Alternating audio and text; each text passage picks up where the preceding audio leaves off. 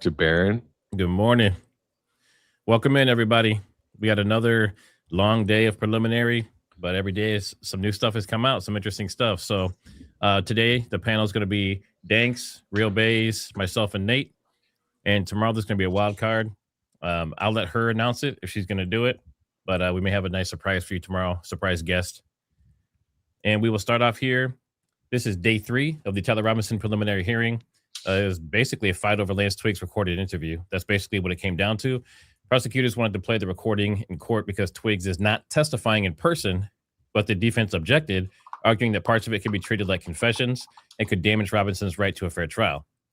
Judge Tony Graff ruled that the redacted version can be played, which a lot of people, even on the other side, disagreed with, which is interesting, while cutting out several portions from public presentation.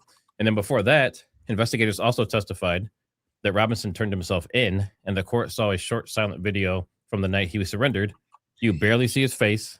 It's kind of like a side view that's blurry and pixelated. We still don't know if it's him, but we have, so far we have to take the word for it because we have no control over that.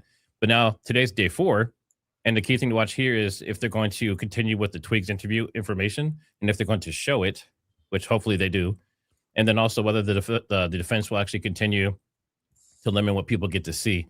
I did hear really quick this morning that Charlie Kirk's parents, apparently, I don't know if it was Fox News or whoever, they're saying that they specifically requested that everything be shown publicly. So that's interesting. How much pull do they have? I don't know. We did see Erica Kirk's lawyer go up there for a second, did his little emotional plea. There was nothing legalese about it. He's like, look in your heart and just for the kids, the children. And he's like, what the hell is this? Housekeeping. I'll do that real quick. And then, of course, we're always about 30 minutes early. We'll talk about pre-show. Everyone gets to talk and hang out and chat. And then we're going to be starting here in about 25 minutes is when court starts. So housekeeping quickly. Hit that like on the way in. Helps the channel. Subscribe to all the guys. There's many people. We say this every day. It's unfortunate we have to say, but people are getting unsubscribed involuntarily. So make sure you are still subbed to all the creators' channels that you like. And also turn it to all. So when you first click it, it goes to personalized. That means that YouTube gets to pick if or when you get the notification. So don't let them do that. And click the little drop down and turn it to all. So you get every single time. And then there's various ways to support the channels in our descriptions. We have donation links, merch, affiliate links, and all that good stuff. And we appreciate all the help that supports the channels. And then be sure to check out Offscript. That's my second YouTube channel. You also see the links in the description, but that's where I do long form interviews. Did you guys want to plug anything as well? Nah, I'm ready. You ready? All right. How's everyone doing in the audience? You guys get some sleep? Welcome to all the Danksters. Throw a fire emoji in the chat. This is going to be a great day. I'm excited to see you. At least, I'm kind of bummed out about this footage. They're cutting stuff out. It's already hearsay. It's like, very messy. I just don't understand. It feels very manufactured. And then to Baron's credit, he really shined a light on the fact that Special Agent Hull is hiding information. It's like, oh, the bald person doesn't need to be talked about. Of course, all these months we're looking for Tyler Robinson by himself driving this damn Charger. And now we find out there's 4 people. Challenger. And he's bald. Challenger, sir. We got Daisy in the chat. Welcome, Daisy. Thanks for stopping by. Put some love in chat for Daisy. Yeah, to Danks's point, like that was a huge screw up by the prosecution and the lead investigator to just not mention the fact that the witness to the car of the video you're playing said that it was a bald driver with 3 other people in the car. You just conveniently left that out. You know how suspicious that makes you look as the lead investigator? Your job is to be impartial and come to the truth, not fucking hide information on behalf of the prosecution. Big no-no. Anyone that's having audio or video issues, just refresh your stream, please. Sometimes at the beginning it does that, so just do a quick refresh and you should be good. What about also, let's not forget the reports that, they keep talking about Tyler Robinson's vehicle, but now we're finding out that there may have been multiple vehicles that have some differences in the cosmetics. Here's another one. You just conveniently for 10 months didn't mention like this random pistol that was on the ground, a random holster that was on the ground, 223 rounds on a secondary roof. Like you also this one really bothers me. TPUSA, You've known for 10 months that Tyler Robinson met with some of your representatives, and you didn't feel the need to mention that. Not That's once. huge. Do you know how fucking suspicious you look for hiding that? Why are you hiding that? We know you're hiding information. It's not good. Worst part is they're paid by all of us. All those people up there that are every single person. I think even the defense, even if they're not working on behalf of the government right now, they're all super intertwined with the government. So they should have a very straight down the line interest because of the fact of Tyler Robinson and his family have been paying them their whole lives. So, just because someone's on trial doesn't mean that you're supposed. This is not a team sport. This isn't us versus them. This is a find the truth situation. And to play sides, I don't like it. It's also very. Oh, go ahead, Base. Sorry. Sorry, I was just going to bring up how it's also very interesting that, when we're all asking questions for months and months and Candace is asking questions and they want us all to stop. And now all of a sudden, now that we're a couple days into the preliminary hearings, all of a sudden you're seeing videos. Now Andrew Colvett has some questions and he has a lot of the same questions that they didn't want us asking. And then you have guys like Blake Neff hopping on X Spaces, trying to get information, figure out who knows what. And he even said that he would not tell who Tyler Robinson met at TPUSA. Because he already knew they were innocent. It's like, that's why you didn't mention it? Well, if they were so innocent, that should have been seems like that should have been a very easy thing for you guys to talk about. The fact that you met with Tyler Robinson before the shooting. That seems like something you could have been talking about. Even if you could frame it in the way of didn't know the kid, but he was down. He talked to this representative. This is what they talked about. That could be an innocent interaction on TPUSA's part, but not when you fucking hide it and cover it up. Now it doesn't look innocent anymore. No, not only does it not look innocent, but it's a lie by omission. Multiple lies by omission. And there's no other way to put it. Yeah. The other thing that's really irking me, and it shouldn't, because this is just how these demons are. If you look at the other side's coverage of this, because I've been looking at it, mainstream media, TPUSA, all their followers, the way they misrepresent things. For example, this is all over the news right now. Tyler Robinson admitted he did it because he turned himself in. You'll see that all over the media space, stuff like that, where you're like, that's not what that means at all. You guys are purposefully gaslighting and manipulating and misrepresenting this case to make it seem like the kid's guilty before we found out if he's guilty or not. You know what I mean? There's a ton of that all over the internet. Yeah, and they were also saying, wait till the evidence comes out. They have the footage. They've been implying this whole time that they had the footage of Tyler Robinson taking the shot. And I have yet to see a single frame that could positively ID Tyler Robinson on the scene or a weapon on the scene. In How fact, many times have Graham Allen and Officer Tatum tweeted that? Dozens of times over the last 9 months. You know what I mean? So where is it? A Fed and someone that works for Salem Media. But no, there's no cover up, guys. There's no cover up. If you think that, you're just a conspiracy theorist. I don't know if there's a cover up, but you guys sure as shit are trying your best to make it look like there's a cover up. It's like TPUSA has almost tried to make it look like there's a cover up. You know what I mean? Everything they've done is suspicious and sketchy since day one. Andrew Colvett lying about this surgeon that doesn't exist with a Superman neck. We've now found out that's not a thing. That never happened. Why the fuck would you do that? And didn't Erica leave? Was it the wake or the funeral that she left to have that conversation? I think it was at the memorial. Sorry, because I can't resize that thing. Sure. You're double muted. Thanks. Is that what we got? A long day. Sorry. Yeah, apologize. So you can just put that in the chat and it can sense the ones and twos in the chat? No, you do it through this before. You do it through StreamYard. It's under the polls under widgets. And when you put it on the screen, it looks for ones and twos and stuff in chat for all the chats for all the different socials. Where's the poll at? I didn't know that. It's under widgets. Oh, okay. I'll check that out. I didn't know that either. Hey, we're learning a lot. The YouTube Studio one, but that only does your own audience. Exactly. That's why this is nice. We're learning new things every day, especially in this trial. Yeah. I wonder what we're going to see today is going to be very interesting. for sure. So it looks like many of you, wanna- about 93, 94% have been keeping up with it. That's good. I want to ask, if we go through each one of us, what is we start with Trigger. What do you think is what is your biggest hang up? What is your number one? If you had to isolate everything down to one major issue for you so far up to today, what is it for each one of you? What do you think, Matt? I think the FBI being so involved in every step, including the interviews of everyone, keeping the gun at Quantico, having the Quantico DNA expert, and her seeming kind of sketchy.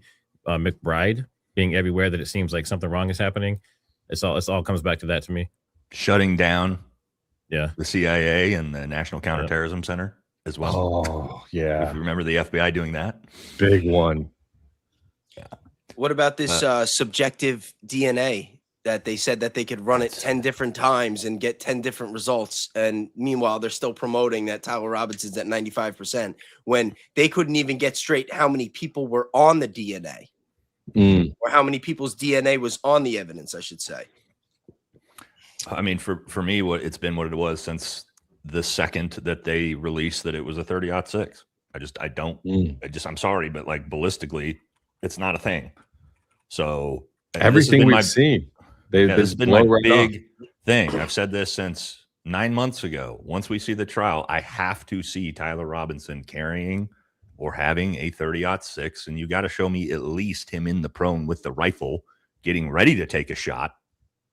And they don't have that. Well, and you were the one that said they don't have him leaving. And remember how many times people told you absolutely can see a rifle when he jumps off the roof? Well, what did the lead prosecutor say? He said, I can't tell you that it was a rifle. All I can tell you is a black object. Okay. So the prosecution and the lead investigator are also saying we have no video footage of him with the rifle. We have no video footage of him taking a shot. We have no video footage of him leaving with a rifle. But and then you tie that also to a 30-06, which is almost impossible for that ballistically to have happened. And now, like, how is anybody supposed to ever believe that? You know, and I think the big problem, I was talking to my wife about this last night. Sorry to run along here, but the big problem now is it doesn't matter what the results of this trial are, because nobody is going to believe that Tyler Robinson killed Charlie with a 30-06 because you don't have any evidence of it, and it doesn't make sense. So this is going to go down in whether he becomes guilty, innocent, it's going to go down in the history books as a JFK style event that nobody will ever believe, you know, and that's a problem, I think. I just asked in chat, I said, did you guys watch Barron last night? And Daisy's in there like, y'all better vote yes. So just for anyone that didn't see it, I think Barron hit like 44,000 people live. So yesterday. Crazy, dude. I think that's his record. That's crazy. Good job by our audiences rating him. That helped too. And Nate, to your credit, you were saying from day one that you thought that it made more sense to be a 2-2-3. And now the only evidence, the only evidence of either Tyler Robinson or any type of gun on the scene is an actual round of a 2-2-3. On the that scene they itself. Flip-flopped. Yes, that's what I'm saying. On the scene itself. On the actual scene itself, the only rifle or rifle rounds or anything evidence-wise we've seen is a 2-2-3 from an AR-15 platform, not a 30-06. Not to mean that's what happened, but I mean, we're talking about physical evidence. Yeah. In my chat, Danksters, I put in a poll. Do you think Tyler Robinson will go to trial and be convicted of capital murder? Yes, he's going all the way. No, something will change. He won't make it to trial due to an 86 with the dead emoji. Let me know what y'all think. I just thought I would share this. Somebody on X said that they just sent me a message on X and said that YouTube's not showing that I'm live. And it's not showing the red ring around my icon and stuff. And I just double checked and it's not, but it's showing for Valhalla and everybody else. That's interesting. I was dealing that. It might figure itself out. YouTube can be wonky and like lag a little bit on notifications. They're also really bad about it too, right? You're number one on my feed right now. No, I mean it's not showing like the red ring. It shows that I'm live on live. I mean, on your page. Yep. Interesting. Let's see. It is for me. If I go to your page. Yeah, I don't see it. It shows it for me. It shows you live. It might just be an interface thing for you right now. It's probably just my stuff over here. I didn't get any notification that you went live though. So there's Yeah. that. Good point. I didn't either. Okay, it looks like people said they're seeing it, so I don't know why I can't, and this person that messaged me couldn't. But all right, cool. So in chat, real quick too, if you watched Baron last night, he showed the vehicles, and he showed that they looked. Actually, I'll just pull it up because I don't want to just. Let me see. I will pull it up instead of just talking about it because that makes more sense.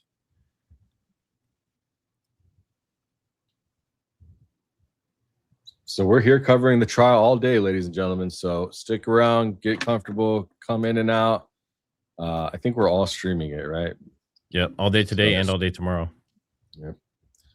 I'm not sure what's the lineup for tomorrow. Jesse and I can't give it away. No, I can't. Interesting. Okay. I announced it earlier, and I said there was a wild card. Interesting. Let's see. So if you want to know so Jesse and Fire should be here, but then the fourth person for the panel is a mystery. It's a wild card. So it's I'm not pooping. I'm eating breakfast, and I don't like eating on stream. So calm down. Calm down, chat. And if you're going to talk about Valhalla pooping today, you need to get more detailed. Like you have to put like an estimated weight or color or consistency. Like let's make it more exciting. Let's kick it up a notch. Yeah, some people in chat said they're not seeing a red ring for me. Interesting. Okay. Why can't I? Do you guys have the car images side by side? I don't know why I can't find it. No, but I can find it if you want. I think it's a pretty big deal, right? They're selling it as the same vehicle, and this is why they can show he's on campus and why they can show where he was when and driving around, but they're not. They don't look like the same vehicle. Yeah, they keep saying they proved he is on campus because of shitty security camera footage and a picture of a car that you don't have the license plate to. How does that prove who that is? I'm still trying to figure that out. None of it is proof of anything so far. I have seen not one conclusive evidence. I don't know if you want to run any super chats while we. Yeah, we probably should. There's already a. Well, I want to show this real quick, and since I have to run everything and show this, I can't run everything all. You got it.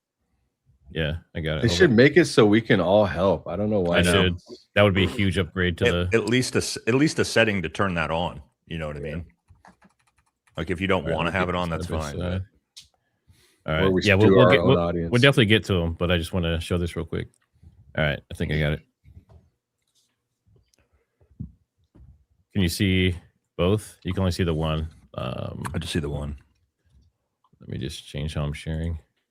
Share the whole thing. All right. There we go. All right. So the one on the right, this is the one that was this is his house. It's either his parents' house or his house he was with Twiggs at. But you can see it has the license plate holder. It has kind of like the bumper itself sticks out further than this little mini spoiler down here. Yeah. And you can see how that is. Now, this is the one. Yeah, the spoiler sticks out further. Look at this. There's no license plate holder, at least in this image. It looks very pixelated and blurry, but this thing's definitely sticking out. You can tell the spoiler on the bottom sticks out further on that version of it. Well, that's not the same car. Look bigger too, yeah. No, so in chat, if you don't think it's the same car, put a 1. If you think it's the same car, put a 2. No hood scoop either. Yeah, you can tell by the hood too. The hoods are different. To Danks's point, that's not the same car. One's a 6-cylinder and one's an 8-cylinder.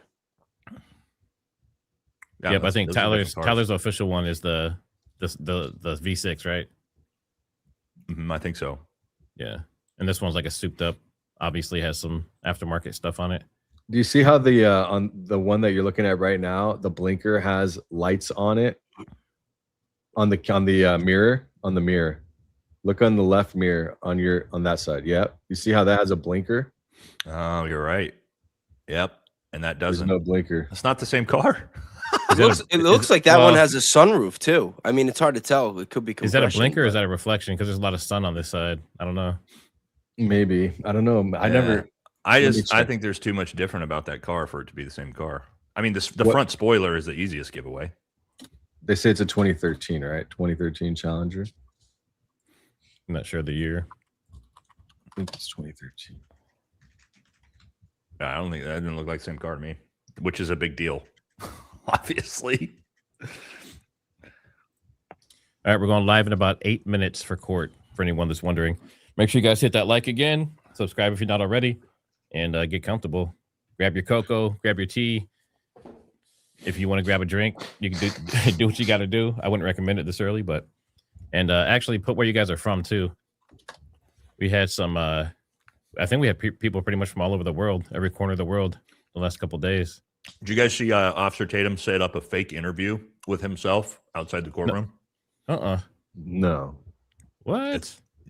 Yeah, he set it up as if an interviewer was coming up to talk to him and ask him questions. It's probably just his wife. Wow. Fucking loser, dude. Did you see Jack Jack and Posobiec? JP's. He left the courthouse. He had this big ass fat bodyguard being escorted. Sorry, Sicilian. My channel name is Valhalla space VFT. If you type Valhalla in, typically it's the first one that'll pop up. So we've made it to the highest ranks of Valhalla on YouTube. There you go, right there. All right, Matt, could you pull up that picture real quick again? I can. It's not convenient. Can you get the hood of both? The one on the left, you can't really tell what's going on with it. It's pixelated, but I just found something interesting. Maybe we can get this information to really see the difference. Hold on, let me see if I get the picture of them both next to each other. hold on. Let me get positioned here. Okinawa. Oh yeah. It's been 3 years out there. I think the only one I haven't seen yet is Russia. All right. Yeah, the hood, the fronts, the scoop on the front, very different. Yeah, I have an image right here. Hold on, let me find it real quick. It's comparing the you know what? I could just go share my screen. Here, you want to pull this up to look? Over here on the right, if you look at the hood of the car, the V6 versus the V8, the hoods are very different. Yeah. See? And you see this one has the license plate holder. This one doesn't. Yeah, you're right. And we could find other cosmetic details. We could see if one has the lights on the side view mirrors or not. I mean, yeah. So, yeah, I think those are definitely different cars. And is defense going to push that? Well, I don't know. Who knows? Hopefully. I mean, I assume they watch. Yeah, they definitely do, based off of some of the things Kathy Nestor brought up on Tuesday.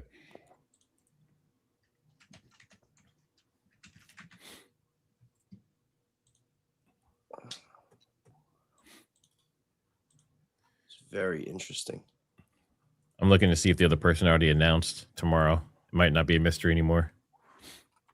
All right, we got the supers. We're already at like 65. we haven't even started yet. All right, and let's we all watch up on these F-bombs today. too. I've heard several already. Where is it? There it is. Okay.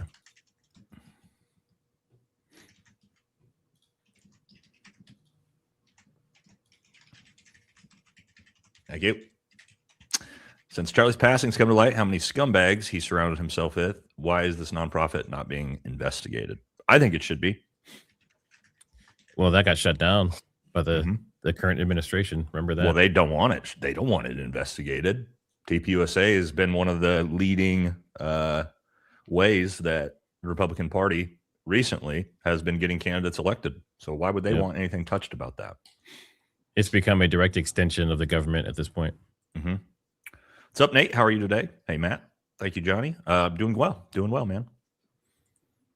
Thanks to Matt. The channel members. Ray Draper, Nate, you got 8 minutes to move. I already did this morning, so don't worry about it. We're good for now.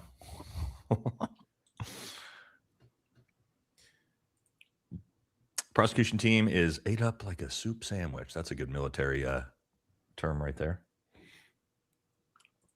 At least one member of security pulled a gun. It was the Gravy SEAL. Yeah, I think one did, if I remember right. It was quick. He was the one that's directly behind the table, I believe.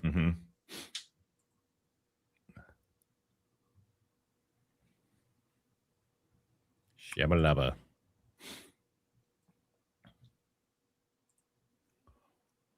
Thanks to all the new channel members. Miss Legend Bree. Good morning, guys. Thank you for everything you do. Thank you, and thanks for being with us. Nate, did I hear you yesterday?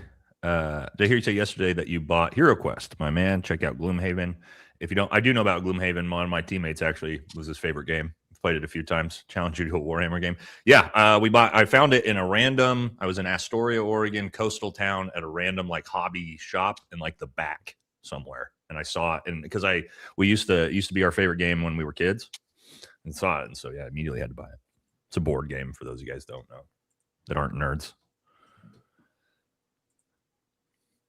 BD says, good morning, gang. Ready for day 4. Still working on shit boxes. Excited for Twiggy's interview. Yeah, I think we all are. Thank you guys for these. It's a lot of fun. Remember, Nate, as a fellow IPX, Jesus Christ, dude. No one cares about how much you poop. No need to hide it. I don't know. Again, what has Matt been saying when I've been gone? I don't know how this started, but there's no way it wasn't Matt. I don't know. He's sabotaging me out here. No, people kept saying it in chat. So I was just like, all right, everybody, you're probably pooping. Oh, see, it was you. Thanks. Can you see those? Yes, sorry, I was. What's up, Critter? Thanks for the membership. Said thanks if you got it from Critter. Philippe, what's up, big dog? Good morning. Wonder if Glitters is on main stage. Glitters? Who's Glitters? Is that what EK? Is that, like fireworks or something? Oh, probably, yeah. Probably. Only 4 of you today. Maybe Baze can make it to the top 5 looks list then. Jesus. At least everybody's getting hostile chat this morning. Jeez. Hey, I did my hair. I'm looking, for everybody. Nuna says IDF trying to carry their weapons on empty chambers known as Israeli carry. Oh, interesting. IDF shooter cleared the round, leading to 223 being found on the roof. I don't know how they operate. Yeah, I mean, I know they start empty, but I don't know if they empty immediately after an engagement. I don't know if that makes sense, but yeah. Let's see. Krista from the 1900s. I shouldn't be so excited to be bored out of my mind with you guys. Thanks for doing live coverage and commentary on breaks. Each of you brings a different perspective. Also, Baze is my type, and I'm a married woman. Oh. That's what I'm talking about. Looking good, Baze. Looking good. Not like the second time someone said they're married, but they like Baze. I think I'm pretty sure. Damn, he's that rough around the, he's like he's Fonzie. He's got that rough, but I don't know. I'm not a chick. I don't even. You got to relax a little bit here, Danks. You're getting a little too worked up. Sorry. You have to hide your excitement. Can't help myself. I'm about to unbutton my shirt here to try to. All right, they just went to music mode, so we'll be starting here any minute. We'll keep going on these. Donald McGahee. Hello from Maine. I can't believe with all the people at the event, there isn't more video evidence. Mm-hmm. Well, I'm sure there is, but we haven't seen it. Delaney, what's up, D? $5. I want to be on one of y'all show work with you, Diggity Dog, Triggerman, Valhalla, Real Man, Baze. You want to join the Discord? Go to clubvoucher.com, join my community, and come hang out. More than happy to have you. Baze is on there as well. Yes, and Jesse. And Jesse, that's right. Jesse is he's pulling in a lot of people coming and hanging out with Jesse and his private community. They have great conversations. Same in mine. For this mountain of evidence. I think we all are. Critter, $5. Love all you men covering this for us. Thanks. Can you shout out new to live chat, Mary Lou Heater? Shout out Mary Lou Heater. Welcome to the live chat. Thanks to all, Kristen. Thank you. Love the coverage, guys. I'm here for the long haul. Keep shining light. Thank you, Spikes. Appreciate you. Kyle, it's just who I am. Kermit Radio Voice. Good morning, everybody. We'll have to do it tomorrow. If you do it again tomorrow, we're just going to have to break down and do it. It's going to be another fine day with these fine men as they continue to put together the delicious truth sandwich that we all crave so much. Very well put. If you look at the video of TR when he had a crash on the body cam TR phone in his right pocket, so I would assume he's right-handed. May help. Well, most likely. The window tint is different. The window tint is different on the vehicles Interesting. That might be hard to tell with the lower fidelity, but could be. Some of the defense evidence must have been leaked.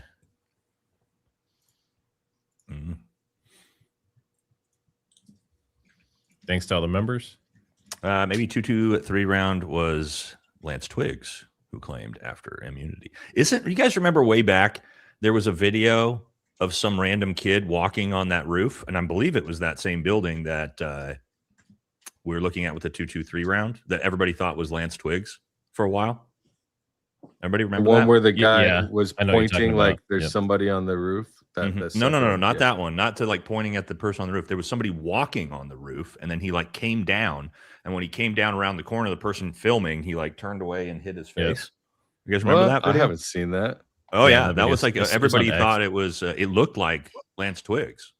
That was like Baze, are you familiar with that? A couple weeks into it, that was a big video. Yeah, I remember people referencing to it. I'm just I'm looking something up on these cars right now too. Interesting. Oh, sorry. Good morning, fellas. Will y'all stream the trial too? Yeah, we're planning on it. Cool, Pigeon. Thanks for becoming a member. Haley M., did you see the filing from the Kirk attorney second day? I did not. 2 day. 2 day as in. 2 day. I did not. Someone want to look that up? Do you see the filing from the Kirk? Gary Nichols stripping photography. Thank you for the super chat. So far, they haven't even reached the low bar. Well, it's up to the judge, right? Yeah. I don't know, Nate. Is that 100% up to the judge for that bar? Yes. Yeah. Okay. Yep. Yeah, he'll make the final decision on that. Another our German member, or well, maybe it was the Netherlands. I forget where you're from, but thank you. Joey Hender, is it just me, or do these TPUSA lads seem like they're scrambling since a bald guy was driving the car? Came out in cross, ... Yeah, good point. Joey, shout out. Thank you. Big J says, hi, Nate, friend of the show for real. Did they identify the ammo came from the other roof police officer? Unknown. They're claiming it's from a police officer who just, for whatever reason, was up on that roof of that other building and decided that was the time for him to clear his weapon and eject his 223 round and then just leave it on top of the roof. Just said, F it, I don't need this thing. I'm just going to leave this, rifle round with my fingerprints on it on top of this roof during a active shooting event because that's a good idea. Yeah, I had people that messaged me that were military and police, and they said there's no way that would have been left. 0% chance, bro. They would have stopped all training and exercises to find that one round to make sure it's 1,000%, dude. 1,000%. We would have everything accounted for. Yeah. I stole my husband's Jeep, like the name. Where did they claim to find this engraved bullet? It's should I pull that building up again? Yeah, if you want. I had it earlier. I closed my browser, so I used it for my video yesterday. Oh, also, guys, quick PSA. I forgot. If you're looking for a day 3 recap, it is up on my channel if you want to watch it on a break or something like that. And I deep dive and show the buildings and where this 223 round potentially was and things like that. So, Google Earth.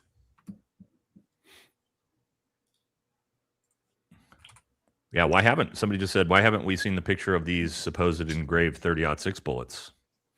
I'd like to see those. All right. So here's what we're looking at. So the Losi Center, where they say that Tyler was, is right here. Let me zoom in more. So they're saying he was pretty much in this area. If you can see my mouse. Wait, we're covering it. Let me move us out of the way. Close the chat out. Yep. All right. So in this area right here, and then the building they're talking about they found it on was just right here, and it's connected by this path. So what's like really interesting? And I showed this in my video. If you actually zoom out, you see how that building also then connects. Look how many buildings that all connects to. Oh yeah. And if you knew about this, look where you could have entered from. You could have entered from. I mean, you could keep going. You could have entered from this bottom building here on the roof and walked that roof all the way to where the supposed shooting takes place. Look at that. Interesting. Mm-hmm. All of it connects. Wow. Yeah. And then all the way. I mean, and then there's that pathway straight from that roof right to. Wow. I mean, you don't even have to go down a level. And that And it also looked like there was a line of sight as well. I think there might be from if you do to the far left corner, because see how much that's the highest elevated point. I'd have to see, but it looks like there's potentially, if you looked all the way down there, you can see the courtyard. You can see it's right here. Potential where the tent is. Yeah, I mean, I'd have to look myself. I'd have to get on the ground to see it, but I think that might be in direct line of sight.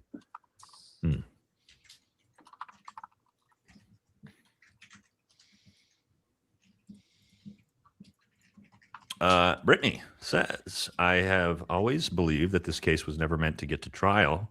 I had to work last night, so I did not make the court hearing today, but I have been down there the past 3 days. No one is believing this crap. You're actually in the area. I mean, I think most people thought this was never going to make it to trial.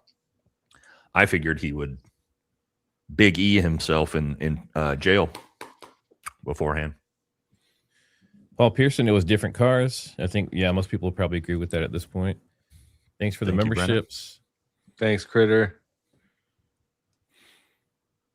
Can we get witness who isn't working for the government? That's true. It's been all cops so far. That's what cops and FBI employees. You're not wrong. That's exactly right. Little Saigon, thanks for the super. Surprise guest Andrew Colbert. I heard he has lots of questions. He's more than welcome to come on. They all seem much more comfortable. I tried to reach out to Blake Neff yesterday, but he didn't get back to me. I'll see if maybe Gary will put in a word for me. Do that interview too. There you go. Weakest case ever from all aspects. So far, it feels that way. He wants to debate me on the evidence of the trial too. I think that would be a lot of fun. The hearsay evidence? Why would he want? He told me he doesn't know how I could see it any other way. Well, that's because you're not receiving money to see it that way, Base. And I don't think that's computing. Andy Root, thanks for becoming a new channel member. Smarty Pants Dance, they haven't linked the car ever to the limping guy. Nate, I will tell you one thing though. I am seeing money. Well, I am getting money for the way that he's seeing it though. You should have seen those supers when I streamed with him the other day. I told him I'll do another show with him, but he's got to read them this time. Yeah, he's got to read the supers talking shit about him. That's funny. Pause the court stream if you need to talk. Yeah, we talked about it when we started. We just gotta chill out and just wait till we have some breaks to talk over this stuff. Well, I mean, what I think some other people were saying too is if we want to say something, we can pause and talk, and then we'll be able to skip through whatever we're waiting for if we want. I don't know. I mean, I don't want to pause it. I don't want to pause a 9-hour stream as we talk. Yeah, kind of. You're right.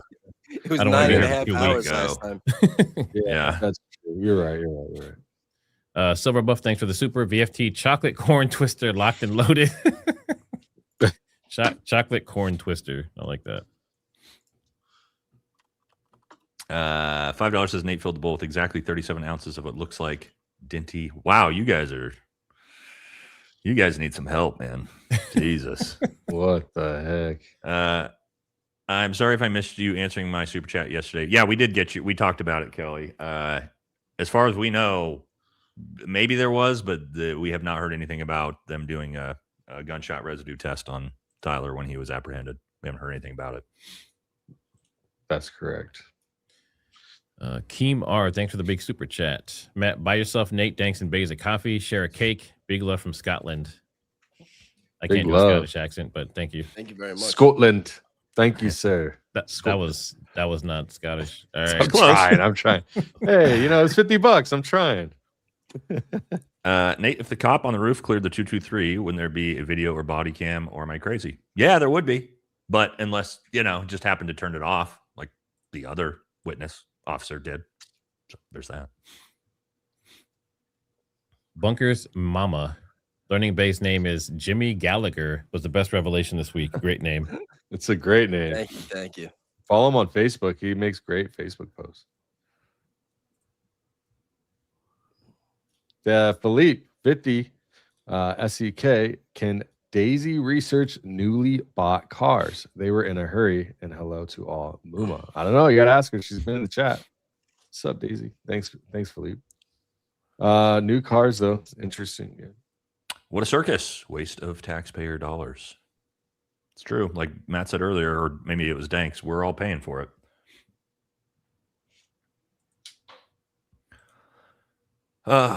Quit questioning things, Goyam. Just pay your taxes and give us your military. It's hilarious because that's literally happening right now.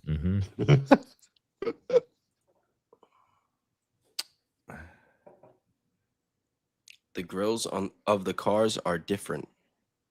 Yeah, very much so. I think the hoods are too. I think the car is different. Video jumping around timestamps. Yeah, I noticed that too when they showed the parking lot video. Helga Shabalaba Ding Dong, what's up? $4.99. Thank you. Watching from Provo, Utah. I was at the CK event. I think you might have said that once before. That's wild. Did you witness the stuff, or were you just kind of there hanging out? I think that I think that I can't remember. I've asked her before. She said this before in one of my chats. I told you before, I'd love to get you on to talk. You know how to get a hold of me.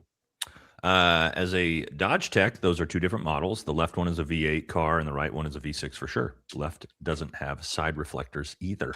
Wow. There you go. That's a big problem. Do you guys have the vid from the students filming the guy on the roof and their interview? I don't have it. I've seen it though, right? Don't they describe him? How do they describe him? Not like, I forget exactly how they described him, but it didn't sound like Tyler. I mean, like you said before, though, there's pictures and video of what looks like Lance Twiggs on campus walking around. I don't think it was the same day. It's like he was scouting out stuff previous or something similar.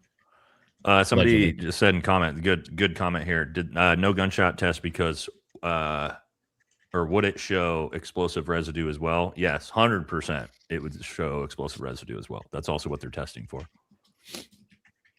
Yeah. Robert Lambert, hi from New Hampshire. Keep up the good work, guys. Thank you.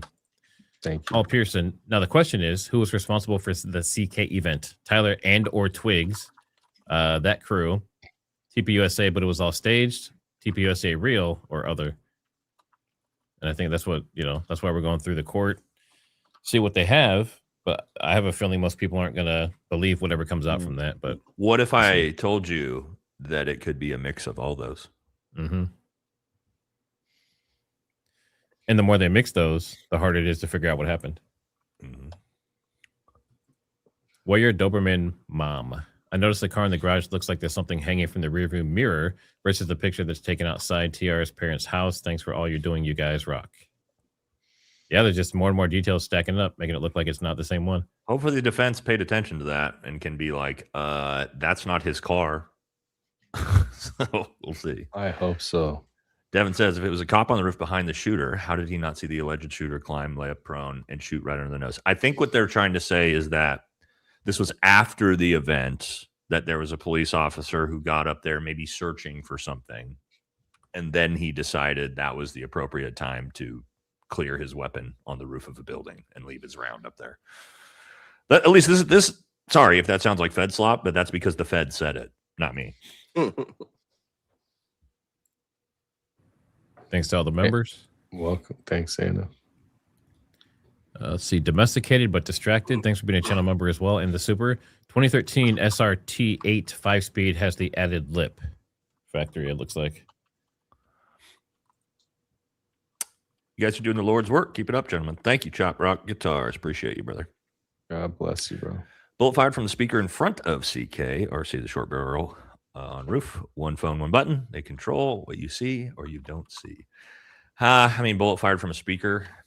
Problem is that's a stationary, right? And you got to get that perfectly lined up. And with a moving person, it's a little. Nothing's outside the realm of possibilities, though. We see what our greatest ally did with pagers. Nobody thought possible. So we've learned. There's some wazoo stuff out there. Dylan says I messaged Valhalla and Jesse on IG about the suit with robot hand. It was on TikTok. Had coyote rifle strapped in his bag. Tell me where to email. Oh, I remember what you're talking about. I mean, you guys remember that guy? The guy with the briefcase with the rifle strap hanging out of it. The weird dude. I don't think we learned anything about that guy. Just another. Why is there a plainclothes Fed in the crowd? Well, you could fit a full AR in that backpack pretty easily. Oh, yeah, for sure. Christy, hi fam. Thanks for the mods. Appreciate you. Good to see you, Christy. Hope in, thanks for the super. If our greatest ally was behind this, does Kirk Security need to be in the know? Or no, absolutely not. Let me explain how this potentially works. You only need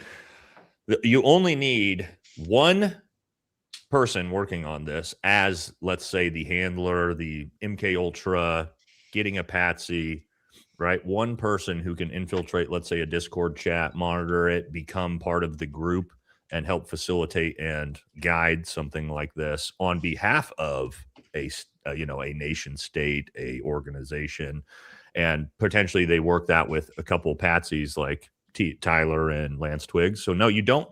Here's the thing, guys. You don't need 100 people involved to have this be a high level hit, right? You could have one handler or agent who facilitated this whole thing with patsies, right? So it's important to understand that. That's not to say that they were maybe involved in some way, but I mean, the idea that you got to have this massive 1,000-person cover up to pull off a state level hit. No, you don't. You just need one person who knows what they're doing to manipulate people. Yeah, that's I read that's I've watched. It's common to have like multiple people in between that are unwitting 100%. Accessories or whatever to the crime. 100%. They don't even know. They get sent in and they'll spend months and they don't know who's telling them what, they'll just do their job. Yep. Holisticology. Listen to Blake Neff disaster on X. How is he not subpoenaed yet? I think they all should be. All the witnesses. I do too.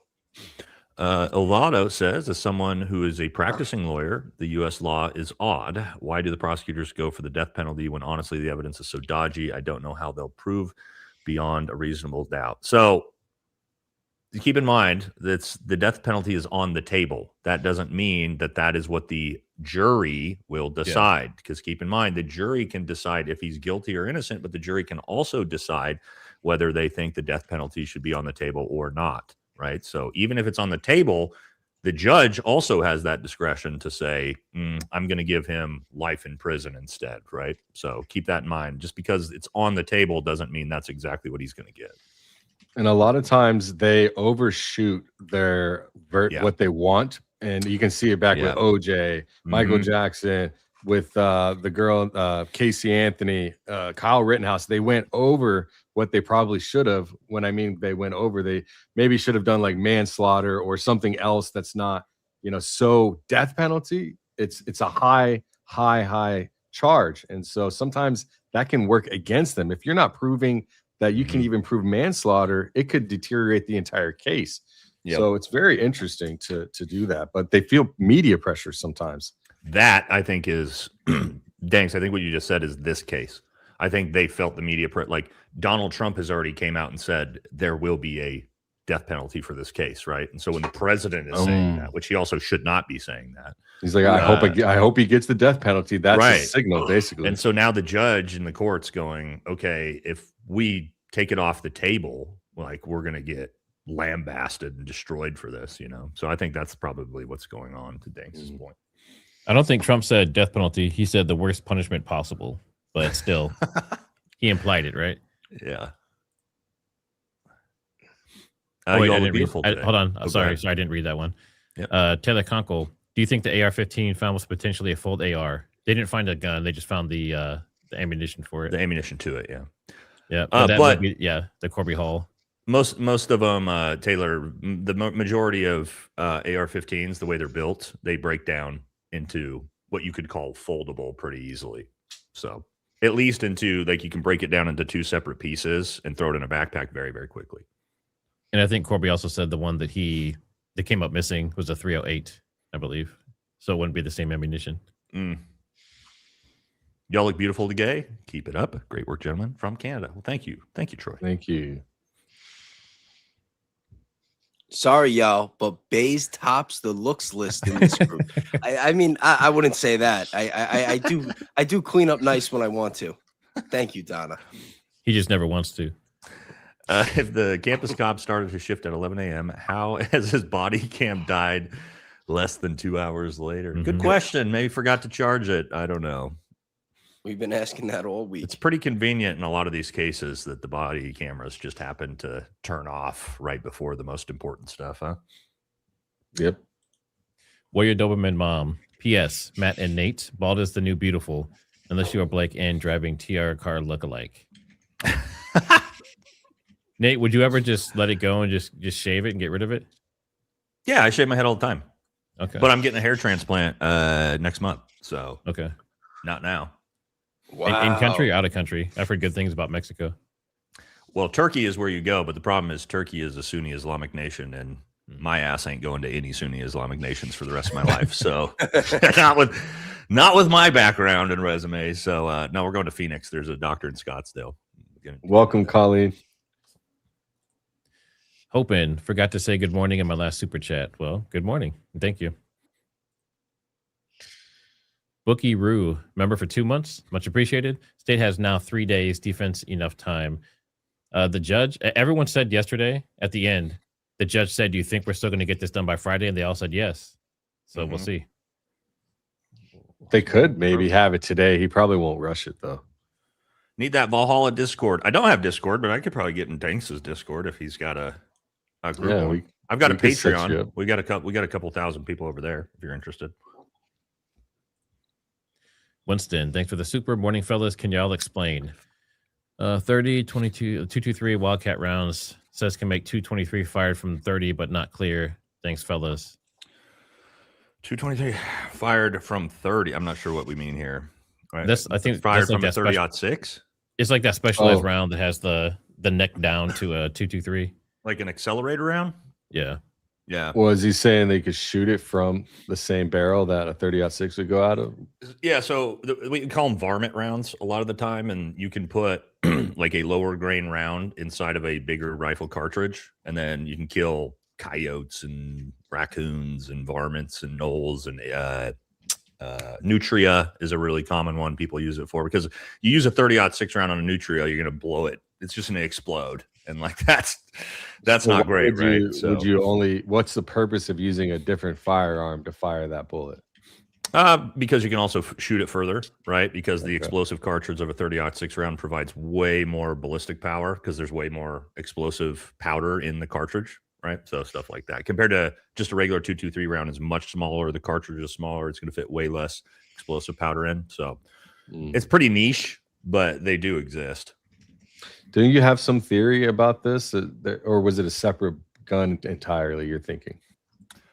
I just figured from my first thing when I first saw this, before I knew anything about this and any conspiracies, day 1 or 2, it just from the wound to the way his body reacted, from the no exit wound to the sound of the gun, it just sounded like a AR-15 style platform to me. Maybe with 300 blackout to be a little bit more powerful, but I've always just thought that like the 30-06 never made sense. And if it was a gunshot, well, what would be the most likely, round that would have hit him? And that would be it to not create an exit wound and all the things like that. So is there a chance that there was a second shooter somewhere, or like an actual second person, the actual shooter, that's somewhere way further away? Or do you think it was still close? No, there's potential if you have an angle for it where further away makes more sense, because the further away you get, the less terminal velocity that round has, and the more likely you're not going to have an exit wound, right? Like a shot from 300 meters away at a steeper angle. Because again, like if I get hit with a bullet perpendicular to my body, right, the bullet's not going to refract 90 degrees and come straight down. Like that's not how physics works. However, if I get shot at a steep angle like this, right, that bullet comes in and hits bone. Now it just deflects a little bit and can track down through my body. So steeper angle, further away, all of a sudden the no exit wound starts to become plausible. Whereas a 30-06 from a 9-degree slope from 139 yards, not possible or plausible. So that's the reason why I came to that conclusion in my own mind, was how do I make this actually work ballistically? And Nate, wouldn't that also, sorry. Real quick, they said they found a separate bullet that fits more of that caliber, right, on a separate roof. That's correct, right? They found a 223 round, which goes to an AR-15 on the roof of the building 150 meters back behind where supposedly Tyler takes the shot from the same angle. but at a steeper angle, right? Because it's elevated about 2 stories higher than where Tyler did. Now, all of a sudden, if you had an AR-15 round from 300 yards at a steep angle, you would 100% expect, not like, it's not every time, but like the idea that it would hit Charlie in the neck and track down about 5 inches and lodge, that's 100% plausible from 300 yards away. It could also yaw and keyhole too, which could explain the size of the wound. It could have started tumbling. That's what I was going to say. Could have started tumbling by then and created a bigger entrance wound. So yeah, all of that actually works. Sorry. Yeah, because I remember when you did that debate with Gary and he referenced the elongated wound and that it was kind of oval shaped. Yeah. So from what you're saying, a further away shot would raise the probability of that happening too. Yeah, because the round is gonna begin to tumble the farther it goes, right? That's just the way these rounds work, because they're spinning when they come out of the barrel. And as the hits against that resistance of the wind, it's going to start to tumble, which means it loses that cylindrical spin and starts to fold on top of itself, which creates a lot bigger entrance wound. But it takes a while for that round to do that. So it's not going to, it's most likely not going to tumble at 139 yards, right? It hasn't moved for now. It could if you had some type of malfunction, but so anyway, not to say that it was a gunshot even, but if it was a gunshot, that all works to make it makes it all work, right? Like, and anatomically, the wound, no exit wound, all of these things start to make more sense. But yeah, that sounds who knows? A lot more plausible. Yeah, for sure. If you would have told me from the very beginning, if the FBI said it was an it was a 223 round from 300 yards and from a 19-degree slope, I would have just said, oh, yeah, makes sense. But that's not what we got, Clover's poop gate. Oh, thank you. Poop gate began Monday during Nate's lunch break. Oh, was it during lunch? Okay, I see. Wow. Kathy Jacques or Jacques. Hello, jury. Let's see what kind of show we have today. Thank you, Christy. Say thanks if you got a membership. We got members only lives on Saturday morning, 10 a.m. Pacific. But real quick, caveat: what likelihood that a 223 round from 300 yards doesn't blow through 6 inches of meat in a neck? Still insanely unlikely. Oh, really? Right? Yeah. Oh, yeah. It wouldn't. But it becomes plausible, right? Where you'd be like, okay, maybe like 1 in 10 times, just spitballing here, that you may see that, like a 10-20% chance. Okay, now we're in the realm of statistical probabilities. The 30-06 from 139 yards. There's been a couple like real ballistics experts that I respect a lot that are competition long gun shooters that have said probably it's about a 1 in 100,000 chance shot. So it's of a 30-06 not creating an exit wound from 139 yards. So it's possible, but it's it's like hitting the Powerball. Oh, we're doing it finally. We're a little late here today, Judge.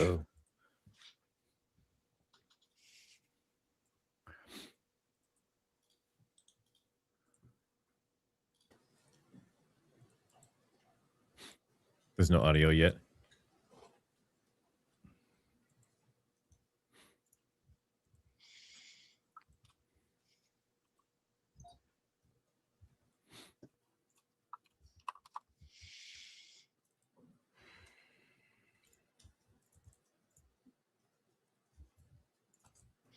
I wonder if he knows we're live yet.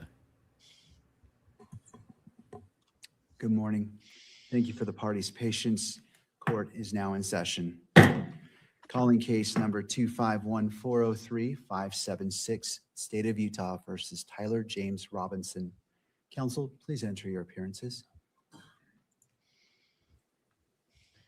Chad Grunander, Ryan McBride, Lauren Hunt, David Sturgill, Chris Ballard. For the state, County Attorney Jeff Gray also present. Good morning.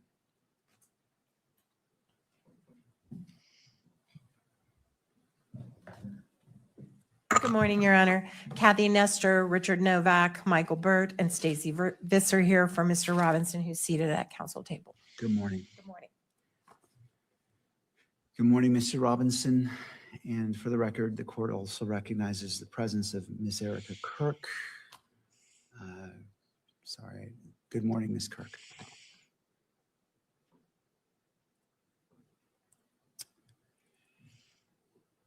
All right, as you've probably come to expect, I do need to read the following as it relates to today's preliminary hearing.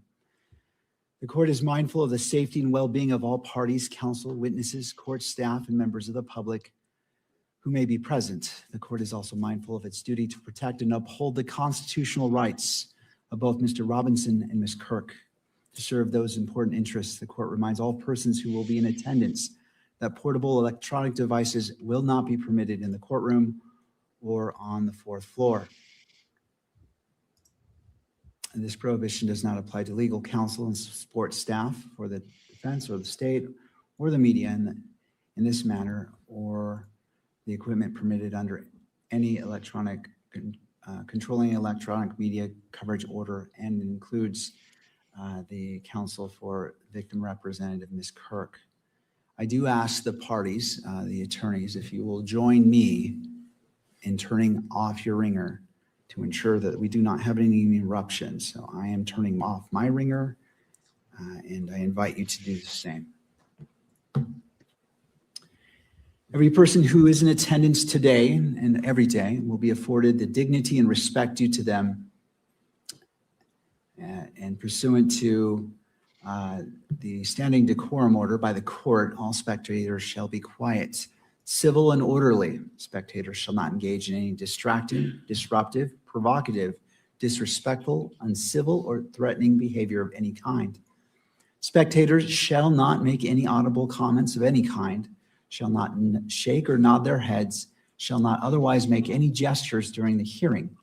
Spectators shall not wear or display pins, buttons, signs, clothing, or photographs expressing support for or against any person related to this case or to the status of this case as a capital offense. All right.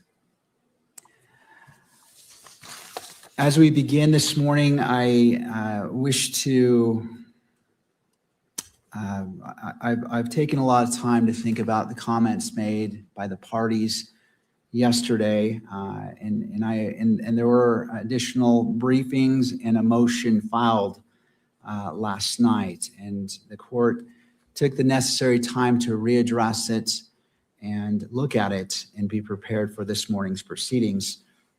While I recognize especially how precious our time is, I also recognize that I need to be prepared for everything that's before me. And I took the time this morning to review what was filed since we adjourned yesterday until we've came back on record. One of the motions filed last night was filed by Ms. Erica Kirk's attorney, and I wish to address that. And I realize that the parties may not have had a chance for defense or prosecution had a chance to respond to that. And before I address that, I wish to turn the time to you if you need the benefit of the record as it relates to what was filed by the attorney for victim representative Kirk to this date.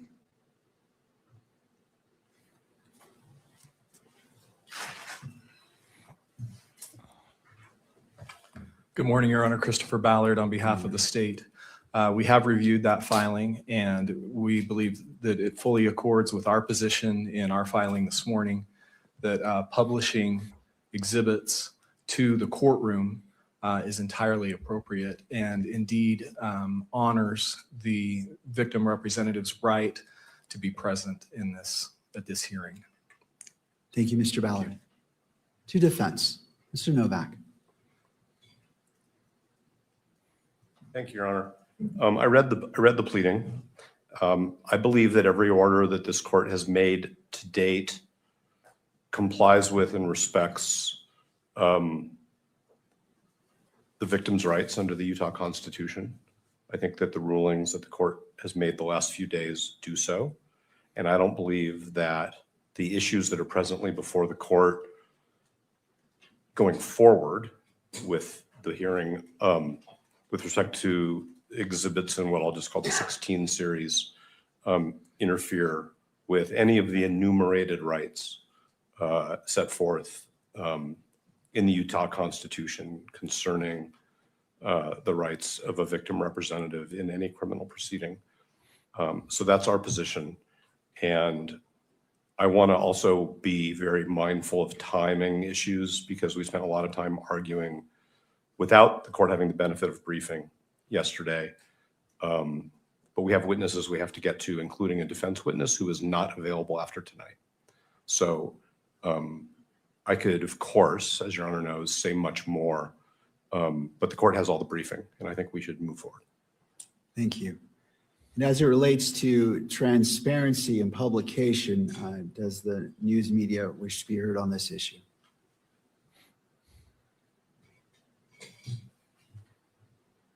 Only briefly, Your Honor. I've also reviewed the submission from yesterday. The court has always set this three-step process. And I think taking each of those stages, admissibility, publication to the courtroom, and coverage by the in-court cameras are three separate inquiries. Of course, the media believes, the media will be the party who stands here at this lectern and says, we believe we should see as much as possible. Maximalist in that way, while recognizing the importance of protecting all the rights, including fair trial rights. But the idea of publishing something, of keeping something off of the cameras at the rear of the courtroom, but publishing it to those who are present here also is a meaningful step towards transparency. And to the extent that the court is not comfortable with placing something on the video feed, the media does believe that allowing the media representatives who are here and the members of the public who are here to view that, even if those watching on the live stream cannot, is a meaningful victory for transparency, and we of course support that. Thank you. All right. Your Honor, the state would like to be heard on the briefing briefly, For, the briefing that was submitted last night. all right, so I want to address the motion filed by the attorney for the victim representative, and then we'll transition to that. I'm just trying to do it incrementally so we can get it all addressed. So in regards to that, and I appreciate the position of the parties, it is important for me to hear all sides. Article 1, Section 28 of the Utah Constitution recognizes important rights afforded to victims and victims' representatives, including the right to be treated with fairness, respect, and dignity, and the right to be present and heard at critical stages of the proceedings. The court acknowledges the concerns raised in the motion regarding transparency and the ability to meaningfully observe the evidence presented during this hearing. At the same time, the court has an independent obligation to manage these proceedings in a manner that safeguards the rights of all parties. That includes honoring the rights of victims and victims' representatives while preserving the defendant's constitutional rights, including the right to a fair and impartial process. The court has considered the request that exhibits be displayed in real time to the courtroom. After careful consideration, the court determines that not all exhibits will be visually displayed to the gallery, and notes that it will use a tiered method as described. First, whether it will be admitted to the court for consideration as it relates to probable cause. Second, whether it will be displayed only to the gallery. And third, if it will be published through the camera to the public at large.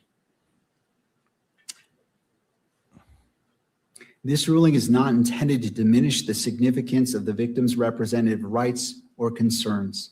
Rather, it reflects the court's responsibility to regulate the presentation of evidence in a manner consistent with the integrity of the proceedings and the fair trial rights implicated in this manner. The manner in which evidence is displayed remains in the court's discretion. That discretion must be exercised in a manner that is appropriate and appropriately balances Ms. Robinson's constitutional rights. I'm sorry, Mr. Robinson's constitutional rights, Oh, no. Ms. Kirk's rights as a victim representative, and the court's obligation to conduct the proceedings that are fair, orderly, and appropriately transparent. Transparency is an important principle, but it must be maintained in a manner consistent with the constitutional rights and protections afforded to all parties. The court does not make a blanket ruling as it relates to any exhibit, and as previously stated, each exhibit will be afforded its own due in weighing whether it shall be published to the courtroom or beyond or not. And that concludes the court's ruling on that motion.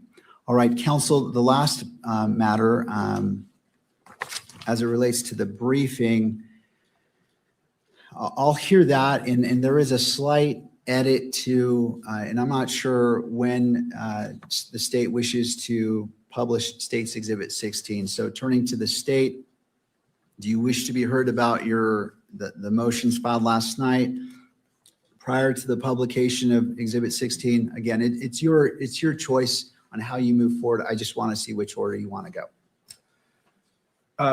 We do want to be heard on the briefing from last night and specifically about Exhibit 16. I'm understanding Your Honor has an additional edit to that. Is that correct? I do, and there might be value in hearing that, so that may or may not change your positions. So let me just put that on the record, Okay. and then I'll hear from you. I just want to make sure you're able to be afforded everything. So as it relates to the edits, last night, I believe it was between 6 minutes and 57 seconds and 20 minutes and 29 seconds, which is not to be played, and then 32 minutes and 55 seconds to 35 minutes and 47 seconds, which is not to be played. And I believe that what I received reflects that. And is that the understanding of the parties? Yes. All right, the state has said yes to the defense. I'm not saying if you agree with it, I'm just saying, does it reflect the timestamps? May I have a moment? Absolutely.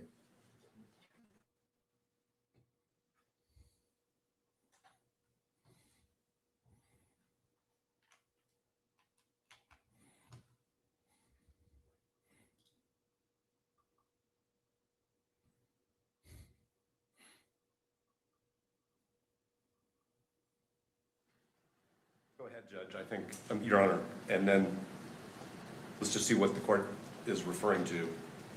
Well, I'm asking, did you receive a copy of the edited video? Okay, so I'll answer that question directly. The state sent us a copy of the edited video.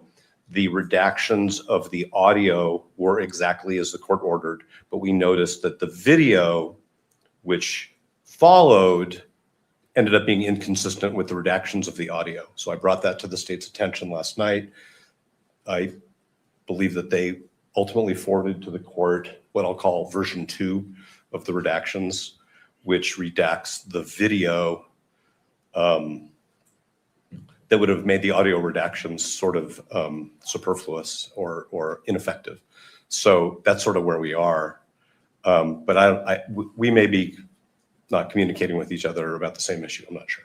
Well, okay, I just want to make sure that in regards to what was to be cut out comports with those timestamps I just gave. It does. Plus, the parties believe that additional video. For anyone who's not caught up on all this stuff, they're talking about the Tyler Twiggs, I guess, interview with McBride.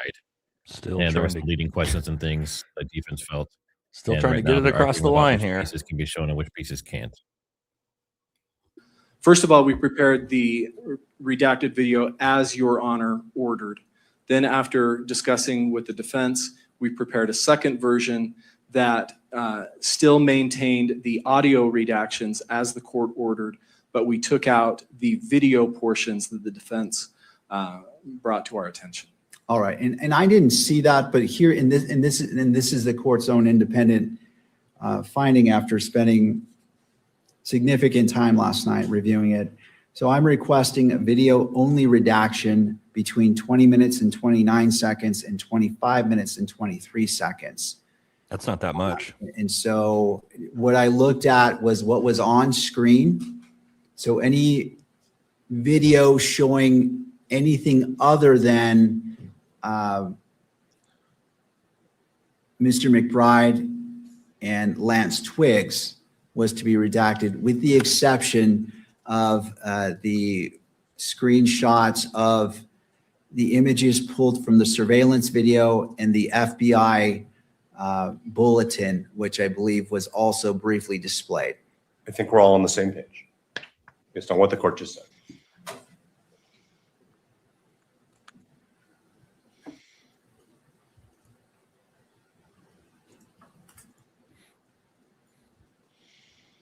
Your Honor, I think we have just a 1 second difference. Our timestamp is 25:22 of the additional edited version, but I think it still omits the video portion that we're discussing.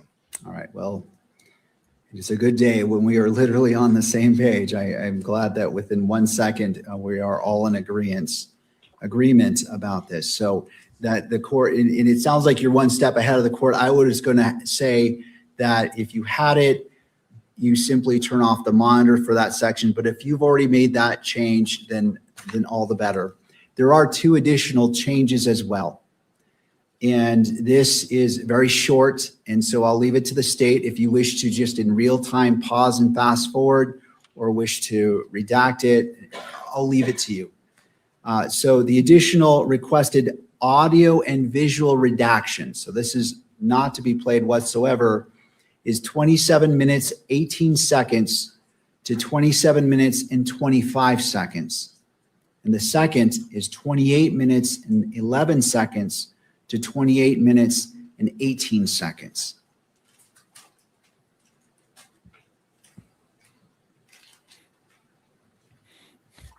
Your Honor, just to make sure that we've got that correct, the additional redactions would be 27 minutes and 18 seconds to 27 minutes and 25 seconds. Correct for the first one. And then 28 minutes and 11 seconds to 28 minutes and 18 seconds. Yes. And Your Honor, while we're talking about additional redactions, let me approach.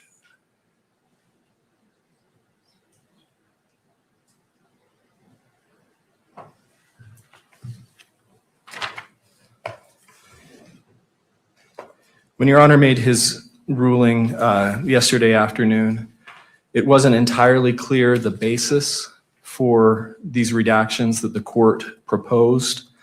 The state's understanding was that those additional redactions were based on the potential that the video 1102 would be showing duplicative evidence and would be displaying evidence that would be duplicative of future exhibits. And then also potentially a concern about admissions by the defendant. Portions that the court has ordered to be redacted do not have any of those concerns as far as the state's view of that evidence. And I would like to be able to point the court to those. We've got 2 brief portions that we believe don't implicate those concerns and should not be redacted. All right. Does Your Honor have the transcript? I do. In front of you? Okay.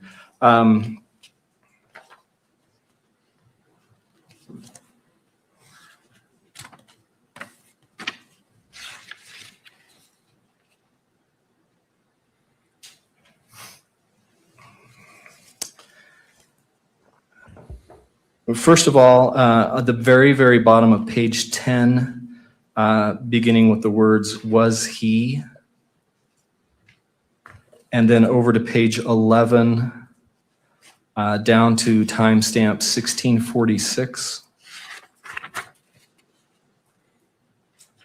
That portion is not cumulative of additional exhibits, and it contains nothing that could be classified as an admission by the defendant. That's the first portion. So going back to page 10, I don't see "was he" at the bottom. Where are you? How many lines from the bottom up are you referring to? You may. Oh, I see. Right here. Okay, now I see what you're saying. I missed that. I was looking at the beginning of the line, but I see your point. Okay. So from "was he" on page 10 until 16, the timestamp 1646 on page 11. Okay. That's the first portion. And then the second portion that we would ask not be redacted is a small portion of page 19.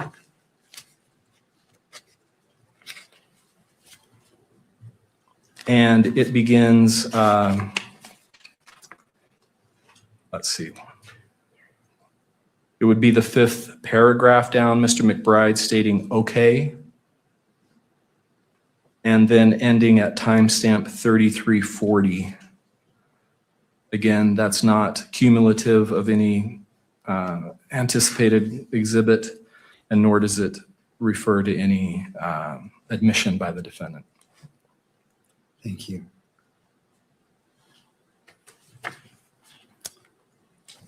Have you heard? Yes, you may.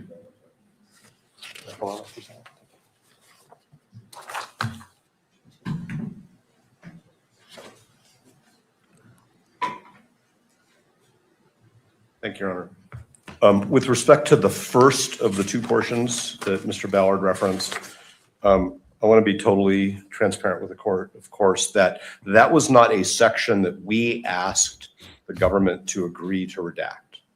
That is a section that the court independently determined was appropriate for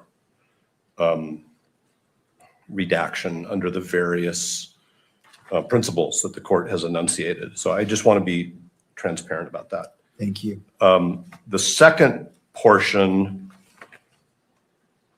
that Mr. Ballard addressed, which is on page 19, we did suggest, and it is in our highlighted redacted transcript, See that? and the court agreed with us.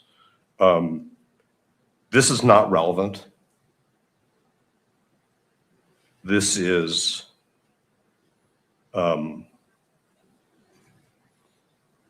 not admissible under 403. I don't understand how this questioning by Mr. McBride and the answers to these questions by Mr. Twiggs, and now I'm going to quote the Utah Rule of Evidence, has any tendency and reason to make a fact of consequence more or less true. That's the relevance question. So I understand that the court has said, I can make determinations of which portions of this transcript to rely upon. But from my perspective, what the state is asking the court to do is to broadcast a portion of the transcript, which we are saying is not relevant, and to the extent it has any relevance, is significantly outweighed by undue prejudice. All right. I am not Mr. Twiggs' representative, but I think as a witness who has counsel, there might be something that Mr. Twiggs' counsel would want to say about this as well. I don't know what it would be, but my firmly held belief is it would be consistent with what I'm saying, which is that it is neither relevant nor probative of anything of significance, especially in compared to the undue prejudice. Thank you, Your Honor. Thank you, Mr. Novak. Mr. Ballard. Thank you, Your Honors. Mr. Novak recognized Mr. Twiggs was represented during this statement. His counsel knew that this was being prepared to be produced in court, and his counsel made no objections to this part of the interview. And this is critically relevant. It provides important foundational information about Mr. Twiggs and identifying information about him. And then also it's very relevant to the enhancement that we have charged. All right. Thank you. Anything further before the court rules on these two requests? All right. In reviewing the first section, again, citing to page 10, and I know it is, to anyone listening, this may not make sense when I'm saying page 10, but it's roughly just a few seconds after 1539 on the video, starting with was he, and ending at 1646 with the last word asking after hearing and considering what has been argued, the court agrees that this, in applying a balancing test and as it relates to transparency, to ensure the court is taking a very narrow approach in what is or is not published to the public, that this is permissible. It doesn't run afoul of the issues that the court addressed previously, that the court is trying to avoid by publishing portions. And in addition to that, independently of the court's decision-making, it appears that the parties also agree as it relates to the first requested edit to unredact to allow in. So I am ruling that that may be played and published through all mediums Well, it looks like we're going to get some of it at least. via video. Turning to the second section, this is page 19. It is roughly right after 3327, going to just before 3340.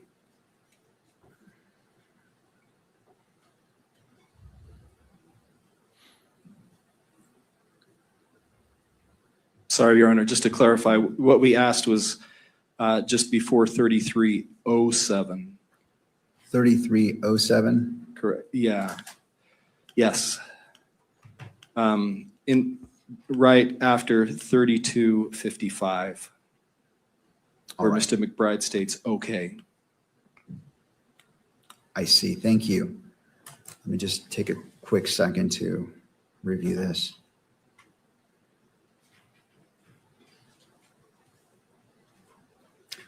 In relation to that request from right after 3255, starting with okay, is that the spot you're talking about, Mr. Ballard? Yes, Your Honor. All right. And specifically to 3327, the court stands by its original ruling. That is not, there are several reasons why the court, the court's ruling isn't whether it's relevant or not. It's whether it should be published or not.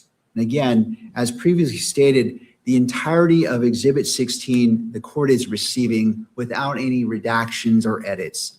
The court is considering it as it weighs probable cause. However, for publication, the court finds that the requested section from roughly after 3255, starting with okay, ending at 3327 is, the court finds that there are interests served by not publishing to the courtroom or to be broadcast. I note and I recognize, Mr. This seems like something they should have talked about before today. I know. Seems like just a continuation of yesterday. So is this actually going to be done by in a day tomorrow, like they said? that this. The prosecution said this is their last. This is the last thing they have. Then the defense has witnesses as well. So, but for the prosecution, I believe Lance Twiggs' testimony is the rest of their evidence. They're wrapping it up. So Shall not be transmitted into the courtroom because of certain statements made in there that do not serve the interests of justice for publication. However, the court finds from 3327, starting at okay, until just before 3340, I'm sorry, up to 3340 may be published. Did that notation make sense?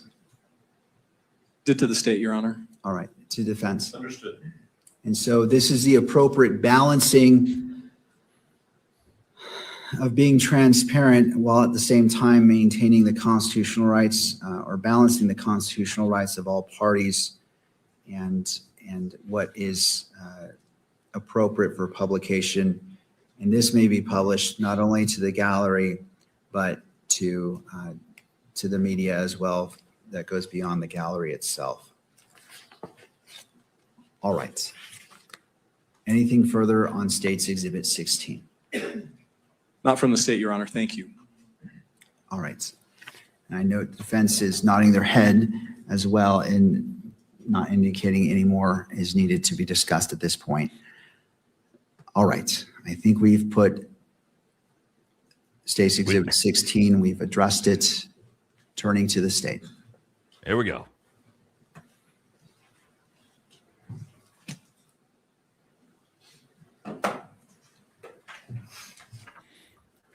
Thank you, Your Honor. We would just like to briefly emphasize a few points in the briefing that we filed early this morning. Last night, the defense raised the issue of publishing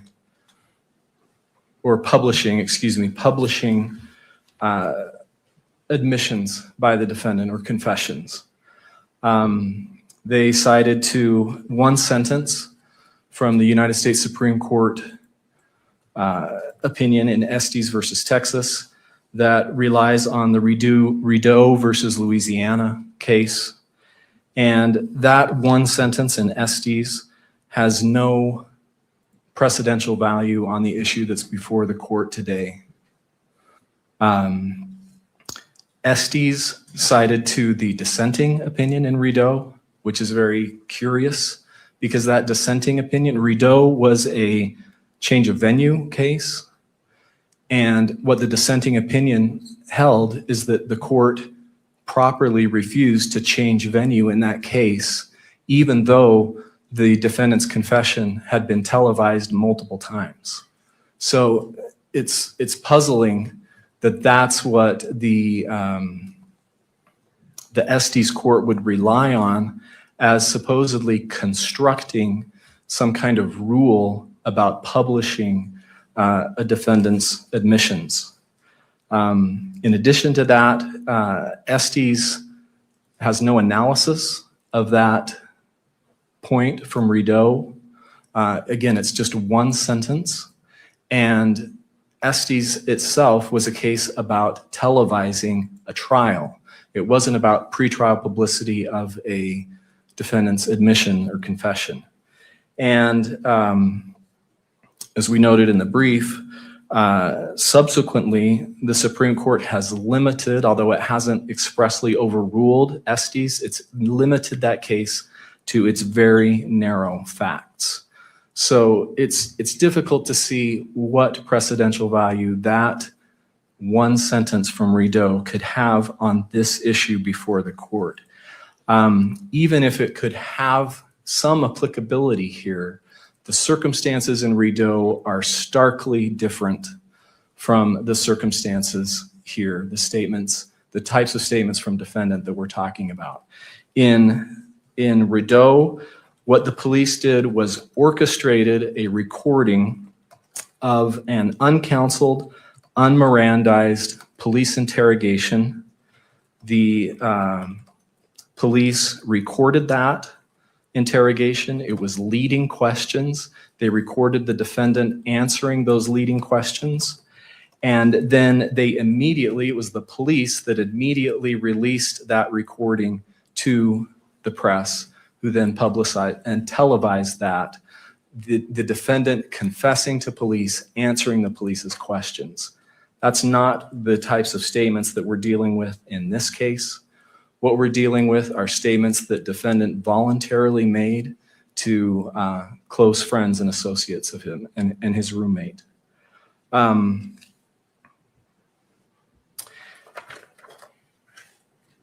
Sorry, just one other point about Rideau and that dissenting opinion. It's interesting that in that dissenting opinion, that judge that the court relied on in Estes continued on in his opinion and said it's an impossible standard to require that a trial court be a laboratory that's completely sterilized and free from any external factors. So again, it's hard to see how Rideau has any precedential value. And even if it did, the circumstances are completely different than the types of statements that we're dealing with here. The state has also cited to several other courts that have easily distinguished Rideau and have made it clear that there is no blanket ban on publishing, especially just in court, a defendant's voluntary admissions. I think the most interesting case is the Sixth Circuit case, because there it dealt with essentially the issue that we're dealing with here, which is publication of a defendant's statements during a preliminary hearing. And that case is especially important, the DeLeslie case, because there that confession was ultimately held to be inadmissible.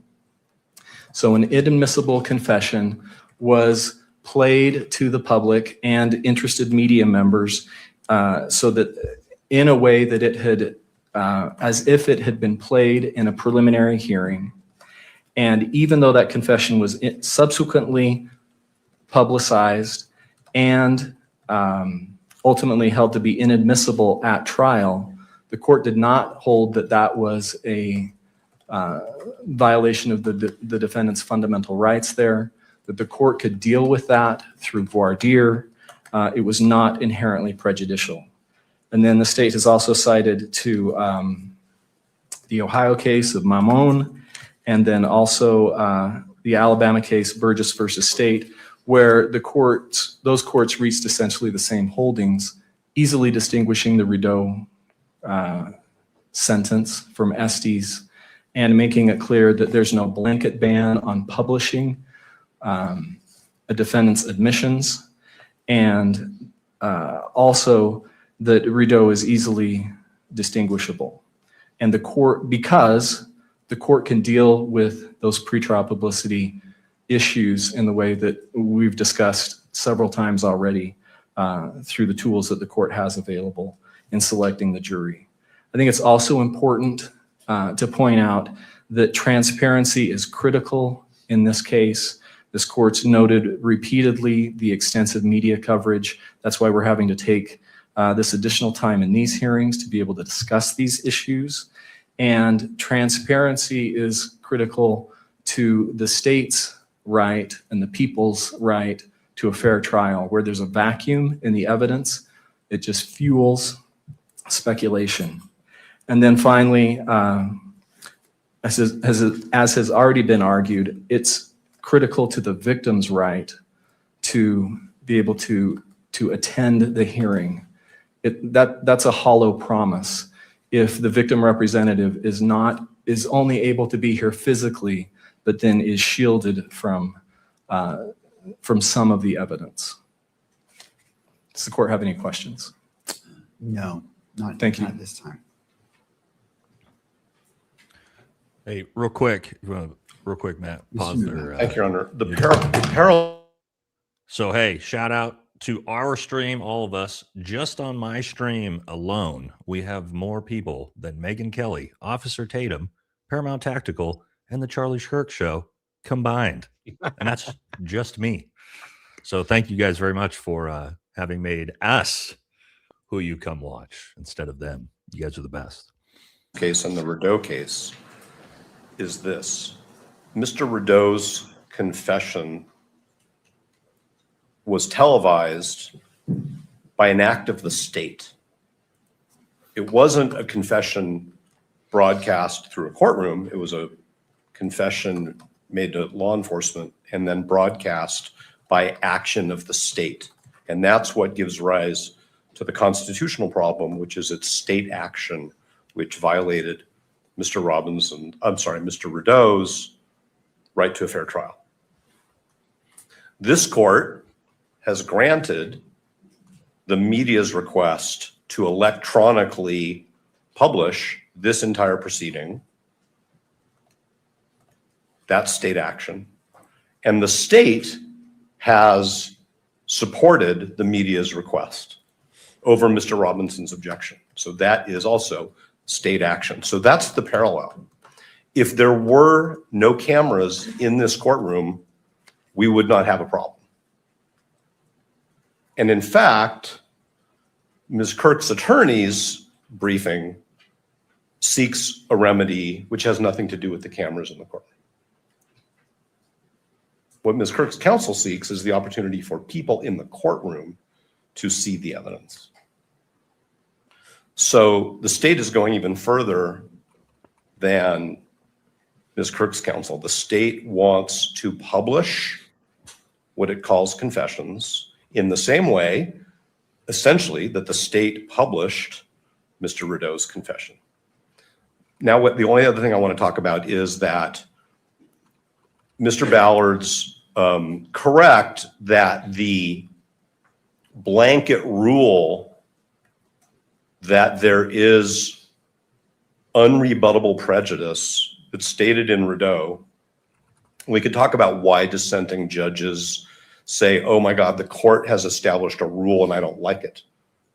That's what's going on there. But it was in the Skilling case, Supreme Court decision in 2010, where the court said, yes, we really are going to let judges decide whether potential juror exposure to pretrial publicity makes them makes them unable to serve. But there is an extreme case. That's not my language. That's the Supreme Court's language in Skilling. There are extreme cases of pretrial publicity where prejudice is going to be presumed.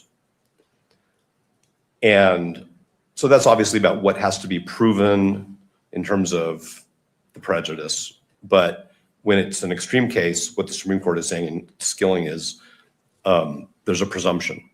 And I believe that this court has already made findings over the last 9 months that this is an extreme case with respect to the quantum of pretrial publicity, the way in which it's being monitored by the public, the speed with which these proceedings, even this week, are being dissected and broadcast through all of the technology channels that we have.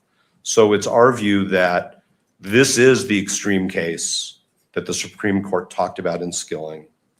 We wouldn't have any state action giving rise to this problem if we didn't have cameras in the courtroom. And that's why we think that exhibits 16.1, 16.2, and 16.3 need to be managed in the way we've asserted. Thank you, Your Honor. Thank you. Mr. Ballard. Like we already debated this yesterday. What are we doing?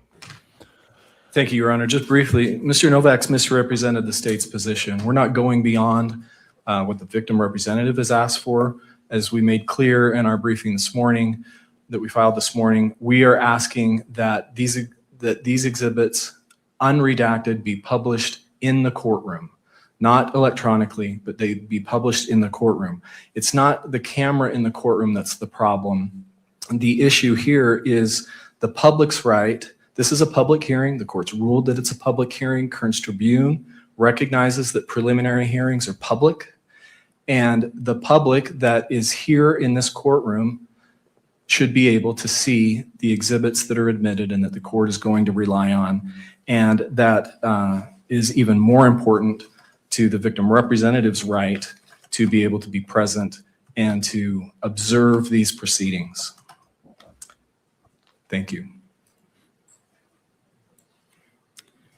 All right, counsel. Your Honor, if I may, I'll be brief. I want to begin by saying thank you to both the parties, to the state, to the defense, to the court. Today, the time that's being taken today and the nimbleness that's required to talk about things like the transcript in open court is a challenge. I recognize that it presents difficulties and that it takes time. And I want to begin by thanking both the parties and the court for taking the time to do that. It's important to the public, and I appreciate the court doing that. I know the public does as well.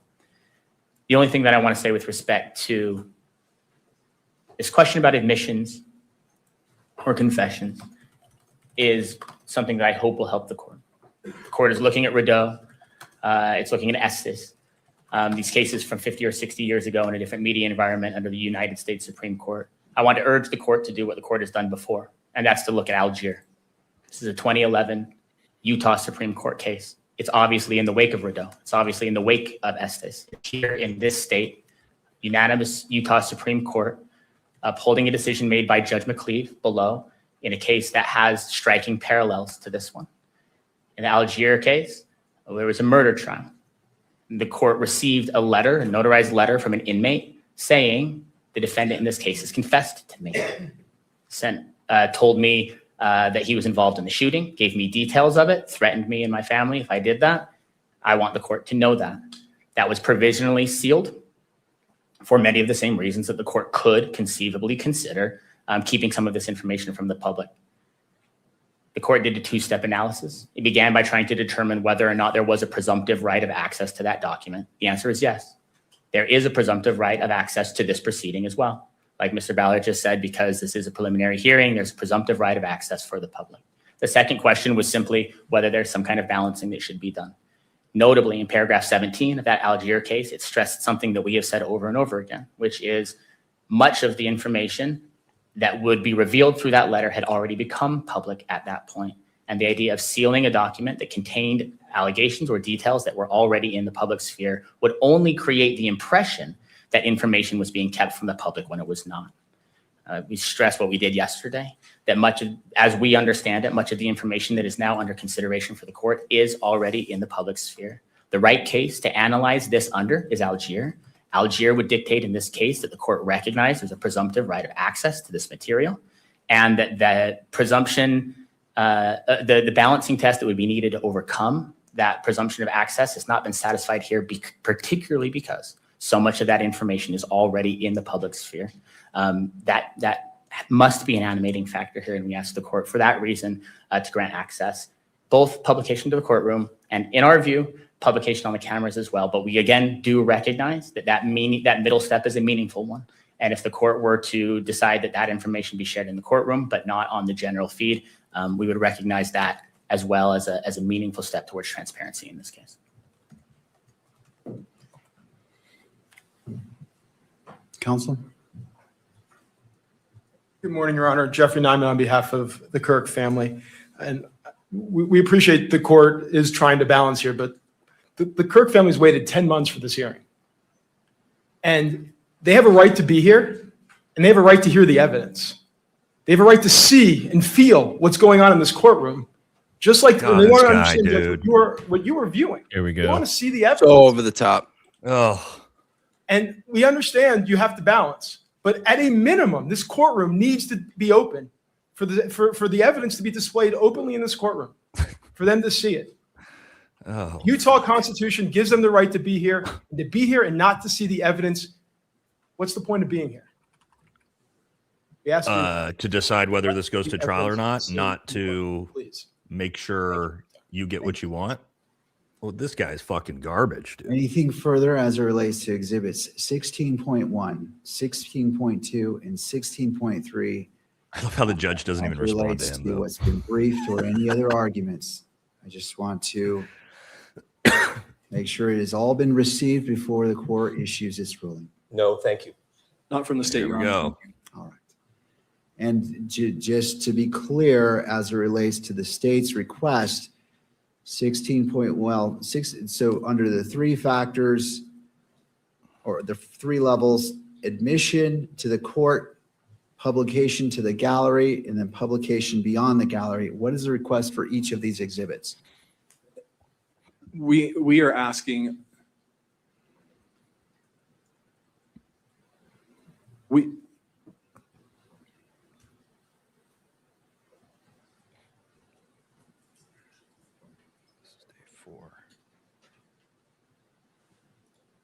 Your Honor, Day four, we are sorry. asking for admission.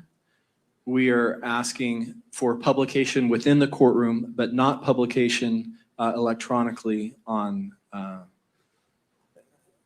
to the electronic coverage in the courtroom or of these proceedings.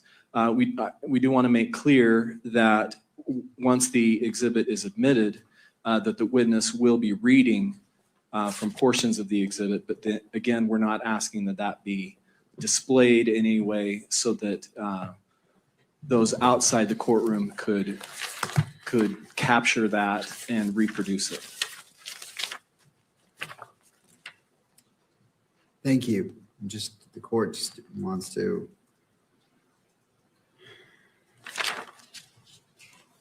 And just for clarification, 16.1 is the text messages, 16.2 is Discord chats, and 16.3 is photograph of notes. That's correct, Your Honor.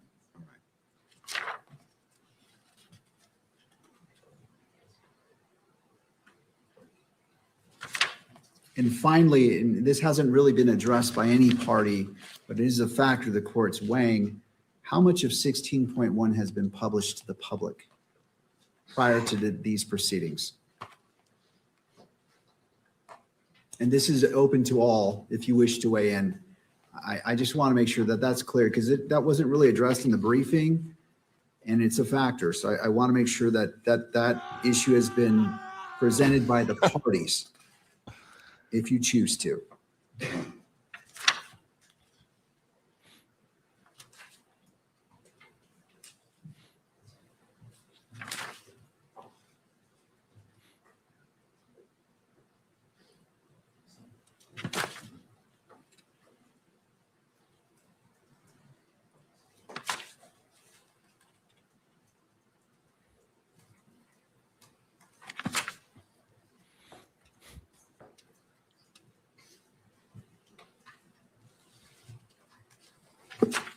Your Honor, with respect to Exhibit 16.1, some of those text messages do appear on pages 8 and 9.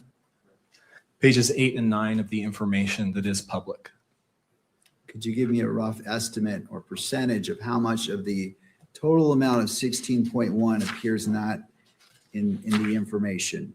Again, I'm just trying to create a record of what is out there from your perspective, so the court can consider that in its analysis.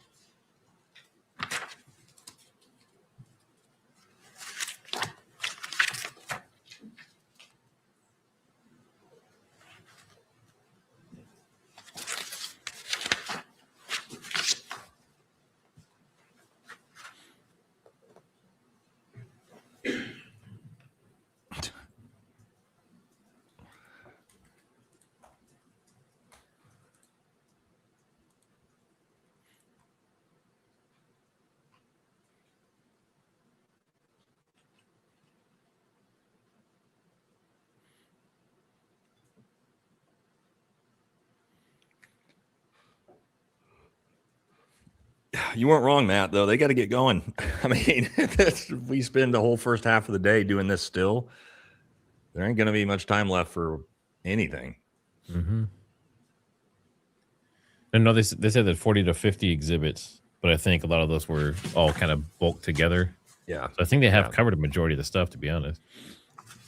We didn't see the gun, the prosecution said this is the only thing they have left is this testimony, which means this entire trial will be hinged on the hearsay of Lance Twiggs and some flimsy DNA.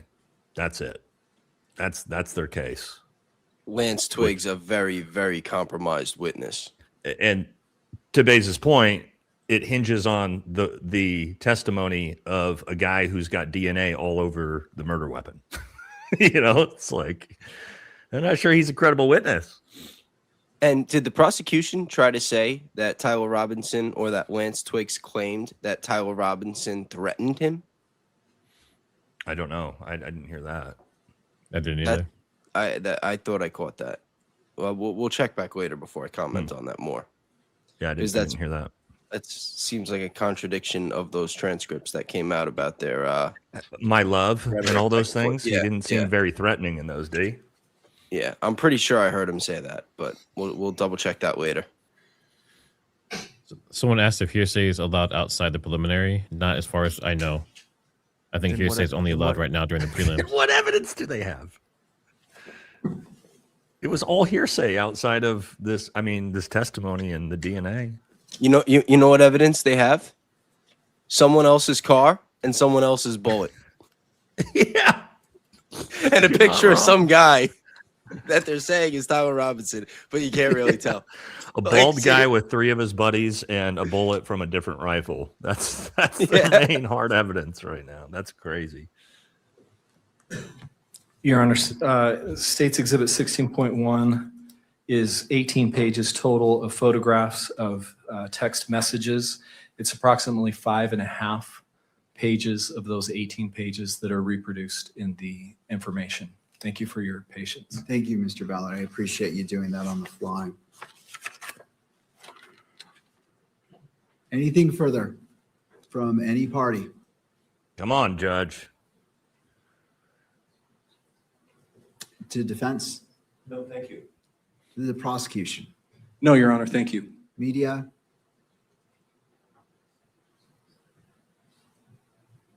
No, don't do it. Come on, Just point out to bro. the court that in addition to the text messages, I believe, I haven't seen the other exhibits, but I believe that at least the note itself, which is another one of the exhibits, is also described in the information. Thank you.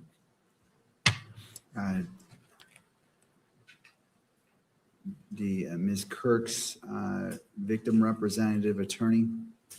Oh, look at his face. Don't fucking come up here, dude. No way. Look at, he rolled his Oh, eyes. did you see his? that? He just rolled his eyes at him. This has not been easy, as you can Oh imagine. no. And I think the family deserves to see the evidence that's been gathered in this Oh, shut investigation. the fuck up. They deserve to know what happened to Charlie. So we urge the court to please, again, display the evidence here in the courtroom. Thank you. Thank you to all parties. I appreciate the diligence and hard work that you've put in.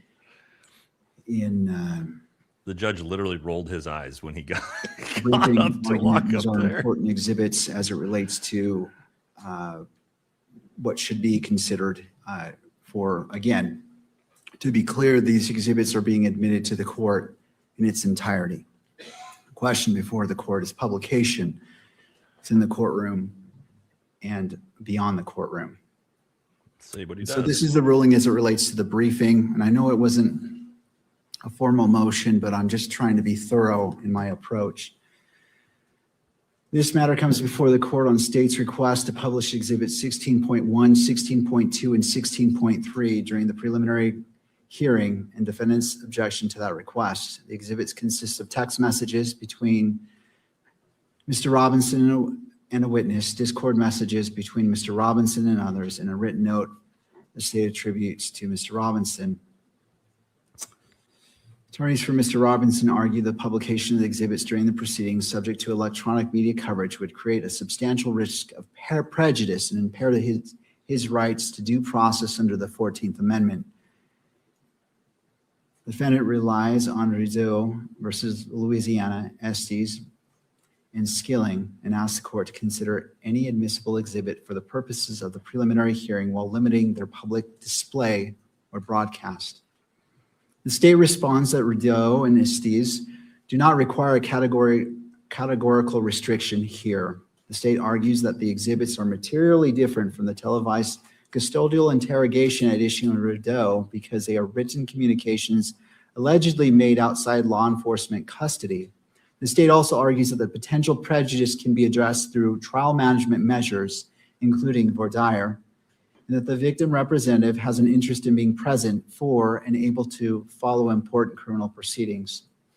The court has considered the parties' arguments, the nature of the exhibits, and the procedural posture of this preliminary hearing, the defendant's due process interests, the public nature of the criminal proceedings, and the interests asserted by the state and victim representative. On the present record, the court is not persuaded that the publication of exhibits 16.1, 16.2, and 16.3 during the preliminary hearing creates the type of inherent or presumed prejudice that requires categorical restrictions under Rizzo, Estes, and Skilling. Unlike the broadcast interrogation in Rideau, the exhibits at issue are written communications allegedly made outside police custody and are being offered in the ordinary course of a judicial proceeding. That distinction does not eliminate the possibility of prejudice, but it weighs against treating publication of the exhibits as presumptively unconstitutional.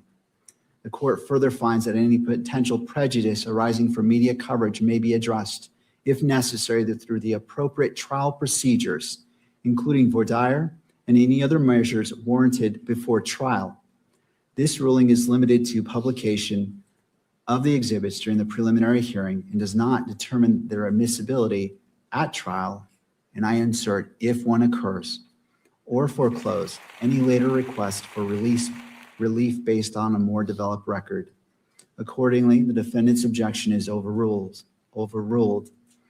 As it relates to this preliminary hearing, the state may publish exhibits 16.1, 16.2, and 16.3, and the court is authorizing, with the exception of the third to last page on exhibit should show almost all of 16.1, because it contains information, including a phone number and address, to be redacted before publication in the courtroom. But as it relates to 16.1, because it was publicly distributed by the state, that 16.1 in its entirety may be broadcast through electronic media. That is the ruling of the court. So they're going to show it all. Counsel, how would we like to proceed? Wait, not the whole video, Your Honor, right? just to clarify the Sounds record, like it. the state has redacted that portion. We anticipated that needed to be redacted in 16.1, so we have redacted that portion. We believe that the best way to proceed now is we have the edited video ready that comports with the additional edits that the court has ordered. Oh, he already ordered We edits propose that before we that. take a Okay. break so that we can show that to the defense, make sure we're on the same Got page. it. And then we anticipate coming back and playing Exhibit 16. All right. Here we go. Okay. All right. I appreciate the caution being exercised by all parties. We'll take a 15-minute break, come back at 10:50. Court is in a brief recess. So I'm not sure I like the rationale behind his reasoning, even though I want to see it all. But his rationale for the reasoning here is, well, we need to show this to the public. The state wants to show this to the public, and we need to show it to the public because the state already showed it to the public. That's not a great way to look at it. Like, just because the states did something inappropriate and leaked evidence they shouldn't have doesn't then mean you're like, well, they already leaked it, so now let's show it. I'm not sure. That sure sets a very great. dangerous precedent for leaks in the future. I think so too. Because then how do you know that it's a leak? Now, of course, we want to see everything, right? Because this is what we do. But and if you guys don't understand why the defense has issue with this, is because what's going to happen, and I promise you, wait till later tonight, go look at Officer Tatum, go look at his and Graham Allen, go look at their Twitter posts. It's going to show Lance Twiggs saying Tyler said he did this, and you're going to see all of these MAGA influencers pivot from it's the evil, deranged, transferry leftists to you have to believe the evil, transferry leftists. And that's a really good point. That's exactly what's going to happen really tonight. Just wait. They'll show now Tyler Robinson admitted it, right? They're not going to give us any context. And that's what the defense is worried about happening. And that is going to influence the potential jury pool, who's going to see people like, Big Tits Tatum out here talking about, how he already admitted to it. And now the public maybe see that and goes, well, he already admitted to the crime, right? So now, hold on. Are they going to show both? Because he gave 2 recorded statements, one back in September, and then he came back and recorded another statement in April. Are they showing both? Are they showing the April one? I think it's just showing, just the April one. Yeah, I think that's a good question, because what if they're inconsistent? 100%. No, I'm pretty sure it's the April one. You could check it. I looked this morning. I don't trust Lance Twiggs, not because he is a alleged transferee, but I think that because he's an alleged transferee, that it's fair to say that anything that he says, especially if he's compromised, is probably a Democrat hoax. But it won't be. It won't be. They'll say believe all transferees. That'll be the right's new message. You know what I mean? It will. I swear to God, just wait until tonight. And I promise you we can come back tomorrow and I will pull up Benny Johnson and Officer Tatum's Steven Instagram Crowder is and Twitter going to be posts. yelling like that prosecutor. And the big problem is not so much them, is that you're going to see it on the mainstream media. Fox News is going to run this, right? So like tens of millions of people are going to see this and it'll be misrepresentative. And it will. A lot of people who don't pay attention to the case are going to see that and be like, oh, he already admitted he was guilty. So it is a big problem. I don't think that they should do this, but it is what it is. Even though I want to see it, right? I personally want to see it. I don't think that this is a good idea to do this before the trial. Agreed. Oh, yeah, we got super. So you got to find where we left off. Maybe the round was a light primer strike and they had to chamber a new round. Oh, for why they ejected the 223 round? Yeah, 100%. Like malfunctions are pretty common that way with AR-15s, right? So that wouldn't be that rare at all. Vicky Garrett, base, they're just jealous of you. Okay, well, not reading this one, not the part of it. Kevin, thank you, though, for the very generous donation. Hero Quest is my favorite family game. They recently did an update with a few classes. I think we got the original one. Actually, there was an extra class. I think there was an elf maybe now. But anyway, thank you very much. But also, don't use those words on my channel. I'm not a fan of that at all. Nerd alert. And yeah, that goes for all the channels. I've seen some stuff in chat that is definitely inappropriate. And on my channel, I have Nightbot. But on everyone else's channel, they might not. So you guys are actually hurting your creators by putting that stuff in chat. And those of you guys know my channel, I am not a fan of racism and race baiting and race wars and any of that. You guys know that. So let's not do that. Granny J65, thanks for doing this so we don't have to suffer fools and take a break when stressed. Love to all. Might be thanks or base. You guys. Oh, that's yeah. What do you guys? I don't see it. I'll read it though. I'm super excited. It says Denick 701 for $5. Just want the truth to come out like a big, giant, grunty LOL. Sorry, my mic is muted. Oh. I quit. I quit putting a front spoiler on a 2013 Challenger to watch this stream. Bro, that's one of the best trolls on the internet right now. All right, we got Big Tatas is a clown show. Keep up the good work, guys. Remember, our greatest ally didn't have anything to do with this. Probably not, right? Yeah, JP Sears had a good video on this. Oh, I love JP, dude. I don't remember if it was yesterday or today, but definitely go check that out. Let's see. We should have got him on. Oh, yeah. I should. Matt, I appreciate how even keel you are. Hey, Baze, was I even keel last night on your show? Oh, I thought we were supposed to keep that a secret. Yeah, did you crash out last night, Matt? I was just testing you out. Trigger Smart let it rip. You'd have thought he had a couple of drinks. I'm rubbing off on him already. Matthew, thank you for the very generous donation here. It says, a fun fact about the bullet on the second building. Remember, after everything, they were climbing over the left side, looking for things on the ground. If somebody shot, they could have been looking for a bullet in the area from the 223. I don't remember them. I don't know what was going on with that back building where they found it, though. We don't even know where exactly it was. All we know, it was on the roof of that building somewhere, you know. I would like more information on that. I hope the defense digs into that. Yeah. For people asking who JP is, it's JP Sears, Sears. He's a comedian and he does commentary and podcasting. He's an awesome guy. He's like also the nicest dude like ever in real life. He's so nice. He's so nice. Yeah. You know his content's good when Brandon Tatum's trying to jack his style. Him, Jesse, and I are doing a show next Tuesday, this coming Tuesday. So yeah. JP texted me the other day. He's like, "Hey man, I was gonna use the same title as you in my video. Would it be okay if I did that?" And I was like, "Of course, dude. You don't have to ask me for permission on what you title your videos." But that's just how nice he is, you know. He's a nice guy, man. Yeah, I did an interview with him as well on my Off Script YouTube channel. That's down. Oh, did you? I gotta watch that. Nice. Yeah, we did like, I think it was like an hour and a half, and we went deep into everything. So if you want to see, Yeah, the me and man him behind are definitely planning on doing some content together eventually. Yeah. So check him out on Off Script. Let's see. Rock. Oh, that's not me.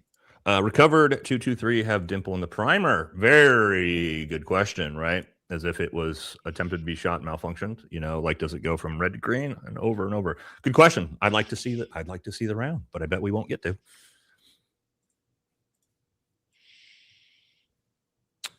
Unspent. Is that me? Oh, unspent 223 rifle rounds are essential for maintenance on industrial roofs.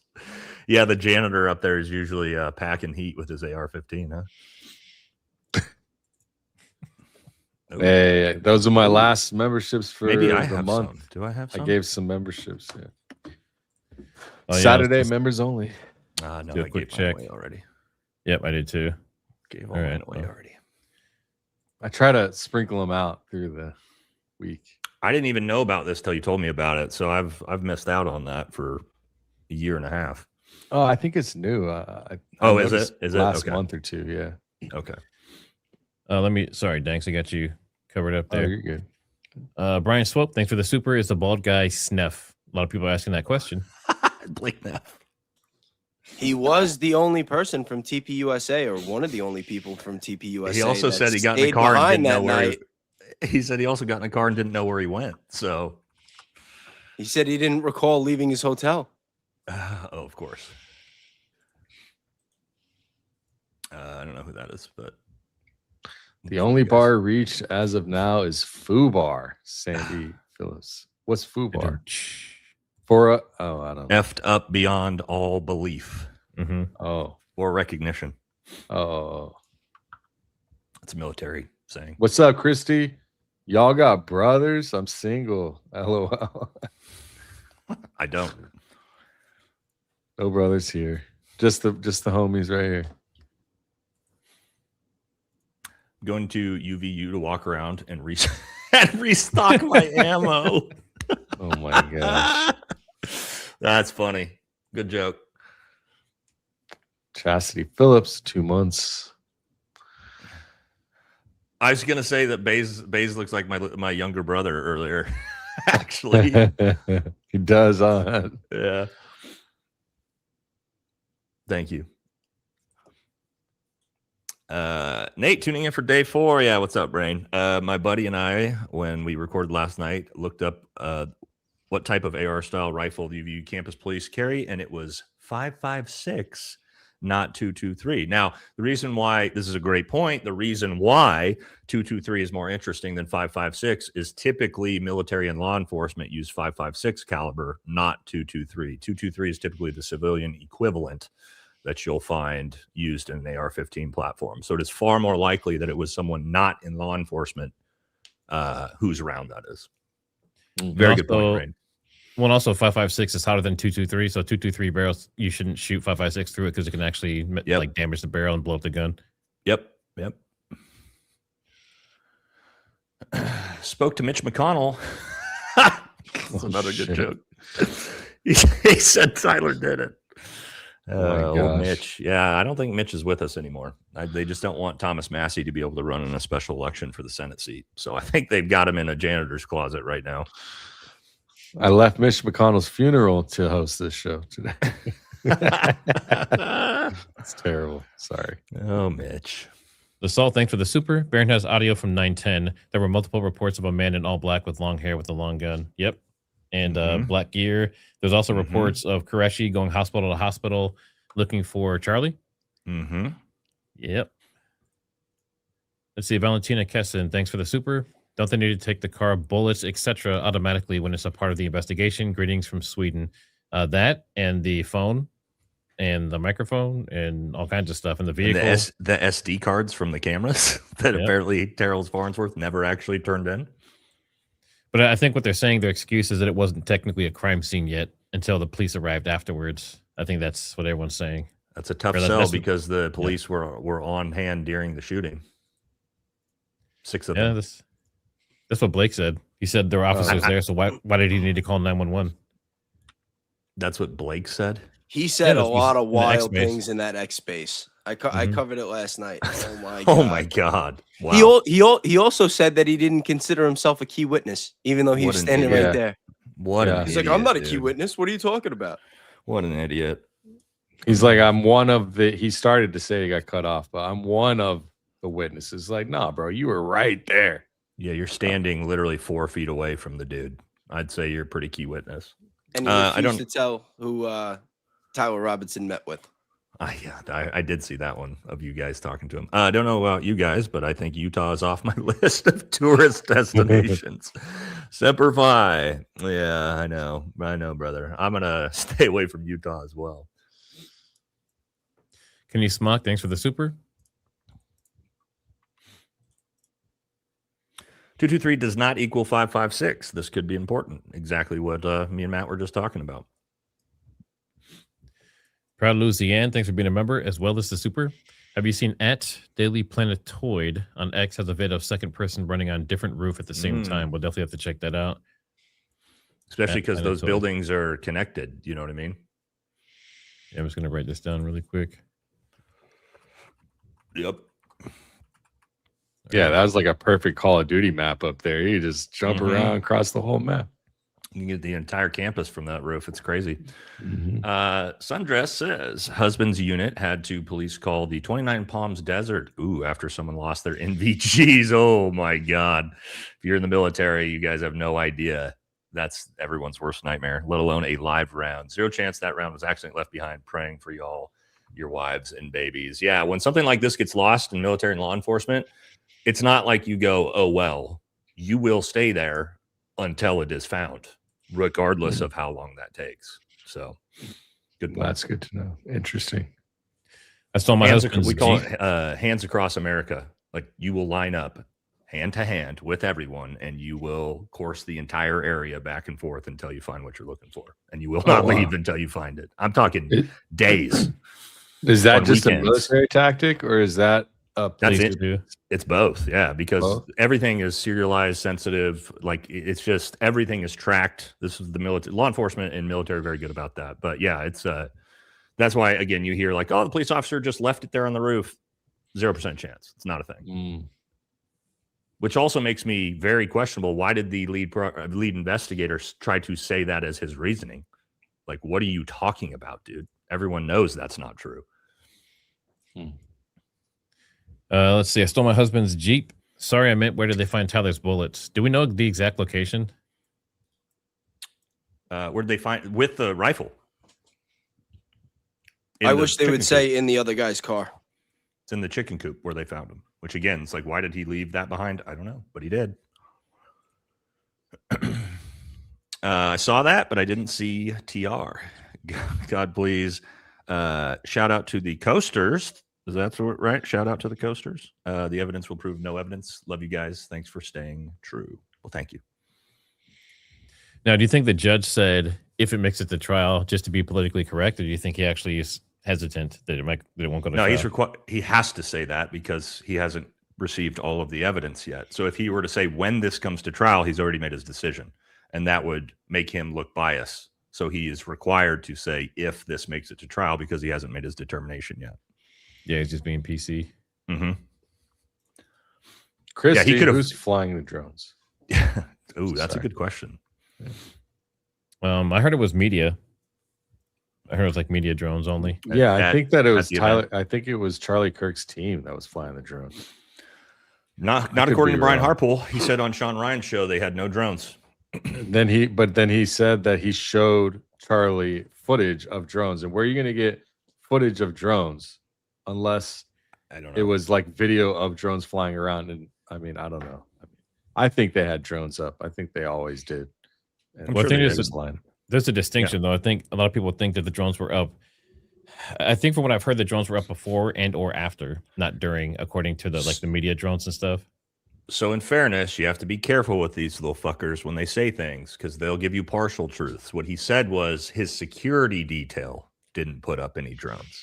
That doesn't mean that TPUSA's media didn't put up any drones, right? Exactly. Yep. They're crafty when they'll give you little half truths. Well, according to testimony yesterday, I think that we're going back in. Oh, here we go.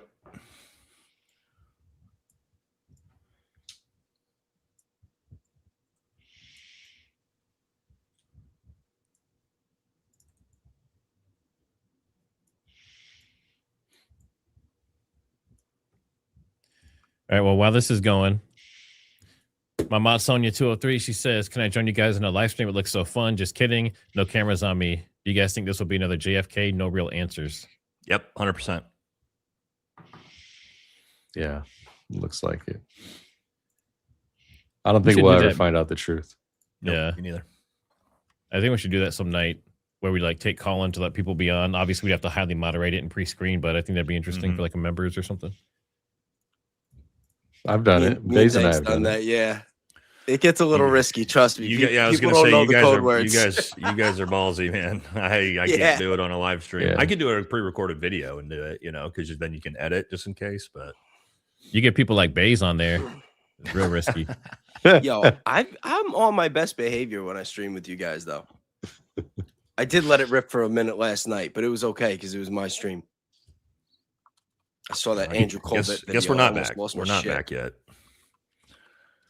Let's keep going, I guess. Yeah, he said the public's waiting to come in. Hold on, let me mute this freaking music here. There we go. Kenny Schmuck, thanks for the super. Does anyone remember what caliber the missing full they are by No. chance? I think. You unmuted the music. Oops. Now the music's Okay. playing, bro. Okay, I can hear it either way. So yeah, but thanks. Kenny Schmuck, does anyone remember what caliber the missing full they are was by chance? I think it was a 308, but but it definitely comes in different calibers. There's like 5 or 6 different calibers it comes in. Yeah. Candace said that guy on her show for an interview a while ago. Yeah, and he's also, I don't know if you noticed or not, but he's also in a lot of the live streams. So he's regularly hanging out in the live streams as Corby Hall with a couple numbers at the end. So he's around. Let's see, Mike Watson, the 27 minutes body cam. What did he actually see? I would love to see that. Show me what you did, right? As soon as the gunshot goes off, I'll be able to see where you looked. I'll be able to see what you actually went and did. I think that stuff's important. Hopefully we see at least that in the trial if they get there. Buckeye Danny, thanks for the super. Not to echo Candace Owens, but how sus are we that many guys were wearing the same outfit that day as it relates to the all grainy footage of him? This is a hard one. Coincidences, but also pretty weird. If it was like, hey, look how many guys are wearing a black shirt and jeans, I'd be like, okay. But everybody wearing like maroon shirts and shorts, that's pretty weird. Unless you were at like Virginia or like a few of these colleges where that's the school colors. But it is weird. Weren't a lot of them, weren't they all wearing hats and sunglasses too? I mean, it's a sunny day, but yeah, I don't know. Pretty synchronized. There's a few kids that look exactly with the exact same outfit as Tyler on. Remember that picture of the guy running away in the exact same shorts and maroon shirt and black baseball cap, and everybody thought that was Tyler? It's wild. Let's see, Liv Lakova. Thanks for being a channel member in the super. Seen the Dodge behind TR coming up the stairs. Yeah, there was a Dodge Challenger. Something was creeping behind him as he's walking up. So someone else is driving his car. If it's his car, right? We don't know if it's his car. Yeah. Andy Rue, thanks for the super. Snuff too busy doing laps in a Charger with 3 dudes. Bald. Anna Kyra, great interview with John Bray Trigg. If you guys are really interested in a deep dive into John Bray's microphone theory, I think you should watch the show me, John, and Matt did together. I think we really dug into that theory really deep. It's a couple months back at this point, right, Matt?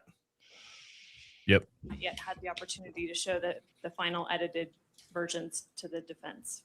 All right. Well, how much time do you need? Long They as still haven't takes done to it? show Nope. That was the point of the break. 10 minutes. All right. Well, we'll go into, 10-minute recess. well, I want to make sure sufficient time is done to do that. I'm sorry, I didn't realize that we were at this point. We'll be in recess for 10 more minutes. Look at his face. Start screenshotting his face, guys. He's so annoyed. This guy is not happy. Work, and also we can inform the bailiff as soon as we're done if it's ahead of that time. All right. So ladies and gentlemen, I apologize. I thought we were ready to proceed. He pulled Want to be everybody in, respectful of too, all the whole time- public and everyone's everything. time, but all at the same time, keep this hearing moving forward. So court is in a position. He's so annoyed. Oh my God, look at him. Oh, I feel bad for the judge right now. He's like, you motherfuckers, dude. Damn. All right, well, let's keep it moving. He said, call everybody in. All right, 10 more minutes recess. Yeah. All right, we'll be back soon. I'm not sure who that is. That's mine. I found out what gout feels like this week. It hurts bad, but not as bad as that DNA interrogation. Yeah, that one was painful. Cousin Fat says, reminder, the FBI released footage of the exact area of the rooftop where the alleged shot was fired, but cropped and started the footage seconds after the alleged shot. We need that unedited video. They don't have it, dude. They admitted to that in court on, was it Tuesday? Yeah, day 2. They don't have it, bro. There's no video footage. Supposedly, there's no video footage of that. They said they have everything but that. Everything but that. They're claiming they have everything but that exact moment. They have him crawling on the roof. They have him running across the roof. They have him in the vehicle. They have him on campus. They have him changing. They have him limping with something in his leg. So they have everything but the moment he took the shot. Matt, they have that as in the shitty, grainy camera footage from 100 meters away. Yeah. That's what they have. Yeah, they have their version of that. Yeah. Lizzie, thank you for the very generous super chat. Says, first time super with y'all. Not a normal watcher, but your coverage of the trial has been tops. Thank you for the time commitment. This and the logical insights on the breaks. Need the truth to come out and the liars to be held accountable. Well, thank you very much, Lizzie, and welcome. Glad to have you here. Glad you're with us, and I appreciate being, first super chat. And real quick, make sure you guys hit that like. It helps push this out. And also make sure you subscribe to everyone's channel that you see here. And like I said, we'll have a mystery guest tomorrow, assuming they don't give themselves away before tomorrow. We'll see what happens, but it should be fun. So my chat in here, got almost 11,000 people in here. Make sure you guys are supporting my friends as well, right? So make sure you go subscribe to Bays at Real Bays, and then also to Dankster at Dankster Intel, and Matt as well, all right? So share the love. Thank you very much. Thank you. Thank you.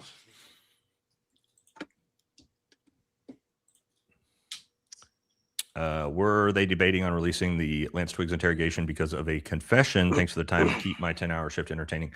As far as I understand it, they're worried about Lance Twiggs saying that Tyler confessed, right?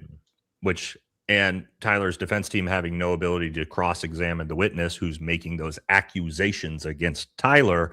That is unconstitutional. Due to the while being guided by an FBI agent. Yep. Twice. Nate, were you able to pull the side-by-side pic from the email? Yeah, I looked at him last night, but I haven't shown him on stream yet. We maybe do that at lunchtime, but I did, yeah. He's got like the good hairline side-by-side pictures and stuff we can look at later. Thank you, by the way. Some judge in both TR and the Bricks and Minifigs cases, cop corruption is deep. Same judge. Yeah. I haven't looked in that, but apparently that's a really corrupt case too, from what I've heard. King Quacks, $4.99. Thanks for keeping this hearing way more interesting than it actually is. Hashtag faking gay. Thanks for the super. Yeah. F&G, baby. Christy, $5. Thanks again to the mods. I'm outspent my streaming money for a month. LOL. Just save your money. Yeah. Don't blow your, it's not necessary, but we appreciate it. Yeah, never put yourself out to do That's what I always tell my audience too. Yeah. Not necessary. Shaina, shouldn't we be looking for Pixel Man? I think that's what we are looking at. Yeah, that's what we have. Christy Yant, would GSR still be detectable after 33 hours? Yes. If you don't use very specific a type of soap that can clean off the residue, which you should use after you're done at the range, by the way, then yeah, for sure. Gary Nichols, Stripping Photography. Matt, I emailed you a pic as a possible example of the car. All right, I'll definitely check that out. Thank you. Tammy Stevens. Hi, guys. I would like to see pics of TR's shoulders and neck. I think Valhalla might have that actually now. I do have those, yeah. Check for bruising from a 30-06. Positioning that fast, taking a shot, had to bruise. We talked about that before. Tammy, you're 100% right, especially on someone his frame. That'll bruise me, and I'm a big boy. Somebody as tiny as him, he's gonna have black armpit. Will the judge allow EK to to make a WW interest? Are pyros allowed in the courtroom? Unfortunately, she does. She's not getting her regular hero's welcome. Nate, earth.google.com shows the line of sight for the 223. Yeah, I went through it yesterday, but I couldn't tell for sure. But I think from what I showed in my day 3 recap that I do think there's a portion of that roof, because it's about 2 stories higher, does have actual line of sight to where Charlie was. But I'd really need to see it myself, to know for sure. I don't remember who it was, but they were showing Gary. Gary covered that angle from that spot in his the 3D model thing that he put together and all that. And he had a red line of sight going to the tent. So someone else covered it yesterday too. Yeah. Blake Bednarz went up there with the camera, I think, and he said that he showed the different angles, and he said that there's no way that you could take that shot. Yeah, but he said that when he was like 4 or 5 feet from the edge. Yeah, it looks like you got to be all the way in the furthest left part of the building to be able to, and like out on the corner of it to be able to see. Yeah. But again, I would have to see it with my own eyes, like to really know. I mean, it's great he's doing that. It's great. And actually, shout out to all the people who are on the ground out there in Utah right now, doing all the research and measuring and, investigating and stuff on the ground. But yeah, I mean, that was a kind of a biased position. I think he went based off that side shot. That had, yeah. But he was a ways back. He was a ways back from the edge. Yeah, I saw it. I think that was from yesterday or something. Let's see. Lori Nelson Posner, awakened baby boomer here. All of you praying. Love to hear that. Scarika Kirk, how's it going, Miss Scarika?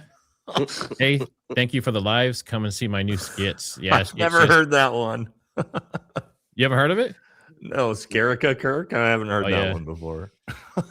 Yeah, she's VIP. That's a good one. Yeah, I've seen her around. Oh, that's funny. Nate, you and the boys need is it Modern Warfare 3 Gulag Rescue, Tyler? If he was smart enough to park off campus during the shot, why would he park on campus at all that day? None of it makes any sense. I don't know.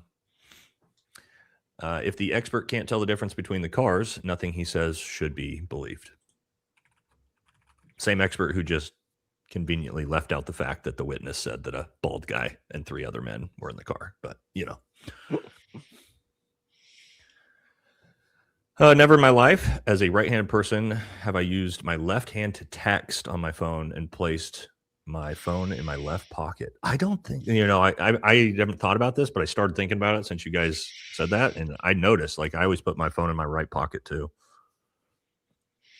because I'm right-handed. Yeah. Just imagine if they found Blake Neff Speed's DNA in the Challenger. Jeez. Thank you, Mom Ranger. Thank you. Saturday morning, 10 a.m. members only memberships. With gunshot residue, would it transfer when he changed after? Oh, 100%. It's on his hands and skin, man. Not just his clothing. Can you FOIA the body cam footage to see if his battery ran out or was it turned off? I'm sure we could FOIA it, but I will bet you they won't give it to us. Not during a trial like this. Hearing all that. Active investigation and trial, yeah. Jen's Peace Pen, thanks from Australia. For Matt and Danks, people don't understand both defense and prosecution, want everything made public. People are saying only defense trying to stop it. No, they're saying only prosecution. Thanks for the coverage from Australia. It's Friday, 1:15 a.m. Wow. Jesus is king. Say his name. There you go. Yeah, I think I heard something interesting last night. There was people on the other side of this thing that are like, pro TPUSA and all that. And they were pissed off at the judge. And they were, saying both sides are kind of saying the same thing. They both think it's kind of sketchy what's going on in trial. And they think it's kind of rigged and all that kind of stuff, which how can both sides be rigged at the same time? I'd say if both sides think that, then it's probably a pretty fair trial. Yeah.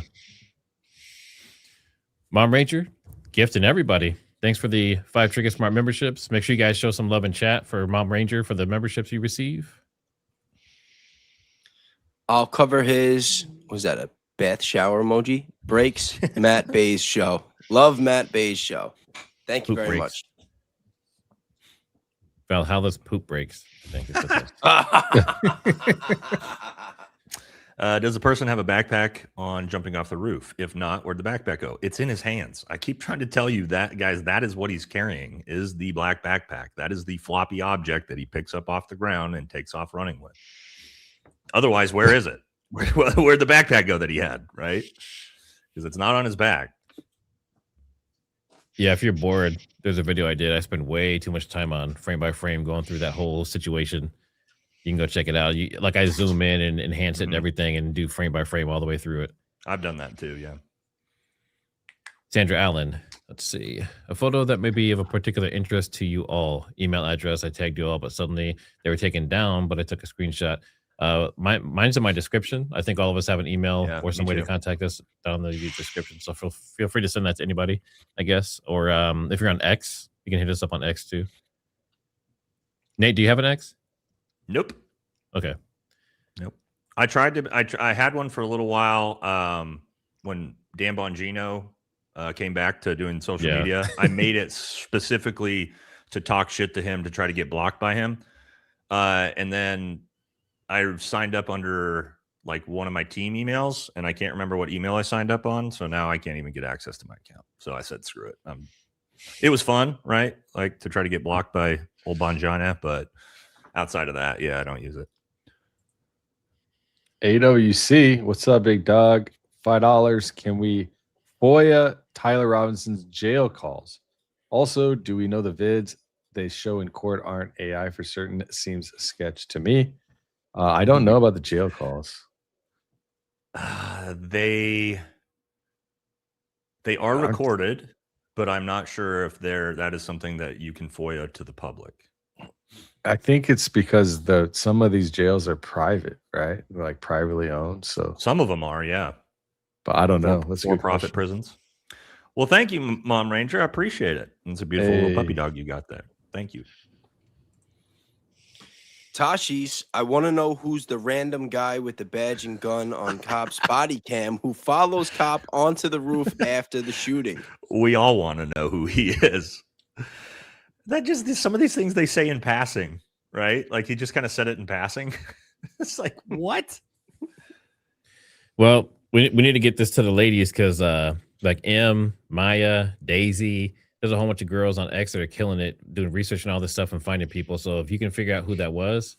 Alley Top Files. Alley Top Files, yep. Obviously an undercover Fed. So again, why was there so many undercover Feds at this event? Yes, good point. It's GenR77. Thanks for the super. Great collaboration the past 4 days. Thank you. It made listening to this hearing so much better. Thank you. And we have one more day tomorrow. So we'll see y'all there tomorrow too.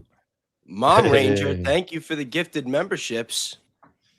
Hey, hit us big all ups. Yeah. Big ups. Very, very generous of you, Mom Ranger. Thank you.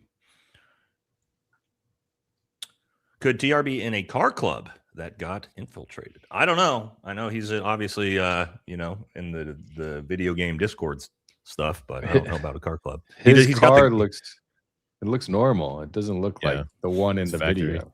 Yeah.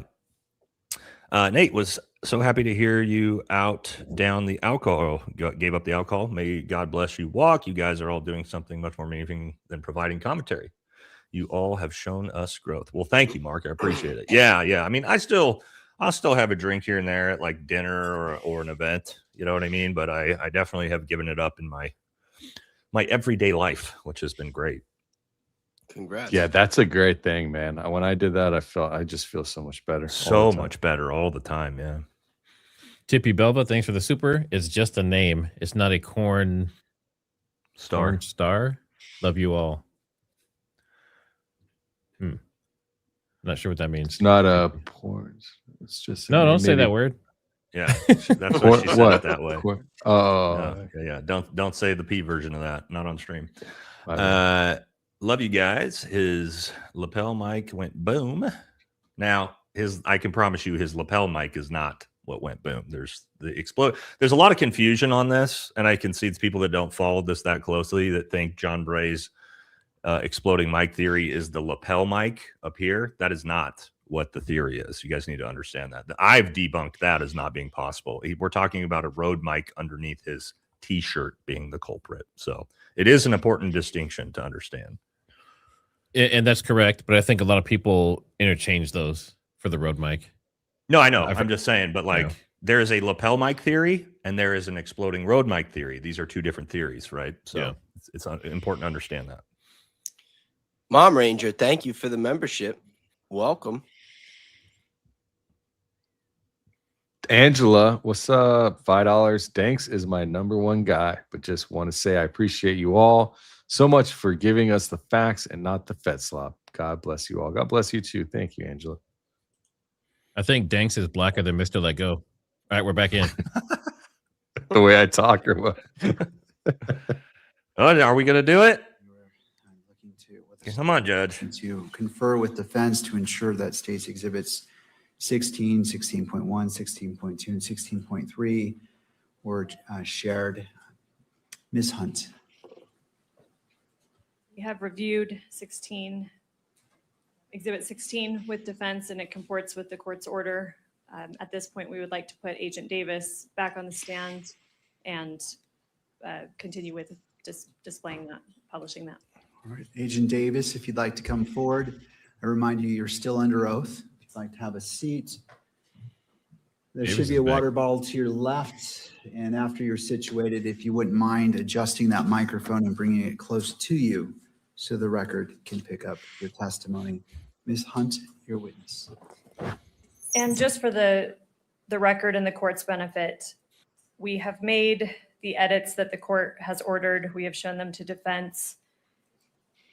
Pursuant to the timestamps that the court ordered, we wanted those to be reflected very clearly. So there are sometimes large gaps of just black, empty, silent space. When there are large gaps, we will fast forward. Some of those are short enough that we'll just let it play if the court is okay with that, with proceeding that way. Thank you. I appreciate giving a heads up so all parties know what's going on. Thank you, Ms. Hunt. So at this time, we would move to publish on the monitors. There we go. Exhibit 16. All right. Here we go. There's a monitor for your benefit right there next to you. For the camera, there is one for that direction as well as for the gallery. Where are we at time-wise here?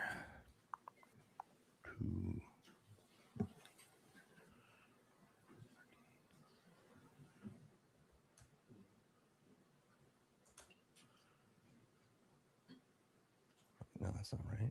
This meeting is to use your statement here instead of your testimony at a preliminary hearing.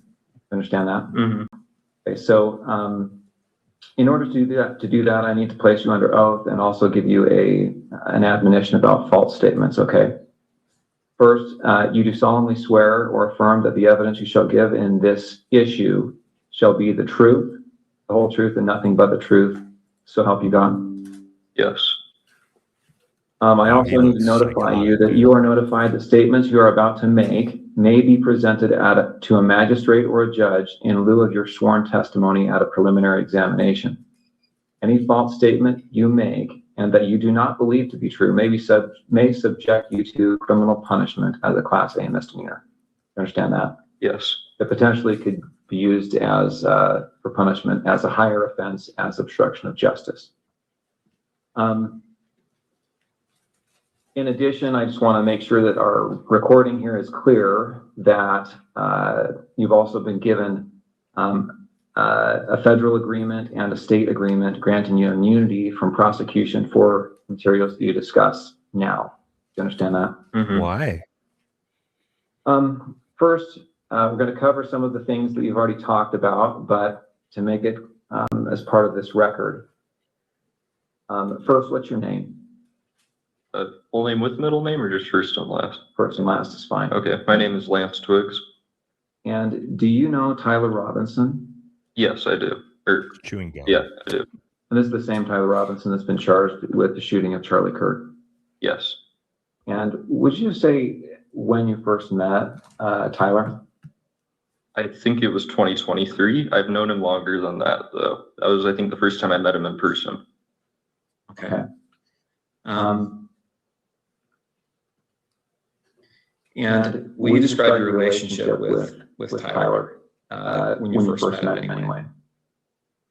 When I first met him, I didn't know him super well. He was just a new roommate. So I knew he knew my friend group, and I knew he liked playing games, but that's about it when we first, when he first moved in. Okay. Before we go on, I realized my mic was muted at the outset. Was yours on, your microphone? Okay. I'm going to repeat those admonitions just to make sure we got it recorded. Just fucking echo. Yeah, just to make sure. Yeah, it's on their end, guys. Okay, I just want to double check. All right, cool. Yeah, it's on their end. It's not us. Okay, so again, I placed you under oath. Just to make a record, I'm going to do it again.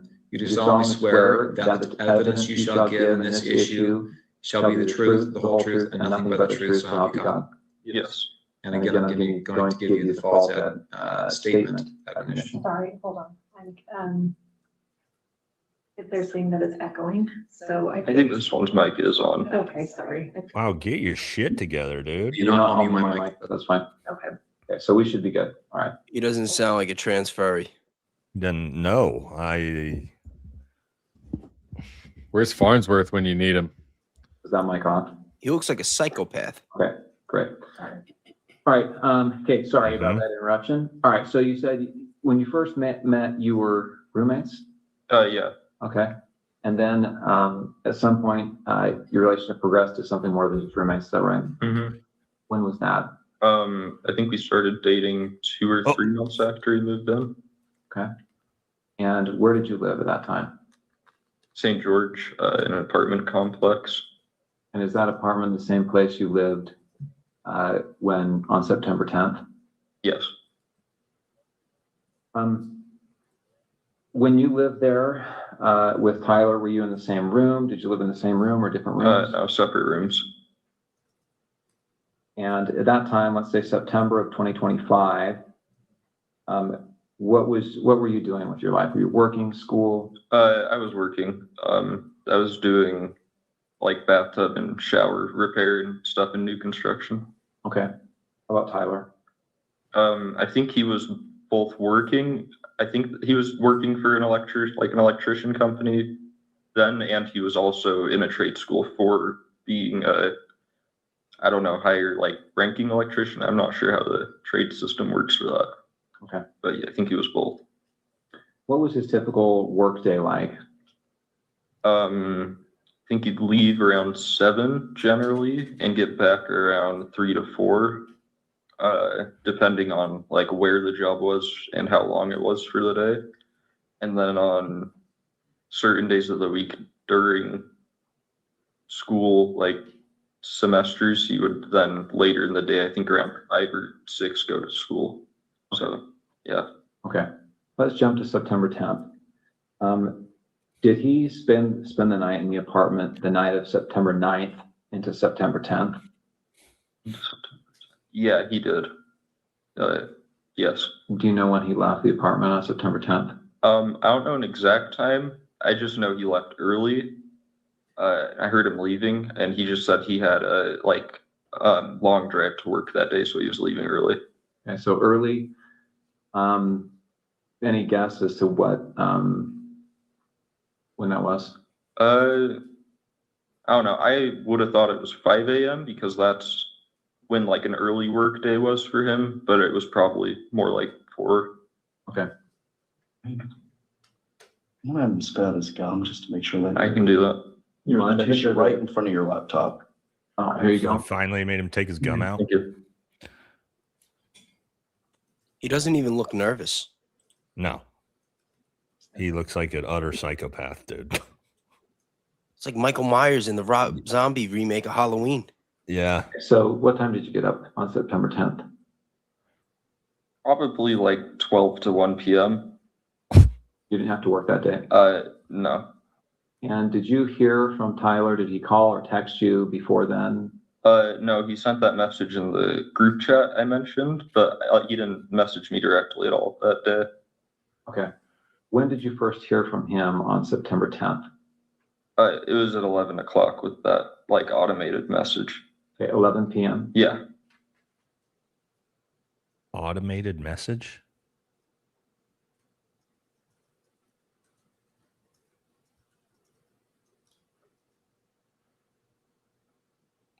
So crazy, dude. Wow, they cut a lot of that out, huh?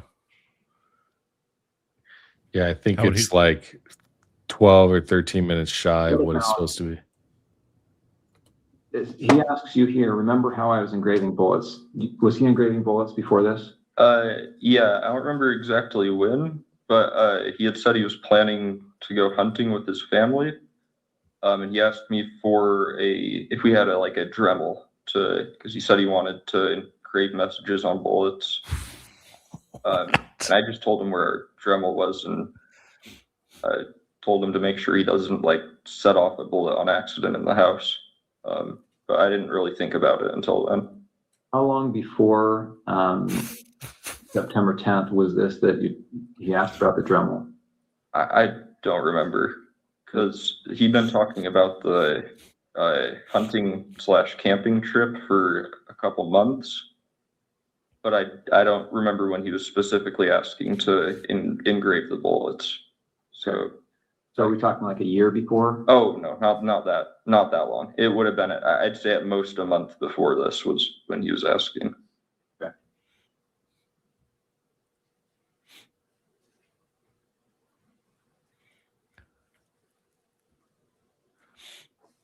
That sounds like the most Fed slop shit I've ever heard in my life, to be honest.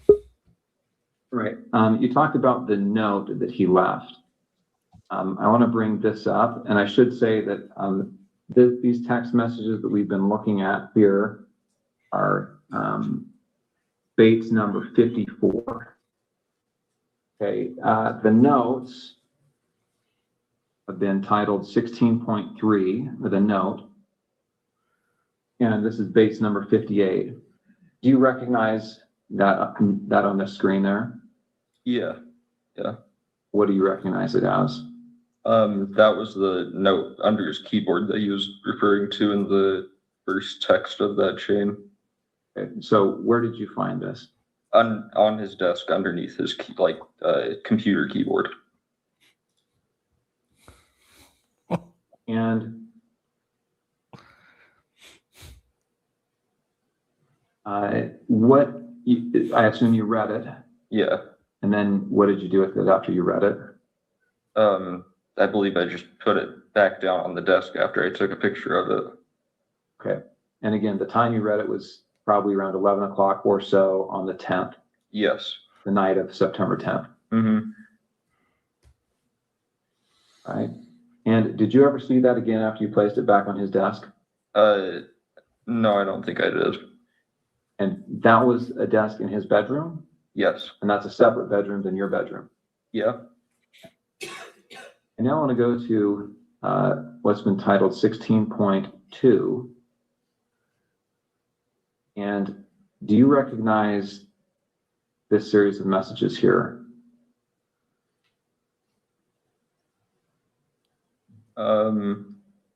Yeah, that was the server of his friend that I was mentioning. Okay, and this is your phone again? Yeah. And I'm assuming you recognize it because the big crack up at the top. Mm-hmm. And so this is a server. Is this Discord? Yeah, this is Discord. And who are members of this server? I don't want names, just generally. Who are these people? This is his friend group. They play D&D together every week.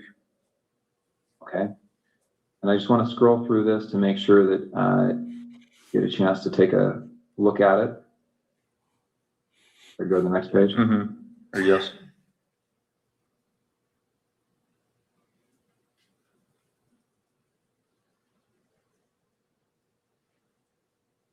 So Tyler Icom, who's that?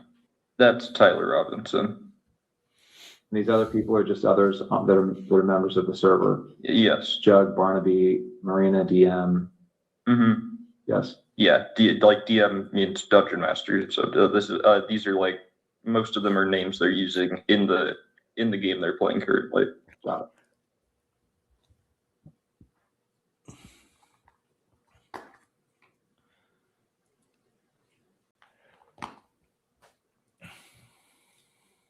Yeah, it looks like the last text from Tyler, looks like it's 8 p.m.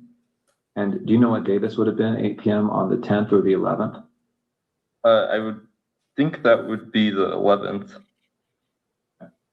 Because at least I think so, because I don't think on the 10th that he messaged anyone before me at like 11. So. And he turned himself in on the 11th, right? I thought so, yeah. We're just going to go through this so that we have a record of the messages.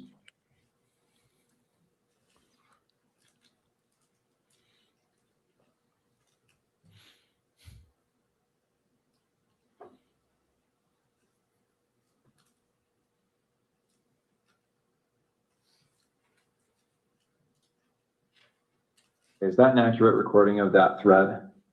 To my knowledge, yes. And that was sent, looks like between September 10th and September 12th. Looks like the last day on this is September 12th. Screen? Yes.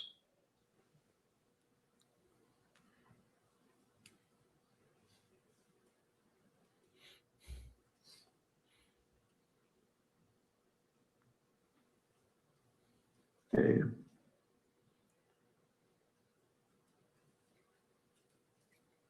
Oh, okay. All right, so again, those messages covered from September 10th to the evening of September 11th. Now, September 11th, what time did you see Tyler on September 11th? Yes. When did you first see him on September 11th? So this is the day after the shooting. Yeah, I saw him when I woke up. What? Like I said, he was up and around doing a lot of stuff around the house. And then I think I saw him after that message where I said I'll come home and say I'm doing laundry, because I didn't want him going to my parents' house right then when he said there was probably cops outside. So I went back home, and it was just him there, and I said bye to him, and then he drove off. So I just went back to my parents' house.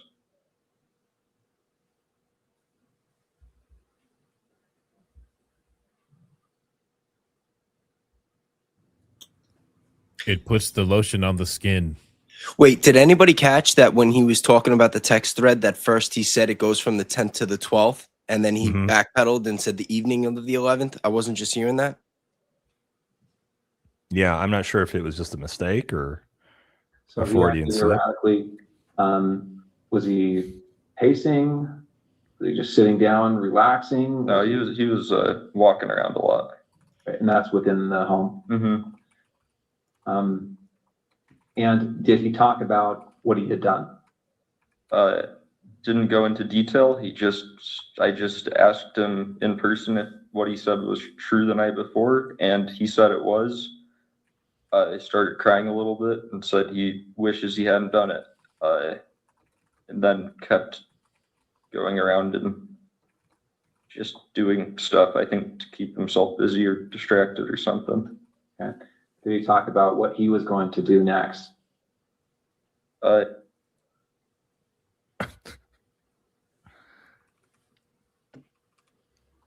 then eventually said that he would talk to his parents or turn himself over. Okay. And when you left, was that how you left, understanding that he was going to turn himself in or go to his parents' house? Yeah, and I didn't really want to be at our apartment while any of that was happening, regardless of what went down. Okay.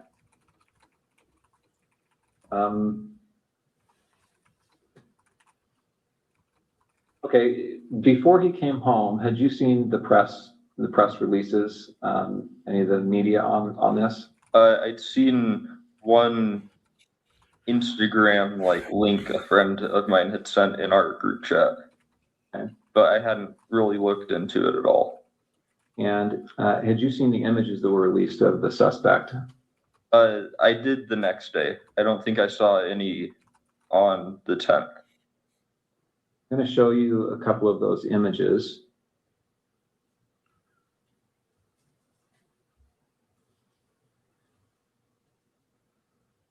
Zero emotion. Zero, dude. I'm on the FBI's website, You can see the URL there at the top. This is some press release about this event.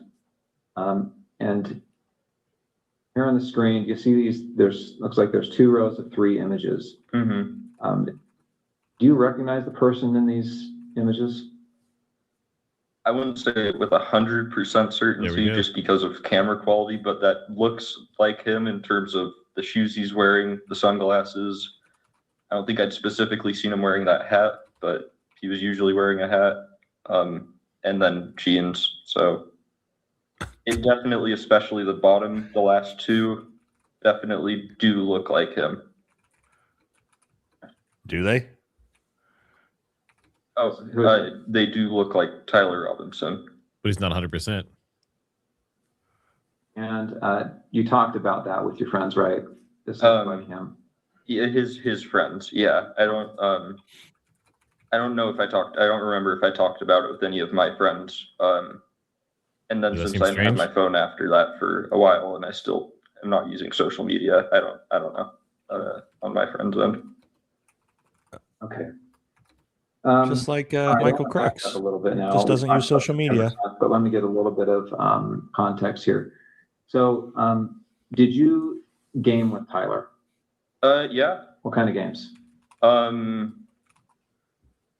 Played some just kind of party games together, like anything that would be multiplayer with a group of friends. There was one game he really liked called Sea of Thieves, where he plays like a pirate, and you can fight against people, but most of it's just like fishing, fighting sharks, skeletons kind of stuff. We played some co-op games where it's like you both have to work together to win in whatever way. Way back when I was just out of high school, when I first knew him online, we played some like shooting games together, but I didn't know him very well, so that was just when we had like a full friend group on to play, and he was someone that my friends invited. Wait a second. Sorry, I'm pausing here. Earlier, he said he had never met him before and didn't know him when he moved in, and now he's saying that they played games together before he knew him and all this. So wait. Okay, let's keep going. Well, no, before when he said never met him, he said never met him in person. Okay, just want to make sure. Okay. Did you and he ever talk about politics? He did more than me. I don't really keep up with politics very much. He'd usually talk about stuff he heard on the radio on his drive to work in like their work car, since it sounds like their whole crew went in the same car most of the time. But I wouldn't say super consistently, because it wasn't a topic I really contributed much on. What about Charlie Kirk? Did you ever talk about Charlie Kirk? I personally had never heard him talk about Charlie Kirk before specifically. Okay. How about political issues? So did you ever talk about gender identity issues and LGBTQ rights? No, not really. Usually if he did talk about politics stuff, it was relating to Trump or current like policies being like issued or voted on, I think. But yeah.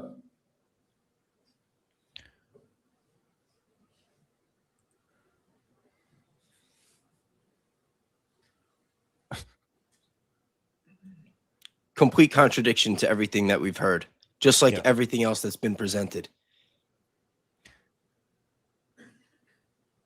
This is nothing like I thought it was going to be. All right, so before that, you have been? For a short time, yes. Okay. And I understand you're going by Luna at some point? To some people, yeah, but not as an overall thing. Oh. Just on the weekends when he's dressed up. Yeah.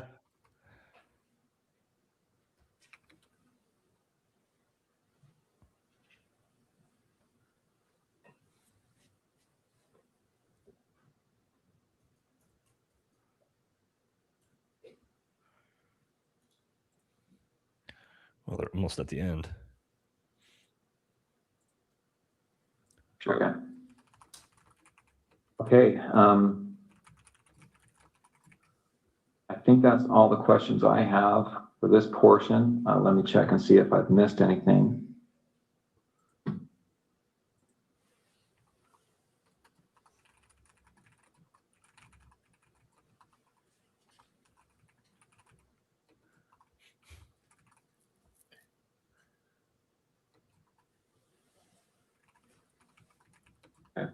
The Dremel that you talked about, you said he had asked for that, is that right? Mm-hmm. And had he told you it was to inscribe bullets? Yeah. And so did you have a Dremel then? Yeah.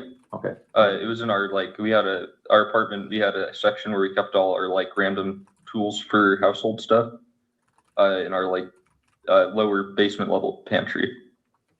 So, yeah. Okay. And did you give that to him or tell him where it was? I just told him where it was, yeah.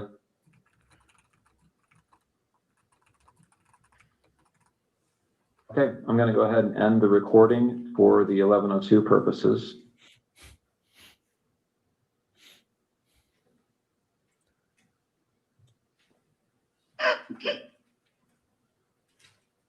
This judge got to be like, you got to be kidding me. All right, that concludes State's Exhibit 16. Ms. Hunt. Thank you, Judge. Agent Davis, I asked you yesterday, but I want to remind the court and those present. Were you physically present at the interview we just watched in State's Exhibit 16? Yes, I was there.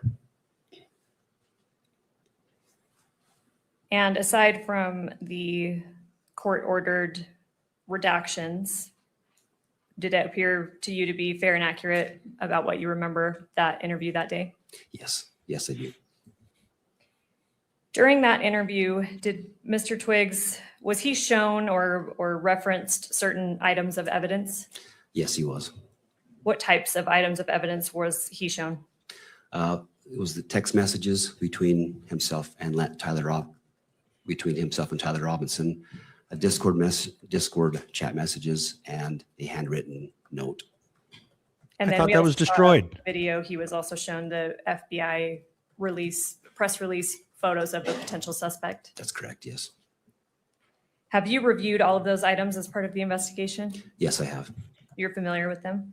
Yes. All right, I want to put just on the witness's screen what's been marked for identification as State's Exhibit 16.1. And for the record, this includes the edit that the one edit that the court has previously ordered. Thank you. Let me know when you see that on your screen.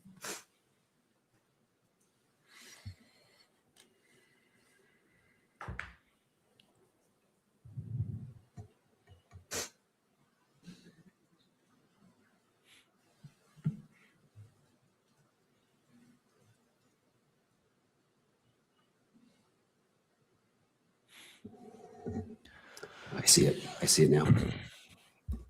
Do you recognize this? Yes, I do. What is it? This is a photograph of screenshots of text messages between Tyler Robinson and Lance Twiggs. This is a photograph of Lance's phone. So sorry, you said photograph, you also said screenshot. Can you differentiate or clarify there? Yeah, sorry. Yeah, these are photographs directly from Lance's phone. How do you know that? In Lance's first interview, he's showing the FBI agents these text messages, describes them to the agents, and at that time, his phone was photographed. And you testified, I believe yesterday, that Mr. Twiggs' first interview was the morning of September 12th, 2025. Is that correct? That's correct, yes. Were you physically present at that interview? Yeah, look at those blinks. You're Have you right. spoken with Nervous. officers or agents that were? Yes, I've spoken to one of those agents that was there. Oh my God. Swallows. And you stated blinks. that first September 12th interview of Mr. Twiggs was recorded. Yes, audio, video recorded. Have you reviewed that recording? Yes, I have. So you stated that we're looking in State's Exhibit 16.1 at a picture of Mr. Twiggs' phone. Yes. Do you know who took these photos? Yes, it was Agent Larson with FBI. Did you speak with Agent Larson and confirm that? I did. And you kind of made reference to this already, but how did Mr. Twiggs initially show law enforcement the relevant text messages? Yeah, during that first interview on September 12th, he shows them the phone and then allows them to photograph the phone.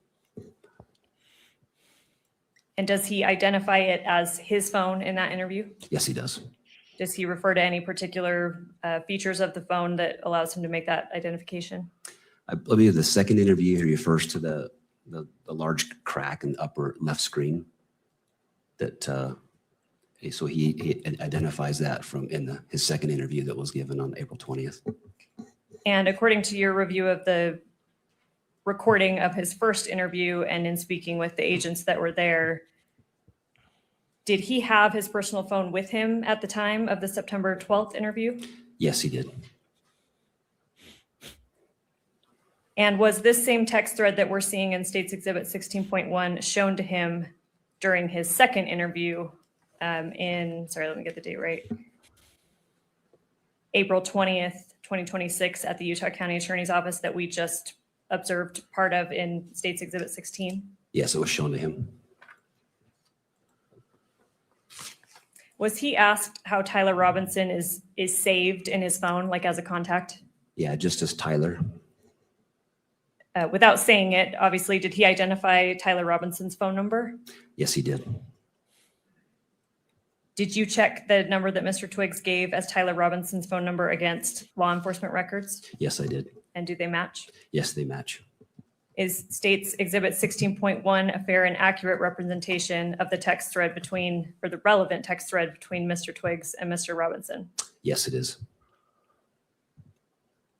As part of the investigation, was a Cellbrite extraction performed on Mr. Twiggs' phone? Yes, it was. Did you personally review that extraction? Yes, I have.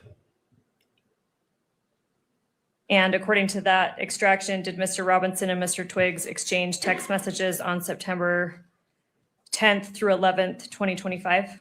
Yes, they did. What time was that first text sent according to the Cellbrite extraction? The first text was September 10th at 11 p.m. All right, Judge, I would move to admit State's Exhibit 16.1, and then pursuant to court order, I would move to publish it to the monitors. Mr. Novak. We have no further objections beyond those that the court, of course, is very familiar with at this point in time. All right, I'll note the standing objections made by defense. Those objections are overruled. This 16.1 is admitted into evidence and may be published to the gallery as well as electronically distributed through the camera.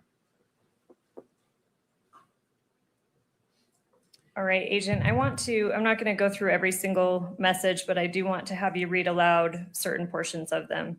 And I apologize to counsel, these are not actually given a page number. I have page numbers, but I'm happy to confer that we're on the same page as we go. So here we're looking at page 1 of State's Exhibit 16.1.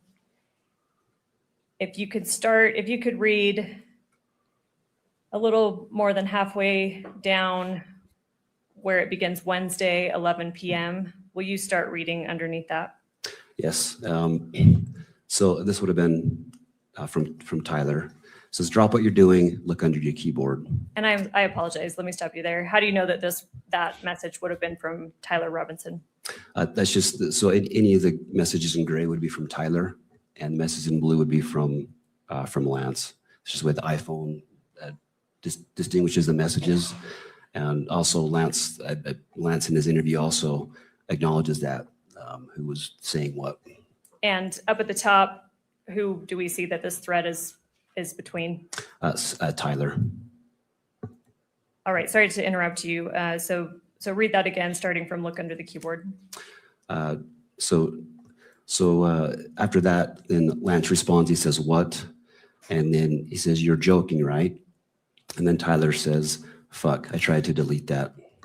We could scroll down to page 2. And if you can continue reading along. Okay. And Tyler says, I'm still okay, my love, but I'm stuck at home for a little while longer yet. Shouldn't be long until I can come home, but gotta grab my rifle still. To be honest, I had hoped to keep this secret till I died of old age. I am sorry to involve you. And then Lance replies, "You weren't the one who did it, right?" And Tyler says, "I am, I'm sorry." Lance says, "I thought they caught the person." And then Tyler says, "No, they grabbed some crazy old dude and interrogated someone in similar clothing. I had planned to grab my rifle from the drop point shortly after, but most of that side of town got locked down. It's quiet, almost enough to get out, but there's one vehicle lingering." We could scroll down to page 3, Me and Danks did that shit so much better. reading. And Lance says, "Why?" And Tyler says, "Why did I do it?" And Lance says, "Yeah." Where's page Tyler 3? says, Show "I it. had enough of his hatred. Some hate. Why did they show us? Shoot it out. If I'm able to grab my rifle unseen, I will have left no evidence. Going to attempt to retrieve it again. Hopefully they have moved on. I haven't seen anything in the news about them finding it. We'll update you shortly, or sorry, we'll update you by midnight." And then Lance says, "All right, stay safe. How long have you been planning this?" Scroll down a little bit, please, Kimberly. Just the full confession over a Tyler public replies, "A phone. bit over a week, I believe. I can get close to it, but there is a squad car parked right by it. I think they already swept that spot, but I don't want to chance it." We can scroll down to page 4 and continue reading about halfway down. I'll stop you about halfway down. This is while they were spot, but I don't want to chance it while they were parked there. If they'd found it, I imagine there would be more commotion. Again, I'm sorry for roping you into all of this. You shouldn't have to worry about this. And Lance replies, "Does anyone else know?" Tyler says, "Not to my knowledge." All right, I'll stop you there. Let's move to page 5. So this should be page 4. So just scroll down 1, please, Kimberly. And if you could read starting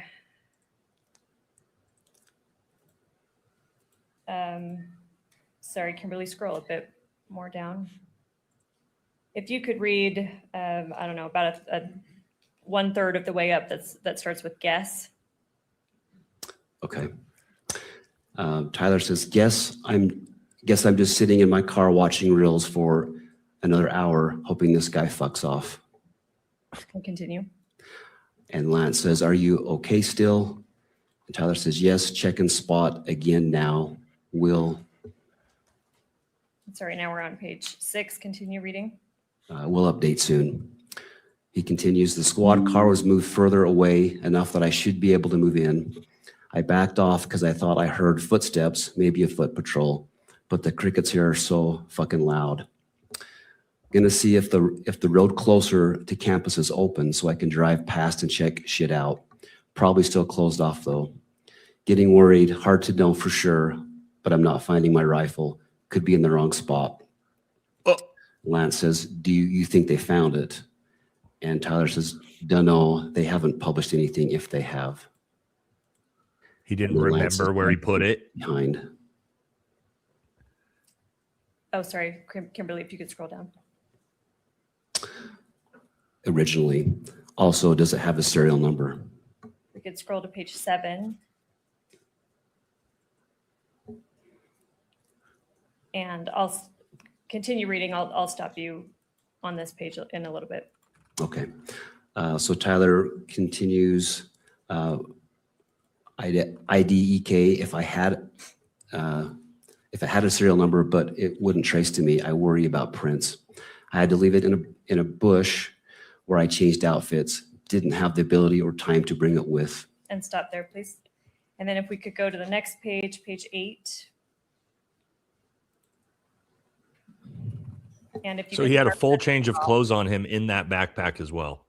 Okay, so Lance says, was your change of clothes there or was that also gone? Or did you bring those with you originally? Anyway, you could replace the gun or would he notice? Then Tyler says, only thing I left was the rifle wrapped in a towel. I'll bet that canine sniffed it out. Little sneaking bastard. Replace it unlikely. I don't fully know what the gun was because it was old as shit and Gramps did some modifying. There was a 4-digit serial on it. God only knows who it's registered to. Hopefully some dead guy who gave it to Grandpa. And he continues, remember how I was engraving bullets? The fucking messages are mostly a big meme. If I see notices bulge UWU on Fox News. I might have a stroke. And then continue. I'll stop you in a moment. He says, all right, I'm going to have to leave it. That really fucking sucks. Let me stop you there. And then if we could go on to the next page, page 9. And do you see the first blue message we see on page 9? Can you start there? Yes. So Lance says, do you need it for hunting? And Tyler says, no, my dad wanted to use a high caliber for the rifle hunt. Judging from today, I say Gramps' gun does just fine. IDK. I think that was a 2K scope. It's not. Lance says, geez. And then Tyler says, OMW home 3.5 hours. Lance says, drive safe. And then Tyler says, delete this exchange. And I'll stop you right there. And then, sorry, we're on page 9. If we can scroll to page 15. Lance didn't delete it, huh? He didn't delete his loves texts. Isn't it interesting how we started out with this theatrical Shakespearean my love talk, and then later it becomes all F-bombs and the second, like the entire tone shifted. On page 15, if you could start there. Okay. So this is Tyler. I'm going to turn myself in willingly. One of my neighbors here is a deputy for the sheriff. We hope to keep things sort of quiet here. And then I'll stop you there. Okay. And we can remove the exhibit from the screen. Thank you, Kimberly. We mentioned a Cellbrite extraction of Mr. Twiggs' phone. Do you know what time that last text was sent? Yeah, I recall it was just before 8 p.m. on September 11th. It was, I think, 7:42 p.m. is my recollection. I'm sorry, September 11th? Yes. Would September 12th Leading the witness. make sense? Or Yep. you're saying September 11th? So September 11th was when we turned himself in. Okay. And September 11th. Yeah. Okay, thank you. Yep. All right, I'm going to show just for the witness, States Exhibit 16.2.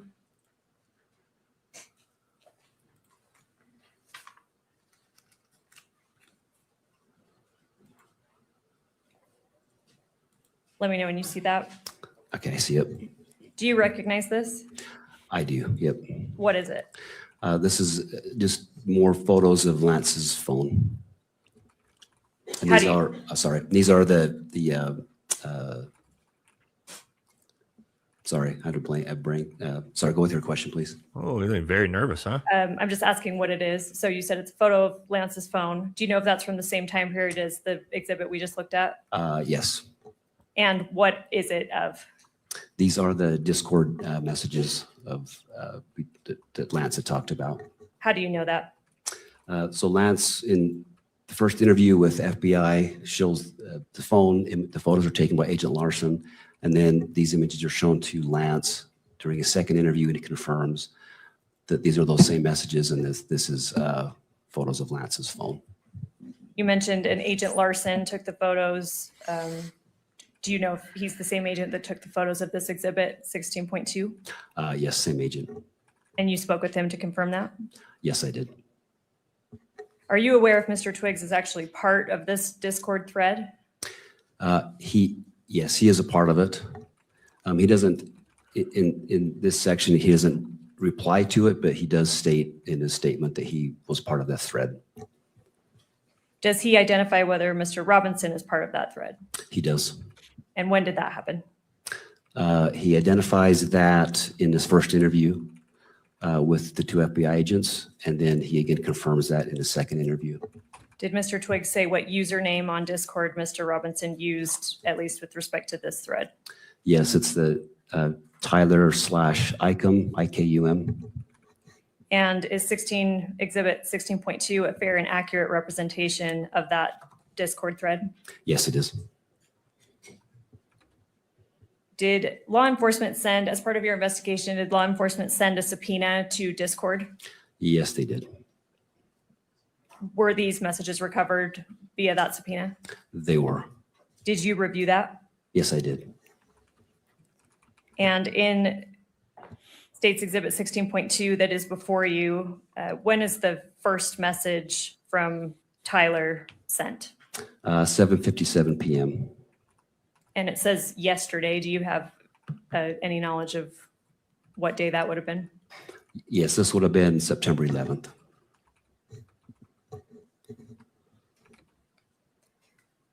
So Tyler sends the first message that you're seeing on Exhibit 16.2, September 11th at 7:57 p.m.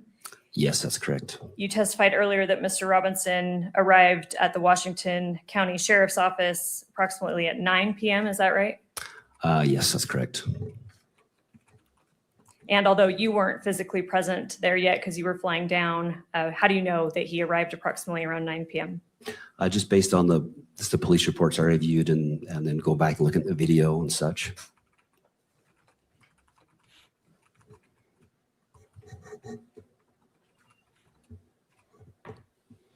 Judge, the state moves to admit State's Exhibit 16.2 and publish it pursuant to court order. Mr. Novak. Thank you, Your Honor. We've already lodged all of our objections on all three phases. All right. Noting the objections, standing objections by defense.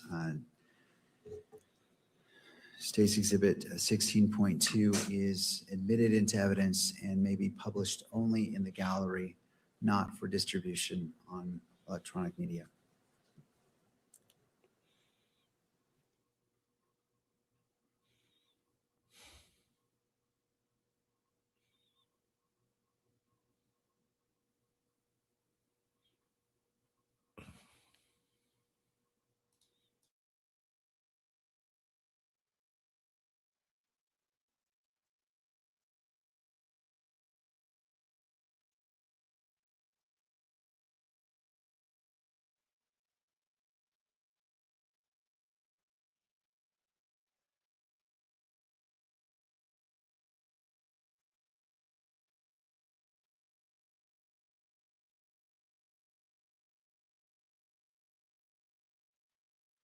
It's like it's dead quiet in here. It's not just me, right? No, I'm like genuinely upset right now. This is the first time that I'm doubting whether Tyler Robinson was even involved unless he was under serious duress. People asking about audio. Right as he said that this can't be published to electronic media, they cut the audio. So I think they're actually watching it in the court and talking about it and stuff without broadcasting it out to the public. Yeah, that's all the stuff they were debating about before. That's why at some points they cut the visual, but you could still hear it. Then they went back to the visual and audio. There's different parts that are being played, public, not public. But this is sad.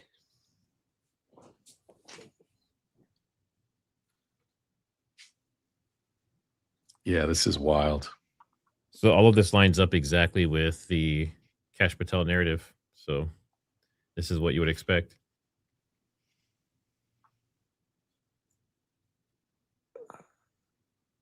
But it's interesting they would show the text messages, but not the Discord messages. Why not?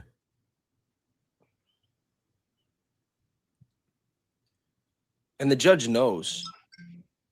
Well, I mean, I can't say that definitively, but like the judge doesn't look happy about this. Mm-mm. Like, think about it. Like, and this is why I said it feels like a show trial. Do you really think that the prosecution, the defense, the judge, Erica Kirk, the people in that room, at this point, based on what we've seen these first 4 days, believe that Tyler Robinson did this? I see it. Do you recognize this? I do. What is this? This is a handwritten note or letter from Tyler to Lance. How do you know that? In Lance's first interview with FBI, he tells them about this letter note he found under Tyler's keyboard per a text message he received. He states from 11 p.m. on September 10th. And so at that point, Lance finds this. This is the letter he finds under that keyboard.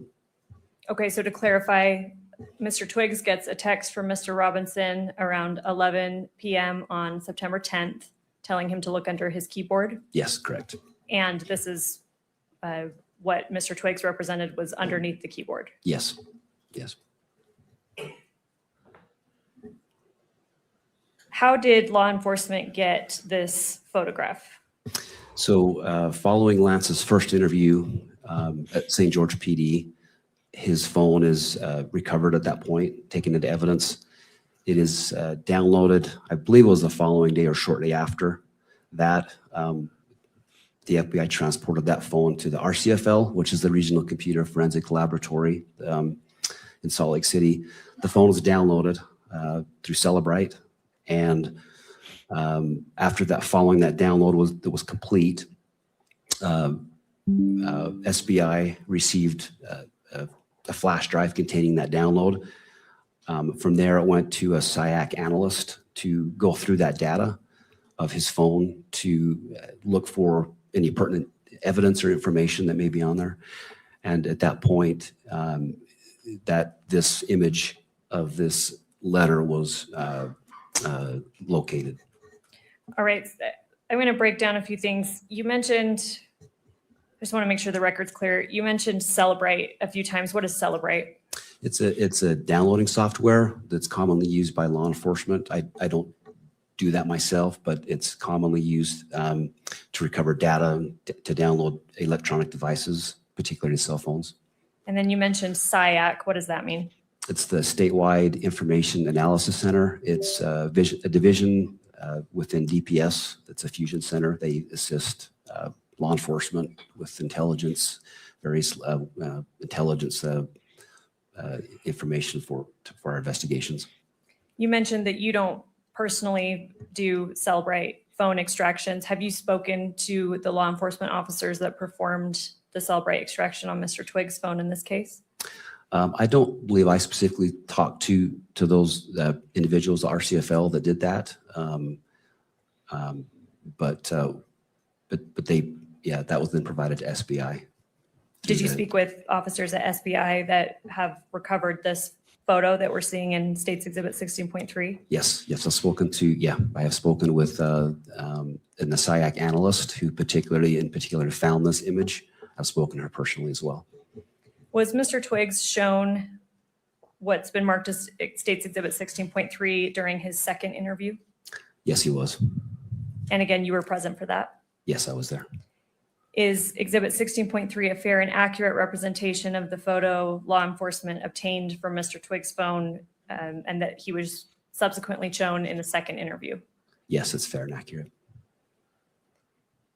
Your Honor, the state would move to admit Exhibit 16.3 and then also publish pursuant to court order. Mr. Novak. Just noting the objections that have previously been made, and I think that the court's order is that it may be published in the courtroom only. Thank you. Noting the standing objection by defense, 16.3, correct? Correct. Is admitted into evidence and may be published only in the courtroom and not be shown or videoed.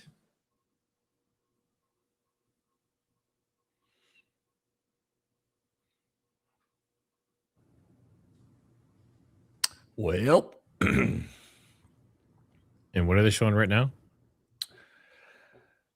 Discord messages, was it? Or is it the note? They Also, did why Discord messages. Why did Kash Patel say that the note was destroyed? Yeah, I heard it was burned and there was a picture of it. That's what Kash Patel said. Yeah. But now they have it? What? Why did the head of the FBI say that Lance Twiggs destroyed the note but they had photos of it, but now they actually have the note? Yeah, because Lance put it back under the keyboard. That's the director of the FBI that said that. Lance said he didn't do anything with it. He put it back down and he left it there. So what's going on, FBI? Also, I don't know if you guys picked this up, but you're telling me that these guys are dating, love each other. They have that, and Lance said he has never heard Tyler even talk about Charlie Kirk, politics, or anything LGBTQ rights related. And then yeah, Tyler I started getting DMs right away about that. Tyler planned all this and didn't even mention Charlie Kirk's name before this to his lover. Really? Yeah, that's that. That's bed slop sell. all over it.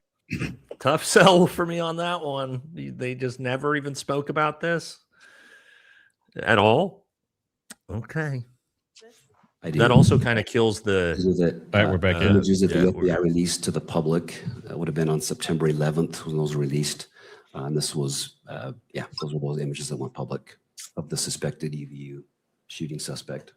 How do you know that? I've viewed the FBI's website, and I recall seeing these images released on September 11th. Does States Exhibit 16.4, is that a fair and accurate representation of what you reviewed from the FBI and that the FBI released? Yes, it is. The state moves to admit Exhibit 16.4 and publish according to court order. Mr. Novak. No further objections, thank you. All right, noting the standing objection by defense, overruling that objection, States Exhibit 16.4 is admitted into evidence and may be published in the courtroom. And again, in the Discord,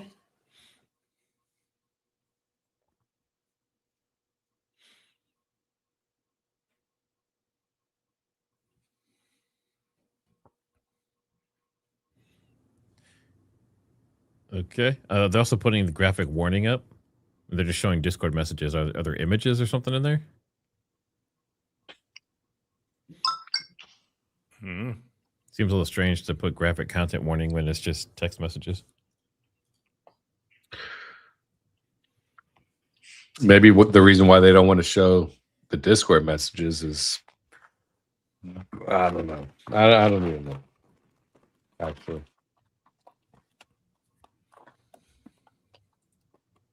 I think that whole thing is faked. But that's my personal opinion. Well, while that's going, Diligent was showing this. Whoa. This is Tyler on the left and some other dude that was there on the right that looks a lot like. Whoa. That was somebody that, a different person at the event? Apparently. Wow. Put sunglasses on, put it in a little bit of a degraded camera.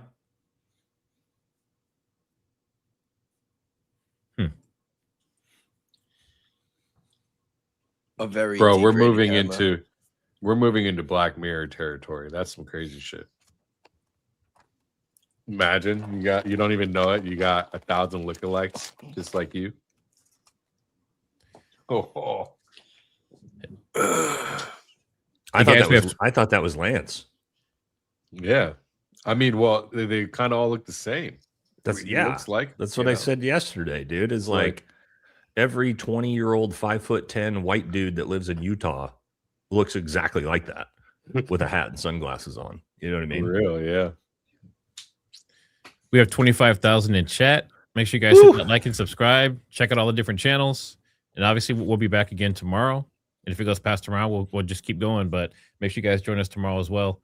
We appreciate all the support.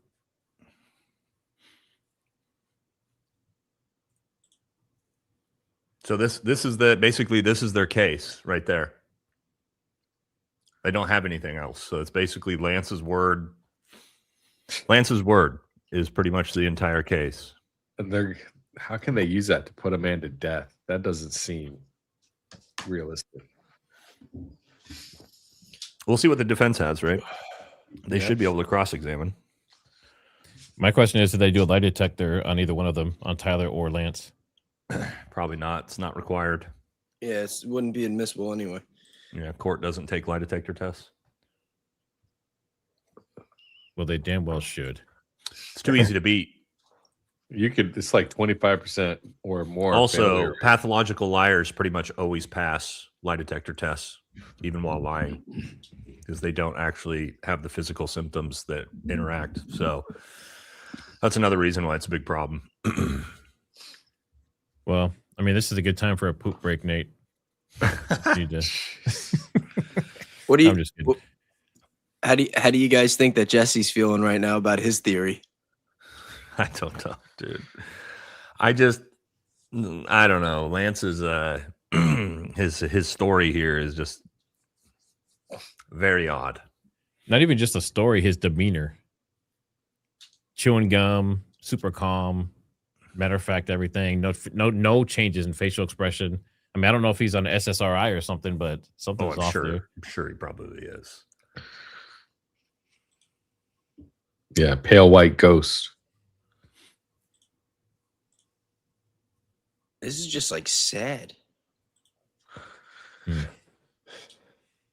right, guys, real quick in chat. If you think we should raid Baron again and see if we can get him up over that 40,000 viewers concurrent, put a 1 in chat. Put a 1 in chat if we should raid Baron again after this.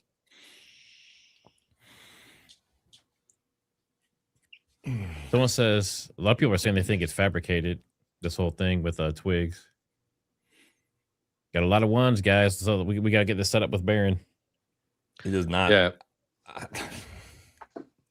I just like also the initial text, like this theatrical Shakespearean, my love, and all these different things. And then the next page is like normal 20-year-old kid dropping F-bombs and LOLs. And it's like, dude, what happened? What happened to the Shakespeare?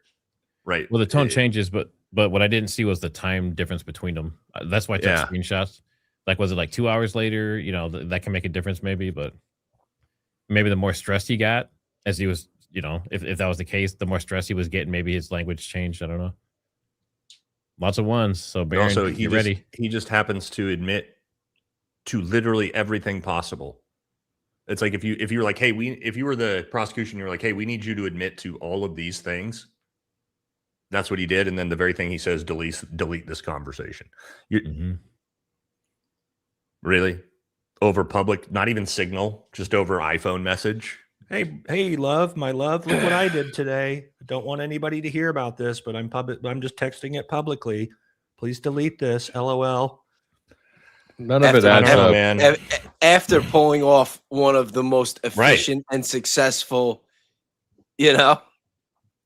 This is the only thing that's going to get him basically convicted would be Lance's testimony. So, like, if he didn't say any word, if he didn't say word to Lance or leave any written record of this, what? Then what? This is the only thing they have. Well, that was another thing that I was curious about. When they keep saying he confessed, who did he confess to? Are they just putting it on the messages? Like, notice Lance, like, he didn't. It looks like it. He didn't definitively ID him on the pictures. Mm-hmm. He said that he never talked about the LGBTQ stuff. That he never or Charlie Kirk. Never talked about Charlie, and he didn't verbalize a confession to Lance. Correct. It's only allegedly from these messages that are shady as hell. Yep. Yeah, it doesn't add up. Anybody could get into a phone. You know, we already know the technology today. Look at this judge right now. He looks like he's questioning every life decision he ever made to get him to this point. Don't worry, bud. Go through with letting this kid get sentenced, and maybe you'll make the Supreme Court. Trump will nominate you real quick. The scary thing, Baze, is you're not wrong when you talk about stuff like that. I know. So here's what Baron said. He said your boyfriend has been gone for 12 hours. You don't know where he went. He left earlier than usual that day. You testify he didn't text at all that day until 11 p.m., but at 4:30 p.m., almost 6.5 hours before 11, you randomly texted him you loved him and didn't ask anything else. Also, look at this right here. Do you guys see this? He says, drop what you're doing. Look under my keyboard. Why does Lance Twiggs already know what he's finding? Look at his response. What? 10 question marks. You're joking, right? What do you mean you're joking? Lance would have no idea what the context of this message is because he doesn't know Tyler had anything to do with this. So why is Lance already? That's a good catch. You're joking, right? How could you? What? Like Lance doesn't know at this point anything about this. Well, so why there's no timestamps though. There's no timestamps. So this could be he looked and then he says, "What? You're joking, right?" Right? I mean, there's no way to know with that. Now, if there's right no timestamps, there's the reason why there's no timestamp there is because that reply came within a window that doesn't need a new timestamp on iPhone, which means that response would have come quickly after that. Previously, that's true. Day that I did it, I believe it's day 2, perhaps. That sounds correct. The court provisionally admitted it. contingent on additional foundation being laid, whether through testimony or through evidence. The court notes that such foundation and testimony has been laid in order for the foundation to be laid for 5.1 to be admitted into evidence for full consideration by this court. And so that is received. As it relates to publication, He's nervous. Look at him kicking around in his chair. taking in consideration the argument by Mr. Novak. See it? Well, first noting the objection, the standing objections by defense, Right. and that is overruled as it relates to the admission to 5.1. But going to the publication, the court understands the argument made by defense that this is going toward perhaps religion, and that the enhancement, and let me just read that from the information, victim targeting enhancement in violation of Utah Code annotated 76-3-203.14 sub 2. Tyler James Robinson intentionally selected Charlie Kirk because Tyler James Robinson's belief or perception regarding Charlie Kirk's political expression, and that was also noted as an enhancement for count 2 and count 7. The court is not going to engage, the court can weigh how this is applied, but it finds it relevant, how it relates to the enhancement is for the court to weigh as it looks at the bind-over decision, and it's not engaging in that decision-making today, but finds that it is relevant, it is admissible to the court, and is publishable to the gallery as well as to the public. And so if the state wishes to publish State's Exhibit 5.1, it may do so at this time. Thank you. Yes, we do.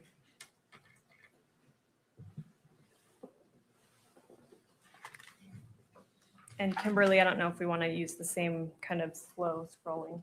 Thank you.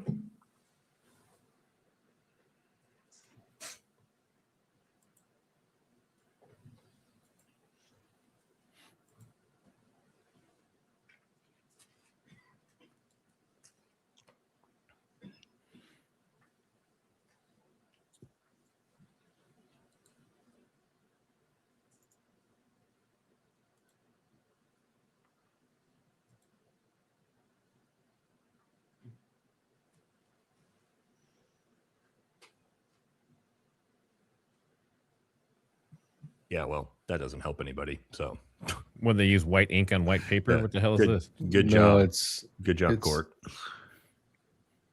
It's the way, it's not white ink, I don't think, is it? I think it's just the No, glare. it was a joke. It was a joke. But yeah, it's pretty bad. But it looks like it. I mean, it does. Yeah, I mean, cool. White ink Thanks. with black outline. Good job, courtroom.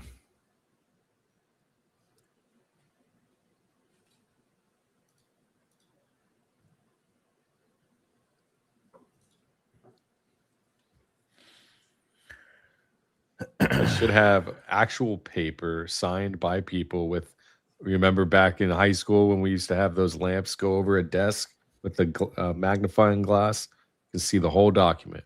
Mm. Ooh, it's like, what is this? All right, I believe that should be sufficient. And Agent Davis, I apologize. I'm going to take you very briefly back to State's Exhibit 16.1, which is the text thread between Mr. Robinson and Mr. Twiggs. Kimberly, if you could turn to page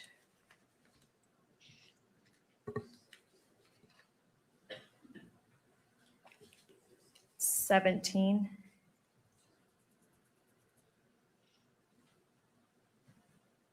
And because this has already been admitted and, court, correct me if I'm wrong, published not only to the gallery, but to cameras at large, I'd ask that it be displayed in that fashion again. All right. Any input from any other party on that request? All right, thank you. It may be published, and the media may pick this up as well. Agent Davis, if I can direct you to the very last message on that page. starting with if any, if you could read that out loud. Okay. This is Tyler. He says, if any police ask you questions, sorry, let me start over. If any police ask you questions, ask for a lawyer and stay silent. My lawyer should be Doug Terry. I'll see if he can reach out to you and make sure the police follow. Okay, thank you. That's all I need from that exhibit. And then finally, Agent Davis, you testified before that you flew down to Washington County Sheriff's Office and observed Tyler Robinson there, correct? Correct. You got his name there. Yes. You stated that you transported or assisted transporting him up to Utah County Jail. Yes, And that you were the booking officer. that's correct. Do you recognize Tyler Robinson here in the courtroom today? Yes, I do. If you could point him out and briefly describe something that he's wearing. He's an individual seated at the defendant's table in the center chair with a gray suit coat and a green tie. Your Honor, if record could reflect identification of the defendant. Counsel? No objection. All right. I'll note for the purposes of this hearing only that Agent Davis has identified Mr. Robinson in court. Wow, good job. And None Judge of us could have done that. You may. We're ready to pass the witness. Thank you. And I don't know if now would be a good time for lunch. All right. We'll go ahead and Better break right now cross-examine for this guy. lunch for 1 hour, well, 1 hour and 5 minutes. Let's come back at 1:30. We'll resume. We'll pick up the defense for cross-examination if they choose. For There we Agent go. Davis. Cross-examination after lunch. That's good. Before we go on our lunch break. Wish I could We'll get- cross-examine that fucking ass. We'll get to see what the defense has to say about old Twiggy boy here. Wait here if he has other things to do. Thank you. Thank you, Mr. Novak. Thank you. No cross-examination. May this witness be What? excused. Yes. Agent The Davis, defense said they had a key witness that can only testify today. So I think what he's saying is he wants that done first to make sure they have time to get to the defense's witness, and then they'll probably come back to it. That makes sense. All right, let me see. Wow. I like literally feel like sick in my stomach right now. I mean, They should get emotional they will about it. cross-examine him, guys. The defense wants to bring up their key witness. They said earlier today at the start of the trial, the witness they have today, today is the only day that he can testify. So they have to get him in. So I think they're going to do that first and then go back to cross-examination of old Davis there. All right, now you heard what they said. So hit the like, subscribe. This is lunch break. We have roughly an hour until they come back. So we're going to hit super chats and just hang out and talk. And this, you guys are more than welcome to hang out with us and obviously come back if you're going to go do a quick break or something. But we will do super chats here in just one moment. I'm going to order pizza for my kids and then I will be right back. So you guys got about 5 minutes and then I'll be back with you for super chats. Yeah, buddy. I don't know, chat. What do we think? What do we think? I don't know. I don't know if old Lance is coming across as very credible to me so far. Yeah, very shady to me. This whole thing it's the same as what we've been getting this whole time. It's the same. Nothing's changed. Just more slop. Nothing pointing in any indefinite direction or definitive direction of Tyler. Maybe like why all the video and stuff? Why not just use GPS footage or GPS metadata from the phone? You know, they said they have his phone. They say that. Why are they showing images or video? They could literally just show that as well as that. Hopefully, they have something. If not, it's you're sentencing a man to his death on the word of somebody else and putting them on trial on the word of somebody else and just some footage. And obviously there's multiple people that look like him there. And the photos on that the they've word showed us- of someone else who's potentially involved in the crime. Exactly. That's kind of a problem to me. It is a big problem. DNA on the evidence. All of it. Yeah. You know, so it's like also, you know, hopefully defense has all those questions in cross-examination. Just a lot of these things, you know, like the engraving bullets. He was engraving those where he was talking, like asked about that like a month beforehand. So he'd been like planning all this entire time. And again, but the point is also never once he mentioned Charlie Kirk's name. I was just about to say the boyfriend or the friends, but he was planning this the whole time, and he just kept throws the motive. silent. Sorry for cutting you off. I'm just like, no, you're good. I'm saying the same thing you are. I wish Matt didn't disappear because you guys were talking over each other. He said I shouldn't get emotional about it, but the thing is, like, I'm not like emotional. This isn't like a mental thing. Like, this is like a physical thing. Like, I feel physically sick to my stomach, and not just for Tyler Robinson, because we still don't know what his level of involvement, if he was under duress, you know, if he wasn't involved, you know, but like this is our country. This is our justice system. Like, this is what's supposed to keep everything balanced. What's supposed to keep people going. You know what I mean? Like, if this is what it is, then what does that say about the rest of it? What does it say about our Constitution? What does it say about the future of our rights? You know what I mean? Like, what kind of world is our kids going to grow up in? I've said from day one, as soon as the TPUSA, mainstream media, the president, everyone involved immediately was like, this kid's guilty. Nobody else is involved. Ask no questions. Shut your mouths. I was like, oh, it doesn't matter what happens. They're going to railroad this kid, put him into death, whether they have zero evidence or all the evidence. That's what they're going to try to do. No, and we're seeing it right now, right? Where we're just like, so your biggest, all your evidence is hearsay. You have no video or photo evidence actually of this guy committing the crime. They don't even have a motive there. They don't have one clear picture of Tyler Robinson on that scene. They don't have one clear picture of a weapon. The only evidence of a weapon is a bullet that came from a different gun, which is the same caliber round that we've all been hypothesizing would have been used had he been shot. Some text messages from a boyfriend that look like total bullshit. That's it. This is their case. Is that good enough to convict him on the jury of his 12 peers? And Erica Kirk is sitting in the front row right now, hoping that this kid gets the death penalty.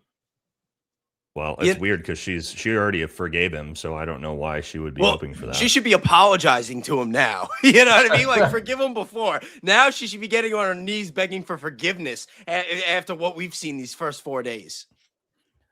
It's just, I don't know. Like, I was expecting real evidence, right? Me and Matt talked about it. I was like, I've said on my channel since day one, if you can show me clear footage of Tyler on the roof with the rifle taking the shot, and you can actually see that it's him, all right, I'm on board to be like, okay, it was 1 in 100,000 Powerball shot that this happened, right? But there's none of it. There's nothing. So what are we doing? Right? It's just like the word of some random psychotic kid. That's the case. I don't know. That's where we're at, and it's scary. I always tell people it could happen to any one of us. You know, that's why I'm covering this. I believe this is important because if it could happen, and indeed, maybe Tyler was involved in something, but being alone doing this, I don't believe that. And no way. The way that this is shaping out to be some weird, crazy psyop, especially if they have people look. I can't imagine. You know? And you already know what Fox News and all these other scumbags, you know, like the right wing conservative, you know, people that still push this type of nonsense.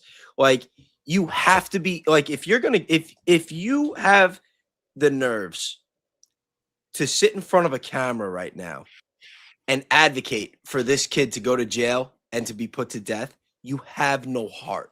At this point, right? At this point, yes. Good. Thank you for correcting me. At this point, there's nothing that we've seen that makes you go, this kid is guilty for sure. To your point, Baze, like, you are so intellectually dishonest if you're trying to push that as the narrative. Like, yep, lock case, all the evidence in the world. It's like, and yeah, there's still a chance this will go to not. trial, and more will come out, and then we'll see something to make us think otherwise. But, like, you know, and again, like, we're 10 months in, and we've been hearing, just wait till we get there. Just wait till we get there. And like, this is it. This is the first week. All this rhetoric that we heard for 10 months, they were building it up to this, like assuming the sale. And it's like, now that we're here, it's like, yeah, I can't even think of the right analogy off the top of my head. Yeah. Yeah. Chat's going absolutely crazy. They are feeling probably the same as all of us. I mean, it's right. It's just feels like it's right in our face, and it's on purpose. I just can't help but feel that way. Yep.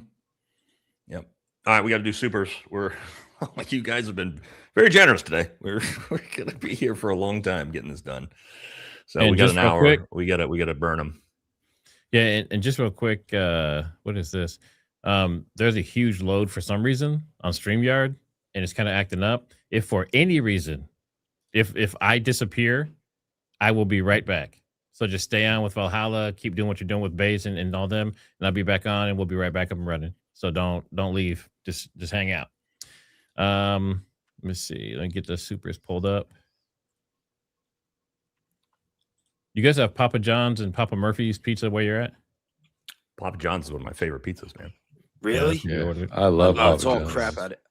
I mean, I live in New York, so there's like, yeah. Oh, well, you have good pizza out there. Yeah, I Yeah, got well, good yeah, pizza. that's different. That's We have different. we have government pizza. Yeah, I live in Oregon, bro. There's pizza chains. That's what you got. All right, ready? Let's do it. Yep, let's cruise. Stacy Noble, watching Base react to X-Base convo was so funny in Base. Spoon's ready. Lots of Alpha coming. Christ is king. Kyle Wilbur, thanks for becoming a new member.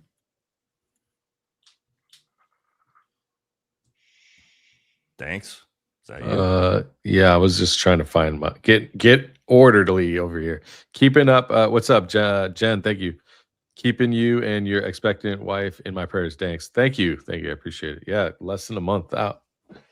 Thank you, That's Jen. exciting. Is it your first one? Second. Now you know the drill. Yeah. then.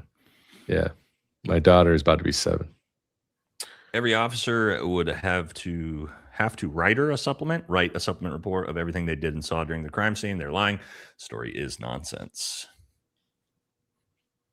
I mean, you would probably know this better than anyone else, Valhalla, I think, here. But if they're giving these statements, shouldn't they have it down to like the second of everything that happened in super like vivid detail, or is this pretty common? Like, is it common to see it this loose? Like, I think it might have been. No. They would have it. They wouldn't have like every he said this sentence at this timestamp, this sentence at this timestamp, but they would have the general timestamps of like, hey, I pulled him over at this time, right? Interrogated him, let him go, took him to jail. That'd be timestamped, yeah, for sure. But not just like, oh, sometime around 9, yeah, he got detained. Yeah, no, they would, especially brought into the station, they would have that to the second of all of those things. So, video showing his right leg stiff walking, then 1 second later, his left leg is stiff. Yeah, Ian showed that the other day. Did you guys see it? Yep, we saw that. Brian says Charlie did this to question to Candace once. What's one thing all enslaved civilizations had in because I'm on? There was more slaves than masters. Well, yeah. Brittany Gordon, thanks for the super. Why not match cell phone metadata and cell phone tower pings for a slam dunk day one? Weird LOL. I think that's coming. Yeah, it's probably coming.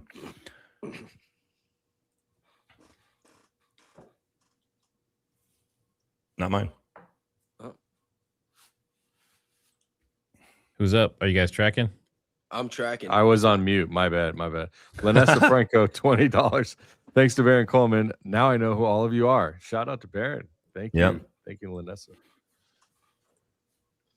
Had in common. My bad. Yeah, we got it. We're good. Bays, saw you were in a late night live space last night with some characters. Did you learn anything relevant or interesting? I wasn't in there that long. I was kind of just shooting the shit.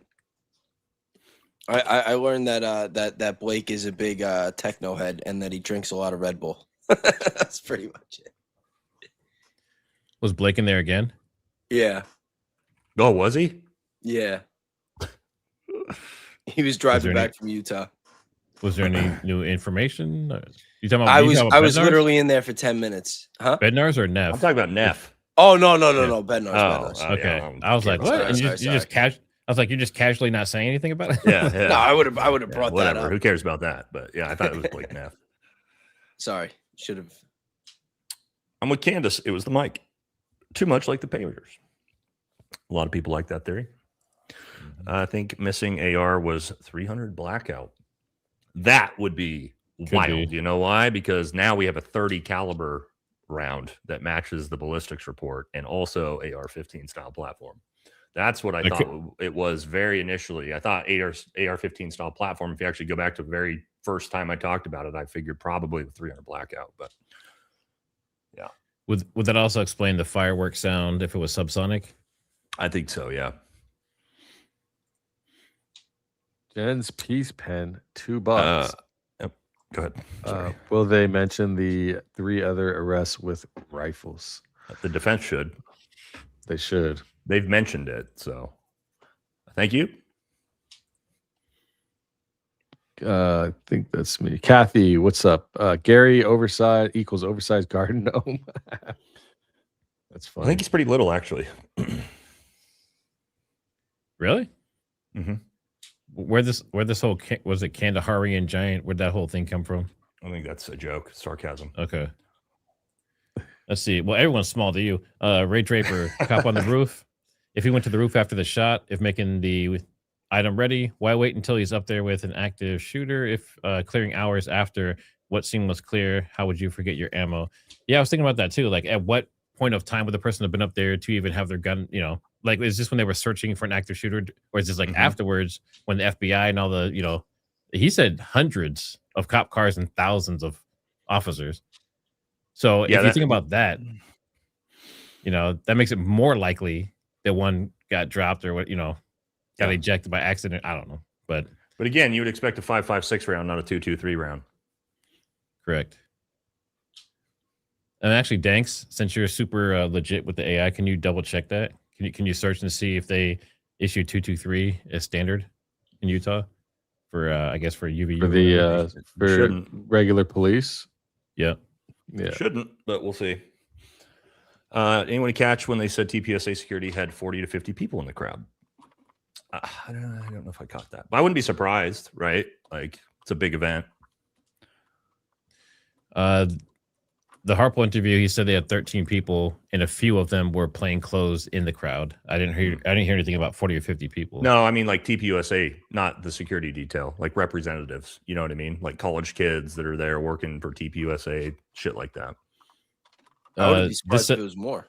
But this says specifically TPUSA security had 40 people in the crowd. No, the security didn't. Security detail was what, like 11 people, 12 people? I think they capped at 13 was the 13 is what it was 12 with like a wild card that came in last minute or something. Yeah. Okay. You might be mixing up TPUSA security with the feds. Yeah, with that. Let's see, Jan Jack. Why is Lance always called a furry? Who came up with that? And was it to make him seem weak and not possibly involved? The media did. Right-wing media. There's something interesting searching this. What'd you get? So I said, does the state of Utah Police Department issue a standard 223 bullet as rifle ammo? What is the typical rifle ammo distributed? And it says there's no single wide statewide Utah Police Department standard issue, since Utah has no unified state police department. There's UHP plus hundreds of independent municipalities and county agencies, each setting their own policies. They got Utah Highway Patrol. They phased out M14s in 2013 and Remington 870 shotguns. Everything from AR-15 patrol rifle, Colt. They've got unified authorized ammo includes 223, 5.56, interesting, 9 mil, 40 caliber Smith & Wesson, 45 ACP. There. Yeah, they're all at 22 mag. Yeah, so it could have been the hundreds of officers all over the place, and someone biffed it somewhere. Maybe. I just still tough sell that you're on top of a white roof, ejecting, rifle rounds, and just, no big deal. I'm just going to leave this here. I don't know, man. Is Bigfoot a suspect? At this point, maybe. I believe Tyler is left-handed. Watch him today in the court. Holds his pen in his left hand. We'll be on the lookout for that. That's an interesting one. Tommy the Third, Dankster supporter. Welcome. How'd you guys get John Oliver for the chat? Danks does look like John Oliver. Now I can't Does he? unsee it. Yes, dude. Now I gotta look at somebody here. I have to look this up. You don't know who John Oliver is Don't look. from last No. weekend tonight? You do. Oh my Oh, god. okay. Yeah, you do. Get Look just outta like here. him. Crazy. You look like a bigger version of him. I probably am. That's funny as shit. I can't do shit about this right here. I was like, I can put my contacts on maybe. It's probably the glasses. How many witnesses are going to be disappeared? Who knows? April showers, May flowers. $20. Thank you. Do we know what happened to the witness that wanted to talk to a reporter same day it happened, but was physically stopped? I do remember that. Yeah, that student or whatever. The TPUSA kids like ran up and stopped him from talking to the reporter. I do remember that. Yeah, but I don't that know. was the same person that Phil Lyman was doing the training on the script. Remember? That's the same kid. Yeah, so you're that right. kid was like practicing the script with Phil Lyman, and that girl was filming, and it was like a team of Phil Lyman team. Then he goes, and that was after they had rehearsed it. That was like, I think the whole thing was a show. All of that. Yeah, you're right. I do remember that. Yeah. Renee Crisis King, thanks for the super chat. Hi, gentlemen. Thank you for covering this. I can't believe this evidence will give probable cause. No way in trial, in my honest opinion. Want justice ultimately for Charlie. Yeah. And I think it's interesting because there's two different camps. There's like the Charlie Justice camp, then there's the Tyler Justice camp. Yeah. No, I'm not in the Tyler Justice camp at all. I'm in the Charlie Justice camp. I want to know the truth about what happened. Same. If that means Tyler was the one that did it, that's fine. If that means he wasn't involved at all, that's fine with me too. I would just like the truth. Let's see. Sheila Lawrence, thanks for the super. Sass did it. Light Yagami. Yep. Okay. Thank you for the super chat. Nancy Harris, you cannot see the silver gas cap. I was actually gonna look at that. There's a chrome gas cap on the left side of his Challenger. You cannot see the silver gas cap when the car is leaving the garage, and there's also an obvious cut in the tape when he was walking to the car right before he pulls out. Love you all. Go Max. Yep. Philippe, 50, Valhalla, Bangkok is great for hair transplant. When you're there, watch out for the little Blake Neffs with honkers. My boy, I was in 1st Special Forces Group. I've been everywhere in Asia. I'm well familiar with everything in Southeast Asia, homie. And they loved him I can even tell you where in Bangkok, in Soy Cowboy, where you can go to find that if you'd like, by the way. Not that I would know. Do you like Southeast Asia as I just love like it, visiting? Yeah. That's what we call real Asia. Yeah, it's beautiful. I love it. Yeah. People and everything. Vin Diesel was in town driving a Dodge Challenger, filming Fast and Furious 28 with his family in the car. Oh, it could be, the bald driver, dude. That is, that's the comment of the day, I think, so far. That's funny. It's hilarious. Emmy Joe, I vote Matt and Danks. Talk nerdy to me. Talk nerdy to me. Hey, I got you. If it's, but actually, I'm taking her. I don't got you. I don't know if it's a woman or a man or something in between over there. It's Emmy. Joe. So I think Emmy that's Joe. Okay. yeah, Oh it's yeah. probably a Emmy woman. probably a woman. Yeah, but that could be like Luna. So you got to be careful these days. Yeah. Luna. Thank you. Intrigue K, where's the video evidence? The head of SBI saw TR in the woods twice and any change of clothes found. Thank you all. I That's don't think right. they They have didn't it. show that. Nope. Paul Pearson, thanks for the super. 223 DNA. Yeah, we don't know if they've I'd done like anything. to see that. Yeah. Good point. Should have found a fall guy with a smaller caliber pew. Mm-hmm. Would have made the case a lot better. Mm-hmm. Oh, you're on mute, bro. Oh, You're sorry. muted, base. Truth matters. Thank you very much. Most body cams show a low battery indicator on the recording before the unit dies. True. Worth investigating, I think. If his It also- model, Go ahead. Sorry. if his model was one that does, justice would require a perjury charge, I think. But that's justice, not just us. Yeah, and most of them will notify the officer as well. Yeah, I was gonna say I thought they had an audible tone or something that went off. They do. Well, maybe not in Utah. I don't know, but with the cameras there, it had to pick up the cop as he was ascending to the roof. I'd also like to hear the radio transmissions from the police department. Yep. Kimberly Davis. This is JFK Magic Bullet Neck EKMK Voltra Charlie Manson vibes.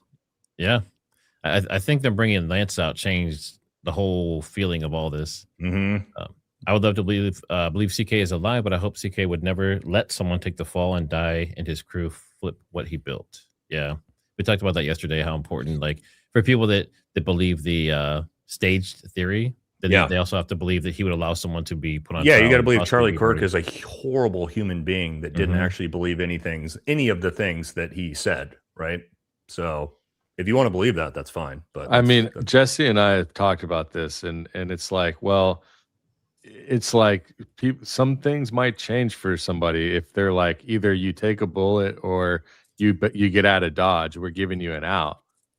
I mean, what do you if it's possible that he could have taken an out, you know what I mean? I don't know. I still think that all of this is bull, you know what, bull hockey. So what's a better explanation unless it's literally a cover up where there's hundreds of people involved, at least 50 to 100.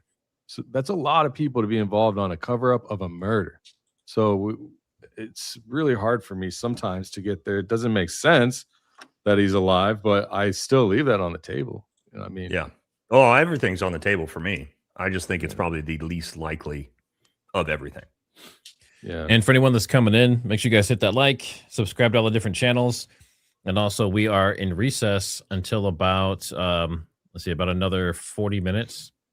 So we're just going through super chats and just hanging out until that comes back on. Baze, you're looking good. What moisturizer are you using? No, that's my central air being broken. That's just sweat. That's your sweat? Yeah. Sweat and good lighting. What was that product in Tropic Thunder, like Booty Sweat or something? Oh yeah, that's one of my favorite movies too. Yeah. That movie's so Sponsored by funny. Baze. Renee, Christ is King, thanks for the 5 Trigger Smart memberships. Everyone, make sure you guys give a big thanks and show her some love in chat. How do they select the judge that resides? I don't know, because this is his first trial in Utah, I believe. In Utah, it's on a lottery system. It's just randomly pushed out. Yep. My thought as to TR's involvement, he met with TPUSA, was told to go on the roof when the event happened. He shit his pants and ran. If you believe in the patsy theory, sure. Which I do. I personally think he was a patsy. So 223/556 does not tumble on its way to the target. Yes, it does. Eventually, shoot far enough, it will. Every bullet will.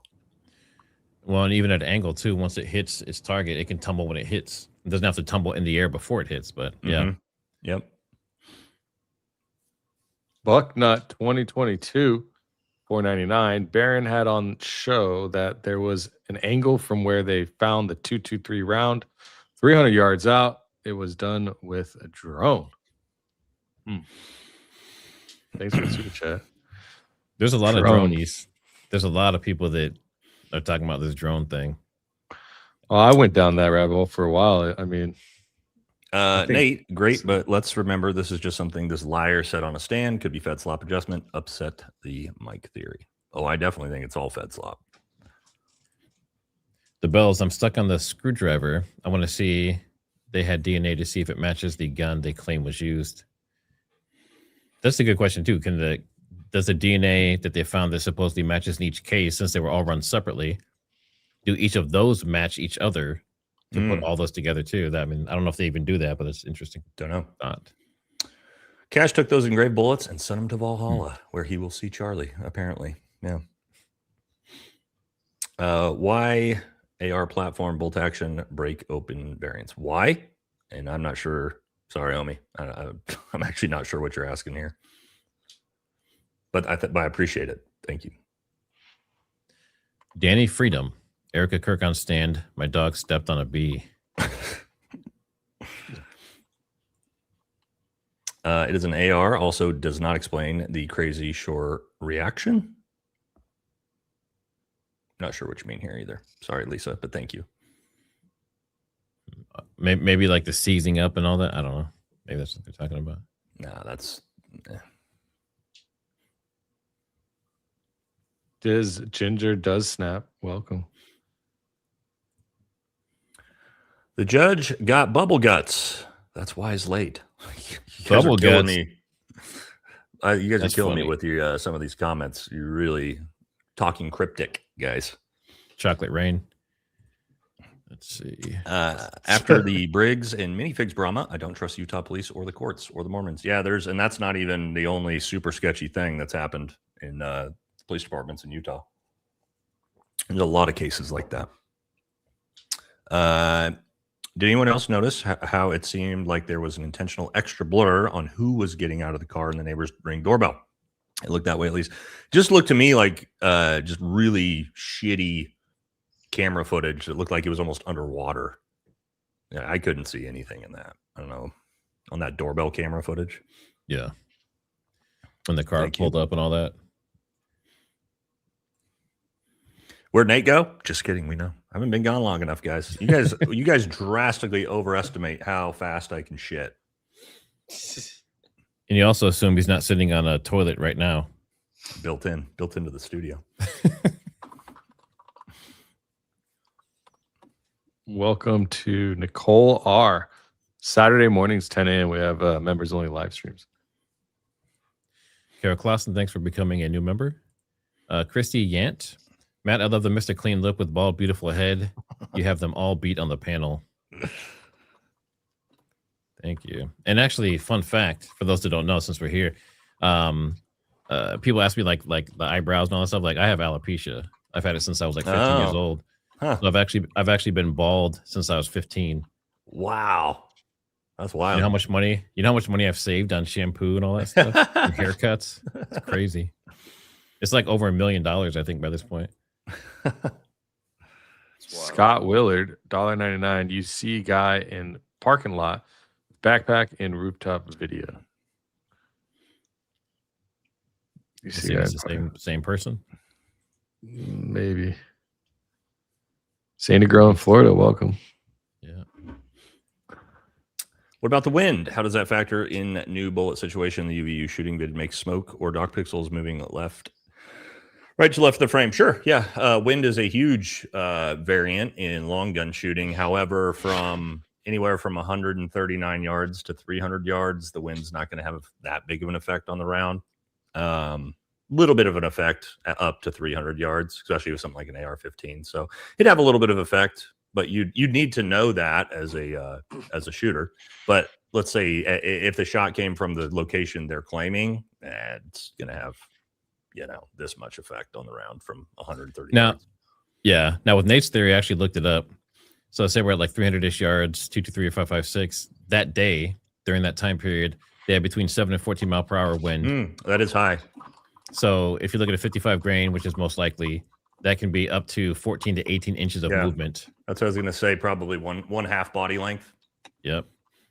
But I mean, but here's the thing: if you're a professional shooter, that's no problem. 7 mile an hour winds at 300 yards. I mean, you just aim probably half a body length off center mass, and you're going to be just fine.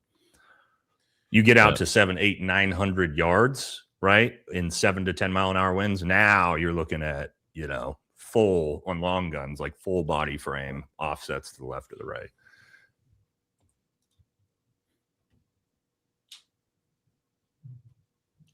Is this me? Made a quick reference site for the evidence, charliekirkevidence.com.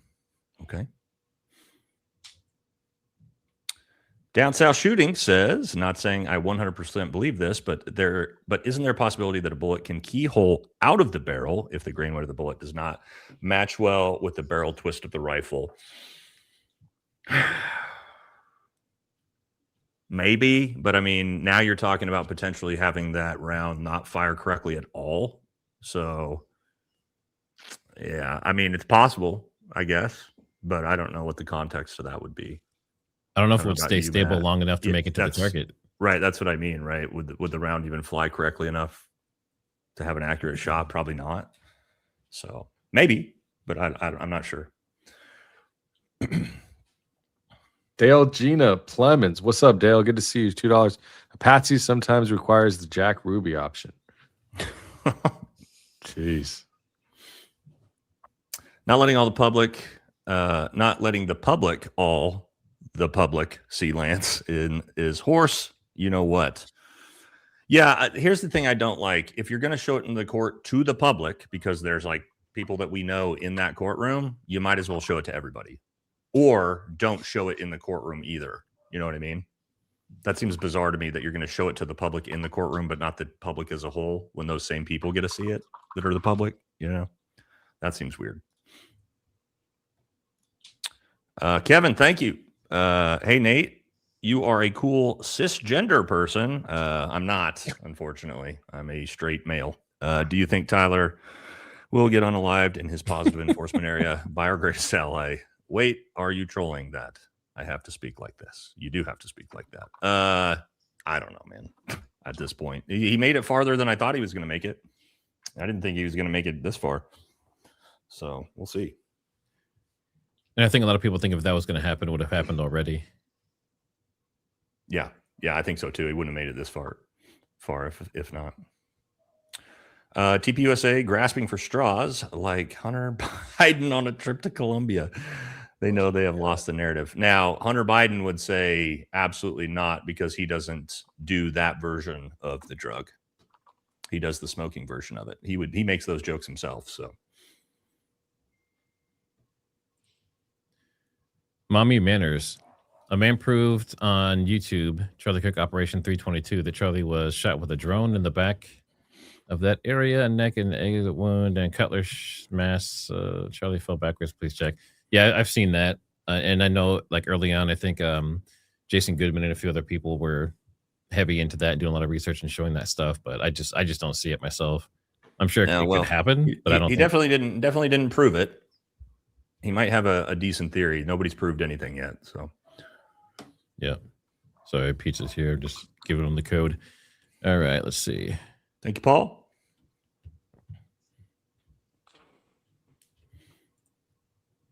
He called Tyler a she. That was funny. He did say that at first, and had to correct himself. Was it after the Luna name thing? No, it was in the morning. Oh, okay. Said Mrs. Robinson. I mean, Mr. Robinson. Woofy says everyone involved in the preliminary hearing works for the state, even Tyler's defense team, judge, witness, prosecution, defense. This is a trial, literally kangaroo court. I mean, you're not wrong. Excuse me. Lethal Latin. We either have a transferee, Jason Bourne, sniper, or government setup. Mm-hmm. Yeah. Which could be possible. I don't know. I mean, have you seen any of this stuff, Nate? There's been a huge amount of people on the left and liberals and stuff that have started doing that. There's like we have yeah, go ahead. In our competition shooting scene here in Oregon, where I shoot, there's always like a whole group of like 12 of exactly that show up as a group. It's actually really popular in that community in shooting. Paul Pearson, they've effed this up so bad a court appointment lawyer couldn't even pull off a cover up. Appointed lawyer? I'm not sure what that. Yeah. What are you guys' thoughts on Erica Kirk's lawyer? Is he a lawyer? Wait, is that the one that's yelling a lot? Or is he an actor? Because he does not act like a lawyer. This emotional outburst theater is embarrassing. Actually, I agree. Same.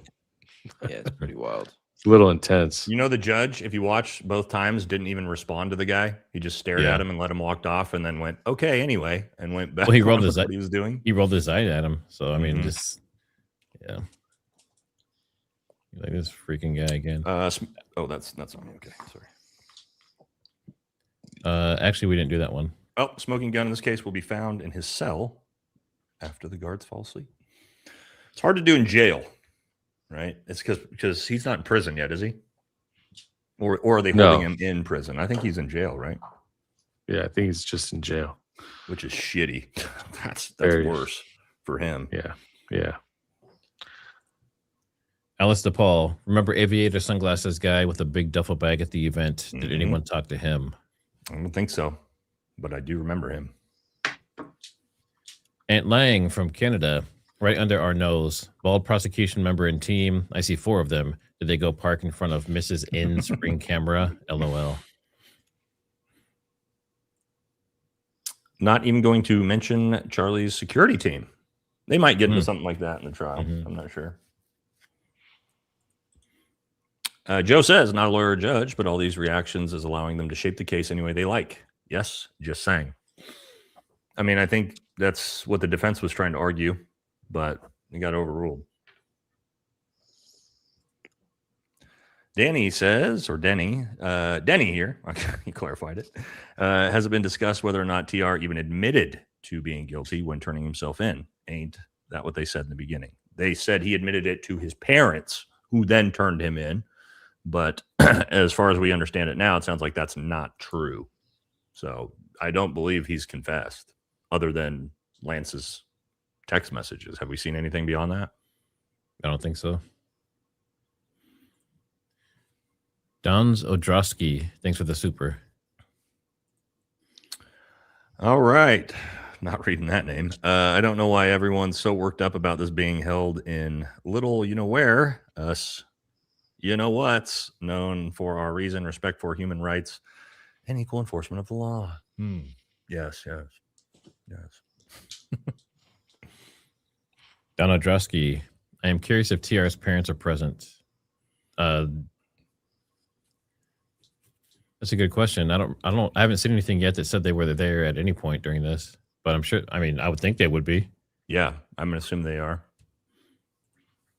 Kevin says, Tucker doesn't say unalive or our greatest ally. Well, none of us are Tucker Carlson with the biggest platform in the world. So fortunately, the rules we have to work around are a little bit different than Tucker, my friend. He is independent, so he can do that. Yep. This is court filibustering. What a joke. You should all wear maroon hats and black hats and glasses. That would be funny. I don't have a maroon shirt is the problem. I'd have to go buy one. Yeah, I don't think I do either.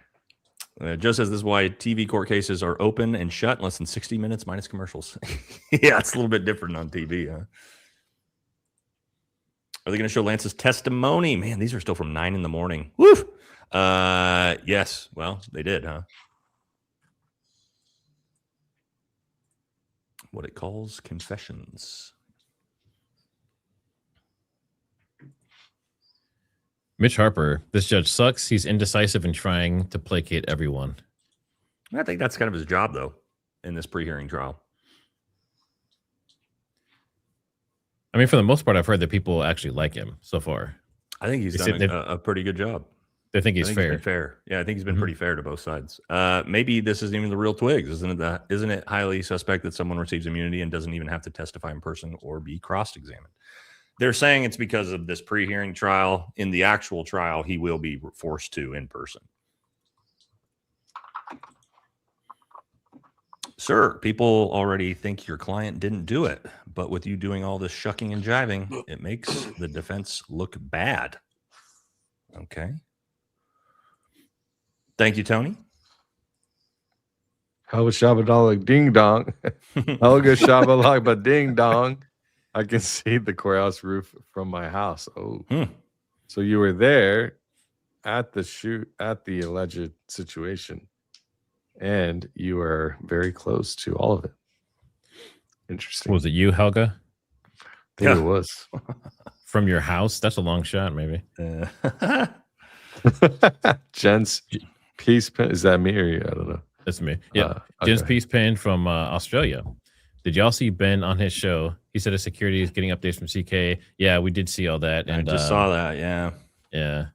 Which, I mean, doesn't make sense. I mean, so if something's happening to one podcaster or one personality or whatever that's like in the politics and there's something major happens, I could theoretically see communication to like alert the other ones, but they weren't on good terms. So they didn't. No, they hated each other. So that doesn't. Yeah. It doesn't make sense.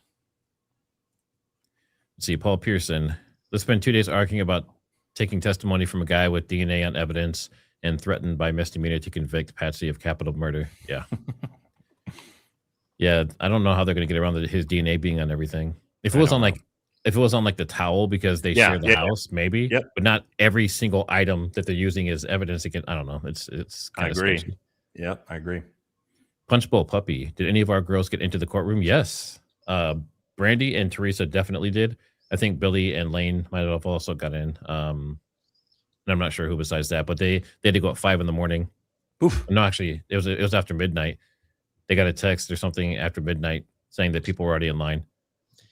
I think Lala got in too. I'm waiting to hear back from her. I think Brandy Siciliani actually is like in the news because she was sleeping. She had like a mat and her blanket and everything, was like laying down sleeping in the middle of the concrete, like in front of the courthouse. I don't blame her. That's dedication. Mm-hmm. Congrats. I like or dislike TPUSA even more now. That's even possible. Colleen, welcome.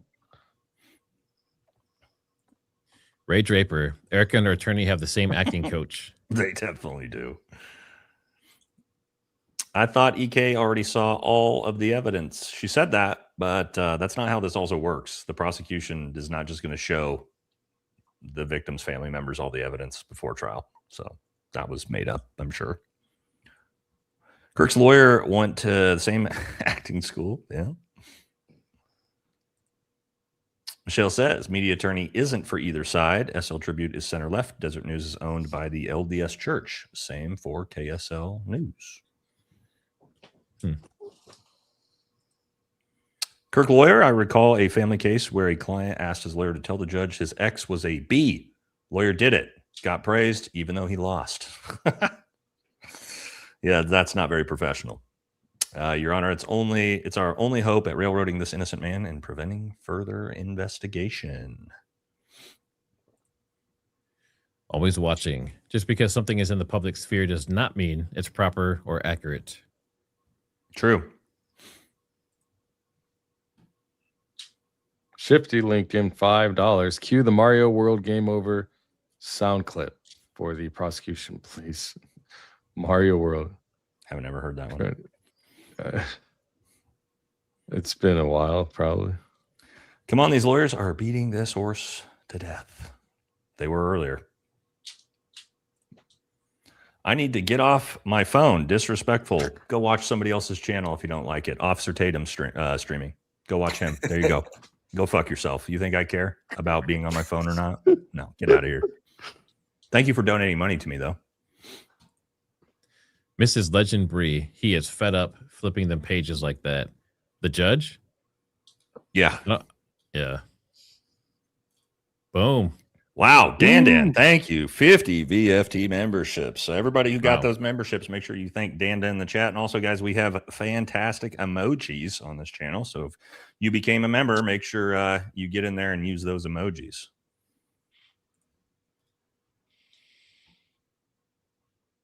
Thank you. Shifty Lincoln, hey Charlie, I feel you, bro. Go to the theater. They said it'll be fun. They said FML. It's leading towards a setup. Let's see. Ono Kakaila. I don't know why I put an accent on that. EK forgiveness. EK forgives Tyler, yet wants to bury him and his right as quickly as possible. I mean, what qualifies as a speedy trial? Do you know, Nate? I mean, it's been a year. Yeah, but that's normal for high profile cases. Look at Luigi Mangione's case. They're in like what, year 3 almost now? So and then they drop. Then they drop most of the stuff, and he's he's like almost everything dropped from his charges because the police effed that up so bad. But yeah, I mean, it's not that normal. I think what we consider speedy trial, we would expect like, hey, a couple months. But yeah, it can take years for these big ones. The Kirks have a right to wait for the trial. I'm sick of it. The Kirks, Erica, start a freaking Cry Harder charity for kids in need. Love you, Bays and Nate. Thank you. Friends with Matt says the liars unalived Charlie, and now they're lying. I don't know. Well, maybe. I don't know. I don't know who did it. I'll be right Kelly back. Warner. I just don't believe the FBI narrative. All right, base. This is all BS. EK wants transparency in court, but not in real life. She doesn't have to answer any questions. No, I guess not. Mrs. Legend Bree. They were speaking on another case using case law to support their argument when they said that about threatening, not this case. Okay. That's happened a couple times. Yeah. They're so smooth how they slide it in there. Like what? Tyler did meth? Nah, it's usually because I'm eating food. But thank you. Melania Catherine, there we go. Wouldn't Erica's lawyers already have all this info? Not necessarily. He's doing nothing but making her look more suspicious. This trial is nothing more than convicting the public. TR is guilty, and it's so obvious. I don't know. I would assume they can't just give out evidence like that, right? No. Shifty, it won't go fake tears Eric Kirk's way, and then Jack Ruby will pop out of the woodworks. A lot of people have that comment. Dons of Drosky. At this rate, the preliminary hearing will go longer than the trial. Let's go. Yeah. Swall says, this is boring. I'm going to share exciting news instead. After 10 years of trying, my wife and I are expecting our first kiddo. Love y'all. Well, congratulations, brother. Congrats. That's awesome. That's awesome. Don't forget the Pixelated Man also has evidence. Has evidence? My theory, multiple patsies on campus dressed the same. First one to go MIA gets the charge, which was TR, weird game of Duck, Duck, Goose, Patsy. There's a lot of them dressed like that. I'm just looking at the side comment. Someone said there's a new computer science building southwest of the Losi Center, like Agent Davis said, but it's not on Google Maps or Earth. That'd be interesting. Huh.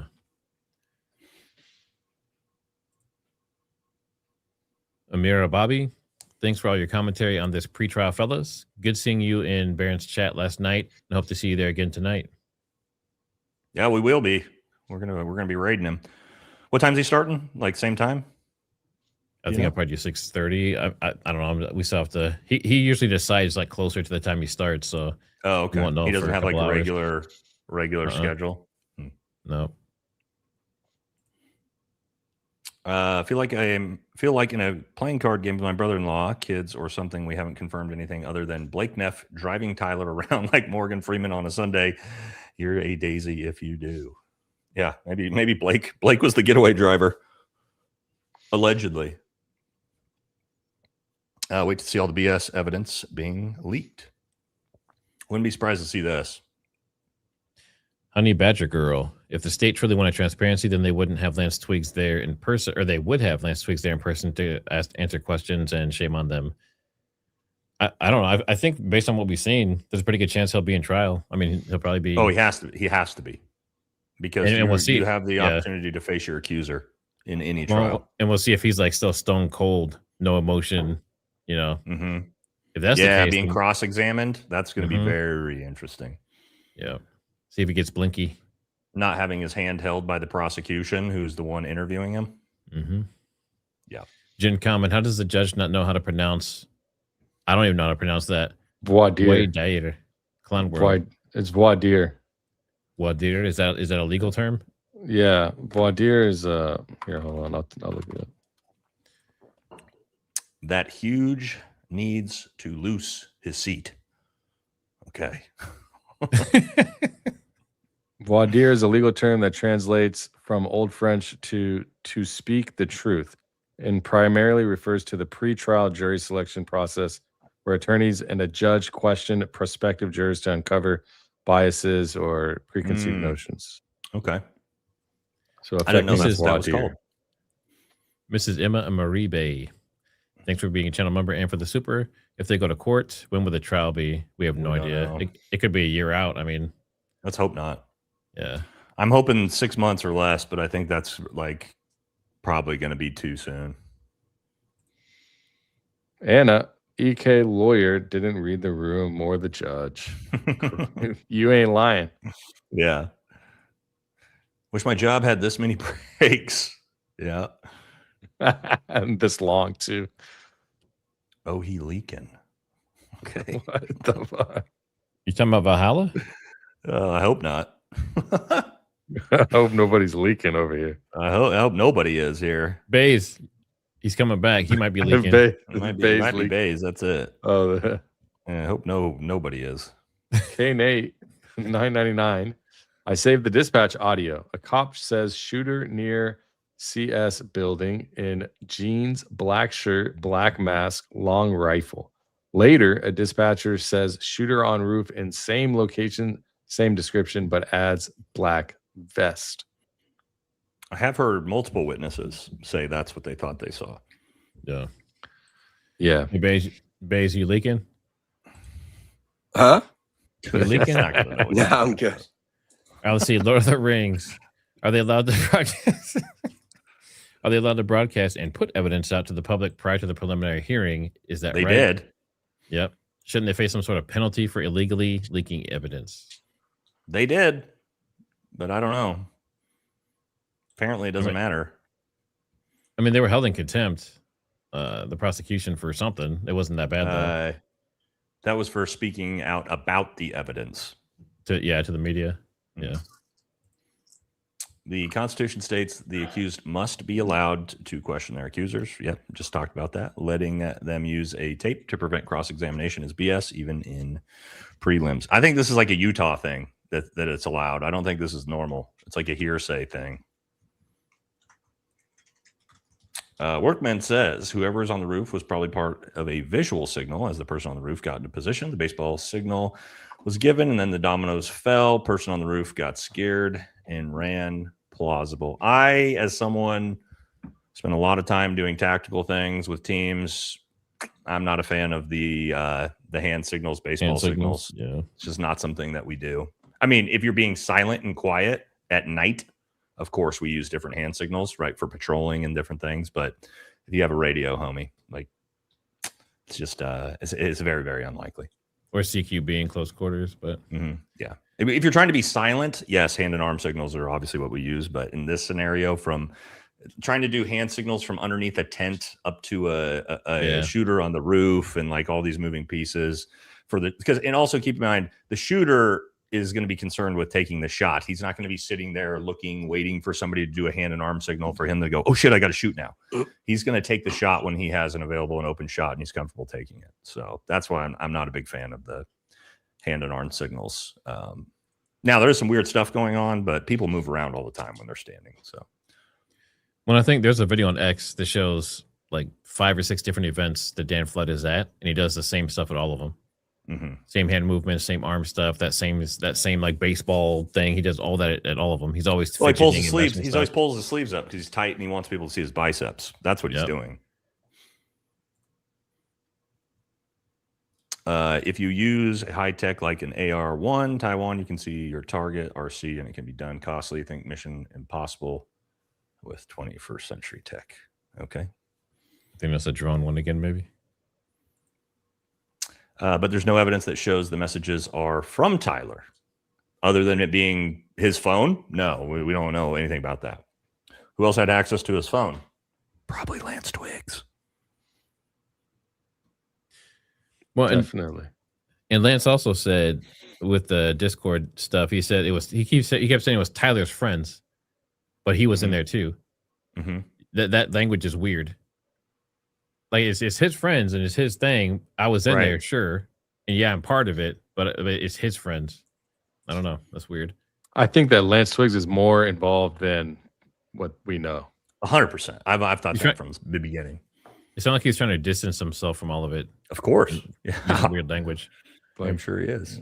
Yeah, I know about this. Let me give them information, keep myself off of the chopping block. Who's up? Oh, the pic on X Twiggs looks like guy and stairs. Okay. Yeah, a lot of people think it looks like Twiggs. Oh, we talked about that yesterday. Yeah. Yep. Dralatina, thanks for the super. However, at the trial proper, the defense will have an opportunity to bring in more testimony from Lance, including asking about his original September 2025 statements. All is not lost. Mm-hmm. And thanks Yeah, for being a mod. cross-examination should be super interesting there. Yeah, and thanks for being a mod, and thanks to all the mods who are here with us, helping keep everything clean. Much appreciated. Shout out to the mods. JP Hanks, Twiggy already took money, compromised already. I want to know more about his family's financials and what's happened since. Didn't we went over that last night, Baze, didn't we? Couple LLCs and Yeah, the family. Was it you that looked it up? That Yeah, it was family has something weird going on with It's like a faith and family nonprofit website for some kind of thing that's like registered in Texas. And then they have all these little LLCs, like 7 or 8 different LLCs that were formed since like January of 2026. That's weird. Then obviously the house got paid off. They moved. Yeah, I don't like that. know. I'm going to work on my I don't camera like for a that. second. I'll be right back. Yep.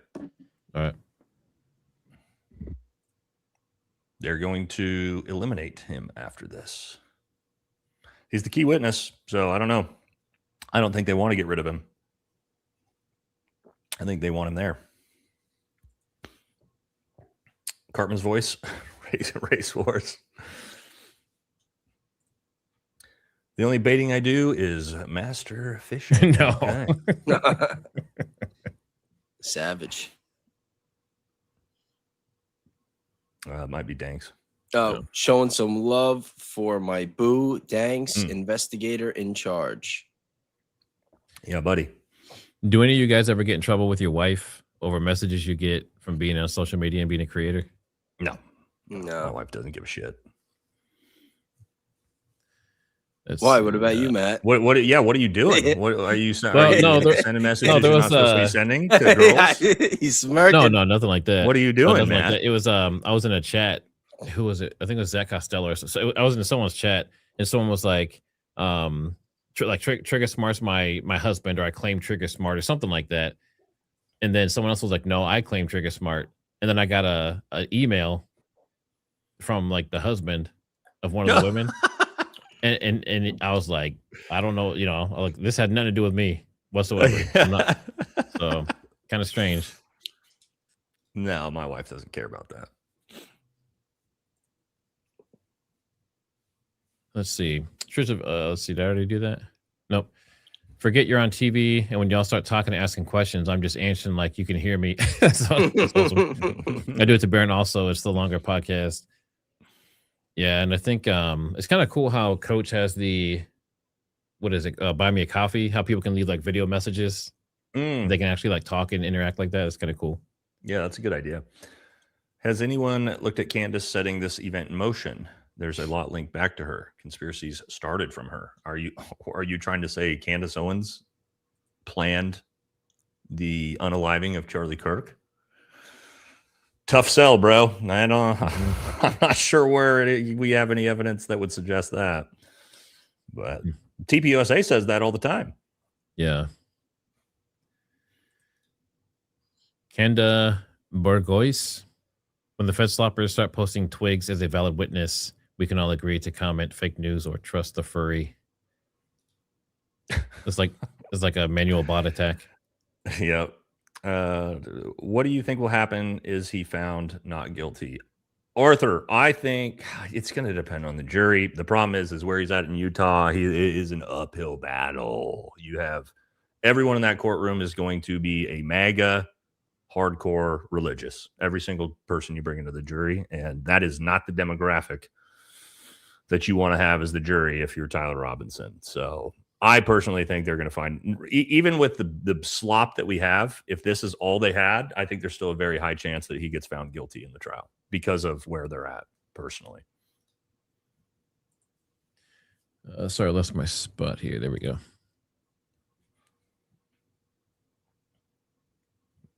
Might be Danks. Pops, thanks for the super. Stinger and everyone with common sense wonders why the judicial system is such a shit show. Yeah, it is. Lil Sis Crispins. Is that the name of your cat? Tyler, I'm trying to look at the picture, but I can't tell. Tyler's a 4.0 GPA. He was supposed to leave like crooks and messed up the plan. I mean, it makes sense. I can't imagine them wanting this to go to trial. Like if this wasn't going to trial and there wasn't, all this stuff coming out, I don't think it would have been as obvious. Danny V777RA, thanks for the super. We are about to see April vid of LT with limited immunity. Yep, we watched that. So this is hearsay of hearsay fed to LT. Yeah. Thank you all again, day 4. Yeah. That's what we got. So okay. So they kept saying that something about McBride from the FBI, but isn't the lawyer's name also McBride? Or is that the McBride they're talking about? That's starting to confuse me now. Yeah, I was getting a little confused too. If you know in chat, can you let us know? Or send me an email or something. I'm starting to get confused about the McBride thing. We should lead with, why was Tyler meeting with TPUSA in the morning, and who exactly were they? EK and AK don't want to discuss that. Sounds like Blake Neff doesn't want to discuss that either, based off of him he was asked about this, and he refused to talk about it. So, yeah, I think we all want to know what's going on there. Amanda Danunda, thanks for becoming a channel member. Mama Nani B, thanks for the super. There's been no evidence so far that convinces me most of those images are TR. Still leaning toward an intentional mic malfunction. You guys are great. Thank you. I ended my 20-minute call with Mitch McConnell earlier to watch the stream. Yeah, he's doing well from what we heard. 223, shooter aim for, 300 yards of drop, hit, neck. How much drop would we have from 300 yards at a 2-3 round? 12 inches, maybe? Just off the top of my head. 12 to 18 inches, probably. That sounds about right, yeah. I think you'd have more drop than that. If he was aiming T-box, caught here, that's actually, no, you would probably and be more downhill. drop than that. And downhill, He probably would have hit him in the chest. If he was just aiming T-box here. If he was aiming high, top of the head, maybe. Yeah, it says somebody, that was math off the top of my head, guys. Anybody want to run that math? Any ballistics guys in here run that math for us? It says 11 to 13 inch drop. 11 to 13. What did I say? 12? Yeah. Wow. Yeah, we got, boys. He's good. He's good. But Gary would say, I don't know anything about firearms. So there you go. Can experts say the video shows Taylor 100%? No. Even Lance they Twiggs refused couldn't to say say that, actually. Yeah, and Lance Twiggs said he couldn't even identify 100%.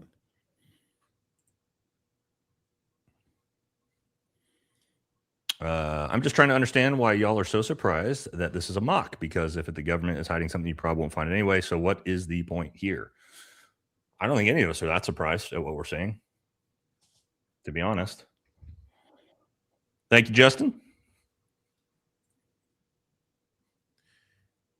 Nadine Mason, thanks for the super. Imagine what would happen if EK pivoted post pretrial and declared she was no longer convinced of Tyler's guilt. Love you all.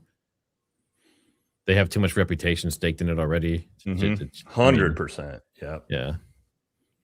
Because that would include Trump and everyone else too who said the same stuff. Yep.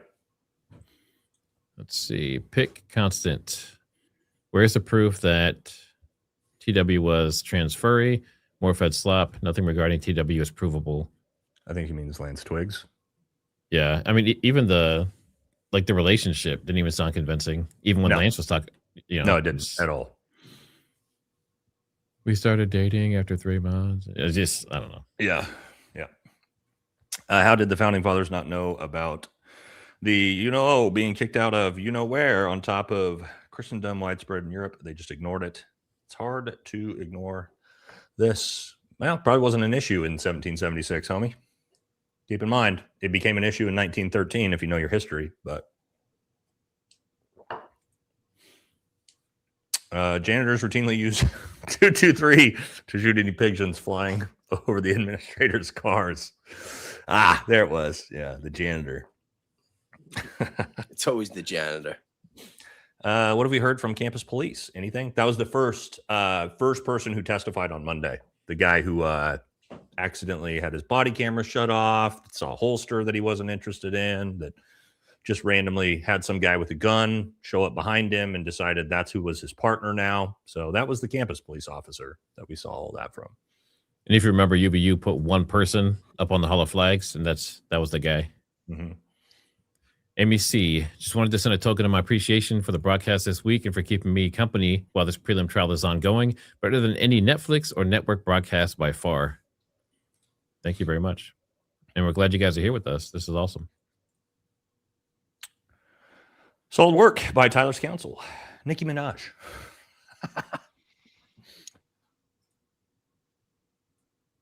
Sorry. Chrissy Meeves, do you think 223 was meant to take out Tyler Robinson, Matthew Crook style?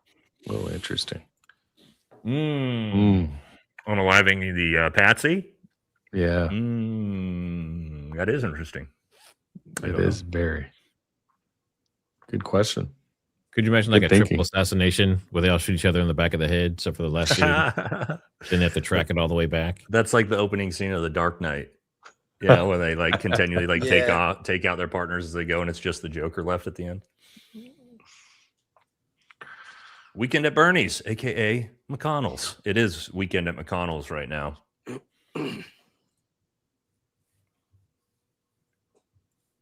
Not me. Marcellus, $10. Are we thinking Boom could have been last resort in case shots were missed? Also, the stick that was found by the lab coat dude may be foldable. Sticks placed around for accessibility. I don't know. Boom. Basically, they're talking about a failsafe, right? A failsafe. Yeah. If you're trying to take somebody out, you want a failsafe if whoever is your shooter misses the shot, which is possible, right? I mean, I don't know. We don't know, man. That's what's frustrating. We're supposed to be back from recess any minute now. So keep an eye out for that. And we'll keep going a couple more. Thank you, Marcellus. We'd like to see the 223 round, but we all know their body cam went down right before that. Parent show was fired last night. Catherine, what do you think prompted Tyler to turn himself in? If he did, he figured out he was being framed. Twiggs told him too, they will kill you. Trader's remorse. There's a lot of theories, but yeah. Well, we already know. No, there's no theories. We know. The family friend who was a former sheriff went to his house and told him, you need to turn yourself in or they will come kick in your door and probably shoot you in the face. Yeah, so he's basically the prosecution has stated that multiple times now. So that's why he turned himself in. He was told to by a former sheriff. Which is not necessarily an admission of guilt. Nope. You skipped over Beavers twice now. Yeah, we're back in. I just had to get past this. Give me 1 second. We left off with Agent Davis being excused from the stand, no cross-examination, and turning to the state. Are you ready to proceed? State Call Sergeant Jennifer Falmuina. All right, Sergeant, if you wouldn't mind coming forward and being brought into the courtroom.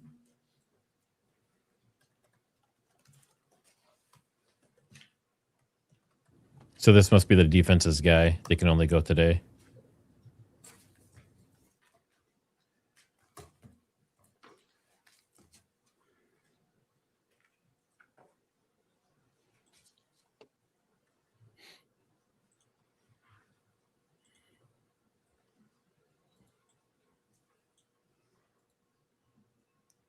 Right, Sergeant, if you'd like to come forward, you're still under oath from your previous testimony from the previous day. So if you'd like All right, I'm going to go grab my lunch. I'll be right back. Witness stand, be seated. Sounds To good. your left, behind the monitor should be a bottle of water. After you're situated, if you wouldn't mind just pulling that microphone toward you to ensure that the audio is picked up. Mr. McBride, your witness. Sergeant Falmuina, good afternoon. Good afternoon. We briefly covered some of your involvement in this case the other day. I want to return back to your initial assignment to this case. When were you first assigned to go to the campus of Utah Valley University? On September 10th of 2025. What time did you get that assignment? I believe it was approximately 1:30 p.m. And where were you when you received that assignment? I was at our headquarters office in Salt Lake. And did you go directly down to the campus? Yes, I did. And will you describe what you're seeing as you arrived there? Yes, when I arrived there, I actually arrived near the south end of campus. And that's where I saw multiple police cars as well as multiple officers from various agencies. Then I was asked to respond to our command post, which was in the Fugel building there. And the Fugel building, we've had some testimony about this, but is that just to the south of the courtyard? Yes, that is. And were you there while officers were securing campus? Yes, I was. And do you know generally how that was done? I don't know the specifics, but I do know that officers were canvassing the area, trying to look for a suspect, but also trying to see if anyone else was injured, and then making sure that the scene was secure and that no unauthorized people were allowed in. And I think you testified earlier. What was your primary assignment? My primary assignment at the campus, as well as throughout the case, was to oversee the crime scenes as well as the physical evidence. Before you could do your work on the crime scenes, did the campus have to become secure? Yes, it did. And did that involve making sure there was no active shooter on campus? Yes. And did that involve officers searching buildings and clearing buildings throughout campus? Yes. You mentioned that were there multiple areas that were processed by you and other crime scene analysts in this case? Yes, there was. Would you like me to go over them? Let me direct you to a few of them. Well, yes, please mention the scenes. Yeah, so one scene was a courtyard area, or I guess what we could also refer to as the amphitheater where the event took place. The other scene would have been the Fulton Library, where there were two bus stops. And then another would have been the wooded area. And then the last one would have been the Lolosi Center building, as well as the ground below. All right, let's start with the rooftop. What was who was assigned to process the rooftop area? The team that was assigned to process that was the Utah Bureau of Forensic Services, or also known as our state crime lab. And generally, what does processing an area involve? Processing includes documentation, sketching, as well as taking photographs, marking, as well as labeling evidence, and then determining how to package them properly, as well as also just trying to ID anything probative. On the rooftop was evidence found? Yes. What types of evidence were found on the rooftop? One item of evidence that was found was a screwdriver. Another one would have been what we believe was the shooter's perch. That was determined that was easy to see at night. Using oblique lighting, we could see disturbances in the gravel on the rooftop. And then on the northeast edge, our team also found some swipes on the ledge of that rooftop that was also collected. Okay, so northeast ledge. And is this the dropping off point? Yes, it is. You said swipes. What does that mean, swipes? Swipes is, I would describe it as kind of hand marks or any type of marks that is left by something that causes some type of disturbance. Okay. And where on the ledge were those located? Those were located right on the edge of that right on the edge of that rooftop. And then right below, we also had some other swipes as well as some other impressions. And then below that was a glass window where We also located some latent prints. Okay, I want to return to what you've referred to as the perch, the sniper position. Were measurements taken from that sniper position to the tent where Charlie Kirk was seated? Yes. Do you know the distance? Yeah, so the distance from the perch area directly to the tent where Mr. Kirk was sitting was approximately 415 feet. If you take into, and this, if you break it down, so from the perch to the tent, you're looking at is basically like this. And this is the perch and this is the tent. And now As you're opposed- describing, I'm sorry, I have to make a record. You're describing an angle, a slope downward from the perch to the location of the tent. Is that Yes, accurate? I am. Okay, Thank go you. ahead. Yeah, so the angle, so again, the distance, the perch to the tent was approximately 415 feet. If you think about it, or without taking into account the elevation drop, it was actually 410 feet, so just horizontal straight across. And then the elevation difference between that is approximately 68 feet. 400 feet, 410 feet from the perch to the tent with a 68-foot vertical drop. Is that Yes. right? On the rooftop, were shoe impressions found on the rooftop? Yes, there was. Did those who processed that area of the crime scene collect the latent prints and the shoe impressions that you've talked about? Yes, they did. This is a good point to read a stipulation into the record. All right. The language of this has been agreed upon by the parties. The parties stipulate that investigators at the crime scene observed latent fingerprints and a palm print on a glass window near the area where the individual landed when the individual jumped from the rooftop of the Low C Center at UVU. SBI fingerprint examiner Elisa Farmer examined images of these latent fingerprints and the palm print and determined that only 3 of the latent prints, 11B, 11C, and 11D, were of comparable or of poor comparable value. She excluded Tyler Robinson as the source of any of these 3 latent prints. Ms. Farmer reviewed other prints on the window and found that they did not have adequate value for comparison. Subsequent examinations of these 3 latent or actual latent prints by the FBI were inconclusive. That area that was described in that stipulation, is that the area in the glass window that you're talking about? Yes, that is. That's on the northeast corner of the Low C Center. Yes. And that's the area where we see in a video an individual drop from the roof. Yes. I want to move on to another area, the courtyard. First, will you describe what that area of the crime scene looked like? Yeah, so when I arrived on scene, you have different steps. I believe there were maybe like five or six covered in grass. When I was there, there were personal belongings spread throughout. There was a tent towards the west end of that courtyard area, as well as some banners and some barriers as well. Was that area processed for evidence as well? Yes, it was. What was done to process that area? Photography, as well as just examining the tent area to see if there's anything there. And who is assigned to process the courtyard area? The FBI. I want to take you to another area, a wooded area. Was there a wooded area that was processed as well? Yes, there was.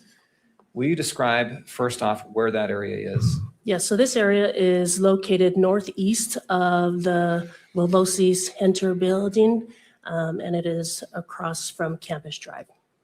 Your Honor, could we publish Exhibit 35, please? Yes.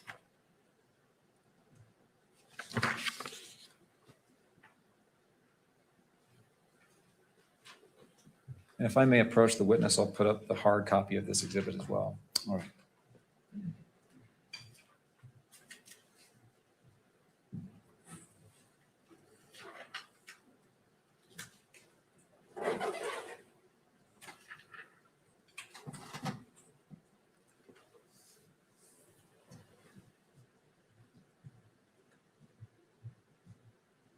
Can we publish oh, thank you. All right, on the screen in front of you, Will you take a look at Exhibit 35? Yes. Do you recognize that? Yes, I do. Will you take a moment to orient yourself on that map and tell me when you've found the relevant points that help you understand what this map is of? Yes. Do you see the courtyard on that map? Yes, I do. Kimberly, can you zoom in to the courtyard area, kind of the center of the, there's a pointer on the screen. Is that the courtyard? Yes, that is. All right, now the Low C Center, will you describe, well, let's jump to the wooded area. Where is the wooded area that you're talking about seeing that was processed? Yep, the wooded area, if you go from the courtyard and you go northeast, you're going to come across this big parking lot. And then if you just go directly north to that. Okay, this is, at this point, it might be easiest for you to actually indicate on the physical map. If you don't mind just standing up, give you a handheld mic here.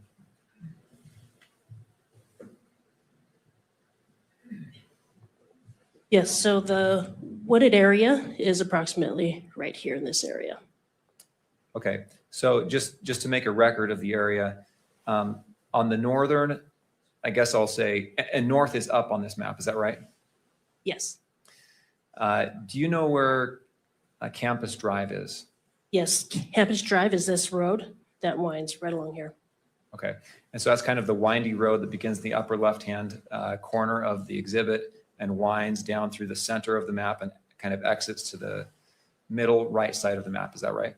Yes. And the wooded area, where is it in relation to the Campus Drive? It is north of Campus Drive. Okay, kind of in that, probably the center right of the map, is that right? Yes, that's correct. Will you describe, first off, what is on the south side across the street from the wooded area? Yeah, so on the south side of the south side of the wooded area, we have the computer science building, which is to, I guess, east.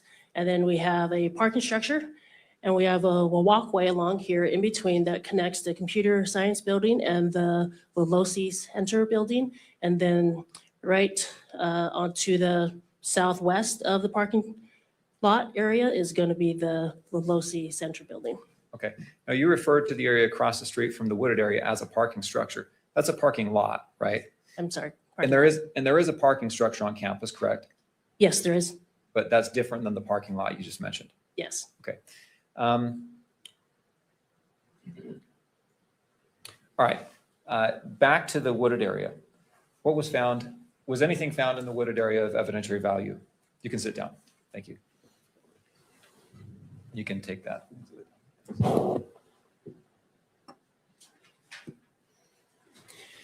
May you repeat your question? Was anything of evidentiary value found in the wooded area? Yes, in the wooded area, a rifle that was wrapped in a dark colored towel was found there.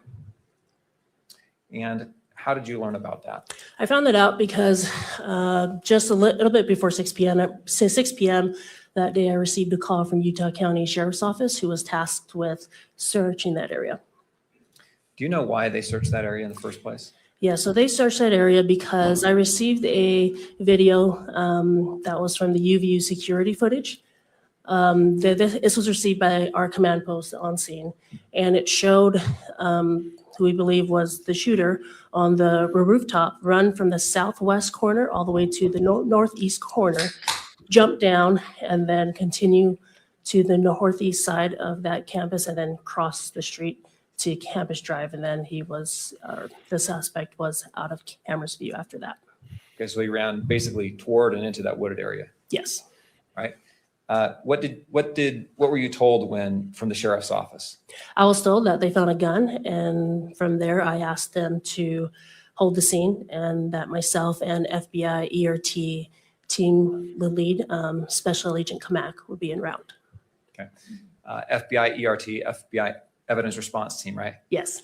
All right. Did you go to that area? Yes, I did. Did you observe the weapon? Yes. Will you describe what you saw? Here we go. What I saw was a rifle that was, or at the time before even having removed it, we found, or in the bushes, we found all you could really see was just a dark towel there. So pictures were taken of that, and then eventually the gun or the towel was removed. And then once we removed the towel from the bushes is when we uncovered that the towel was actually used to wrap the gun in. Have you reviewed State's Exhibits 10, 10.1, 10.2, and 10.3? Do you remember reviewing these? Yes. And are they accurate photographs of the weapon when it was recovered and shortly thereafter? Yes. I move the admission of State's Exhibits 10, 10.1, 10.2, and 10.3. Defense? No additional objections. All right, and as it relates to publication, if any? Yes, I would ask that these be published at all 3 levels. All right, any input, Mr. Burt? Same objections. All right, I'll note the standing objections from defense. Those are overruled. And 10.10, 10.1, 10.2, 10.3 are admitted into evidence and may be published both in the courtroom and through the use of the camera. If we can please publish number 10, thank you. You have in front of you on the screen Plaintiff's Exhibit 10. Will you describe what we're looking at here? Yes, what we are looking at here is actually the bushes where the dark colored towel and the gun were found. You can kind of see the dark colored towel towards the right-hand side of the screen in the middle, right middle. Kimberly, can you zoom into that area, please? All right, is this a better view of the towel? Yes, it is. If we can go to Exhibit 10.1.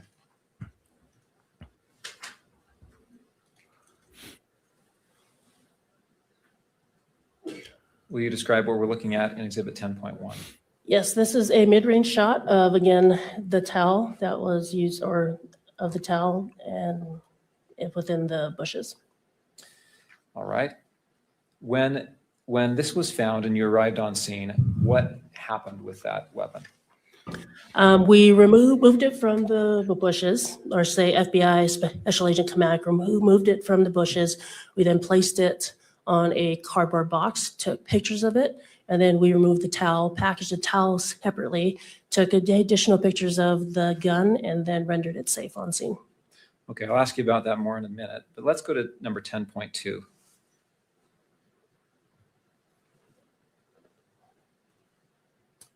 Will you describe what we see here? Yeah, so what you see here now is the dark colored towel and the rifle that is in the towel, and it is in a cardboard box. Why is the towel still around the gun? We wanted to document as to how it was found. All right, let's go to 10.3. Why are these pictures during the day and the other photos at night? Is this the rifle? Yes. That's a different photo. You That's a different rifle. described making the rifle safe. Will you describe what that is? Yep, so what that is that we ensure that there isn't anything in the chamber and that there's no other cartridges in the gun that would have it go off. So to do that, because it is a bolt action gun, we would have to manipulate the bolt or the lever back, and then from there see if anything was in the chamber, and then I'll say carefully remove anything that was in the chamber and below it. All right, what is the difference between a bolt action and an auto ejecting gun? Yep. A bolt action is one where the user actually has to manipulate the bolt. So they would actually have to turn, or they would actually have to pull it back and forward to, whether it be to load it, lock it, as well as extract anything that's in it. Unlike a semi-auto gun, that is one, every single time you pull the trigger, a bullet will be fired, and then from there, a casing will be extracted out, as well as a new cartridge will then be automatically fed into the chamber. So if you shoot a bolt action rifle, does that spent shell casing automatically exit the gun? No, it does not. It will stay in there until the person that is handling the gun actually removes the bolt, or actually pulls the bolt back, and then the casing will be extracted out. Were you present when this weapon was made safe? Yes, I was. Will you describe what was found when that happened? Yep. So when we rendered the gun safe, we found in it, when we removed the bolt back, we found one one 130-06 cartridge case, or say a fired cartridge case, and we also found 3 unfired cartridges, all with engravings on them. Okay. I want to make sure we understand the language you're using. When you say cartridge case and you say cartridge, what do you mean? Yep. So a cartridge is basically the round itself, right? The whole round. And the round consists of the cartridge case, and then the powder, and then the bullet on top. So the cartridge case, the term is used for something that has been fired already. A cartridge is an unfired round. Okay. Cartridge is the unfired round that still has the bullet, the powder, and all that. Yes. Cartridge case is the fired, is a round that has been fired and it's just the empty brass casing. Is that right? Yes. Okay. Was there any, so there was, I just want to make sure I understand, a fired cartridge case and 3 unfired cartridges. Yes. Was there anything distinctive about these items? All 4 of them had engravings on them. Did you observe those engravings? Yes, I did. Did you observe them right there on scene? Yes, I did. And what was done with, let's talk about each of those things.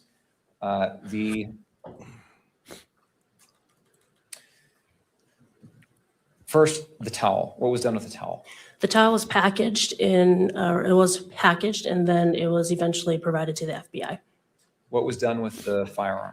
The firearm was also packaged and then provided to the FBI as well.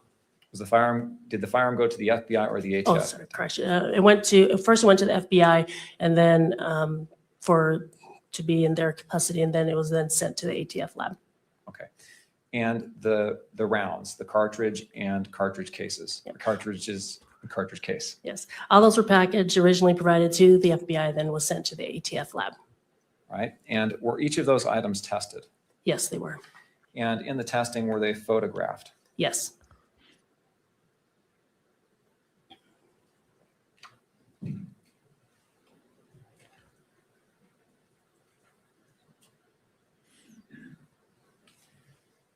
Have you reviewed the photo and were they photographed by the ATF when they were tested? Yes, they were. Have you reviewed their photographs? Yes. And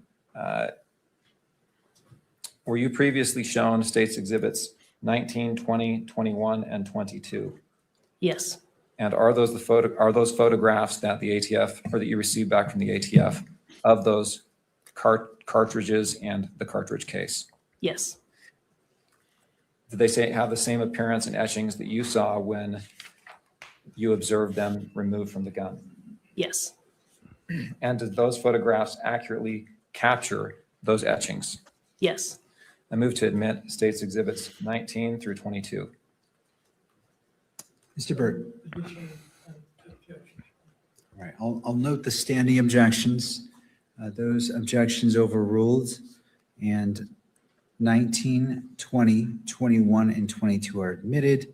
And as to publication, Mr. McBride. I would move to publish these exhibits at all 3 levels. All right, any further objection from? Thank you. Again, I note the standing objections as are overruled. They may be published both in the courtroom and captured by the media camera. Let us start with exhibit 19, please.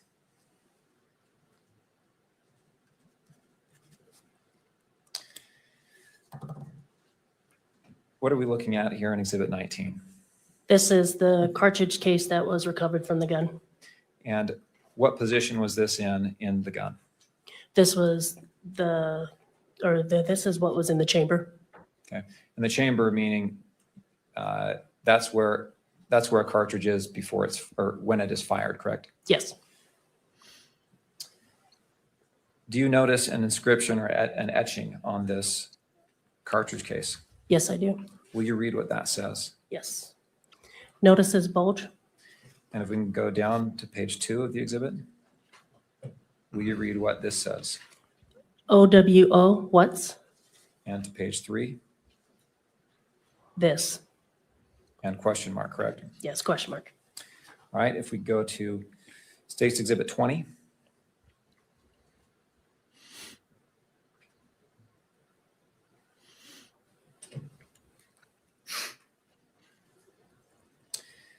Is this a photograph of one of the cartridges that was found in the gun? Yes, it is. And what are we looking at here in this view of page 1 on Exhibit 20? This is the head stamp of it, and it says it is according to the head stamp, it is a Remington 30-06 Springfield. Is that a different caliber than a .223 round? Yes, it is. This is very important because this shows this is not some When you wazoo look round. at These are page full 2, powered 30-06 rounds. Exhibit 20. Will you read the That you buy at Bass Pro Shop. That's probably 170 grain round right there. And page 3. So all of the frangible, all of the bullshit ways that made this possible are out the window now. These are standard 30-06 Up rounds. arrow, right arrow, down arrow, down arrow, down arrow. Well, they're not just standard. They're also All right, let's full go metal to exhibit jacket, 21. meaning they're going to penetrate even further. That's what I mean. That's what I mean by that.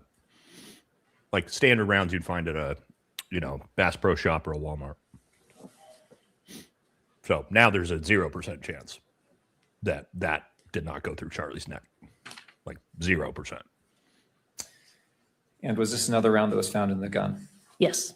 They're not old grandpa's old rounds either. Old Bella Chow. Page 2. Chow Chow. All right, let's go to Exhibit 22.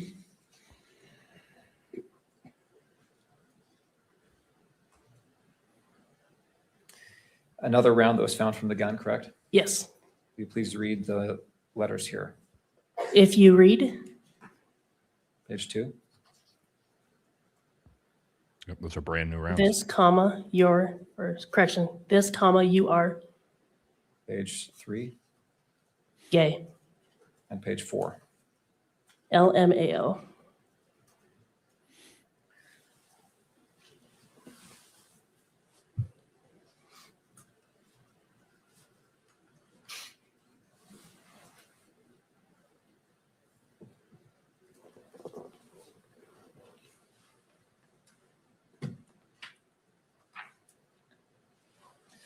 All right, after processing the scenes there at Utah Valley University in Orem,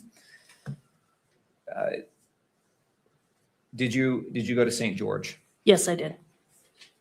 And what was your role in St. George? My role was overseeing the execution of the search warrants at both Mr. Robinson's residence as well as his parents' residence.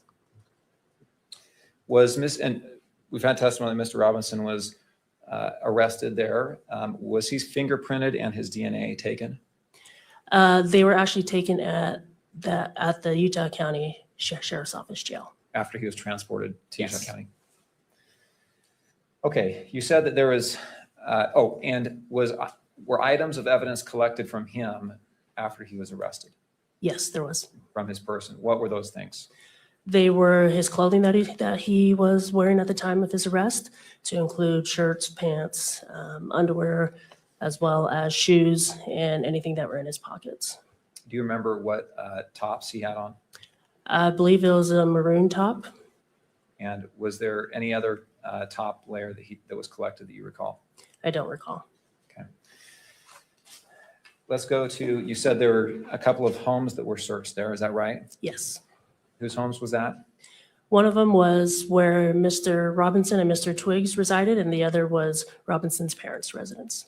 I want to ask you about the defendant's home. What items will you describe some of the items that were collected from that home? Yep. Some items collected in that home were a Dremel tool and its bits container, as well as two Remington boxes of 30-06 ammunition, as well as some 30-06 cartridge cases, and a handful of long guns or rifles, a revolver, as well as a burned paper. All right, I want to ask you about clothing as well. Was any clothing collected from the townhome? Yes, there was. How about shoes? Yes. What kind of shoes? Two shoes were collected from the home. One was a Converse shoes, gray in color with white laces, I believe a size 10.5. And then another Converse shoes that were also gray, but had gray laces instead, but were of a different size that I can't remember. I think you said that you collected boxes of ammunition. Do you remember what caliber that ammunition was? Yes, there are a handful, but the one that I recall was 30-06. And you also said you found some cartridge cases. Do you remember what caliber those cartridge cases were? Yes, those were also 30-06. If we can display just to the witness Exhibit 23.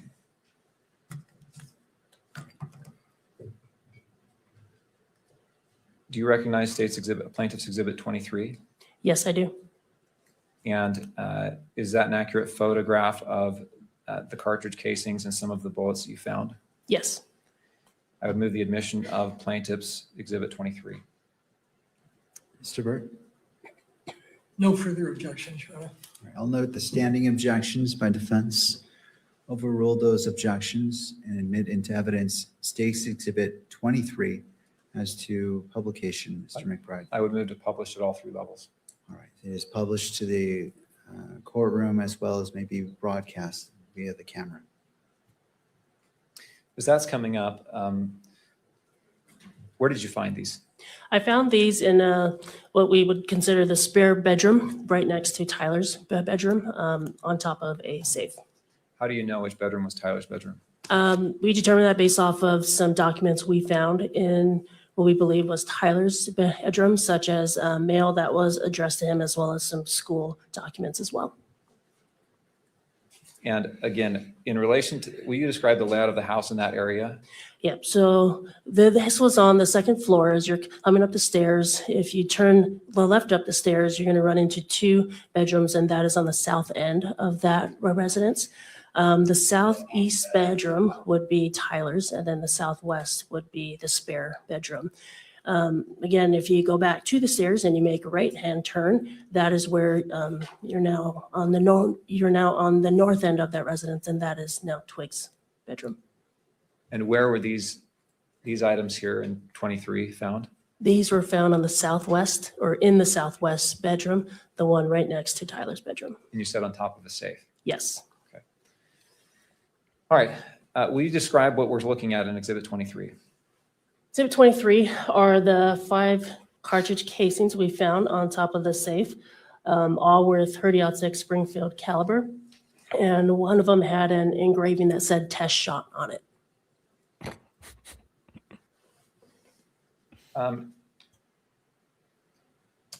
You've talked about Springfield, Remington. Are these 30-06s? Are they the same type of round as was found in the gun?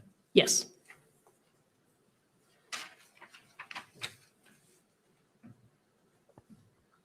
All right. Did you find any 30-06 weapons in that house? No, we did not. All right. Did you search the closet on the first floor? Yes, I did.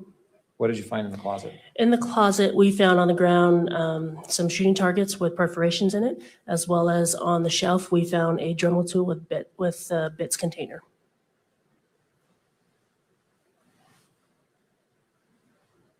All right, a Dremel tool with bits. What is a Dremel tool? It's basically like a handheld device where you can make etchings or engravings on things. What are bits? Bits would be I guess like a sharp edge or something that would actually cause the etchings that you would put into the tool. Is this kind of like a drill bit? Yes. And what did you do with the Dremel and the bits? We photographed them in place, took additional pictures, packaged them, then sent them for testing to the ATF. All right, you also mentioned targets. Were those targets photographed? Yes, they were. I want to show you on your end. Have you reviewed Plaintiff's Exhibit 25 before? Yes. And is that an accurate photograph of those targets that you found? Yes. I move the admission of State's Exhibit 25. Mr. Burt? No further objections? All right, I note the standing objection, and those objections are overruled. And Stacey, excuse me, sorry. oh, well, did you want to, in regards to publication? Yes, I'm so used to admission before publishing. I would move to publish those at all 3 levels. Any further comment, Mr. Burt? No further objections. Again, all right, noting the standing objections, those are overruled. State's Exhibit 25 is admitted into evidence and may be published in the courtroom as well as captured by the media camera. Will you describe what we're looking at here? Yeah, so these were shooting targets we found in the closet, and each of them have have perforations in them. You say perforations, what do you mean? Holes in them. Those holes consistent with? Objection, foundation on this opinion. Mr. McBride, do you want to weigh in upon that objection? No, I'll submit it. I'll lay foundation if the objection is sustained. I'll sustain the Looks objection. like he's a terrible shot. Holes. Have you ever shot a gun before? Yes, I have. When you hit a target, what happens to the target when it's hit with a bullet? The hit with a bullet, there's holes in it, what we call perforations, because there's a entrance as well as an exit. Looking at State's Exhibit 25, I'm going to ask the question that was objected to. You said there's perforations in those. Are those consistent with bullet holes? Yes. And I would ask you to describe where those perforations are there's 3 targets here, right? Yes. Let's look at the far right target first. Where are the perforations in relation to the bullseye? They're all probably within the 7, 6, and 8 ring. Is there a perforation up at the upper left-hand corner of that rightmost target? Yes, there is. Do any of those hit the bullseye? No. Okay, looking at the center target, will you describe where the perforations are in relation to the bullseye there? It is closer, but still not it. Most of them are to the left of the bullseye in rings, let's say 9 and 8. All right, and then the leftmost target, will you describe where the perforations are there? Yeah, the perforations are actually closer to the bullseye as well, actually one being in it.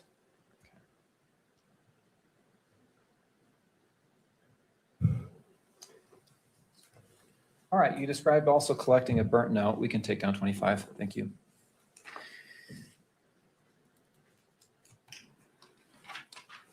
Will you describe where that note was found and what it looked like to you? Yeah, the burnt note was found in the trash can located in the kitchen. The way it looked like to me, it looked like, say you're at like a campfire and someone burns paper. What was done with that? That was also collected and that was sent to the FBI for analysis. Was it photographed? Yes, it was. And have you reviewed State's Exhibit 24? Yes. Is that a photograph of the note? Yes. I move the omission of Plaintiff's Exhibit 24. Mr. Burt? No further objections. All right, and to publication? I move to publish at all 3 levels. All right, I'm going to note the standing objection by defense, overrule those objections. And State's Exhibit 24 is admitted into evidence and may be published in the courtroom and may be captured by the media camera. Do you see here on the screen Plaintiff's Exhibit 24? Yes, I do. It looks like as to the evidence tag, it's actually upside down. Is that right? Yes. Does it look like there's any writings on that note, on that burnt paper? Yes. Will you point that out for the judge where the writing is? Yep. And describe what you're pointing at, kind of the general location on the image? Yeah. So the part that I'm pointing out is the paper that you can still see the lines in them, and as well as some handwriting as well to the edge, the left edge of that piece of paper. All right. Have you also observed the image of a note that was recovered from Lance Twiggs' phone? Yes. And I'd like to show you side by side Exhibit 24. And there on the left, you see exhibit, well, that's good. Oh, he just happened to take a picture of the evidence before he burned it. Yes, I do. And on the right, you see, on the right is 24. On the left, it's 16. Let me stop you, Mr. McBride. I'm not sure. Is this being broadcast? Let's take that down. Too late, dude. All right. Showed it to everybody. 24. Thank you, Your Honor. excuse me, Exhibit 16.3. I would move to publish Exhibit 16.3 and 24 side by side. I think they're currently on the council monitors. So 16.3 has already been admitted.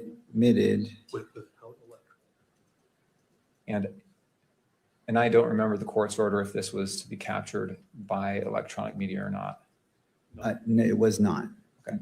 Is that does that comport with defense's memory as well? It does. All right. So 16.3 was published to the courtroom, but not to be captured by the media. So Very well. as it's Interesting. And what is your request? To comply with court's order. All right. So 16.3 and We can screenshot it later.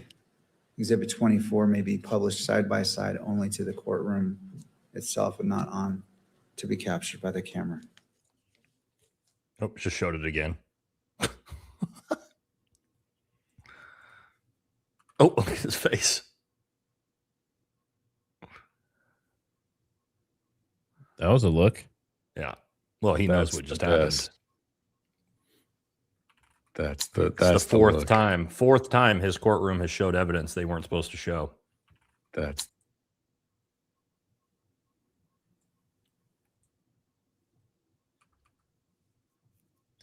And for those listening, there's not audio issues. They're just doing a silent thing. We can't be part of it. Mm-hmm. This judge looks like he hates his life. I would not want to be in his position for sure. Well, if I didn't believe the 30-06 story before, now that I see their brand new, probably 170 grain full metal jacket rounds, now it's basically a 0% chance.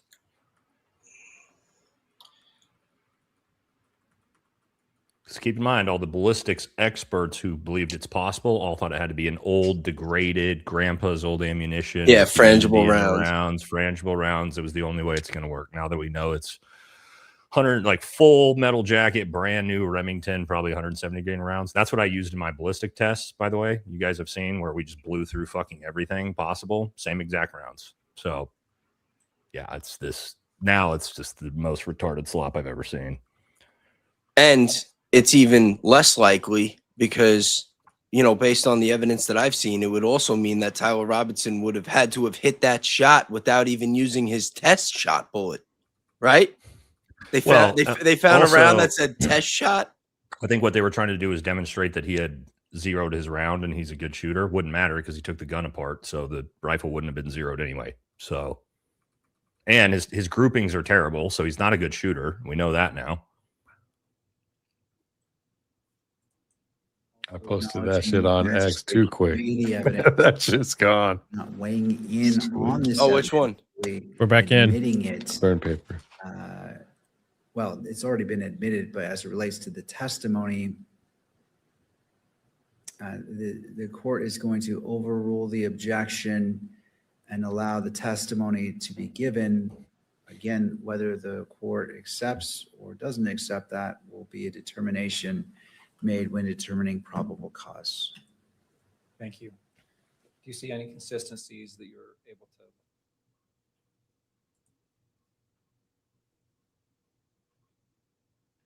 They went silent again, I think.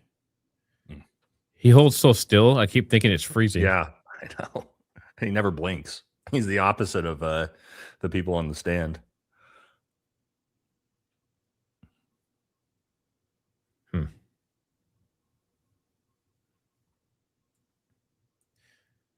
So what do you guys think in chat? Does he seem like he's a sharpshooter? Put a 1 in chat if you think he's a sharpshooter. Put a 2 if you think he's just a regular everyday dude trying to shoot. Now, it was interesting, Nate, that those were all to the left, but he got hit on the right side of Charlie's neck. Mm-hmm. You would expect to hit the left side or be off to the left shoulder or the wonder which way Charlie's right side. I wonder which way the wind was blowing that day. Wasn't a very good shot. I wonder if I can find that. Let's see.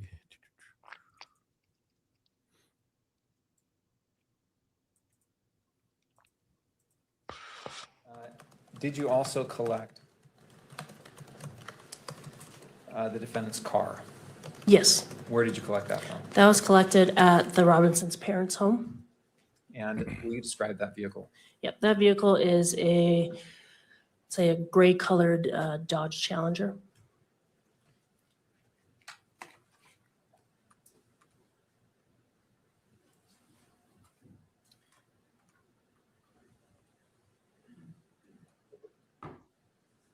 All right. You've mentioned that you sent several items to the ATF and the FBI for testing. And did you receive reports back from both of those entities with results of their testing? Yes, I did. I'd like to show you on the witness's screen only right now, or counsel's screens, Exhibit 30. All right, while you're doing that, Mr. McBride, and also, could we go ahead and take down State's Exhibit 35? I know it's just in the background, but just to be consistent on displaying of exhibits.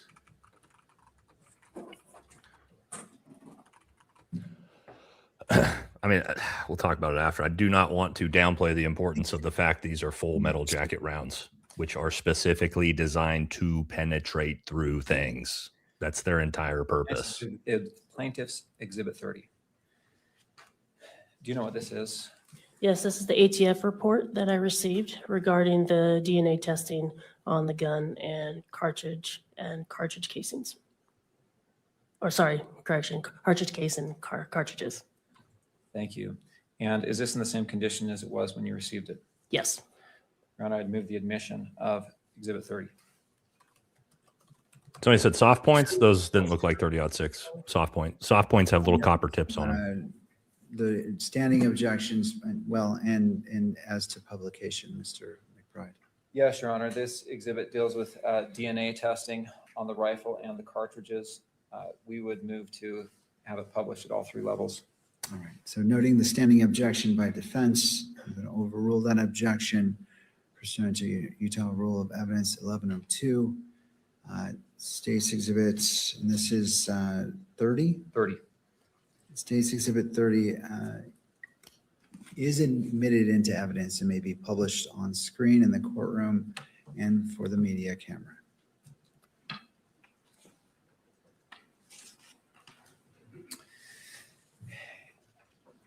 I want to ask you a little bit about the format because it may be helpful to understand here. But on page 1 under the exhibits, we have here a list of items that were sent in for testing and comparison. Is that right? Yes. And throughout the report refers to the items compared by the lab number. Is that right? Yes. So if we can scroll down just to the bottom of this first page, and here in the DNA analysis section, again, we see that the report or the author refers to the items by their exhibits numbers, right? Yes. Okay. And if we can go to page 2. And same question here. The exhibit number on the left, if we want to know what exhibit number that is, we have to refer back to page 1 for the description, right? Yes. Okay. And let's keep going to page 3. If we can just scroll through page 3, 4, and land on page 5. Actually, pause right there, if you will. This is page 4. There's a description section here as well. And that description talks about where the swabbing that's used to compare what was swabbed for the comparison. Is that right? Yes. Okay. Let's go to page 5. So as we look at this first paragraph here under statistical analysis, let's see if you have this notated or no.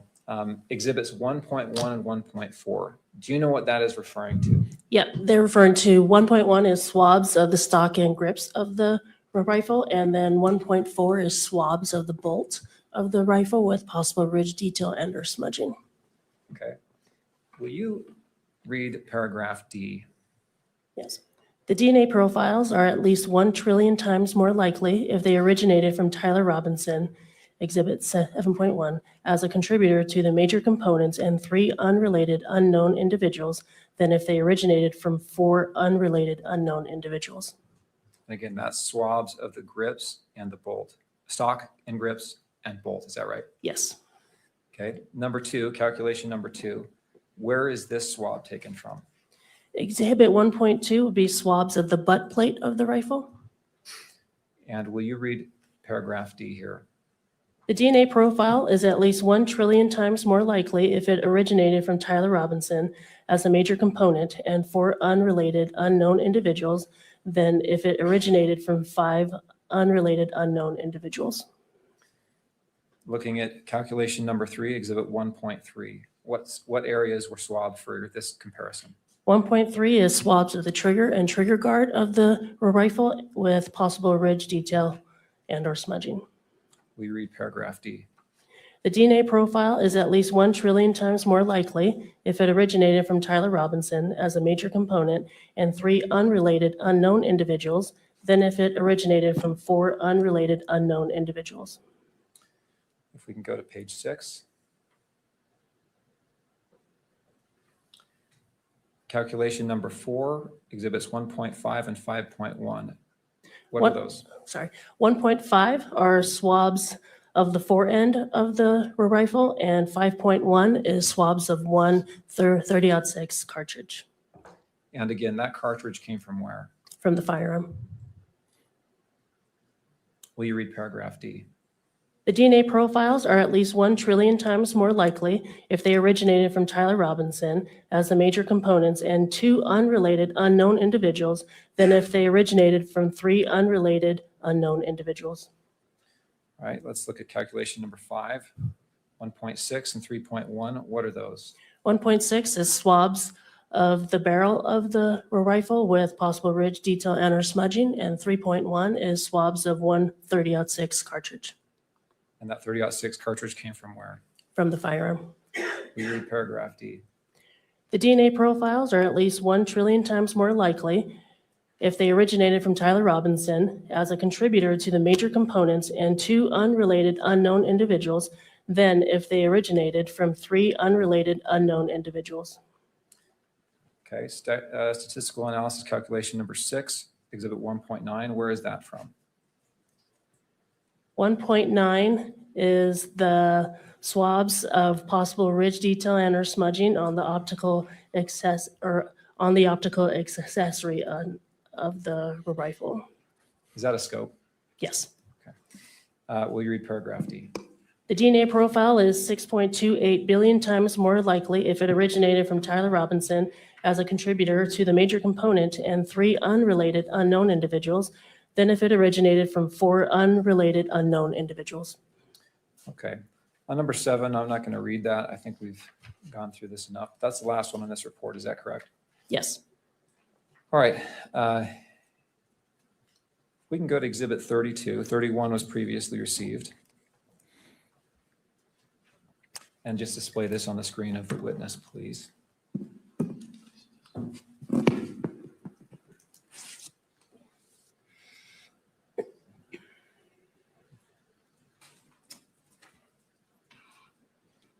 Matt, did you screenshot those rounds? They happened so fast I wasn't able to actually really see them to be able to tell exactly what they were. Yeah, I'll send it to you. 1 sec. All right. Yeah, if you got to just send it to me so I actually look at them. I think it might be display. It might display on the. I made a collage of. Yeah, okay. Or put them in the private chat, maybe, if you can. Thank you. Can you see exhibit 32 on your screen, Agent Felmy? Yes. What is this? This is an ATF report that I received in relation to the gun as well as cartridge case and cartridges. And is this report in the same condition as it was when you received it? Yes. I move the admission of State's Exhibit 32. So question for you, was this the report that was previously disclosed in one of the early motions? Yes. All right. All right. To Mr. Burtz.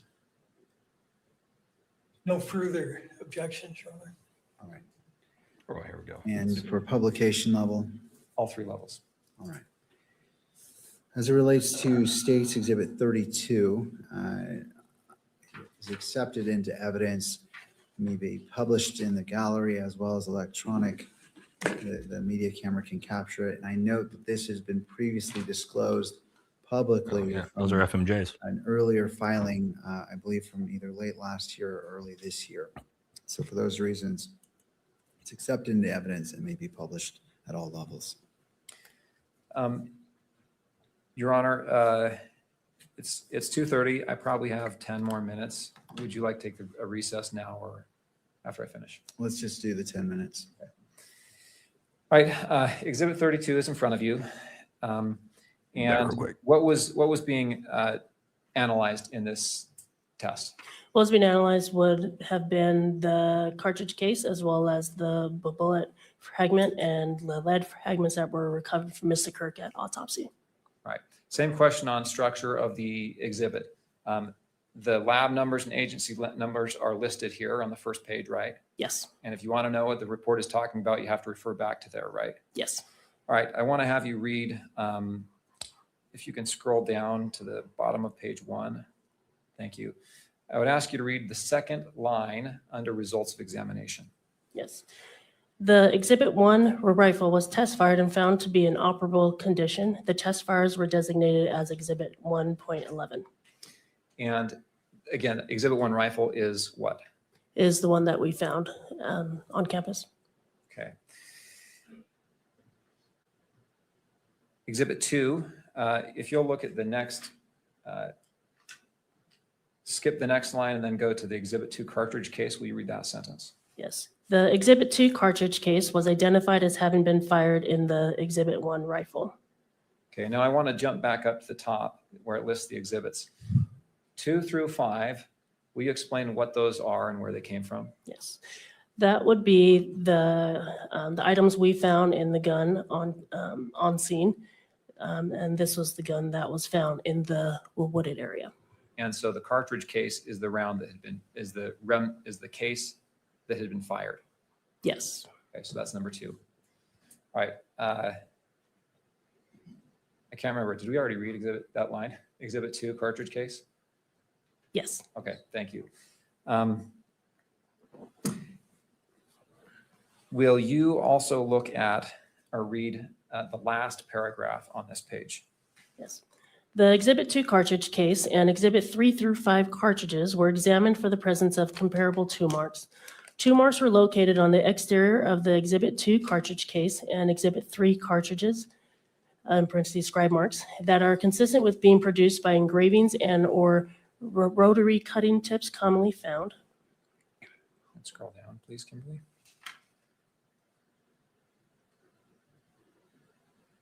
Installed in handheld rotary tools, such as a Dremel tool.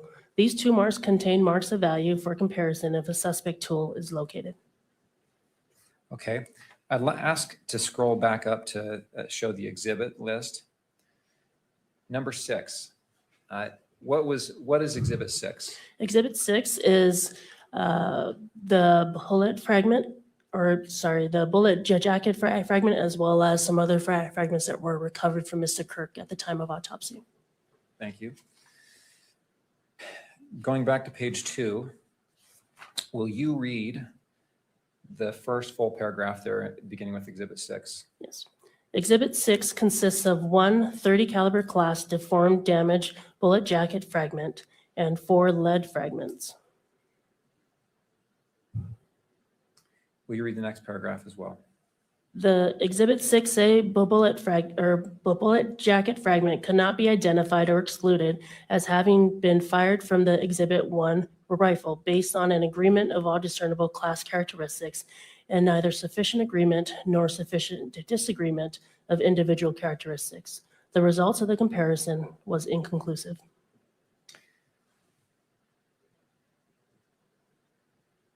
And if you'll look at the line starting with the Exhibit 6B through 6E, will you read that sentence as well? The Exhibit 6B through 6E lead fragments are not suitable for microscopic comparison. Thank you. We can take Exhibit 32 down.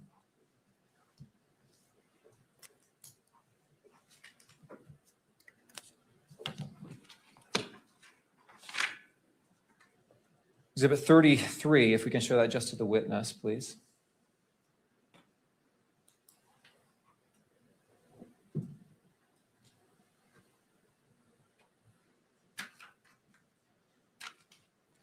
You recognize Exhibit 33? Yes. What is that? This is an ATF biology report on the Dremel tool as well as the cartridge cases that were found on top of the safe in Tyler's home. Did you receive this from the ATF in response to your request for testing? Yes, I did. I move the admission of State's Exhibit 33. No further objections, Your Honor. Thank you, Mr. Burt. Noting the standing objections by defense and level of publication, Mr. McBride. All three levels. Court overrules the standing objections and States Exhibit 33 is admitted into evidence and may be published in the courtroom as well as captured by the media camera.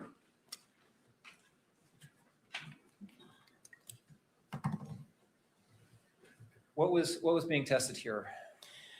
The Dremel tool, the bits container, as well as the cartridges and cartridge casings we found in Tyler's home.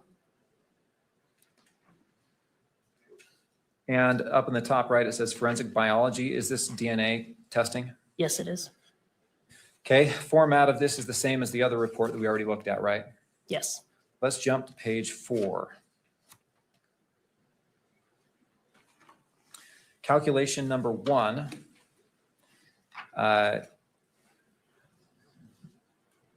It mentions here Exhibit 15.1. Do you know where that swab is from? Yep, it is swabs of the buttons of the Dremel tool. And will you read paragraph D? Yes, the DNA profile is at least 1 trillion times more likely if it originated from Tyler Robinson as a contributor to the major component and 2 unrelated unknown individuals than if it originated from 3 unrelated unknown individuals. We also read paragraph E.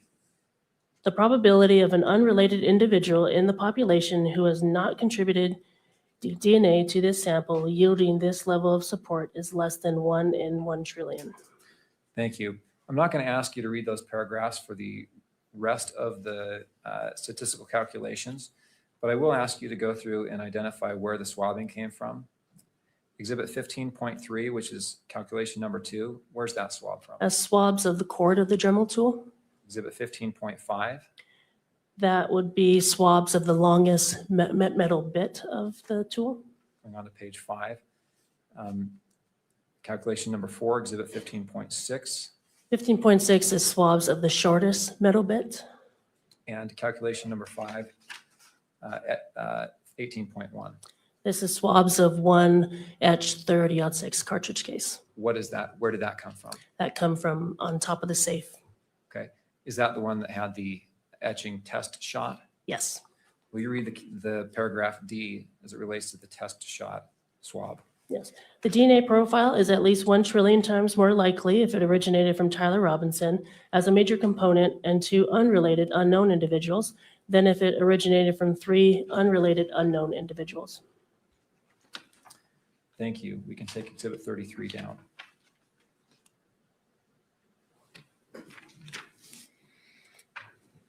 The final report is 34, if we can publish that just to the witness.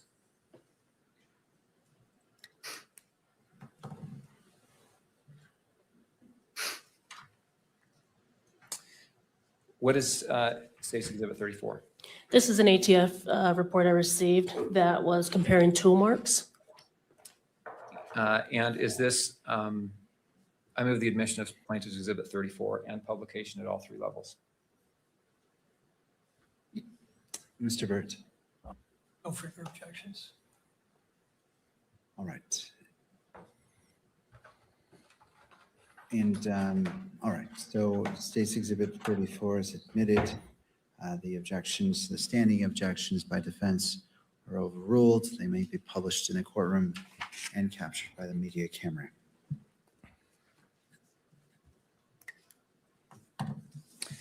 Okay, looking at the exhibits, might have to go back and forth here, but let's go to page 2. And will you read the paragraph that starts with Exhibit 18 consists? Yes. Exhibit 18 consists of 5 30-06 Springfield caliber fired cartridge cases designated Exhibits 18A through 18E and 15 45 auto caliber unfired cartridges designated Exhibits 18F through 18T. Okay. 18A, do you know what 18A is? Yes, this would have been the 30-06 cartridge case with the engravings test shot on it. Okay.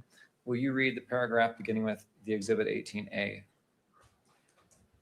The Exhibit 18A cartridge case was examined for the presence of comparable tool marks. Numerous sets of tool marks were located on the exterior of the Exhibit 18A cartridge case that are consistent with being produced by engravings and or rotary cutting tips commonly found installed in handheld rotary tools such as a Dremel tool. These tool marks contain marks of value for comparison. Okay. The next paragraph I asked you to read is the one that starts with Exhibit 16. But first I want to ask you, do you know what Exhibit 16 is?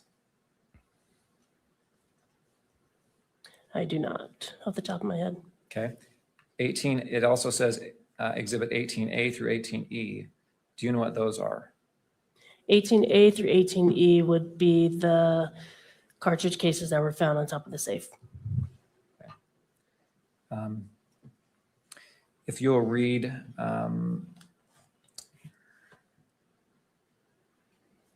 paragraph, or that paragraph. Which one again? Sorry. The one starting Exhibit 16 and. Yes, the Exhibit 16 and Exhibit 18A through 18E cartridge cases were identified as having been fired in the Exhibit 1 rifle. Okay, let's now jump to the paragraph beginning the test tool marks. Kimberly, if you could scroll down. Will you please, well, first off, 15A and 15B, do you know what those are? Yes, those would be the longest metal bit and then the shortest metal bit. Okay, if you would read, okay, and then also Exhibits 2, the Exhibit 2 cartridge case, what is that?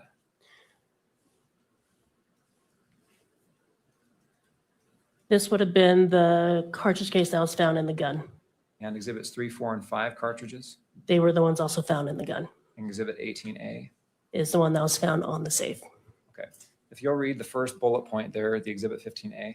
Yes. The Exhibit 15A engraving cutter was identified as having made tool marks located on the Exhibit 2 cartridge case, Exhibit 3 through 5 cartridges, and Exhibit 18A cartridge case. And will you, okay. We can go ahead and take that down.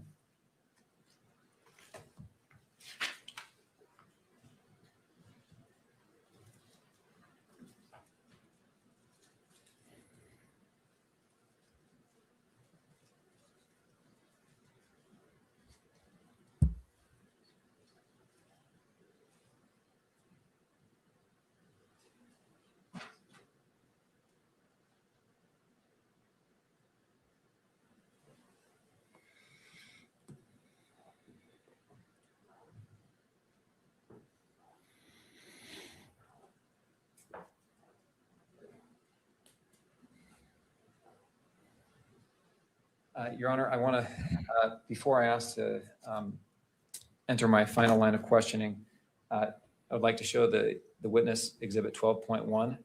And this is the video, the UVU surveillance video. Let's see, I think it's 12.4 was the surveillance video actually that was approved for publication. That's correct. That's the unmarked, non-zoomed version, correct? Is that correct? Yes. Yes, that's the one that, yes. And just for now, let's do this on the witness's screen.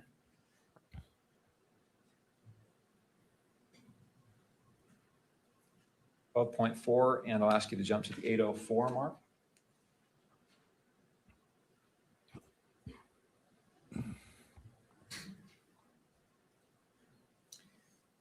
Okay. I'd move to publish. We intend to play about 10 seconds of this video. I'd move to publish that at all 3 levels. Mr. Burt?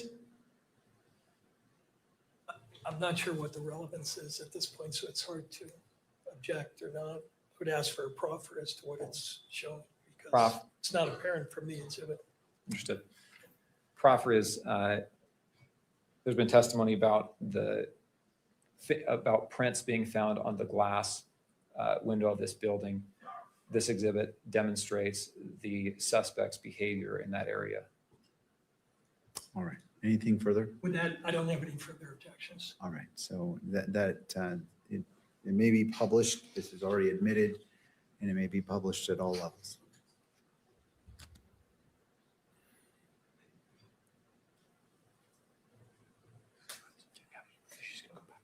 Okay, before you pause, before you hit play here, Sergeant Falmuina, do you see what's on the screen in front of you? Yes, I do. Can you see the suspect in this image? Yes. Will you describe where that suspect is? He's on the rooftop, let's say on the gravel part, and this would have been close to the northeast side of that building. Timestamp is 12:23:47 p.m. Is that right? Yes. And that portion of the image that we see there, the video, is the top portion of the image slightly to the left of center. Is that right? Yes. Okay, we're at 8:01.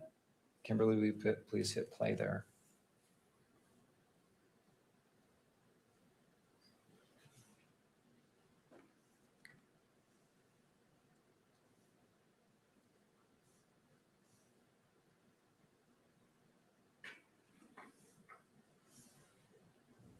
The non-zoomed in footage. Yeah, wow. Seeing it at 8:20. Were you able to determine if the suspect touched the glass when he dropped from the roof? Not at the time when we first saw the video, no. Okay. Were you later able to make any determination on that? Yes, because the video we had was pretty grainy at the time on at the command post, and it wasn't until we're actually able to get the footage directly from UVU. And when you actually got that footage, could you zoom in and get a better picture? Yes. And were you able to determine at that time whether the suspect touched the window? Yes. What was your determination? We determined that he was not, or he did not touch it. Thank you. Nothing else. All right. Let's go to a break. Determined. Defense, I realize that you began talking about your concerns. You have a witness that needs to leave today. 10, 15 minutes, what's your request? I want to maximize your ability to have time with your witnesses as well as cross if you choose to. Thank you. Just 10 minutes would be fine. All right, let's break for 10 minutes and then come back and cross-examine. All right, guys. So conveniently, I just happen to have the exact 30-06 Springfield. They're actually 150 grain rounds at my house. Look at that.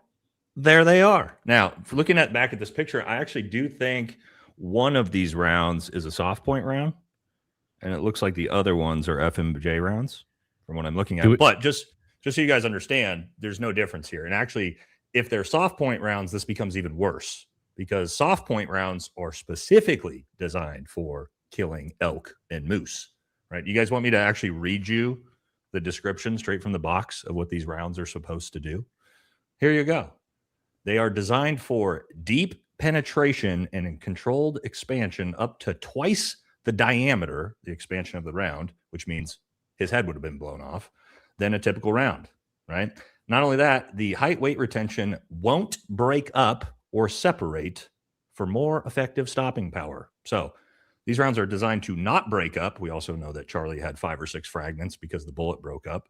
And they are also designed to go through a moose, the soft points. Now, FMJs are typically not what you're going to hunt with. You can, but they're still designed. So these are designed to penetrate as far as possible and expand as big as possible to blow the biggest hole possible to make the most damage possible because you're trying to get through elk, moose, giant animals, right? Also, you know, the way you can tell, and I'm not actually going to show the whole thing because who knows, but you can see the tips of these, right? The difference is, I don't know if you guys can see, one's round and it's got, see how the top is all brass, and then the top of that one is lead. The soft points have lead tops, and they're actually designed to, again, expand and create massive damage as they blow through.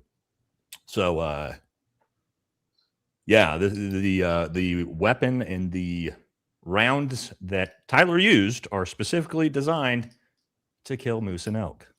So there we go. We know it's not some accelerator round. It's not some frangible round. It is basically the most powerful. So not the grain weight could be a little bit higher, but again, these are standard. This is what you're going to buy at Bass Pro Shop to go on a live big game with. So there you go, guys. Don't know how we're going to, even my buddies who are privy to, like, there is a possibility that it's low grain or like shitty ammunition, bad loads, reloads. That's not grandpa's old ammunition. It's not grandpa's reloaded ammunition. Those are brand new rounds straight out the box from Walmart. So thank you, Nate. That was if very you want to believe educational. that a 30-06 with 150 to 170 grain soft point rounds did not go through a human being's neck from 139 yards, God bless you. But it's not a thing. So that throws all the wazoo possibilities out of what could have made this possible. And now we have the one round that makes this definitely not possible. So there we go. All right, I figured we could go through some of these pictures because I know they kind of flew by. So this is supposed wild. Yeah, this is supposed to be this is a black towel in here. I don't see anything there, but this is the towel. So let's zoom in on this. So pretty standard towel. You can see the I wouldn't barrel even over show there. this, bro. Don't show this on stream. To get this off the screen immediately. Oh, yeah, they keep don't show pulling that on shit. live stream, bro. Yeah, Yeah, you're gonna get us. You're gonna get us. That's why I was saying it's educational. That's why That's why I covered even the rounds with my hand. So Yeah, I was gonna say the same thing about the bullets when you started talking about. I was like, no. All right. that's why I didn't show them on stream. But yeah, I got excited. Too. Yeah, we can't show this on live stream, guys. I'll cover it on my recap and my regular videos because I can show whatever there. But that's why we just showed the towel. And James Lee just had his stream ripped down last night from this exact thing. So it's not that we don't want to show you guys. It's that YouTube has very strict firearms related guidelines on live streaming. So we got to be careful. And as you guys know, in my channel, we've had multiple live streams ripped down for exactly that. Yeah, James Lee just hit me up today, and he said he just got his back. He vetoed it, and YouTube finally gave him his streaming back, but yeah, still kind of messed up. But yeah, so now we know that allegedly Tyler used a 30-06 with most likely 150 grain soft point ammunition. Okay. That's wild. I'm out, dude. Just immediately seeing that, I'm like, nah, dog, I'm out. I'm out. They said it was only, we have 5 minutes left.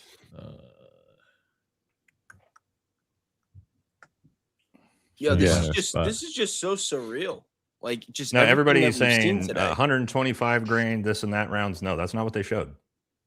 I have those exact rounds sitting right here in this box.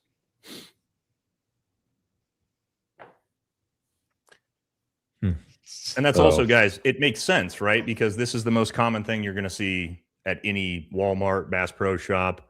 If a kid goes in and is like, I need some 30-06 round to hunt with, this is the box they're going to hand them, right? So it always made sense that that would be the most common type of round that would have been used, right? Unless he pulled old World War I ammunition out of grandpa's basement, which we now know, based off of looking at those are brand new rounds straight out. And they said what they were. Springfield or Remington Springfield 30-06 rounds. That's exactly what these are. Remember they were saying, oh, they could have been homemade. We don't know. We don't know. Yeah. Well, Reloaded guess what? Now we ammo, know. Nope. Now we know. Nope, they're brand new, straight from the store. So who are really the conspiracy theorists when it comes to the Charlie Kirk assassination? I mean, the FBI.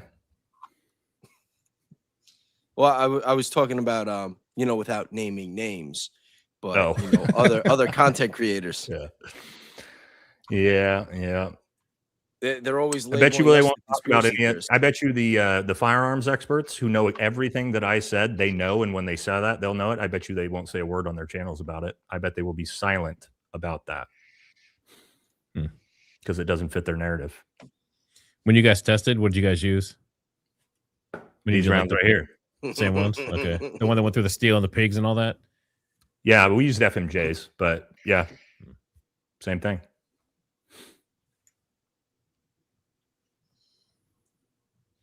Go ahead, Supers. Yeah, someone's asking about the prints on the glass. So basically what they were saying is he touched the glass, but they couldn't match the prints. Is that? Somebody said, Valhalla said soft tips are copper. I just told you that they were lead tips in that description. I literally just said that. Unless I said it earlier and didn't mean to, but I literally just described what these were and said they were lead tips. So I'm not sure. Did I accidentally say that earlier? I don't remember. Oh, well, if I said that earlier. Wait, the rounds that they were showing that were allegedly No, that I just showed. Didn't I say that the top of these have lead tips? Didn't I say that, guys? That was like 2 minutes ago. Yeah. Yeah, Chad said yes. My mind was somewhere else. I was Tyler Robinson's. Were they FMJs? Ian Carroll just said you said lead. So there you go, Chad. I might have said that earlier by mistake. If I said it, yeah, that was not what I meant to say, obviously. Anyway. Well, I got to take down my post. Dude, I finally fixed my camera. I was messing with it for like an hour and a half. All right, let's do a couple of these real quick. Whose is this? Sorry. Let me get caught back up. It might be mine. I still think they should have had Tyler break down his rifle at speed, like Marky Mark did in the movie. But again, here's the thing. The defense doesn't want to show Tyler be able to do that super fast. And if you're Tyler, you would want to do it slow to show that, like, I couldn't do this. So, it wouldn't really work. It would work backwards in what they were trying to prove, Yeah. Good point. Thanks, Bieber. Bieber hole. Thank you, Bieber. Nope, not yet. Any word on the mystery holster? Just that they found one. I don't think it's going to come back up. I don't think so either. Hey guys, well done for what you're doing here. What do you know about Andrew W. and Brains A trying to pay Candace to debate? Pathetic. You can see them as all a joke, disrespectful AF. Well, they offer 60 grand. Really? You think Candace is going to take time out of her week to go debate for 60 grand? I doubt it. Bates is thinking about it right now. Oh, 60 grand. I'm in there. Fuck yeah. I think she makes that for like 30-second ad read. Yeah, I don't think she's worried about that. Okay. Megan Moore. I think that's mine here. $9.99. Thank you. Did you all see the Charger in the parking garage? Didn't have the hood vents. If you compare that car to the one they towed from Tyler Robinson's house, 2 different cars. Yeah, we pointed that out earlier. Caravan, thanks for the super. Blake has been to Utah on 9/26/25. Charlie Kirk, show minute 12. He discusses a trip to Utah for a wedding 4 days before the trip to North Korea. He is a total liar. Trip to North Korea? I thought it was South Korea. I hope so. Well, they went to the they went. Did Charlie go to the DMZ? Maybe he went to the DMZ. Okay. Yeah, they went to the DMZ. Yeah. And he was with Pastor Rob McCoy. Okay. An LEO would not clear his rifle until he was back at the vehicle, ready to leave, not inside while in the perimeter of the scene from an LEO. Yep, there you go. Let's see. Malloy. Turk retracted his drone statement and said it was an iPhone. Check Alley Top Files. More than likely, Salem Media Drones, greatest allies, newest corporation. Baron posted something about that the forensic company that went over the phones. He said it was owned by our greatest ally, the one that they were just talking Wouldn't be about. shocked in this case. Yeah. Unit 8200. Sick. Let's see. Stevo Bulgakov. Questions from Sweden. What will the impact be in USA, whatever the court ruling will be after the trial? That's a good question. It's going to cause division, which is exactly what they want. Either way, no matter what happens, there's going to be a lot of pissed off people. If this were actually a fair and free country and the judicial system found the executive branch to be responsible for Charlie's, what legally happens in this administration? Nothing. I mean, There's no accountability. Look at the big e-files. Has a single person been arrested for that yet? Nope. It would never happen. Yep. They wouldn't overthrow their own. No accountability for anything. Let's see. Free men die free. How much we bet that Lance Twiggs is a protected asset tasked with helping frame TR. He would have access to the rifle. He fled to Texas, was given immunity, was under FBI protection. Yeah, that's a piece people forget about too. Is he was under FBI protection for a couple months. Yeah. He kind of just disappeared, didn't he? I don't know if that's standard,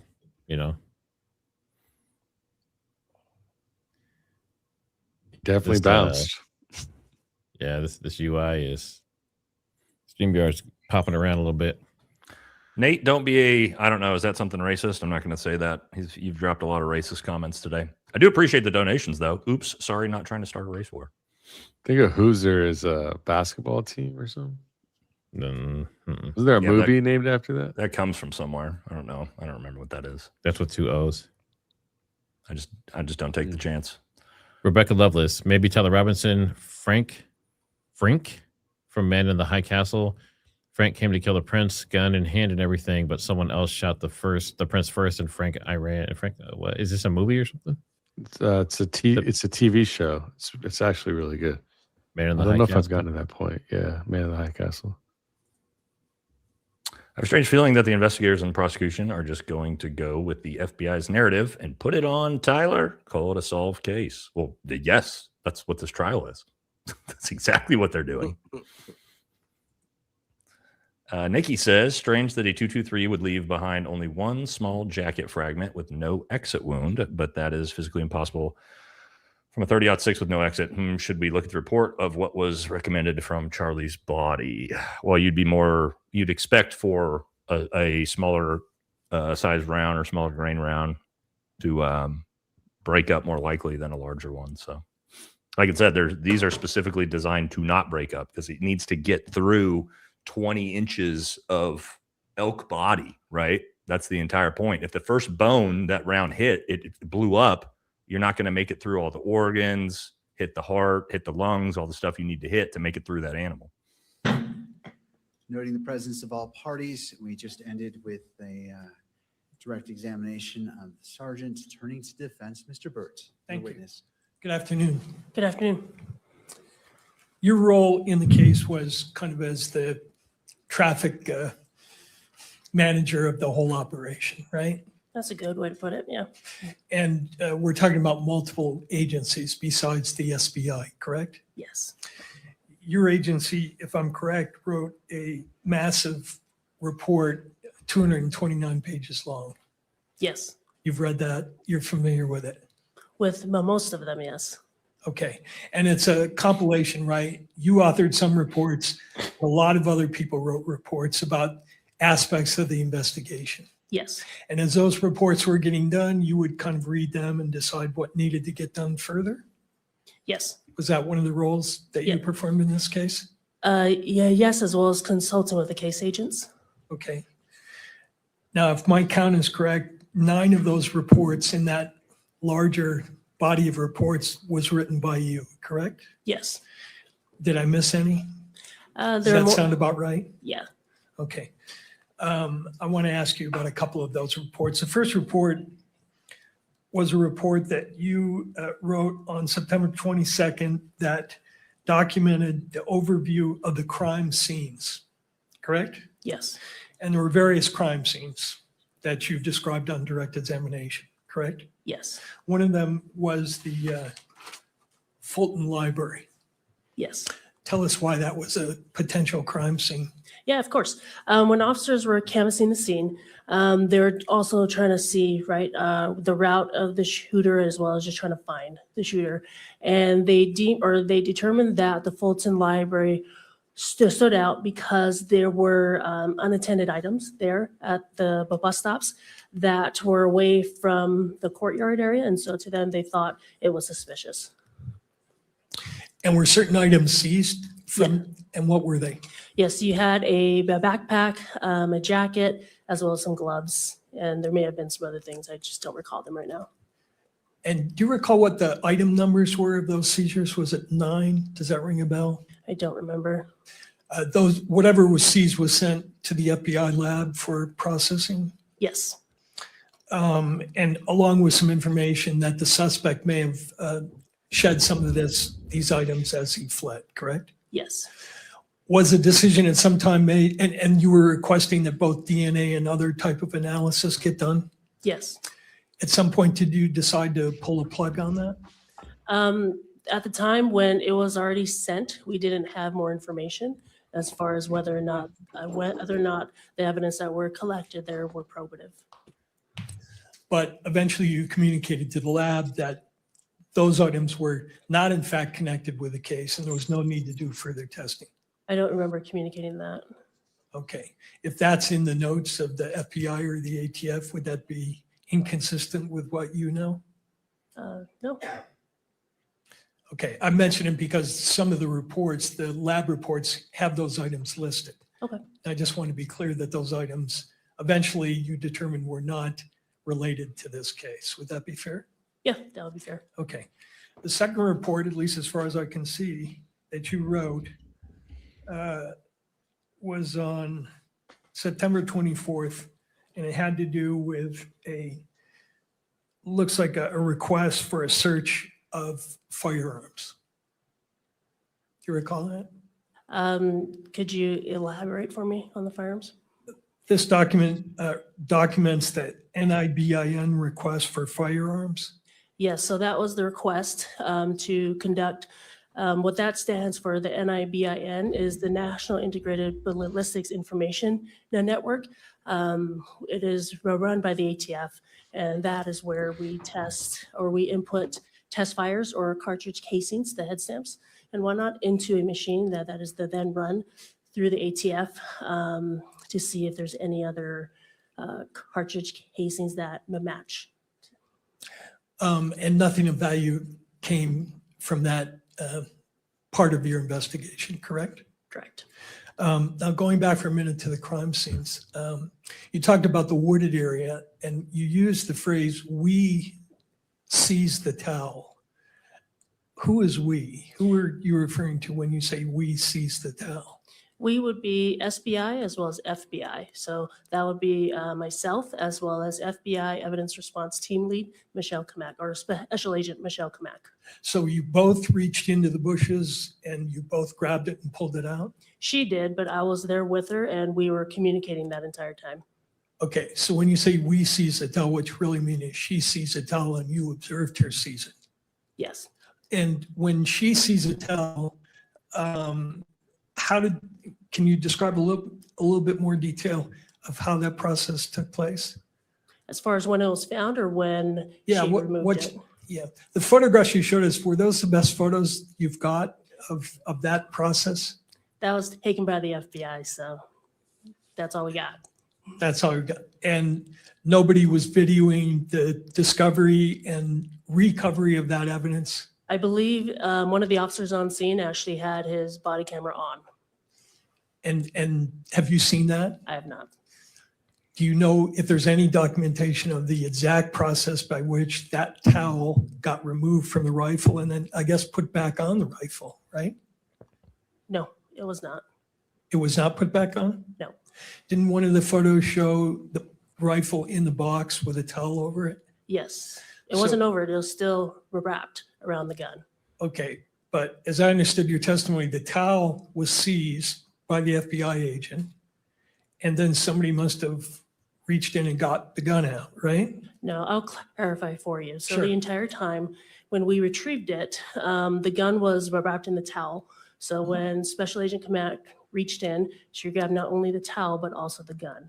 And it remained, and the towel and the gun remained basically intact, lack of a better word, and then was placed onto the cardboard box, which is one of the photos that was shown earlier. Once we documented that, and then the towel was removed from the gun.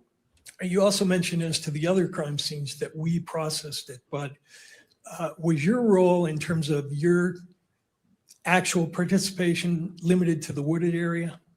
Or were you involved in actually seizing evidence at the other locations, like the roof? Yep, I was involved in coordinating all that and then determining from there where the evidence would go. involved in, is that the same thing as actually being on the roof and seizing the items? Or are we talking about something else? Talking about something else. And what is that something So else? after the teams would have packaged all the items, sealed them properly, create an evidence log, they will then bring it back to the command post, and from there we would compile everything, and then there was a discussion that was had as to who would take custody. Fair to say that you did not observe yourself the seizure of the screwdriver from the roof? Correct. And who were the people who were actually conducting that part of the crime scene processing? That would have been our state crime lab, those two people are part of our state crime lab's crime scene response team. When did you review the video of the suspect running toward the area from which he jumped off? That would have been, I don't know the exact time, but it would have been the day on September 10th. You saw that on September 10th. Yes. And when were the windows processed for the latent fingerprints? The windows were processed on September 11th, the next day. And was the reason that those latent lifts were taken was because you wanted to rule out whether the suspect had touched that window? Yes. That's what the notes say, right? Yes. You were not present when that scene was processed either, correct? Not the entire time, no. Okay.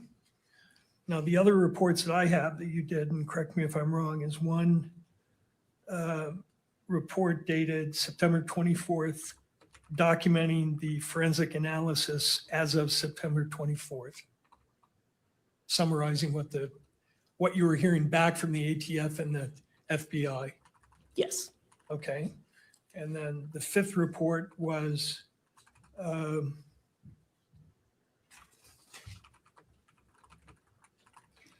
again about the crime scene progress of the forensic testing, right? Yes. Right. And then you have a report here which documents a firearm trace and a firearm seized at River Street. Yes. Nothing of value came of that, correct? Correct. You have a report that has to do with the latent print report from your people, SBI. Yes, or it's not SBI, it's actually the state crime lab, but yes, same department. Same department. Just detailing the results of that examination, which the stipulation addressed. Yes. Right. You have a report documenting the transfer of evidence from the FBI to your department. Yes. And then the last one that I have that you personally wrote has to do with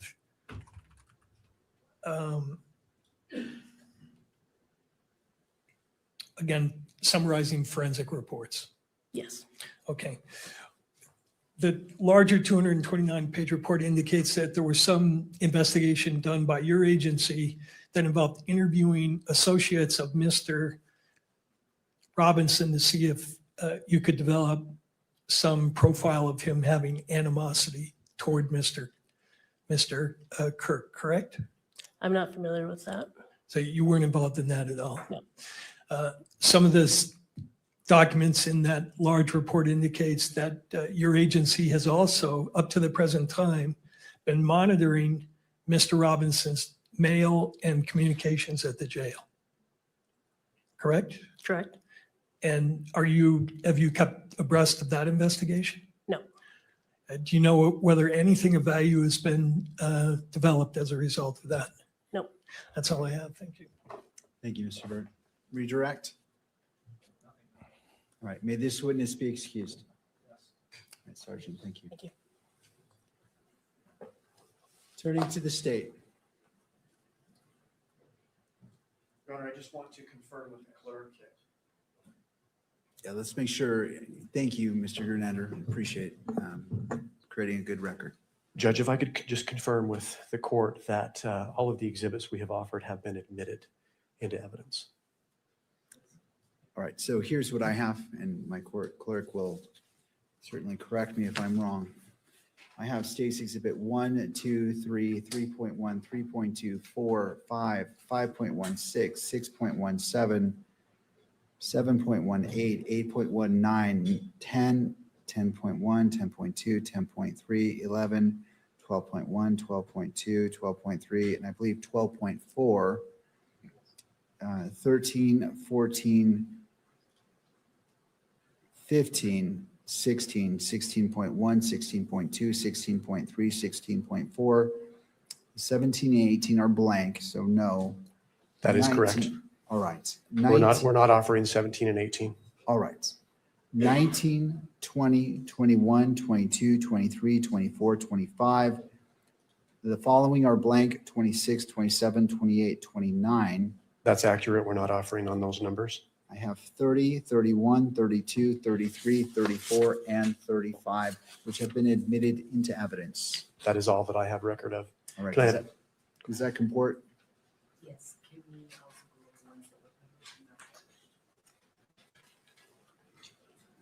I mean, we certainly can. Yes. Would you like to put on the record what were published and what were not published? No, that's okay, Judge. Okay, we're good. And then, all right.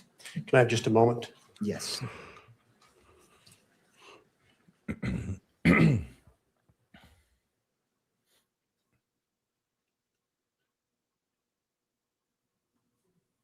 So are they saying that's all they have for evidence for the Your whole Honor, the trial? state rests its case in chief.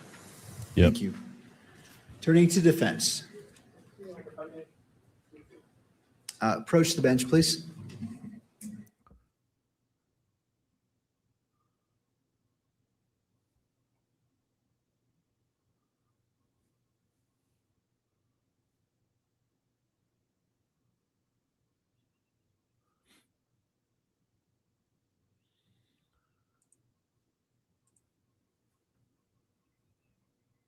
Doesn't seem like they have much, boys. That's it. Okay, they got Lance Twiggs' testimony. So this is interesting. This is from Project. And there's two people on the roof. One here and one shows up over here in their video. See? One there. Oh, One there. Oh, shit. There are two people. What? Interesting. I mean, does that surprise anybody at this point? No. You know what I mean?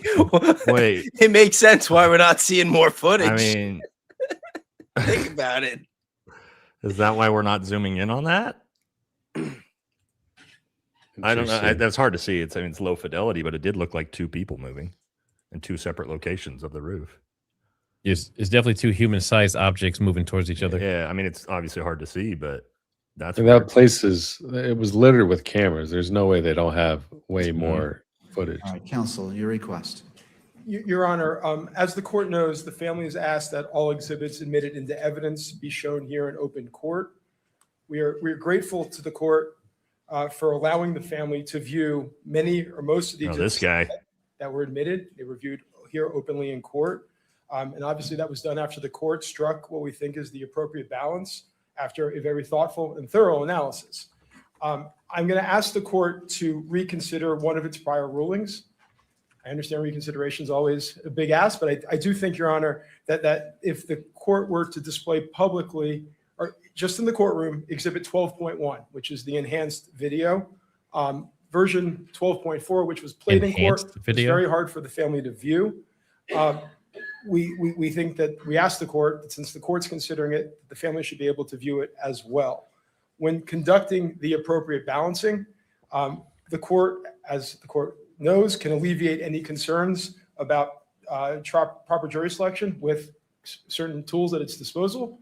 However, if the court were to deny the family the right to view that video, there's no cure. It's either they get to view it or they don't. So we would ask the court to reconsider its prior ruling and to display just in the courtroom Exhibit 12.1, which is the enhanced video. Thank you, Your Honor. Thank you. Turning to the parties, starting with the state, Mr. Grunander. Thank you, Judge. The state does not oppose publishing 12.4 in the courtroom. I think we've tried to make it very clear throughout this case that we favor openness and transparency as much as appropriate.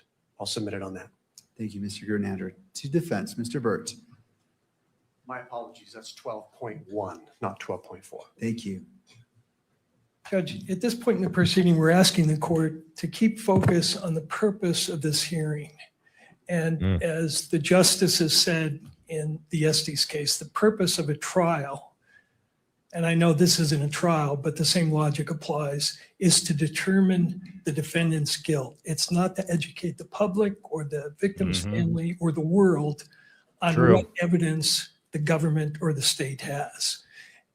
As the court knows, we have witness availability problems. We spent the bulk of today and yesterday arguing about nothing to do with the evidence in the case, but with rights of third parties. And it's appropriate for the court to consider that. But at some point, I think the court has to return to the purpose of these hearings, which is to expeditiously hear the evidence and then determine probable cause. And I want to point out to the court, Ms. Kirk has been very adept at holding press conferences at which she has revealed evidence. She has represented that the state is her attorney. Yeah, she's She shitting has on access to Erica. all the evidence that the state has publicized and that the media and her own lawyer argues is already in the public domain. Yeah. So they're perfectly free to go outside this courtroom under the court's protective order. They're free to go out and hold press conferences and announce to the world outside the courtroom what they think the evidence is. They have the availability of that evidence.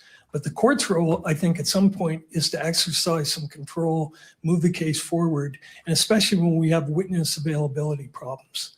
And I'd ask the court, whatever the court does, if you're going to allow revisiting or replaying of evidence for the sole purpose of informing the world or Ms. Kirk or anybody else, that the court do it at the end of the process and not at this point where we will be deprived of our ability to call this witness, because she has to be done today.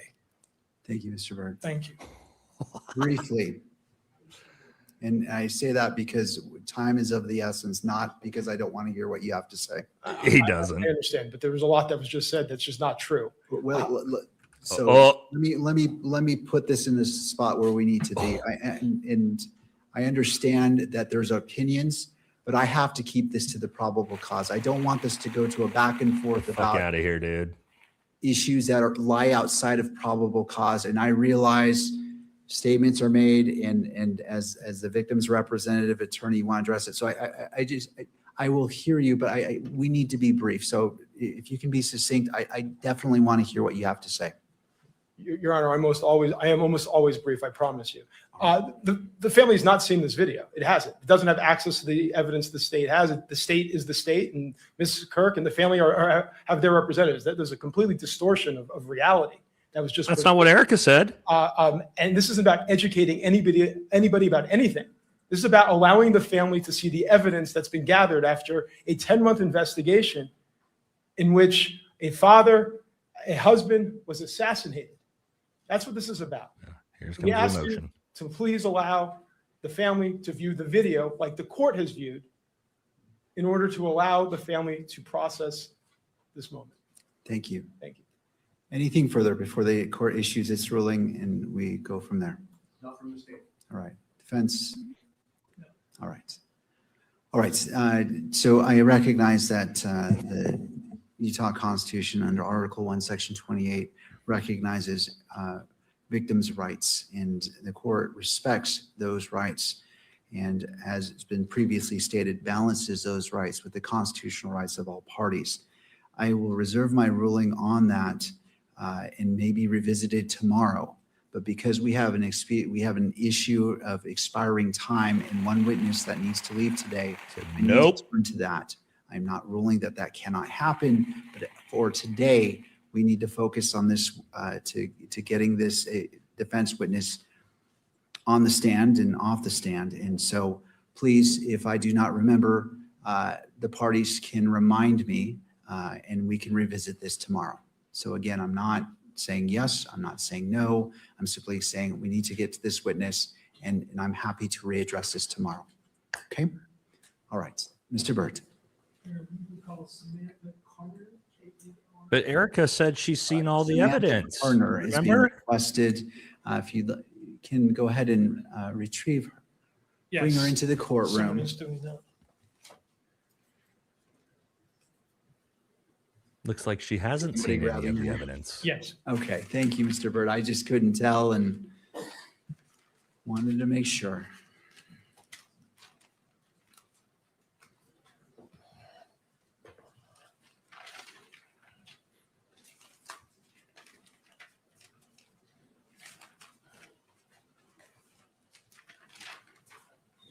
All right, Ms. Gardner, if you wouldn't mind coming forward, right by our bailiff to be sworn in.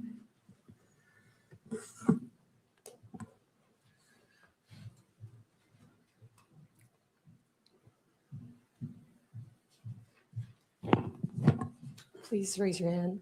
Do you solemnly swear that the testimony you're about to give now before the court will be the truth, the whole truth, and nothing but the truth, so help you God? I do. Thank you. You can sit. All right, thank you, ma'am. If you wouldn't mind coming forward, having a seat at the witness stand. To your left is a water bottle if you choose. It looks like you brought your own as well. And after you're situated, if you wouldn't mind pulling that microphone toward you, just to ensure that your testimony is picked up on the record. Mr. Burt, your witness. Thank you. Good afternoon. Could you tell us your name, please? Yes, my name is Samantha Karner. And Ms. Garner, what do you do for a living? I am a firearm and tool mark examiner. And where are you stationed? I currently work at the Forensic Science Laboratory in Washington for the Bureau of Alcohol, Tobacco, Firearms, and Explosives. And how long have you been employed at that location? A little over 6 years. What generally do you do there? What area of expertise do you have? I am assigned to the firearm and tool mark unit, so I receive items of evidence related to firearms, tools, tool marks, and fired ammunition components. At the request of the state of Utah, did you conduct certain examinations relevant to this case? I did, yes. Could you bring up State 32 in evidence?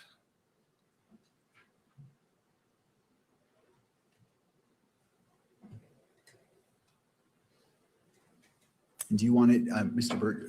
Yes, I think. On all screens? All screens, it's admitted and Okay.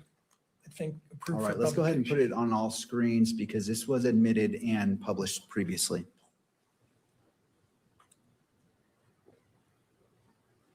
All right. You recognize plaintiff's exhibit number 32? I do, yes. Are you the author of this report? I am, yes. Okay. What were you asked to do in relation to the examination that's documented in this report? For the submission 1 report, I received a firearm, cartridge case, 3 cartridges, 1 bullet jacket fragment, and 4 lead fragments. I was asked to test fire the firearm and compare the test fires to the cartridge case and the bullet jacket fragment. I also was asked to do a tool mark characterization on the cartridge case and the cartridges. And then I also ran a general rifling characteristic search on the bullet jacket fragment. Okay. And are your conclusions accurately documented in your report? Yes. Could you turn to page 2 of the report? Second, bottom of the page. Those 2 paragraphs, please. Did you write in your report, these conclusions conform with the relevant Department of Justice policy on uniform language for testimony? Yes, that is always added to our reports. And do you have a standard operating procedure that requires that in each examination you do, this language has to be in there? We do, yes. Okay. And I want to ask you to review the document that is referenced in that language, which would be, and this is just for her only, Exhibit 11. Let me know when you can see that.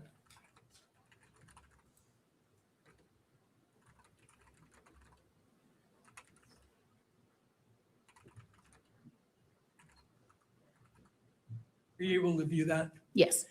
Is this the ATS, is this a language referred to in your report?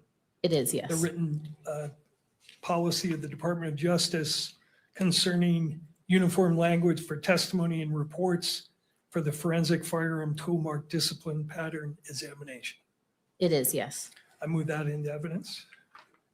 This is, what is the title of this exhibit? Your Honor, this would be Carner 11. All right, and what level of publication are you requesting, Mr. Burt? Both public and admittance into evidence. To this state? No objection.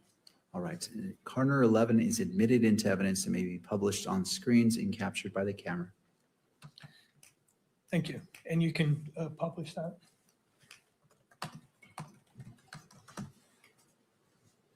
Ms. Carner, can you tell us what the purpose and scope of this document is? Yes, this is the DOJ Department of Justice's uniform language for testimony and report, and it standardizes the appropriate language an examiner will use during reporting and their testimony.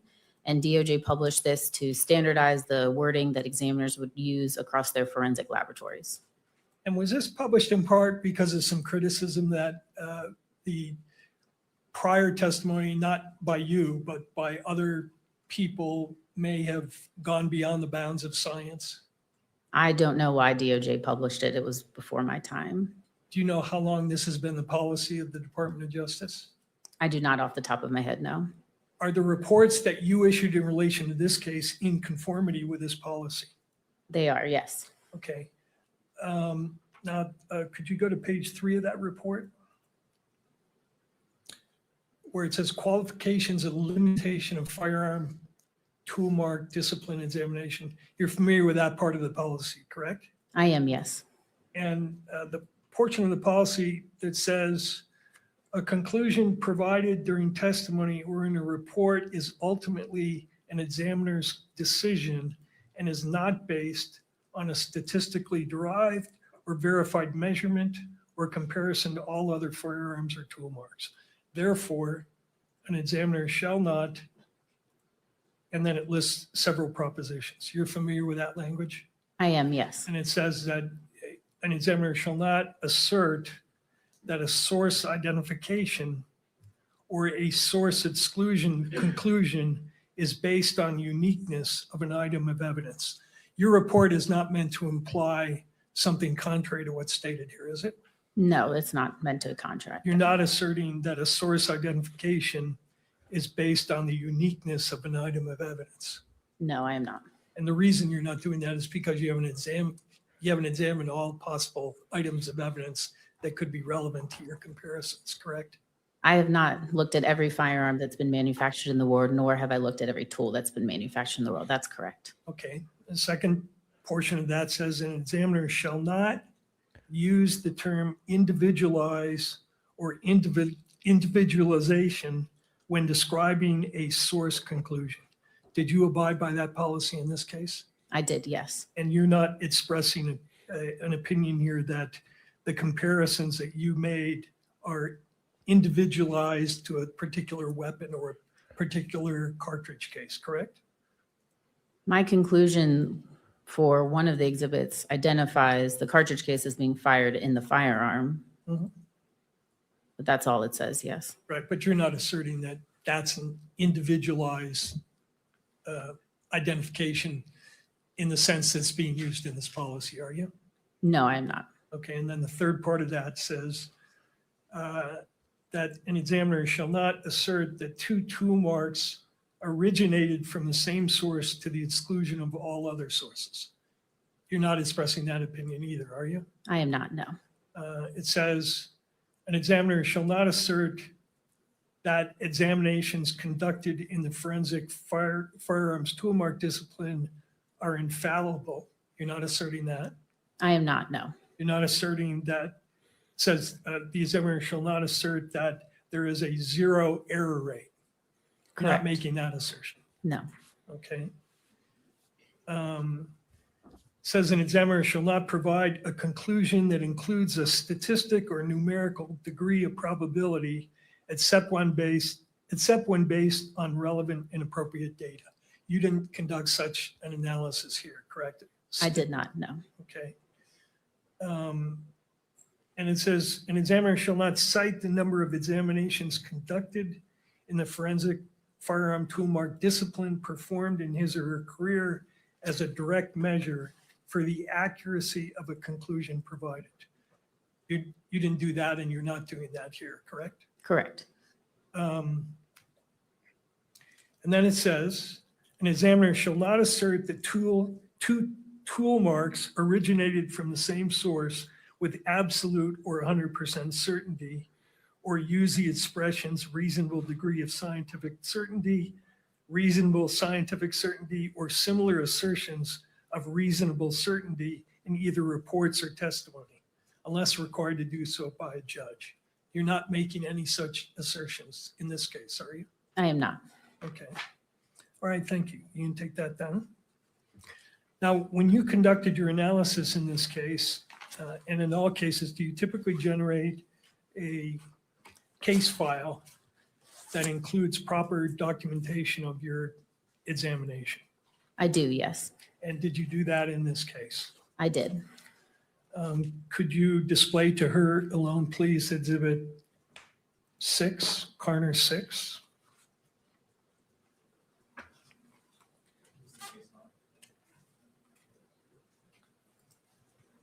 Case file. Yes.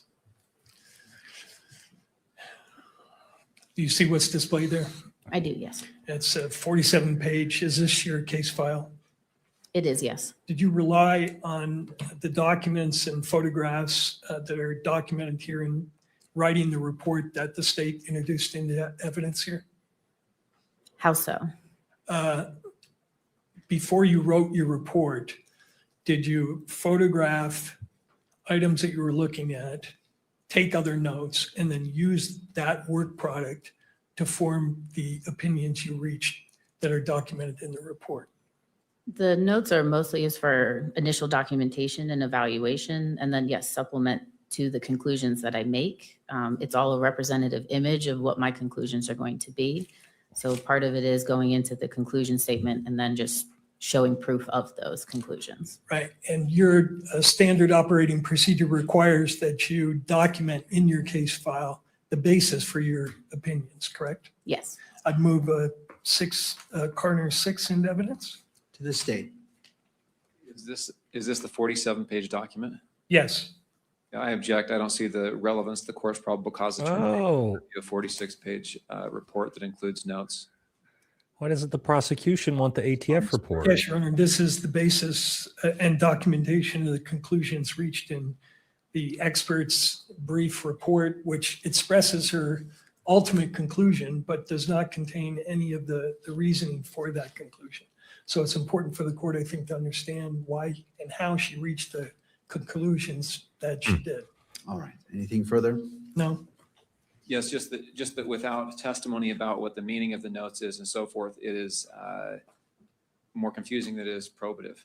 So under a 403 analysis, I don't think it's admissible nor helpful to the court. All right.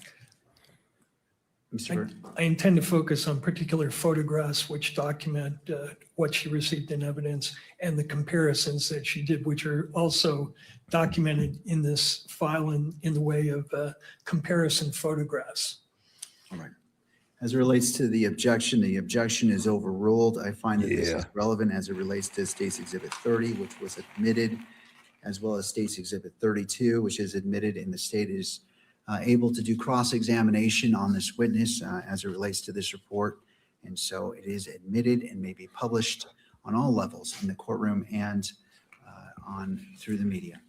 Thank you.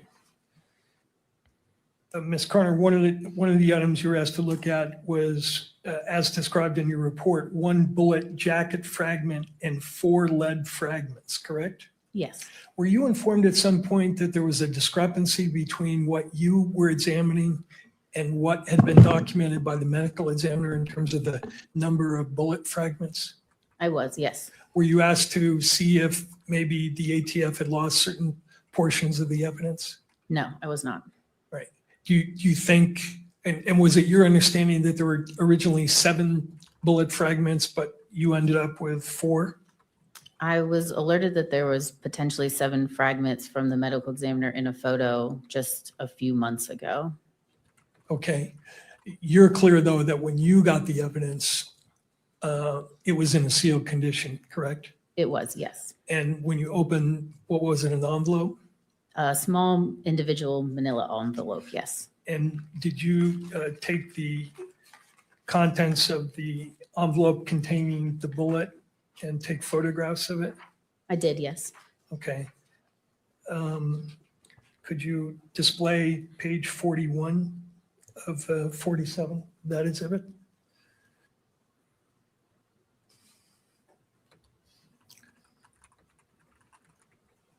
I'm sorry, page 14.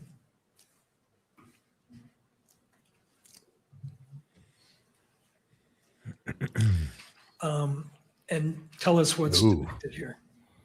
Yes, this is a picture of the as received condition of Exhibit 6 in its entirety. That's the top picture. So you'll see Exhibit 6A all the way through 6E in descending order. And then the bottom two photos on the left is the Exhibit 6A bullet jacket fragment, and that is the view of the exterior. And then the photograph on the right is the Exhibit 6A bullet jacket fragment, and that's the view of the interior of it. Okay. Now, after you documented what the bullet and the fragments look like, did you do certain procedures on the bullet, the larger bullet fragment? I did, yes. And what did you do?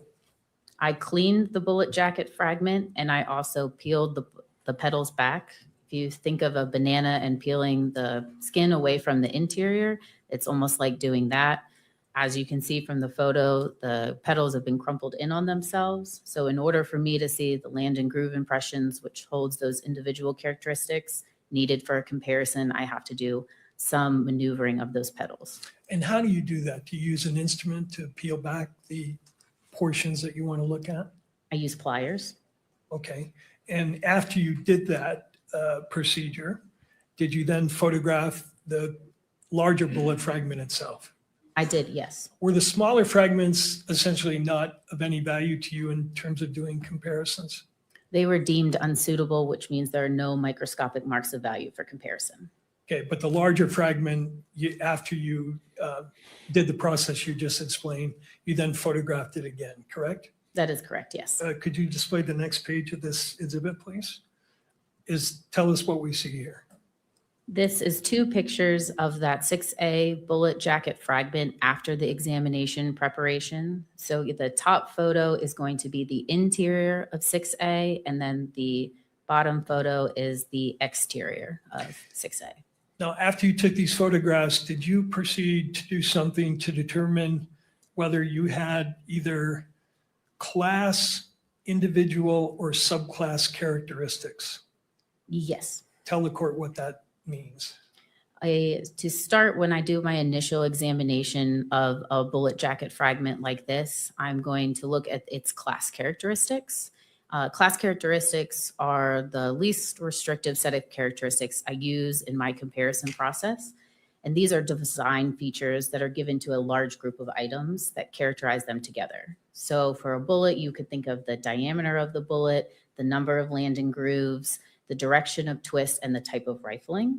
So I would go through and look at the class characteristics of this bullet jacket fragment, which was 6 right conventional rifling. Then I'd move on to look at any subclass characteristics. And subclass characteristics are more restricted than class, but less than individual. And they are design features that can be put on an object during the manufacturing process, which is consistent among items that are made by a tool that's in a specific state of wear. So what I mean by that is it's going to be a subset of a larger group, which is why it's not used for identification or comparison purposes for the basis of a conclusion. But when you think of something that's made through a mold process, when that mold comes together, it creates a seam line, and that seam line is going to be represented on all the items that it makes. So that's why you can't use it for the identification process, because it's going to be on a lot of items, which is why it's a subset of the group. Then I move on and looking at the individual characteristics. And these are imperfections and irregularities that arise from the manufacturing process. And then there's also individual characteristics can arise from wear, use, and abuse of a tool. And these individual characteristics is what is going to be distinct to that tool, and that's why they're used for the identification process. So So again, I did an examination of its class characteristics, looked for any subclass characteristics, and then looked to see if there was individual characteristics in the land and groove impressions sufficient enough of marks and values to do a comparison process. Now, once you have the class characteristics of a bullet, can you narrow the range of firearms that could have fired it just based on class characteristics? You can, yes. And is caliber a class characteristic or an individual or a subclass characteristic? It's going to be a class characteristic because a lot of firearms will have the same class, or excuse me, the same caliber. Like I told you. Did you measure the diameter of the bullet? I did, yes. And did you end up with a range where it could have been certain range of length or diameter? I did, yes. And what was your reading? Can I refer to my notes, Yes, please? please.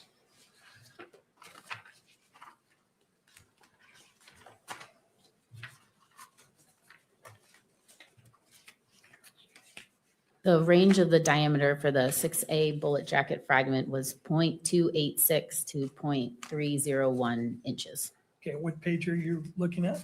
It's page 13. Okay. Now, so this is your documentation of the diameter measurement. And then on the right there, LIMP, that's measurement of the land width, correct? The land impression width, yes. And these are all general characteristics or class characteristics, right? Correct. Okay. Now, once you had that this, and also that it was, you said, what's called the rifling was to the right, correct? The direction of twist, yes. Yeah, the lingo is 6 to the right, meaning. 6 right, yes. Yeah. And that's a class characteristic. Correct. So once you had the diameter of the base of the bullet, and did you have some difficulty because of the damage to the bullet in exactly measuring it? The reason I provided a range was because of the damage and deformity to the base. So at times it wasn't a perfect circle. So it was important to me to give a range of what those diameter measurements were. Once you have the diameter and the rifling characteristics and the land and groove measurements, can you then plug those measurements into a database and to narrow down the class of weapons from which this bullet could have been fired? The general rifling characteristics search will use those class characteristics and will generate a list of possible firearms that could have fired the bullet. But that list is not all inclusive. It is just used as an investigative tool. Sure. Could you go to page 47, please? Could you tell us what we're looking at here? This is the results of that general rifling characteristic or the GRC search. All right. And what did you determine in terms of, just based on the class characteristics, what weapons could have fired the 6A bullet? There were several different 30 caliber class firearms. Nate already did a whole episode on this, by the way. And they're listed here, correct? Correct. Could you tell us what the initials PI and RI and PR mean in the far right-hand column? They refer to different types of firearms, so rifles, revolvers, machine guns, any type of firearm. And what are the pistol ones? How is that designated? PI or? Correct. And what is RB? Bolt action. Bolt action. So based on the class characteristics, any of these weapons could have fired that bullet? They could have possibly fired the bullet jacket fragment, yes. Okay. Now let's go back to the examination of the other two measures, subclass characteristics and individual characteristics. Is one of the reasons you look at subclass characteristics because they can be confused with individual characteristics? That is a concern, yes. In fact, your manual says that, right? It's important to rule in or out subclass characteristics to avoid the danger of confusing them with individual characteristics. I'm not sure if our manual says it verbatim. It says that we do need to assess every piece of evidence for possible subclass characteristics. And what is the reason for that? Subclass characteristics can be Similar to individual characteristics, however, trained examiners are able to notice the difference between subclass and individual. Subclass characteristics are not always present on an item. It's possible, but not always present. And they tend to look a certain way. They're going to be uniform in their appearance. They're going to be spaced in a way that's more uniform. If you think of circles, those circles could be a distance between each other in the same distance every time, and they will look almost the exact same every time. Now, does your laboratory have a certain protocols for conducting these comparisons? We have procedures for comparison, yes, like taking photographs, yes.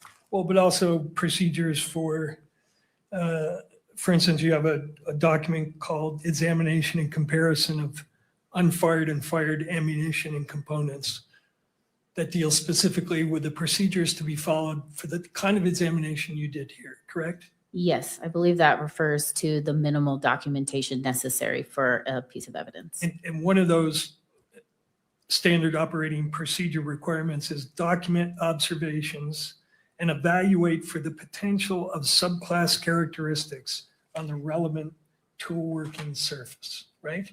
Correct, yes. And you did that in this case, correct? I did, yes. Okay. And what conclusions did you reach? Can I refer to my notes? Yes, please.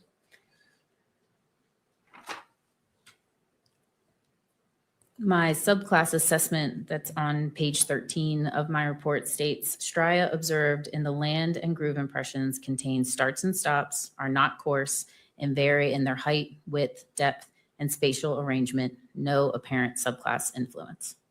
Okay. And what page was that again? Page 13. Page 13. Let me ask you about that.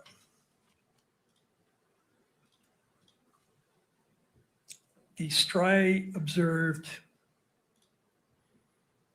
are not coarse. I think I understand that. And vary in their height, width, depth, and spatial arrangement. Did you measure the height, width, depth of the land and groove impressions? The land and groove impression widths, yes, I did. And how about the striae? That's different than the land and groove impression, right? Correct, yes. You didn't measure the height, width, and depth of those marks, correct? No, I did not. Okay. And your protocol says, does it not, due to their similarity to and potential confusion with individual characteristics, it is essential that the evidence be evaluated for the potential of subclass characteristics. It does, yes. That's the whole purpose of why you're doing that part of the exam, right? Correct, yes. And anywhere in your protocols, does it specify what you're looking for, or is it just up to you to decide what is and what is not a subclass characteristic?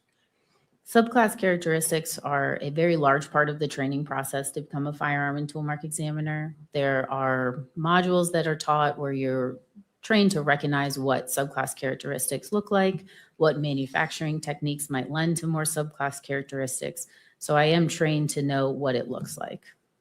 Okay. And my question though was, does your standard operating procedure set out, here are the things you should be looking for? For instance, does it say if what the marks you're looking at are not coarse and vary in their height, weight, depth, and spatial arrangement, or if they're perpendicular on the barrel, that indicates that it's not a subclass characteristic. Is there anything like that in the manual? No, there's not. Okay. Did you inspect the interior of this barrel? I did, yes.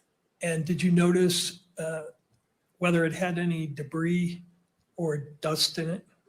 I believe my notes state that debris and dust was observed in the inside of the barrel, yes. Okay, and could you further characterize what that was? Debris? I think it says dust, so I would say dust. What can cause dust to get inside of a barrel? A plethora of things. I'm not sure why something is ever in a barrel. Okay. So you determined here, you ruled out subclass characteristics, correct? Yes. Then the next part of the examination was determining whether you had any individual characteristics on the bullet, correct?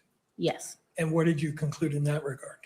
That there were microscopic marks of value worthy of comparison, or yes, individual characteristics in the landing groove impressions. And does your standard operating procedure have any guidance in terms of how you go about determining that? No, I do not believe so. Okay. And then once you determine that you have items of value on the question bullet, do you then do something to produce test bullets? Yes, part of the comparison process when there is a firearm that we receive is to test fire it to make pristine samples to see if reproducible individual marks of value is on the bullet or the cartridge cases. How many test fires did you produce in this case? I made 3 sets, so 6 total. 6. Is that your standard number of test fires? Our standard operating procedures state that you need at least 2. There is not a maximum number that we are allowed to do. It's the discretion of the examiner. Were you informed by other investigators working on the case that this particular weapon was manufactured in Germany in 1938? I was not, no. You did not review a report from an ATF agent who investigated that issue? No, I don't believe so, no. In doing your examinations, is it important to know something about the manufacturing process of the weapon? It is helpful to know how a barrel or any part of the firearm is manufactured, yes. And why is that? Certain manufacturing techniques will lend to that individual characteristics. So grinding is a method that is known to leave individual characteristics on a tool. So if a item that I receive, I can tell is finished or manufactured by grinding, it already gives me an indication that individual characteristics would be left from that tool to the tool mark. Now, once you have your 6 test fires, then you did some comparison between the test fires, right? That is correct, yes. And why do you do that? That establishes whether or not there are individual reproducible marks of value on the test fires. It's important to know that because if there's not reproducibility amongst the test fires, then there's a chance to say, oh, it's not going to reproduce on the evidence and I wouldn't have anything to compare it to.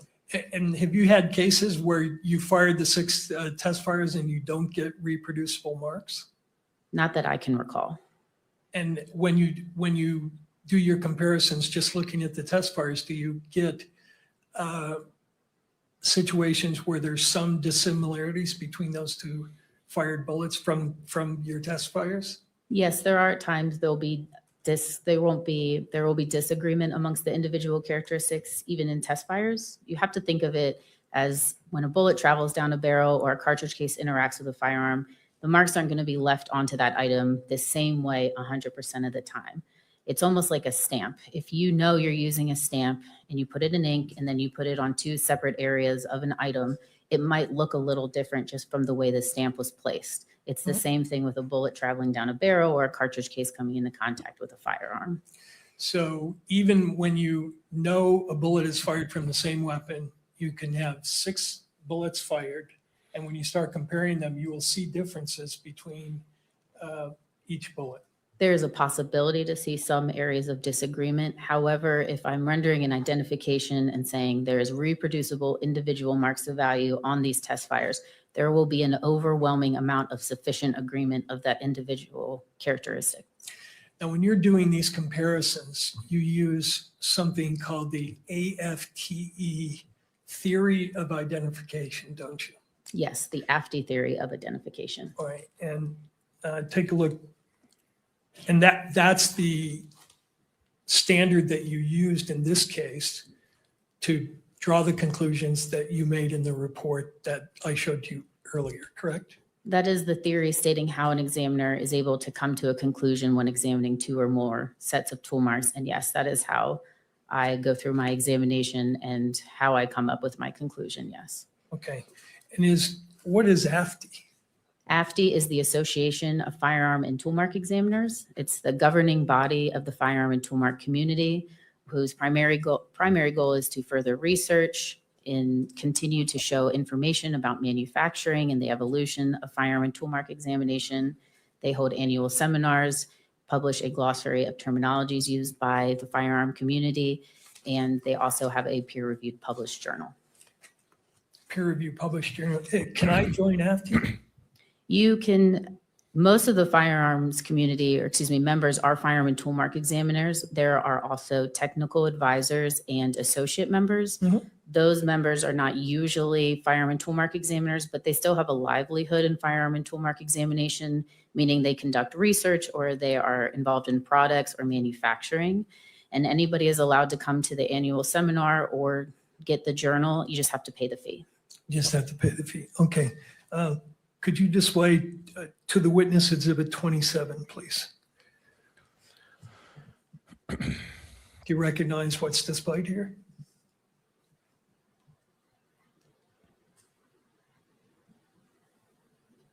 It appears to be the AFTI theory of identification, yes. I move that into evidence, Your Honor. What is it? This is the standard that she used to make the comparisons in this case, correct? Would this be Carner 27 This would be Carner 27, Your Honor. to the state? Your Honor, if I may voir dire the witness on this exhibit, I've never seen it before, I don't think. All right, sure. Let's go ahead and do so, Mr. McBride.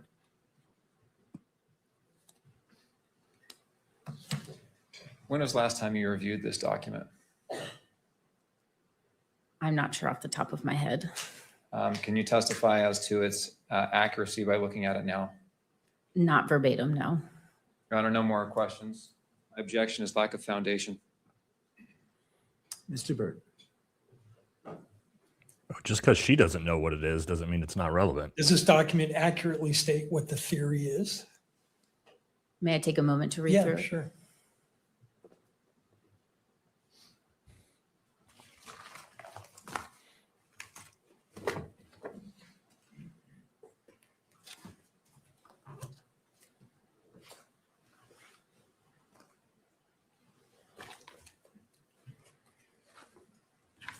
She looks like she trains Brazilian like jiu-jitsu or Muay Thai or something. She knows something. Yeah, he's got to get he's got to get more concise with this. He was doing well up until actually showing the discrepancies, but he's got to get much more concise. Statement is different than what I can recall, but overall, it is what the AFTI theory states. Okay. And your ATF protocol refers specifically to the AFTI theory of identification, does it not? It does, yes. Okay.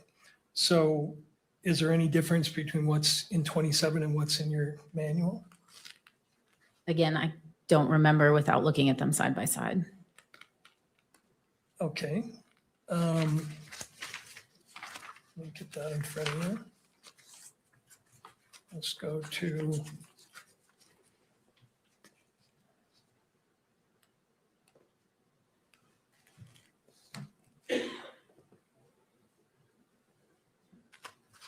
Exhibit 12.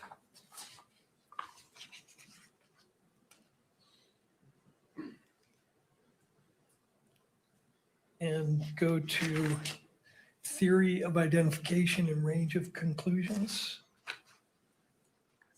Page 1 of 3. I don't have a Bates on it. Toward the end.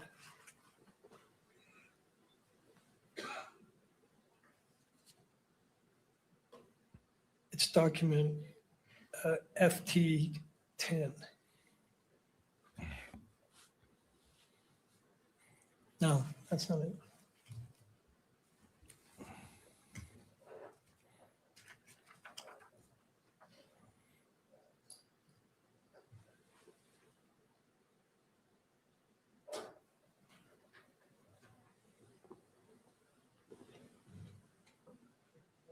Could I quote your witness, Your Honor?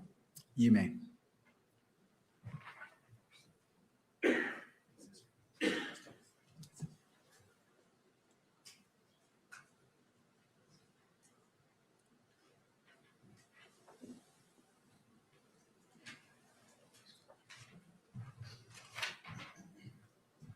Page 1 of 3 of your protocol. I think we're listening.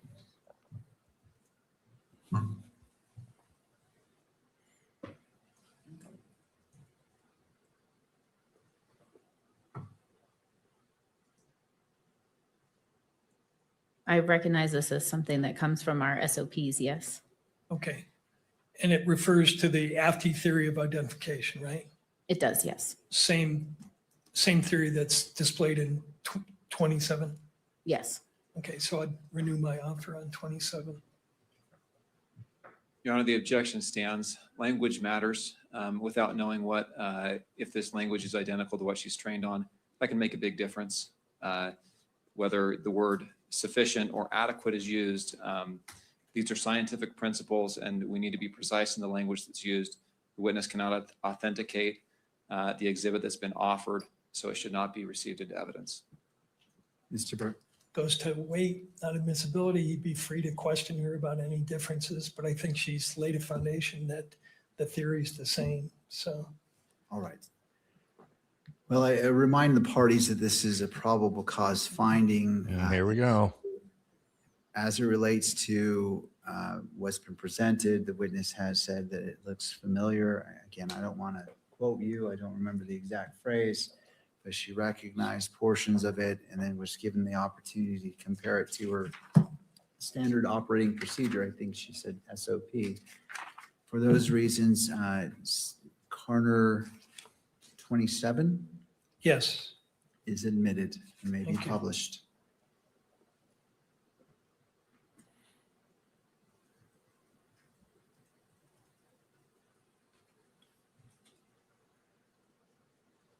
Looking at the language of this, the second part of it, according to AFT, says, currently the interpretation of individualization identification is subjective in nature. Do you agree with that? Yes. Why is it subjective in nature? The conclusions that I author are of my opinion. Of your opinion? Correct. Does your, you can take that down, thank you. Just like the DNA. And no, wait a minute, go back if you would. But while he's doing that, does your manual state what you're looking for under this theory is correspondence of individual characteristics? Yes. That the theory is that if you see a certain level of correspondence, you can make a source identification, but not to the exclusion of all other firearms in the world, correct? Correct. Okay. And the standard, at least as it's articulated here, is the theory as it pertains to the comparison enables opinions of common origin to be made when the unique surface contours of two tool marks are, quote, in sufficient agreement. And is a subjective part of that, the quoted part, sufficient agreement? The subjective part of the conclusion is saying, yes, it is my opinion that there is or is not sufficient agreement or sufficient disagreement amongst two or more tool marks. And what may constitute sufficient for you may be completely different from the next examiner. Fair? Yes and no. I would expect any trained, competent examiner to come to the same conclusion. So the threshold of sufficient agreement might be different from one examiner, but the conclusion I would expect to be the same. Does your manual state, your ATF manual, section 431, state that correspondence or lack thereof of individual characteristics is not easily communicated? An observation such as significant agreement can mean different things to each examiner. This does not serve as interpretable descriptions of what was observed because the individual performing the review will likely have his or her own concept of the phrase based upon their training, experience, and knowledge. Objection, Your Honor. This question goes to weight. Oh, I'm sorry. You don't speak. Maybe heard. If you're objecting, I will hear the objection. Just speaking objection.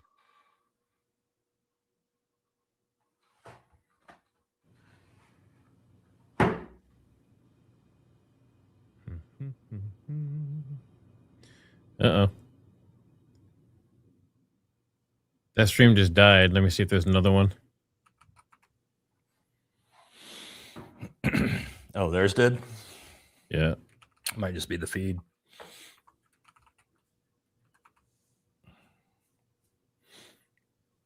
Still trying to figure out where he's going with this. If he's going to try to discredit this to the science itself. Yeah. Or what his goal here is. I hope his goal is not to try to discredit the science itself, because that'll never fly with the jury. Court TV lost it too. Must just be the feed from there. He needs to stay focused on the fact that they cannot definitively show what type of rifle that round comes out of. I think that 15 different guns could fire it, as you know, I showed in my videos. He needs to be hyper focused on that, because that is what a jury will hear and be like, oh, well, that's crazy. If he tries to say, you know, tell the jury that the ATF science doesn't work, their eyes are going to glaze over and it's not going to do anything for him. So I hope that's not the angle he's taking, but we'll see. He could have something on the back burner. It looks like anyone is up anywhere. So give me a few seconds here. Courtroom feed went out, guys. It looks like somebody said court TV is on. I was just at that one. Oh, they're back up now. Expressed in the report that the state offered. Yeah, it sounds laggy. Sounds like a bad feed. Issue to know that the opinion is based That sounds on a horrible. subjective standard that the witness herself admits is subjective. So I think it helps the court understand what weight, if any, to give to this report that the state offers. You got to pull it back up on StreamYard though. All right, final thought. That's all fine, but it's inviting the Yeah, we're just court making to sure weigh it's the worth evidence. using. That's the whole point. And at this I point, guess some other people are inferences freaking out around because theirs state's is down favor in the too. court is not to weigh, even contrary. Oh, this is terrible. And StreamYard is Well, lagging bad, so in regards to just bear with me. whether objections have been waived or not, the court as the magistrate bears the ultimate responsibility to ensuring that this hearing is a probable cause standard. And so that's a responsibility that as a magistrate I take seriously. Yeah, this is what I was worried about. The arguments from the parties. I'm going to overrule the objection, but Mr. Burt, this is, we don't need to go 100 miles down. I told you he had to be more concise. Is where probable cause may be. And so I invite you to refocus, to bring it to the probable cause. I'm not trying to limit what your theories or such, but I need to hold to probable cause. Absolutely, and I don't even need a quarter of a mile. This is my last question, and I'm going to move to another topic. Thank you, Mr. Burt. Is that what your manual states? I don't remember it verbatim, but it does sound accurate. Well, could you pull up Exhibit 12, page?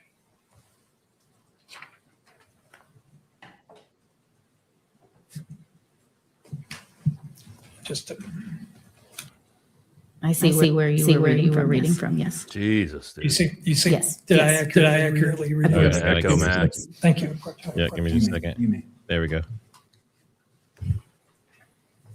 I think we're back up.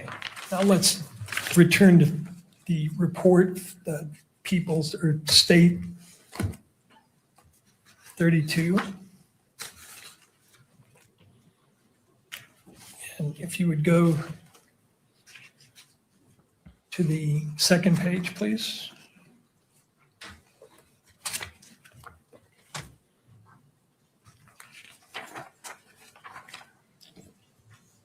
You concluded here, did you not, that the Exhibit 6A bullet jacket fragment could not be identified or excluded as having been fired from the Exhibit 1A based on an agreement of all discernible class characteristics and neither sufficient agreement nor sufficient disagreement of individual characteristics. The result of the comparison was inconclusive. Yes. That was your ultimate conclusion, right? Yes. And on the next page, if you go to 2 pages in, you have an appendix, do you not, where you explain what inconclusive means? Next page, one more. Now this is important stuff. Oh, yeah. I want to ask you because I'm unclear on what inconclusive mean. You say reasons for an inconclusive or include the presence of microscopic similarity that is insufficient to form the conclusion of source identification, a lack of any observed microscopic similarity, or a microscopic similarity that is insufficient to form the conclusion of source exclusion. Could you specify which of those possibilities exists in this case? Was this a case where you had microscopic dissimilarity, but in your opinion, it was insufficient to form a conclusion of source exclusion? No, my conclusion is inconclusive. Just as it says in the appendix, there is a lack of sufficient agreement and sufficient disagreement. So I'm unable to say one way or another. Okay. But I guess my question is, were there points of dissimilarity between the question and the known bullets? Again, there was sufficient agreement and there was not sufficient agreement or sufficient disagreement. So yes, there was times that I saw agreement in the striations and the landing group impressions, also seeing disagreement, but there was also a lot of lack of microscopic marks of value to see it all. So because of this lack of quality and quantity of marks to be able to see, it never reached the threshold of sufficient agreement nor sufficient disagreement. So an identification or exclusion could not be rendered. Okay. I think you and I met before today, correct? Yes. Where we talked about what that term inconclusive meant, correct? Yes. And I think, and correct me if I'm wrong, but did I read to you from a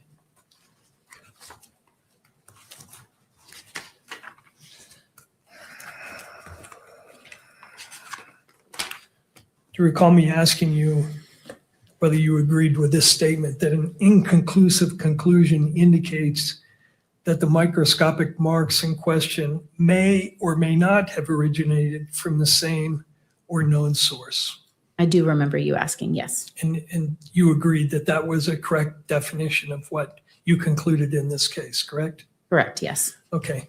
So I want to, if I could, return to 10, Exhibit 10. Not 10, I'm sorry. Your case file again. This is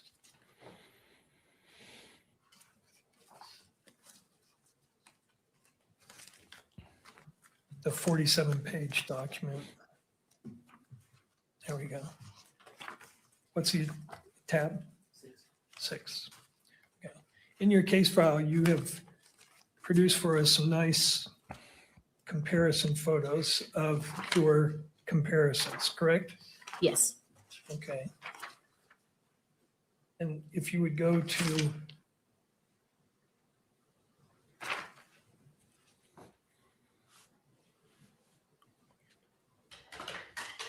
page 37.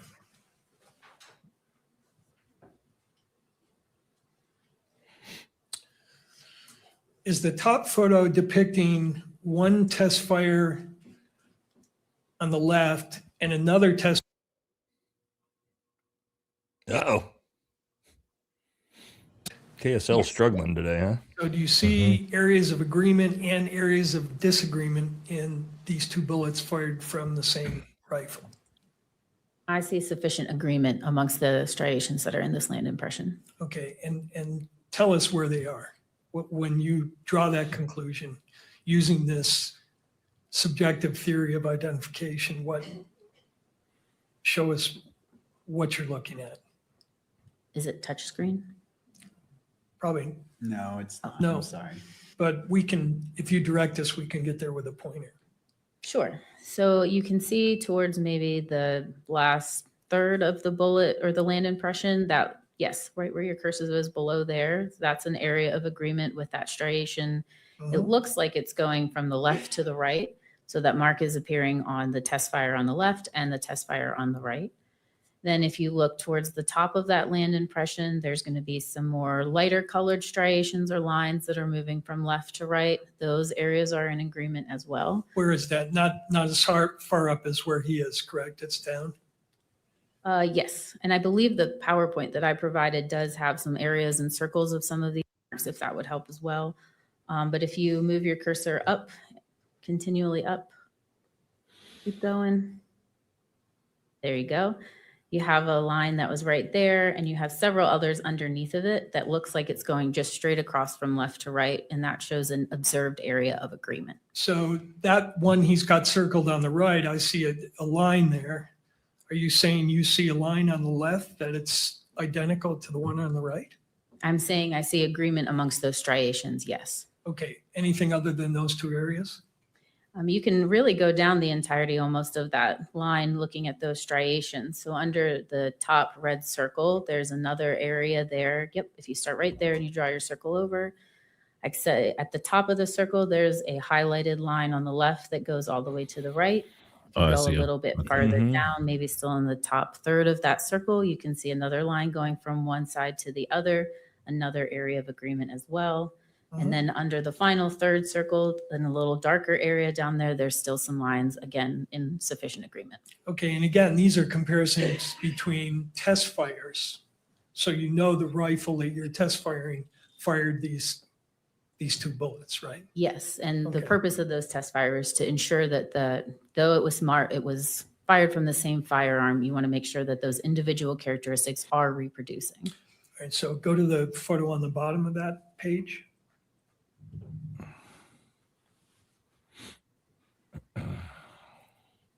This is the first of several comparisons between the I see what he's test doing fire now. on the left and 6A on the right, correct? Yes. And what does the writing on the top mean? Blue index, GIMP? So that will be the first number there is the case number, the laboratory case number. Then next 1.11B is going to refer to the specific test fire that's on the picture. And then V versus 6A, so that's the evidence that's also pictured. GIMP stands for a groove impression. So I'm looking at a groove impression in this photo. Blue index means I'm specifically looking at the groove impression that I have put a blue indexing mark on so that I know where I am during the comparison process. Okay. 30X refers to the magnification that the photo was taken at. And then INC refers to inconclusive, the final conclusion. So I'm interested in the areas of disagreement. Are there areas of disagreement between the known and the unknown here that you could point us to? So for this photo, to me, I see areas of agreement in the top. And then on the way down from the 6A, right after you see those 2 highlighted lines near the top, there is a lot of damage that is observed and almost no microscopic marks of value can be observed at all. So again, that lends to the lack of quality and quantity of marks even to do a comparison. It's almost like missing data points. Okay, missing is not the same thing as dissimilar though, right? It just means there's nothing there to call agreement or disagreement. So do you see areas of disagreement here or no? On the striations that are available to me on this groove impression, I see areas of agreement and specifically talking about those 2 highlighted lines at the top on the right. Okay, go to the next page, please. Top photo on the next page. It's B38.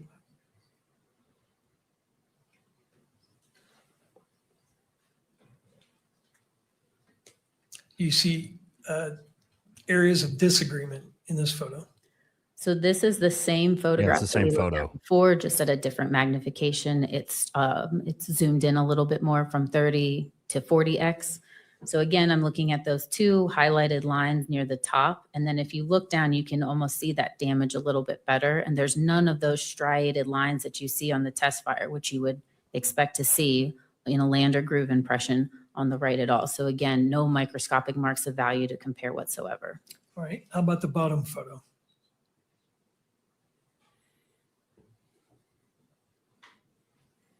And again, the question, areas of disagreement.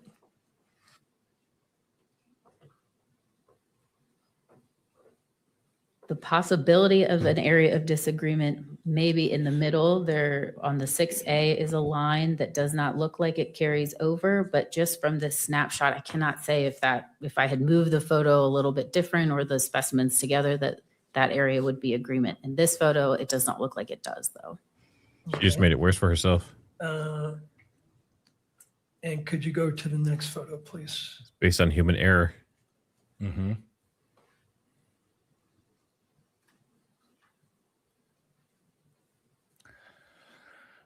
But the report already shows it's inconclusive. So I'm still trying to Same figure out question here. what he's Areas- trying to do here, because the report helps the defense. So if he's trying to The way debunk this the photo report, was this doesn't taken make is sense. highlighting more of the lack of microscopic marks of value. If I had pulled the specimen that's on the left, the test fire over, there might be some agreement that could be observed, but the way the photograph is now, you don't see the line on the right going all the way over. But again, this is just a snapshot of one particular area. Doesn't show areas of agreement or disagreement. There is an area of agreement at the very bottom of the photo. Okay. Correct, yes. Next photo, please.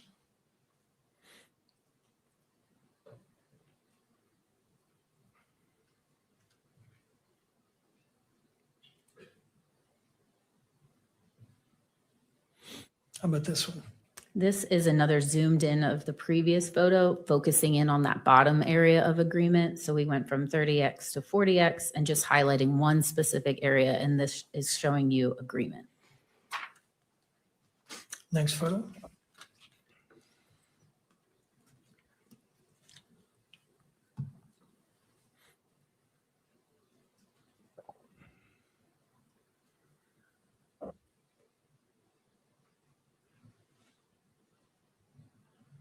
So again, this area that is highlighted, the bottom portion that's in focus, is showing an area of agreement.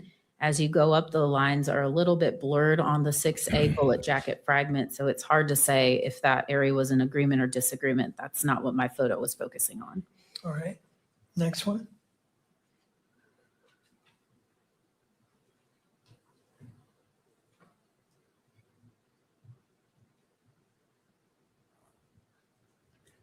So again, this is going to show you part of the groove impression at the white index. On the top, you can see some striated lines, or excuse me, more of the middle of the photo. The top of the groove impression from the 6A, you see some lines that not appear to be on the right side either, but this photo is also trying to show the lack of microscopic marks at all towards the bottom of that groove impression. Okay. But there are in these photos areas of disagreement as well as areas of agreement, correct? In the photo that we just looked at, it could be possible areas of disagreement. Again, it's just one area that I'm looking at. It's hard to tell when you can't look at the entirety of the land in this moment. Now this, you can take that down, please. Do you keep up with the literature relevant, scientific literature relevant to your field? I do, yes. And are you aware of certain criticisms that have been leveled against this AFTE theory of identification? I have heard, yes, I've heard recommendations on how What to is he improve the doing? AFTE theory of identification, yes. Well, the criticism have gone beyond that, right? Specifically, what are you referring to? Well, you're aware that the National Resource, the National Resource Council, The National Academy of Science? National Academy of Science, Oh Yes. God, he's got to stop. pretty preeminent He scientific. sounds like the prosecution right now. Like he's trying to make the prosecution's case Did for they them. conclude in 2009 that, quote, a fundamental problem with tool mark and firearm analysis is the lack of a precisely defined process.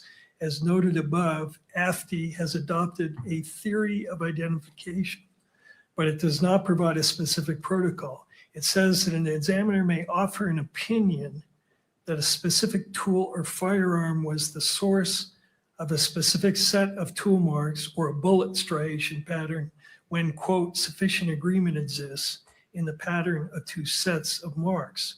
It defines agreement as significant when it exceeds the best agreement demonstrated between tool marks known to have been produced by different tools and is consistent with the agreement demonstrated by tool marks known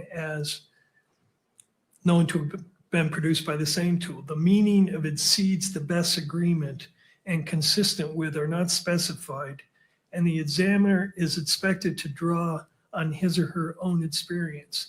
This AFTE document, which is the best guidance available for the field of tool mark identification, does not even consider, let alone address, questions regarding variability, reliability, repeatability, or the number of correlations needed to achieve a given degree of confidence.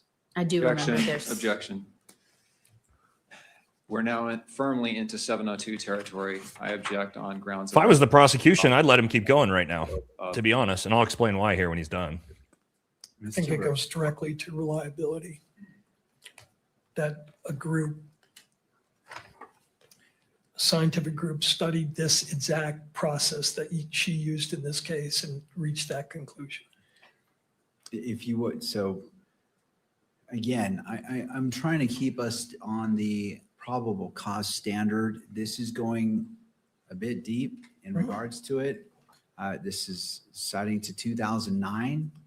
And so we're in 2026. And again, I don't want to have to dive deep into areas trying to determine, because I feel that we are exiting the orbit of probable cause. If I'm having to make that analysis and trying to see, like, how is this relevant? How does this apply? How does this go to probable cause? So if you wish to ask this question and then move on, we certainly could do that. But Sure. The only thing I wanted to do was establish that this was the foundation criticism in 2009. And I know when we had raised this issue with respect to one of the other experts, the comeback was, oh, well, this was in 2009 and the PCAST report was in 2016. In this particular field, these criticisms have started in 2009, but they have continued up to the present day and have gotten more strident. So I think that's the take home here, is that this is not some past criticism that has been set aside. This is a criticism that this expert is aware of and that has continued in the literature up to the present time. But I don't have that second portion of what you just said in front of me. So I can't agree with you, because what I have is what's before me. I can't go searching myself as a magistrate for probable cause. I have to take what you say as it is. And if I have to start searching, I've left the universe of probable cause. I agree. And I pissed too. was offering that to the court as a proffer in terms of where this line of questioning is going, so the court can understand the context. Okay. It isn't just an isolated criticism, and I'll establish with a couple of questions that it's continued up to the present time. So I will overrule the objection, but I will limit you to this question. We're going to more and more and more. Thank God. Judges saved the defense. You're looking at whether this science is challenged or not. The point's been received. Bro, the report is good for you. Why are you trying to discredit the report that is good for you? What are you doing? Thank you, Mr. Burke. You're aware of that criticism, right? Yes, I am. And you're also aware of the criticism leveled in 2016. Counsel, I just said that we're focused solely on, I've accepted what you've said, but I said that it's limited to this question and then we're moving on, because anything further is going outside of probable cause. I misunderstood. I apologize to the court. I apologize if I wasn't clear on that. So maybe it was my error not communicating. I've accepted that coming in. I've overruled the objection, but I said we're gonna leave that where it is and then move forward. And that's where I'm unclear. When the court says move forward, no more questions about any further criticisms beyond that one? On this line of question, that's correct. Because Okay.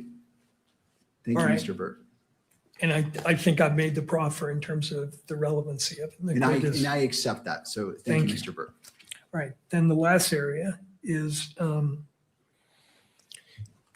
in the years that you've been doing this testing, is it true that you've only taken one proficiency test that involves bullet comparisons? Yes, Wow. I've only had the opportunity to take. What are one you bullet doing? test so far. And is it true that that was in 2023? I don't remember the exact year, but that sounds correct. Yes. Right.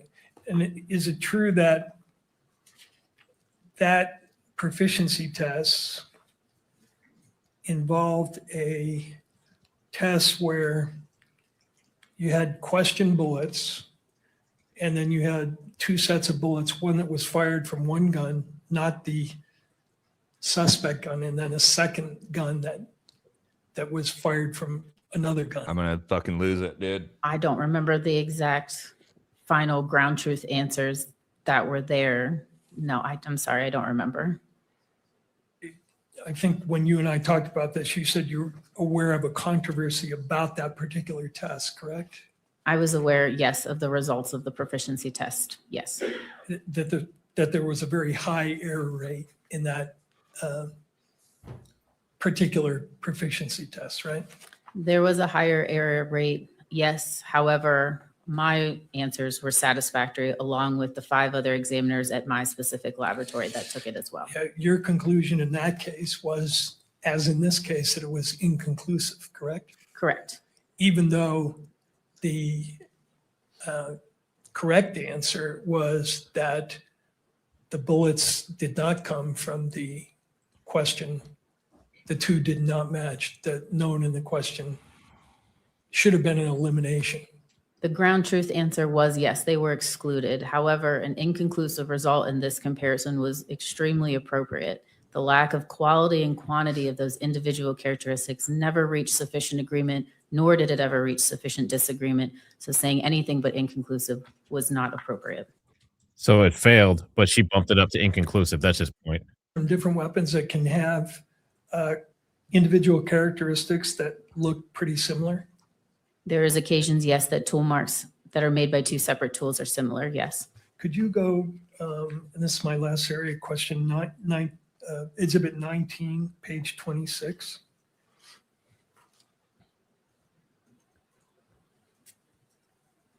Dude, her report already shows it's inconclusive and that 15 different other firearms could have been used. Why do you want to discredit that? Coming up on 437. That would be my request, Your Honor. That's my last question. So. All right, Mr. Burt. Thank you, Mr. Wright. I appreciate the heads up. In your opinion, does this, the one on the left and the right, show matching individual characteristics? Counsel, has this been admitted?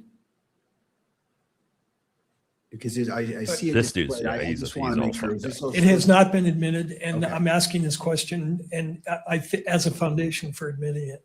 Okay, that's fine. So I just want, it was on another screen. I wanted clarification. So it's not on any screens because it hasn't been admitted, but clearly it can be on her screen. Thank you. That's why you don't get legal aid lawyers, folks. Only to the witness and counsel table screens. Page, Exhibit 19, page 26. Damn, she looks like she hates her life as much as the judge right now.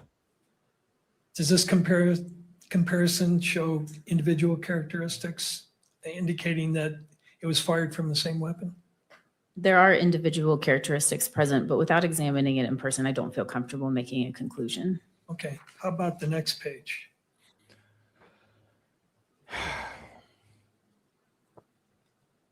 Watch, 27. How about that one? Again, I see individual characteristics. On a very first glance, I can see maybe one striation that is an agreement, but without seeing it physically in person and having an accurate representation of the entirety, I can't conclude in any answer. And the last one, the third photo, page 28.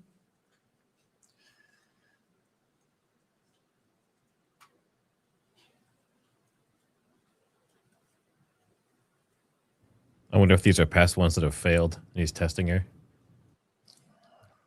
Still, it doesn't make sense to discredit your strongest witness. I don't.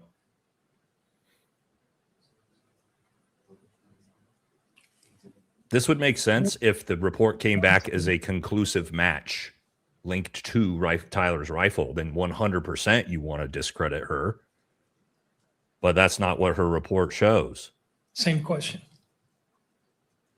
I do see individual characteristics. I do see some areas of agreement without looking at it further. I wouldn't make a conclusion. It's a holistic approach when you're examining items. Right. Would it surprise you if I told you that all 3 of those were fired from different weapons?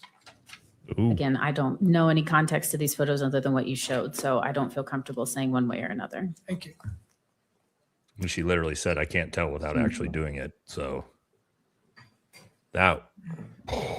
It's like he spent an hour trying to get her to say what the report already says. He had it, dude. He set it up. He showed the big things about the report that I showed in my video, right? Like, and then he just went off the rails. I have looked at them probably back in 2024 when it was published. Okay, that's a study. Is that what that is? Some sort. It was a look from the Association of Firearm and Tool Mark Examiners. It was a volunteer of photographs of people that did have an incorrect answer in that proficiency test. Okay. And when you do an examination or a comparison Are you limited to one photograph?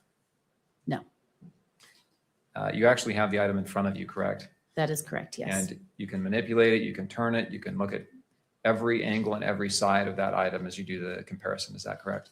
Yes, that's correct. And as you're doing that process, you're looking for as many characteristics that match or agree or disagree as you can possibly find, correct?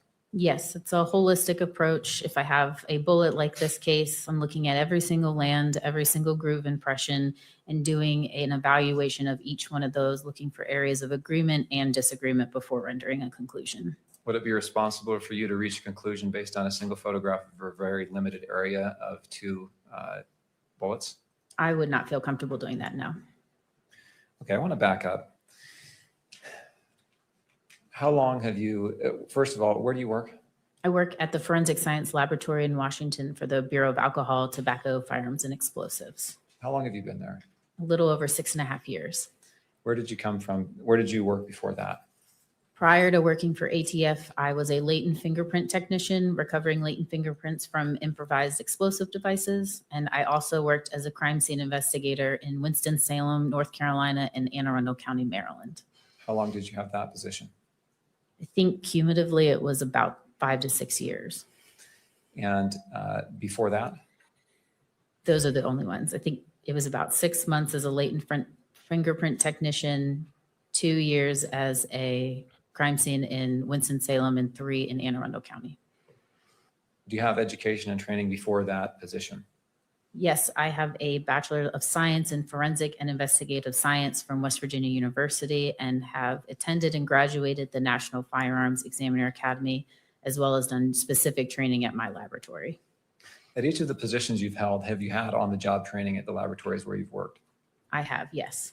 And will you describe what that training is like at the ATF where you are now? Yes. So part of becoming a firearm and tool mark examiner for ATF was attending the NFEA, the National Firearms Examiner Academy, which is a year-long intensive comprehensive training program. I learned about historical cases, figures, and the evolution of firearms, fired ammunition components, and manufacturing. In phase 2, I worked 16 weeks of hands-on experience assembling and disassembling firearms using a comparison microscope, comparing fired ammunition components and tool marks, going on manufacturing tours, and participating in moot court. I worked on an independent research project and 4 practical exercises, and then presented that independent research project to a panel of experts and participated in 2 moot court sessions on 2 of those 4 practical exercises. Then specifically for ATF, I still work on my training, going through practical exercises and competency tests, working under trained firearms examiners at my laboratory, and also continue learning about any manufacturing evolutions or going on manufacturing tours. And I also participate in moot court for every single competency test that I work. Once all of that is complete, then I work on supervised case before moving on to unsupervised casework. And supervised casework means what? It means that the author of the final report will be a different examiner, but I am working on all of the work side by side and going through all the steps that are needed for that examination.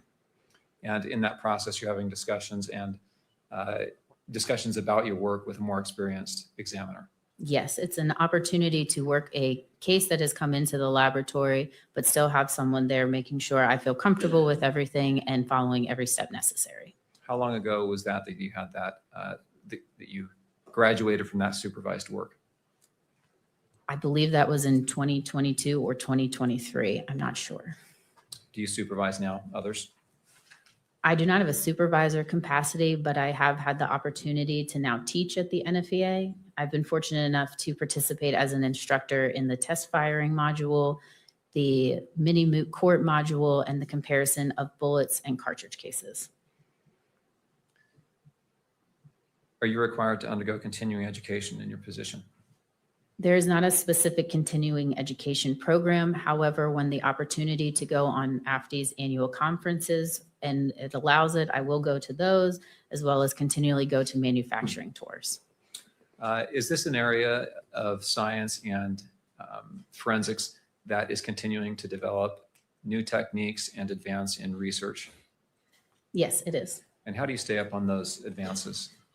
Part of the way to do that is to continue my membership with AFTI. Again, they do an annual training seminar recently, just in May of 2026 here in Baltimore, where there's case searches and studies that are presented, different manufacturing techniques, just new and upcoming research that is throughout the community, not just firearms practitioners, but also standard and technology researchers like those from the National Institute of Standards and Technology, or NIST.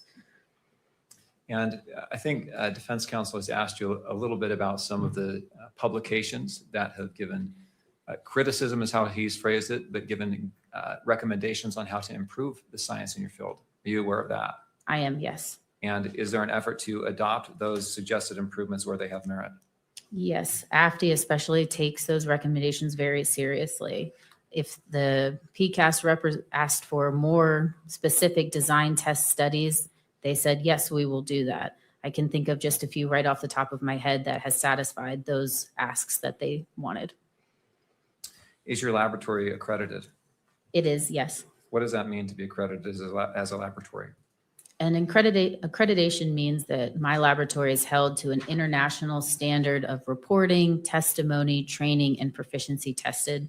We have a large audit every 4 years through ANAB, or the American National Standard Institute, National Accreditation Board, but we also do internal audits, and we make sure there is some type of audit that we are staying in within those accreditation limits every single year. There is a mention of proficiency testing. Are you required to do proficiency testing? Yes, I am. And are those specific as to what type of proficiency testing that you do? Yes. What are some examples? We are required to take proficiency tests in all discipline that our scope enables, so serial number restoration and the comparison of tool marks, bullets, and cartridge cases. Are there similarities and principles that apply to all aspects of tool mark analysis and comparison? Can you elaborate on the question, please? Well, let's say you're comparing what we've been talking about here, rifling on a bullet. Are the principles that apply to that area versus that also apply in tool marks analysis, say of impressions of a handheld tool? Yes, all of those comparisons are a product of a tool mark comparison. A firearm is nothing but a tool. So when you are talking about a cartridge case comparison, it's still looking at a tool and a tool mark. The tool in this case is the firearm. The tool mark is being left on a cartridge case or a bullet. I want to draw your attention to Plaintiff's Exhibit 32. Thank you.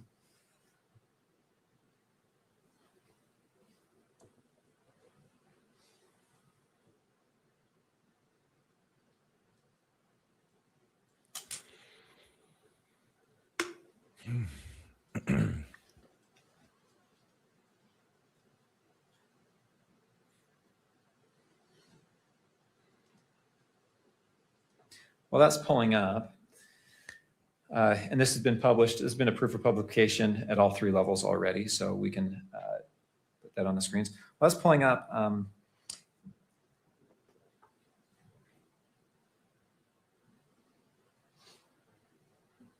Thank you. I want to ask you first about an entry here. The second sentence under results of examination. Exhibit 1 is rifle was test fired and found to be in operable condition. Did you perform that test fire? I did, yes. How did you receive this firearm? I received it from another physical scientist in our laboratory. Okay. And did it have a scope on it? Yes, it did. What did you do to determine if it was in operable condition? In order to determine if the firearm is in operable condition, I will find ammunition that it is calibered for. In this place, it was 30-06 Springfield. Load that into the firearm, and then I fired any test fires into our water recovery tank. Okay. And why did you choose a water recovery tank? The water recovery tank is what is used to obtain bullet specimens. The water is going to slow down the bullet from its movement so that we can actually obtain the bullet, and it is supposed to cause minimal damage. Why does it matter if there's minimal damage or more damage? You would like minimal damage because that means that there's going to be less damage on the areas that you need to compare. In the evidence rounds that you, or in the bullets that you often receive in your cases, are there cases where there's a lot of damage to those bullets? I have received cases with lots of damaged bullets, yes.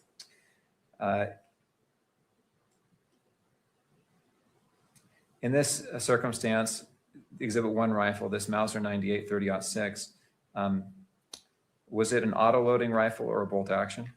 This was a bolt action rifle.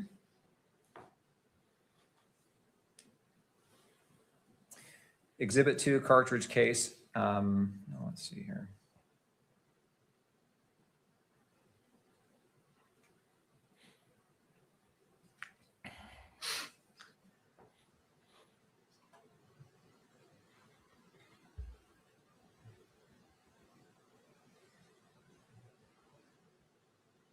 If you'll turn to page 2, and we've already read this line. I think defense counsel read this line to you, the Exhibit 6A paragraph there. The result of the comparison was inconclusive. What could further testing be done to try and see if there is any, if you come to a conclusion on this round? There was no further testing that I could do, no. Is there further testing that could be done in the field? There is the possibility of using a 3D system to visualize the individual characteristics on the bullet. Do you have the capability of doing that at your lab? My laboratory currently does not have that capability. Do you know if the FBI lab does have that capability? I believe they do.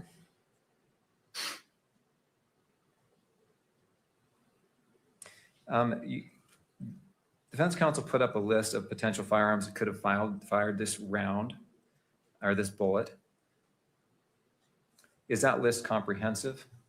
It's not an all-inclusive list. And does it mean more that this round? I'll leave it at that, actually. Yeah, that's right. You do. That was a dumb question. Yep. That was bad for him. They both fucked up there. Excuse my language. Both the prosecution, it's almost like they are arguing the wrong directions, and he just realized at the end and went, you know what? I'm just going to shut my mouth because that's helping the defense. The 6A bullet jacket fragment. Will you describe what a bullet jacket is? Yes, I do have a demonstrative. May I use that? Do you have that with you? Yes. Yes, please go ahead. So this is a demonstrative of a bullet. So a bullet jacket, it would refer to the outside of the bullet. Inside the bullet would be the lead core. So when I'm referring to the jacket, it means that I've only received that outer portion. I did not receive any of the lead core intact with it. In this circumstance, you received a bullet jacket fragment. What does that mean that it's a fragment? Fragment means I don't have the entirety of that jacket. And can you testify as to why you don't have that entirety? No, I cannot. And it also, your report also says that there are 4 lead fragments. What is this? Why would you have lead fragments? So the lead fragments, the lead would be from the inside of the bullet, that core. Occasionally when the bullet reaches its final destination, it can split, and some of that core might be pulled off of the jacket and be found where it landed. And would you be able to gather information from those lead fragments that could identify them as coming from this particular firearm? Would you expect to be able to make that comparison? I would not expect to see any characteristics that would help me reach a conclusion, no. Why not? Because the lead core is on the inside of the bullet, the landing grooves are going to be imparted onto the jacket or the exterior. So when it's moving down the barrel, the inside is not coming into contact with rifling whatsoever.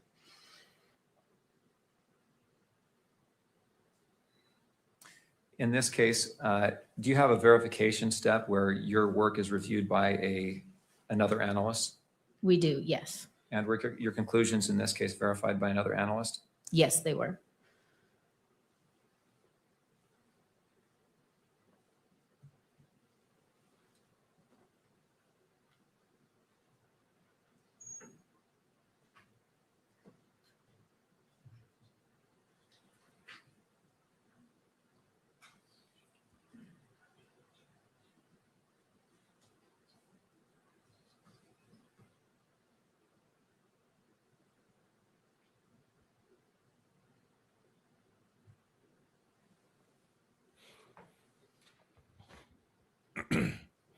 Sounds like he's going to try to get FBI testing done on this. Is there a potential that the testing you do can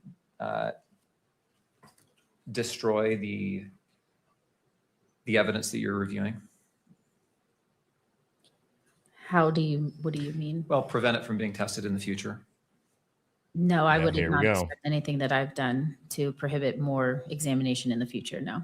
But in general, you say you peeled back the petals, I think you said, of the bullet jacket because it was so crumpled. If that's, Yes, I think if anything, that lends to a better comparison process. It is a very well-known practice amongst firearm and toolmark examiners. Without doing a examination like that in preparation, no one's able to see the marks that are needed for the comparison process. Okay.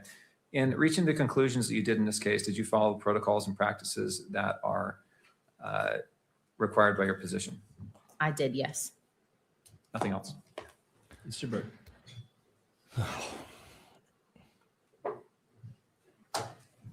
You said a Oh, couple no. of things of interest to me. One was that your work is peer reviewed, right? There's a peer Specifically? reviewer, a second reviewer, It is a verification process. verification process. And you know, in this case, we requested to produce the case file from your reviewer so we could see whether it was accurate or not. You're aware of that, right? I am not, and the verification process does not require that the verifier has case notes. Their case notes would be within mine, and it's just an authored verification chart. Well, you wrote a memo to Mr. McBride dated May 19th, did you not? In which you said in answer to our request for the reviewer's work product that ATF laboratories do not release materials concerning technical reviewers or verifiers. And you went on to state, did you not, that we don't even release the CVs of who the reviewers are. So that is not authored by me. That is our ATF procedures and protocols. If that was an email that came from me, I am just verbatim what our quality assurance manager has said. Do you think science works best when it works in secret? Objection. This ain't it, homie.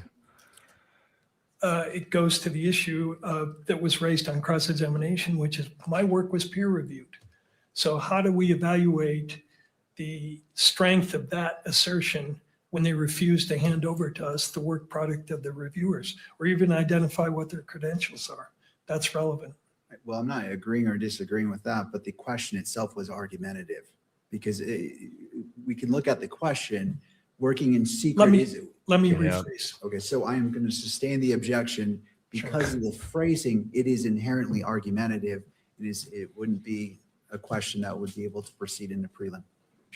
Do you have an opinion on whether it is scientifically defensible to rely on a peer reviewer and not reveal that peer reviewer's work product?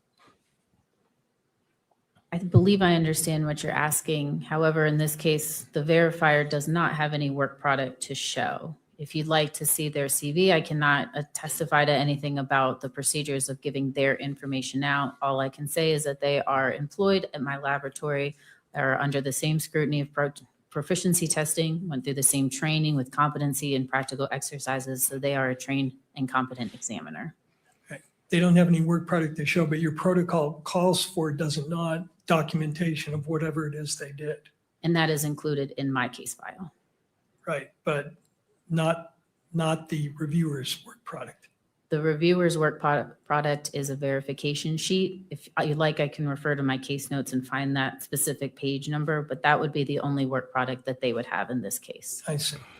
Now, you said two things about the PCAS report on cross-examination. One was that, if I understood it, that the PCAS findings have been addressed in subsequent studies. Did I hear that correctly?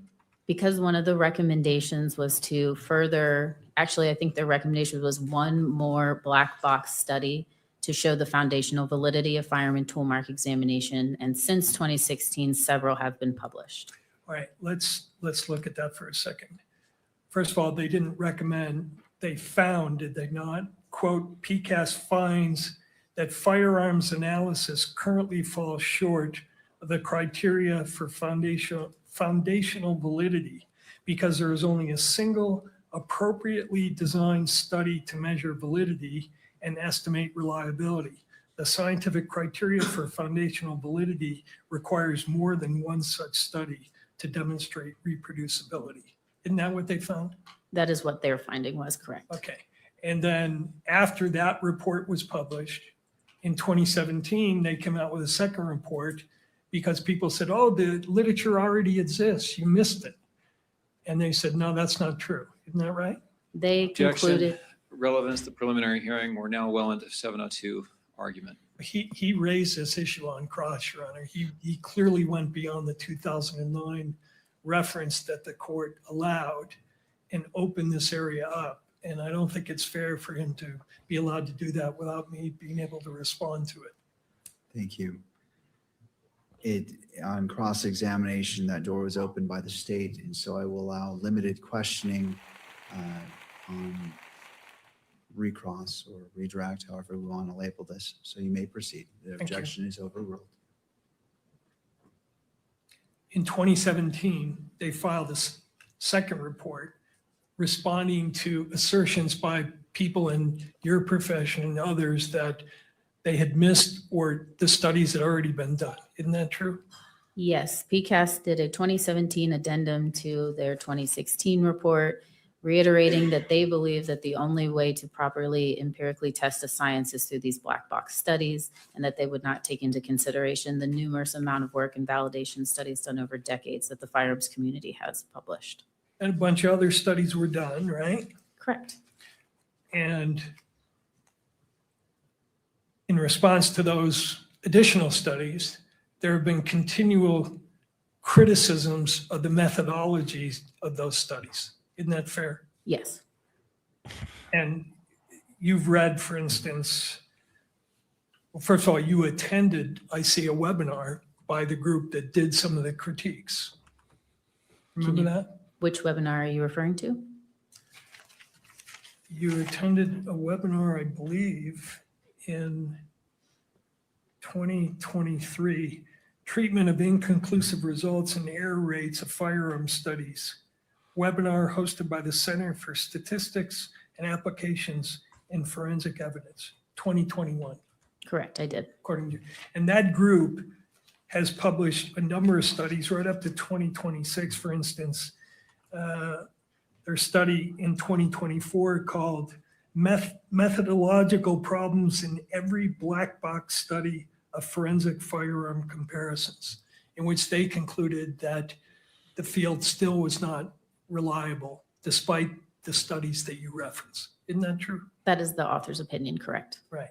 And they're not the only ones. There have been other groups of statisticians who have published articles right up to 2026 saying that the studies that you referenced are unreliable, that their methodology of those studies is flawed and cannot be relied upon to support the science of toolmark comparison, correct?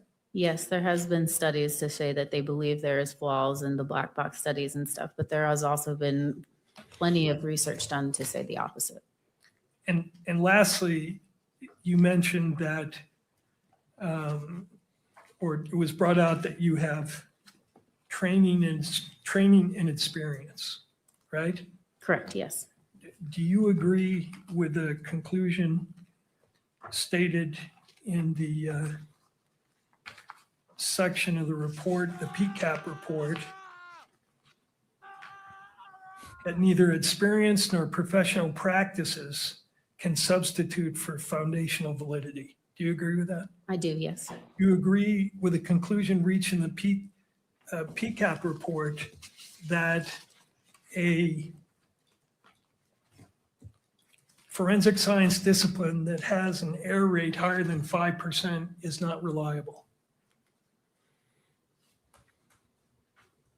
I don't know that I have opinion to that because I think it's a little on the broad side. I don't know what you would consider high as far as the percentage. Well, I'm referring to the statement at page 151 where they say methods with a high false positive rate are scientifically unreliable for making important judgments in court about the source of a sample. to be considered reliable, the false positive rate should certainly be less than 5%. It may be appropriate that it be considerably lower depending on the intended application. I would agree with that statement. You would agree with that. And you also lastly reference your knowledge of the study by the AFTE of that proficiency, the one proficiency test which you have taken on bullet comparisons, correct? Correct. And the error rate in that particular study, proficiency test, was 20.4%, correct? Correct. For item 2, 18.2% for item 3, and 18.9% for item 5. I believe those were the results. However, I don't agree that proficiency tests are what are used for validation studies to show foundational validity. Proficiency. So if the error rates are high, then they shouldn't be relied upon to show invalidity, but they should be relied upon to establish that your experience means that your science is valid? Is that what you're saying? Foundational studies are looking at, just as PCAST said, those black box studies, different test design, all of which firearm and toolmark community has conducted. We've looked at cartridge cases, bullet, pristine samples, damage samples, and different firearms. Proficiency test is looking at the accuracy of an examiner's results, not foundational validity. But you would agree that an error rate of 20% is unacceptable, would establish unreliability, correct? I would agree that those results need to be looked at to see where that error was coming from. Okay, thank you. Thank you. Anything further for this witness? And Mr. McBride, I'm going to limit you because your objection to going outside and going to 702, the door, you open the door, but I've got to close that door to some point. So I will give you a limited number of questions. We need to come to a close. I understand that.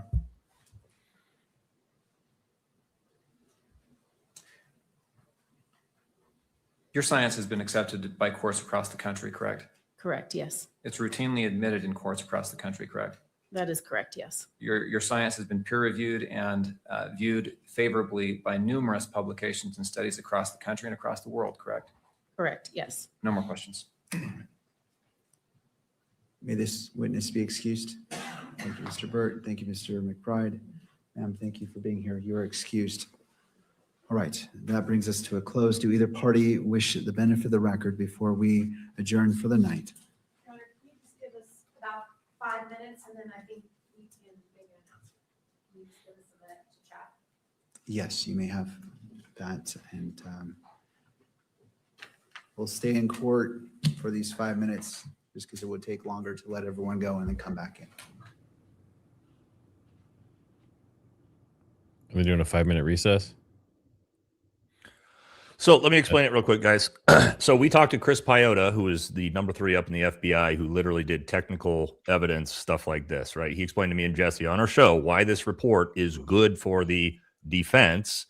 Now, what the defense attorney, I think he wants to do is somehow get this thrown out because it doesn't say not a match. Well, he'll never have that done because the bullet is so deformed and so damaged. That's what inconclusive means. They can't tell anything about it. They can't tell if it was to this gun, if it wasn't to this gun.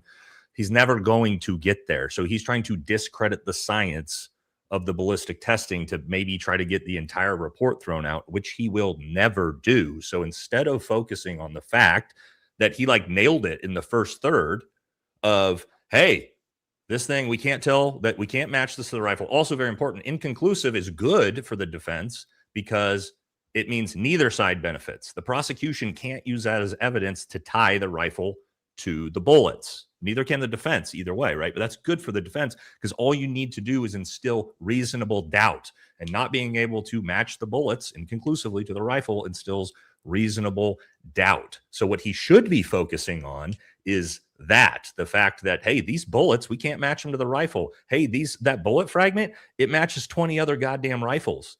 That's what he should be focused on. Instead, what he tried to do was discredit the witness and the science, which will never fly and it'll never happen. It's the exact same thing he tried to do with the DNA.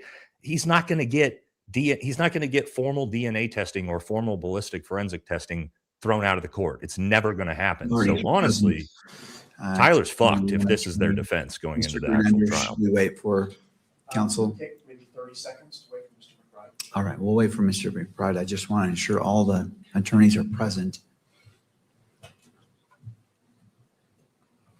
No, I did understand. I understand completely. You don't understand. But Nate, what if he was trying to get it thrown out because he's setting up for the road mic theory? Yeah, he can. He can try to get it thrown out, but he won't. It's not going to happen. Like, it's going to be evidence one way or another. Like, you're not discrediting the forensic testing. You know, you could try, like you will do with the DNA, but that's never going to get Tyler found innocent. Turning to Ms. Nestor. Thank you, Your Honor. Your Honor, we have just one more witness who would be a fairly short witness, not super long. So I anticipate we will be done tomorrow, probably by lunch, I would think. So maybe if we could plan that we'll be finished. We probably will not need the entire day tomorrow, is my suggestion. All right. Turning to the state, obviously I'm not holding you to your answer today, but just for guidance, does the state anticipate and rebuttal witnesses?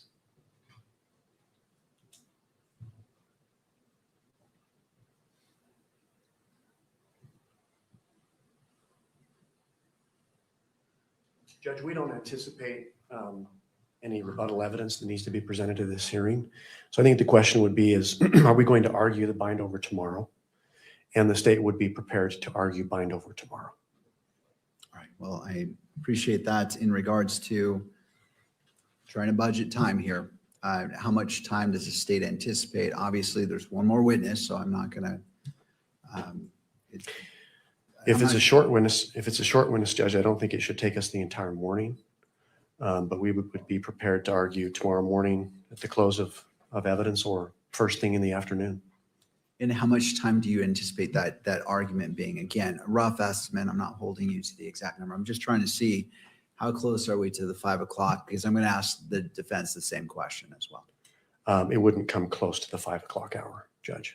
For just you or for both? For argument? Yes. Both of us. Okay.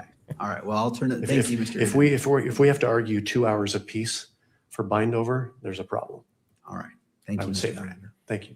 To the defense, I'm just getting an estimate. I'm not holding you. I'm not going to time you to this, but just trying to see as it relates to 5 o'clock and for argument for bind over tomorrow afternoon. Understood, Your Honor. Our request, the defense request, is that we be allowed to submit briefing. There are some legal issues that we would like to brief for the court prior to the decision on the bind over. We're open to briefing, page limits, time limits, all of that, but we would like that opportunity because there are some legal complexities involved here. All right. And if, and I'm going to ask the state, but if the state, well, I'm not going to assume anything. Thank you. So I believe the state is going to object to that, Your Honor. So what I hear you saying is you wish to, well, I don't want to assume what it seems like you're saying, and I want to be clear, is you're waiving oral argument and just doing briefing. So generally, Your Honor, in cases with multiple counts that are pretty complex issues of law, I have asked for briefing and the opportunity for an argument. We can set time limits on that as well prior to bind over. I've done this in multiple other cases before courts in Utah. And that is my preference, to make sure we get the law right. And so how much time, if you're asking for argument, that in addition to briefing, I'm trying to get the total universe of what's in front of me. So I anticipate that I agree with Mr. Grunander that I don't think an argument would take more than a half day. Should take less than that, particularly if we're briefing issues beforehand. So I don't know, 2 hours for argument total. All right. Thank you, Ms. Visser. Turning back to the states, you've heard from the defense. Again, Judge, the state would prefer to argue tomorrow. We think the court has all the evidence before it and could make a bind over decision after oral argument tomorrow. If the court decides that briefing is necessary, I believe the court reporter could have a transcript available as early as Monday of next week at an expedited, on an expedited request. With that said, I would need, 2 weeks to, we're the moving party. We would prepare a motion in support of bind over. There would be a response and then a reply. So we're probably 6 weeks out before we can actually argue before bind over. We would rather not wait 6 weeks to argue bind over. That's why we would like to do it tomorrow. But that's the timeline we're probably looking at, is about 6 weeks and then 2 to 3 hours of argument. So are you requesting to move forward with oral argument tomorrow and in addition to briefing? Or again, I'm just trying to see the whole universe that's before me. Good question, Judge. If the court wants briefing, I don't believe we would argue tomorrow. We would save that argument until the briefing is finished. All right. Thank you. And to defense,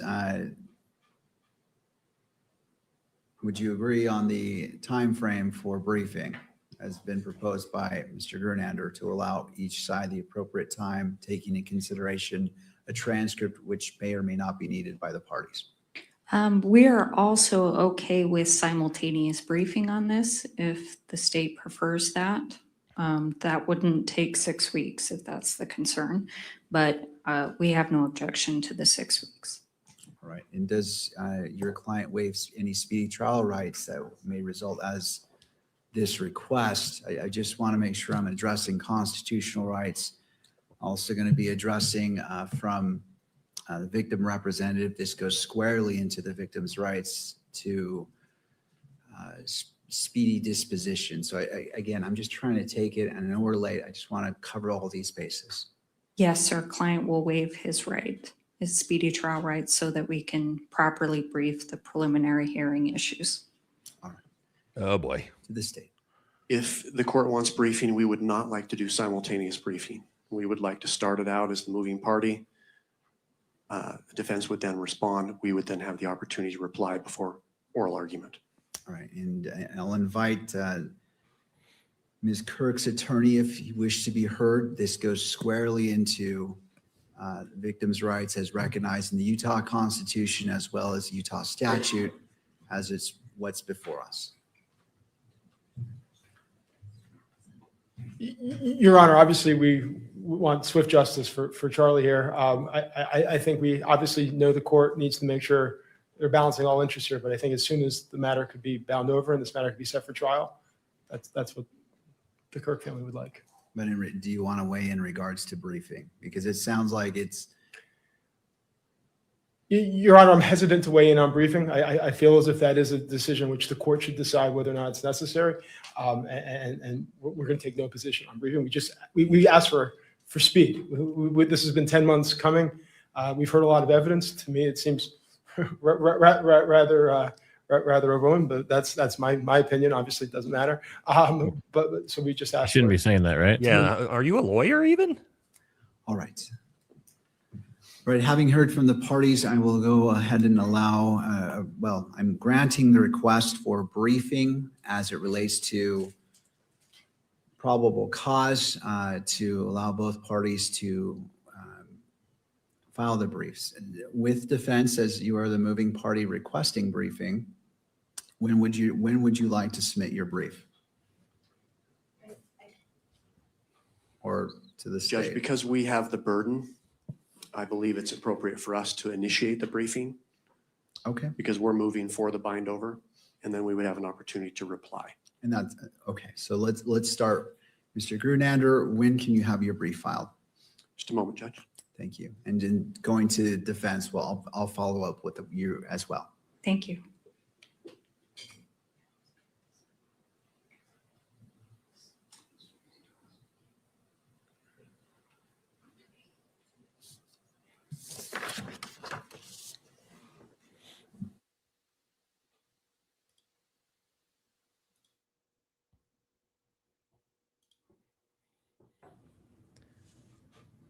Anyone read lips?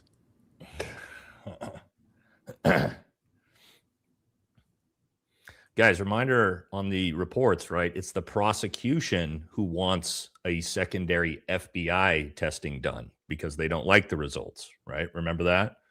And it was the prosecution who tried to stop the ATF report from being submitted into evidence. So the prosecution does not like that One moment, report. Mr. Gernander, I'm trying to get logistics so we can move this along. That whole thing drove you so nuts, didn't it, Nate? I just don't understand their angle, man. Mr. Like, Gernander, returning to you.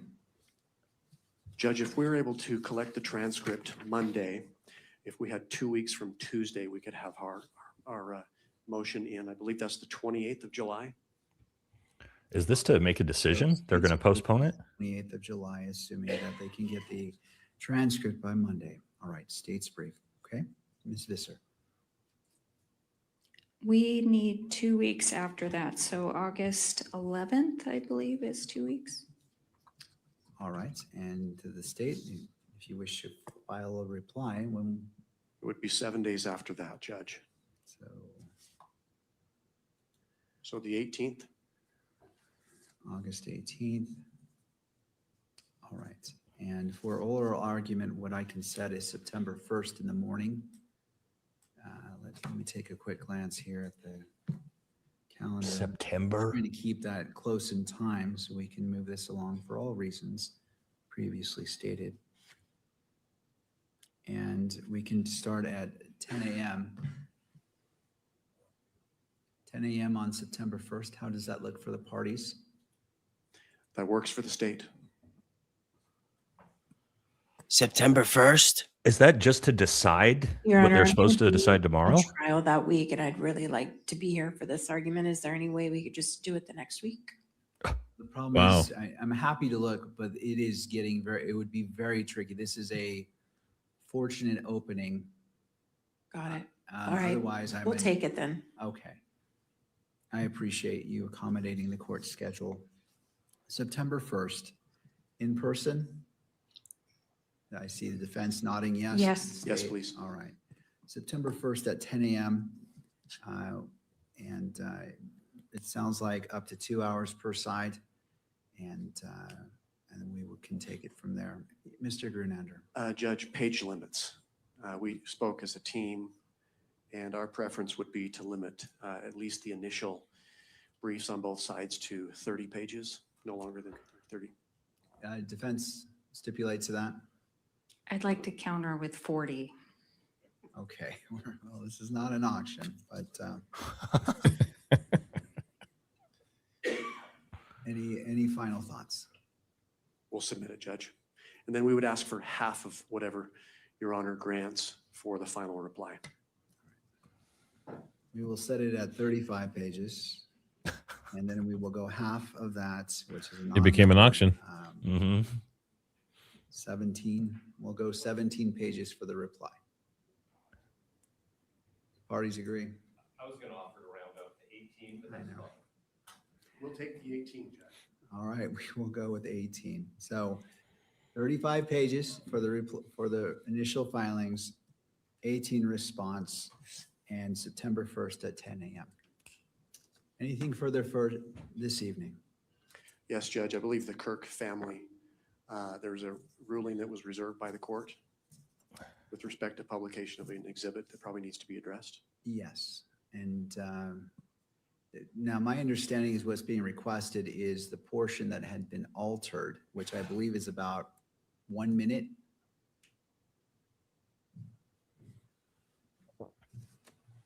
Your Honor, I believe it was enhanced in that it was like zooming in and circles that were put on it. We would ask for the entirety of that exhibit to be displayed. He's already said no to that. About 8 minutes, if I'm not mistaken. Don't hold me on the All time. right. Any final input on that? Thank you for reminding me from defense. Any final inputs? All right. What we can do is at the conclusion of defense's presentation of whatever witnesses they're going to do, we can address that. So the concern I heard was that the victim representative wanted to see what the court would consider before bind over decision is made And that allots for that. So whether it happens right now, which the hour is late, or by right after the conclusion of evidence, that's going to help well before I consider bind over. So in the interest of justice and balancing that, I don't want to take away time. It sounds like we're going to be okay, but I always want to be cautious. But I will grant that request, and that will be played in open court. And we will watch the totality of, I believe it is State's Exhibit 12.1, which is That's actually going to be interesting if we see it then. give or take 2 minutes. Your Honor, and just to clarify, it will not be televised, correct? It's only for people in the courtroom. That is correct, because Never mind. it was made by the victim representative who is present in court. Right. I will grant that request, and it will be played in the courtroom for all present to see, but not to be broadcast on TV. And we just would like a continuing objection for all the reasons we raised before, Your Honor. Thank you. I appreciate you making that record. I note the standing objection. That objection as it relates to this request is overruled, and that will be played at the conclusion of defense's presentation of evidence. And before— Oh, they are still going. They do have a rebuttal witness. Please remind me so that I can address it, and that is taken care of. Thank you to the parties. I'm hesitant to ask this anything further. The state. All right. Thank you all. I appreciate your hard work today. And that concludes court. We are in recess at 9 o'clock tomorrow morning.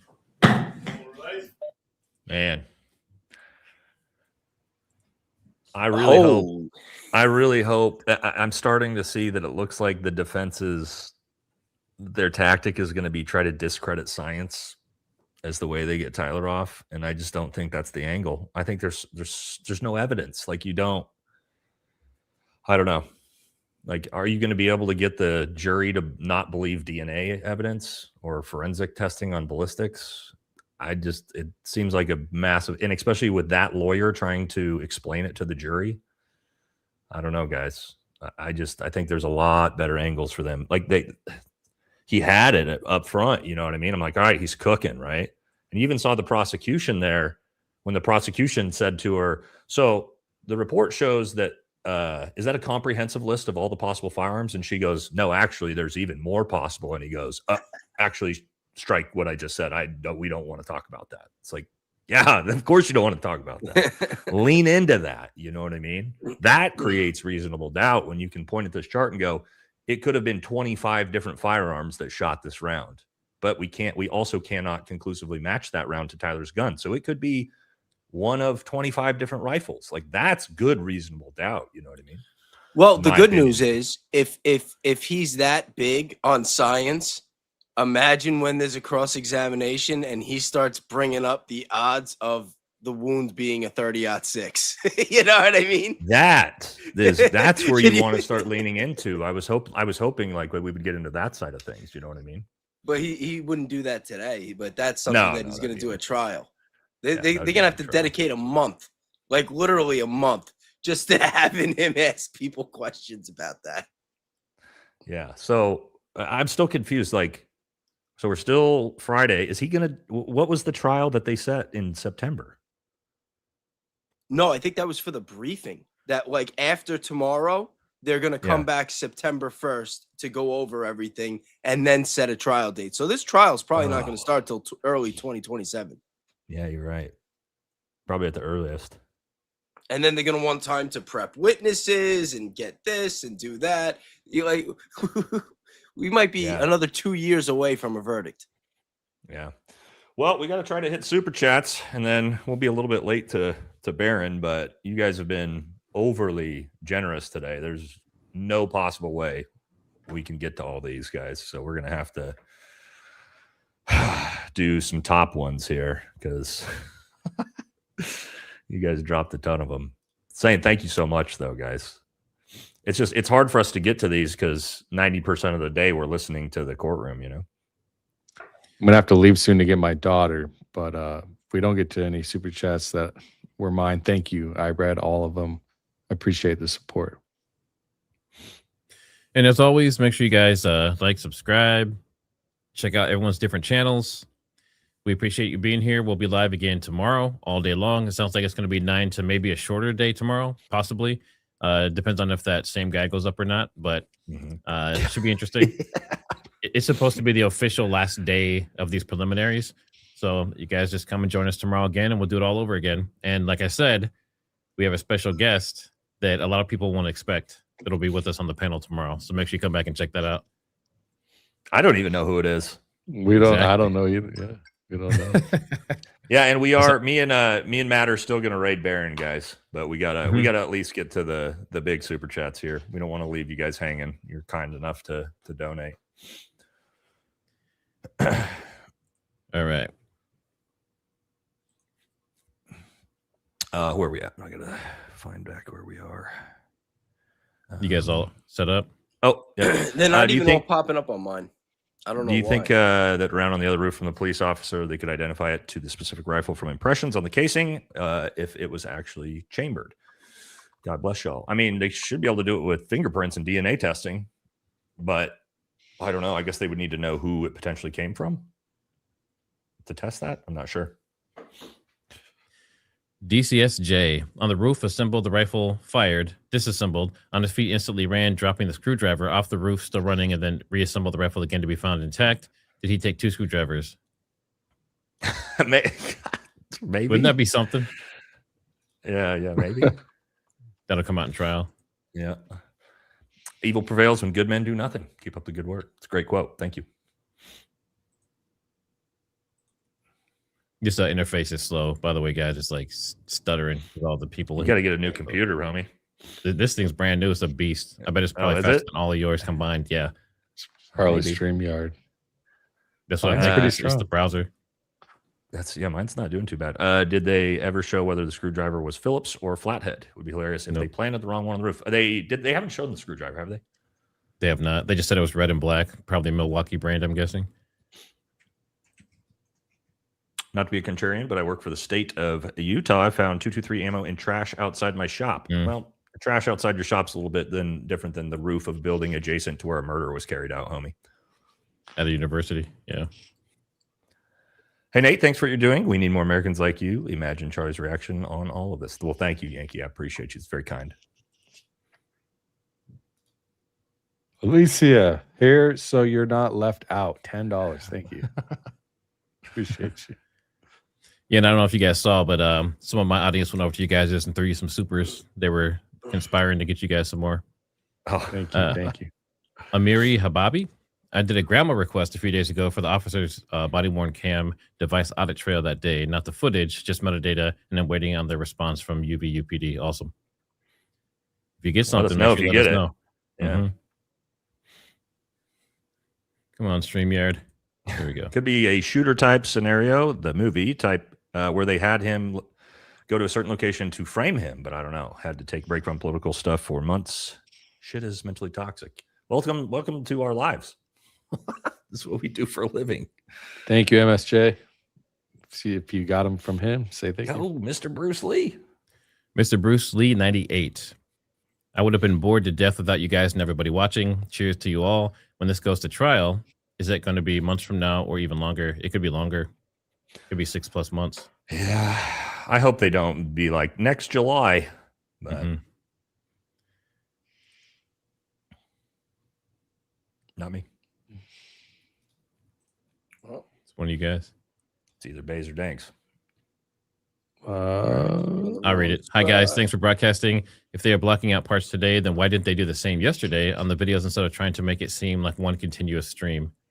I don't know. Good question.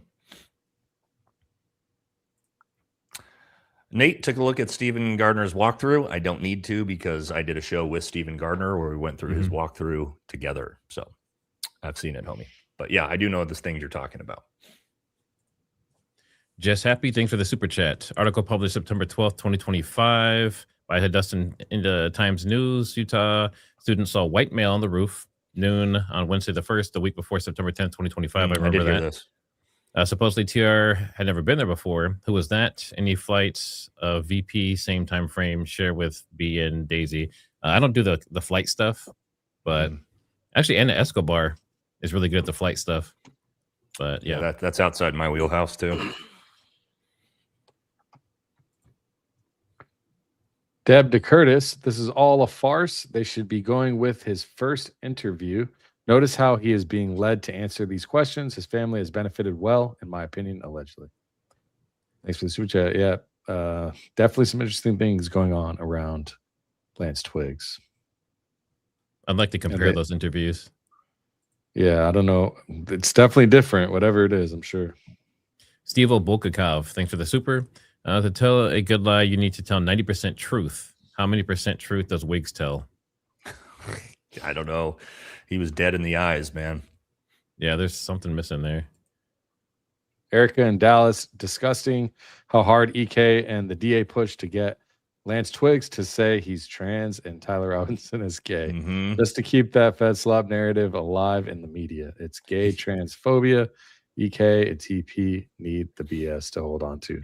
Didn't it feel super forced and uncomfortable when he said they were dating? Yeah. Yep. It's a lot of acronyms. Katie says, guys, it's totally not normal, or it's totally normal to ask follow-up questions if your boyfriend talks about engraving casings. You just say, hey, my love, don't blow anything up. That's not. Yeah, like, oh, I'm just gonna engrave some rifle casings to go on my hunting trip. Like, okay. Just real quick, Danks and Bays, did you guys get set up for the raid? Yeah, mine's rated ready. Raid ready. Awesome. No, mine is not. Can they contact room, any coworkers to ask if he listened to politics at work? Classmate at tech school. I mean, my coworkers know better than me, my family, since I'm with them the majority of the day. I don't know. I would assume his coworkers have all been interviewed. The friends were, right? Yeah, you skipped I think you skipped a couple. The biggest tell. Whoops, yep. You're good. Go ahead. Danny V, what's up? What if Lance staged a real life RPG to play at Charlie Kirk event? That he and Tyler Robinson plus others were active at UVU doing missions, and Tyler Robinson wouldn't be sus because Lance Twiggs had skin in the game too. I don't know. Lance Twiggs definitely involved. Yeah, he's definitely involved. That's what I think. They did like games like that. The biggest tell that Lance Twiggs is a federal informant is he was handled and interviewed by the FBI, and Tyler Robinson was dealt with by local law enforcement. I mean, he was obviously coached. He was sitting there with the prosecution when he gave that statement. He also had protection from them for a while, too. Immunity, yeah. We have pictures of a phone, not phone records from the phone company or the phone itself. That's not evidence. How do we know that Tyler Robinson and not some other random? To your point, I could put Tyler in my phone, make those exact same cell phone messages, and then take a picture of it and use it as evidence. You're not wrong. The phone looks like it flew off that roof onto the ground in that alleged backpack. Maybe. It was shattered. It's pretty rough. I can tell texts they're manufactured because it's the golden egg on the silver platter, means motive, confession, articulates all the details to validate planted rifle. It's a script. Thank you. S. Cassidy, this makes no sense. TR sent his first text to LT at 11 p.m., but then Davis reads text where TR is talking about waiting for cops to leave the area so he can recover the gun. Timeline doesn't line up. Barron was talking about that, the timeline being all wonky in the chat earlier. Is there any other Mac devices in the house? You can have all of them linked to your phone number and could easily send text from someone other's computer or MacBook or tablet. Yeah, not wrong. All right, I got to go get my daughter. Thanks, everyone. All right, brother. Are you guys probably going to send it over soon? So I should just it'll be before you. This. Yeah, Okay. it'll probably All be before you get back. Cheers, guys. Mine is set to raid Baron, so go over there when you're done. Thanks, guys. Peace. All right, a $2,000 scope on a Mauser, right? That's not a $2,000 scope, by the way, guys. That looks like about a $300 scope from Walmart. And it's also a sporterized Mauser, so we don't know how much money they put into that gun, but it's not obviously not stock. Yeah. M. Weidman, how convenient. He had everything in that backpack. What a modern day Mary Poppins. Fury with extreme liberal views, but still sleeps on his own bed next door to his lover. Makes complete sense. Yeah. All right, we might have to go oranges and up here soon. Okay. Sorry, guys, but we literally have like 5 hours of doing this left if we don't. So, you guys are amazingly generous, though. I don't know where we are at here with this one. Sorry, I lost this. I think that was one or two below where we just were a second ago. That last okay, one here we was go. 158. Oh, this must be Danks. Something towards the baby for Danks. It's 3:57. I'm going to sleep. Blessings, good health, prosperity. Well, thank you on behalf of Danks. Jesus, Buff. Thank you, brother. One of my moderators gifted another 50 Valhalla VFT memberships. Make sure you say thank you if you got one of those and spam those munchkins in the chat. These are actually kind of hard to figure out where we're at. Yeah. Erica's desperate for any evidence on Tyler at this point. We will see in chain of custody for the text or a fake MS word text. Did the confession come out of Tyler's mouth, or are we just relying on Twiggs? As far as I know, there is no evidence outside of Lance Twiggs' hearsay and those text messages that Tyler has ever admitted to this crime. Right? Am I wrong? Chat, guys? Yes. Yeah, sounds right. Both like Jesus, thanks for the 10 Trigger Smart memberships. Make sure you show some love in chat for those memberships. And again, we have no control over who they go to.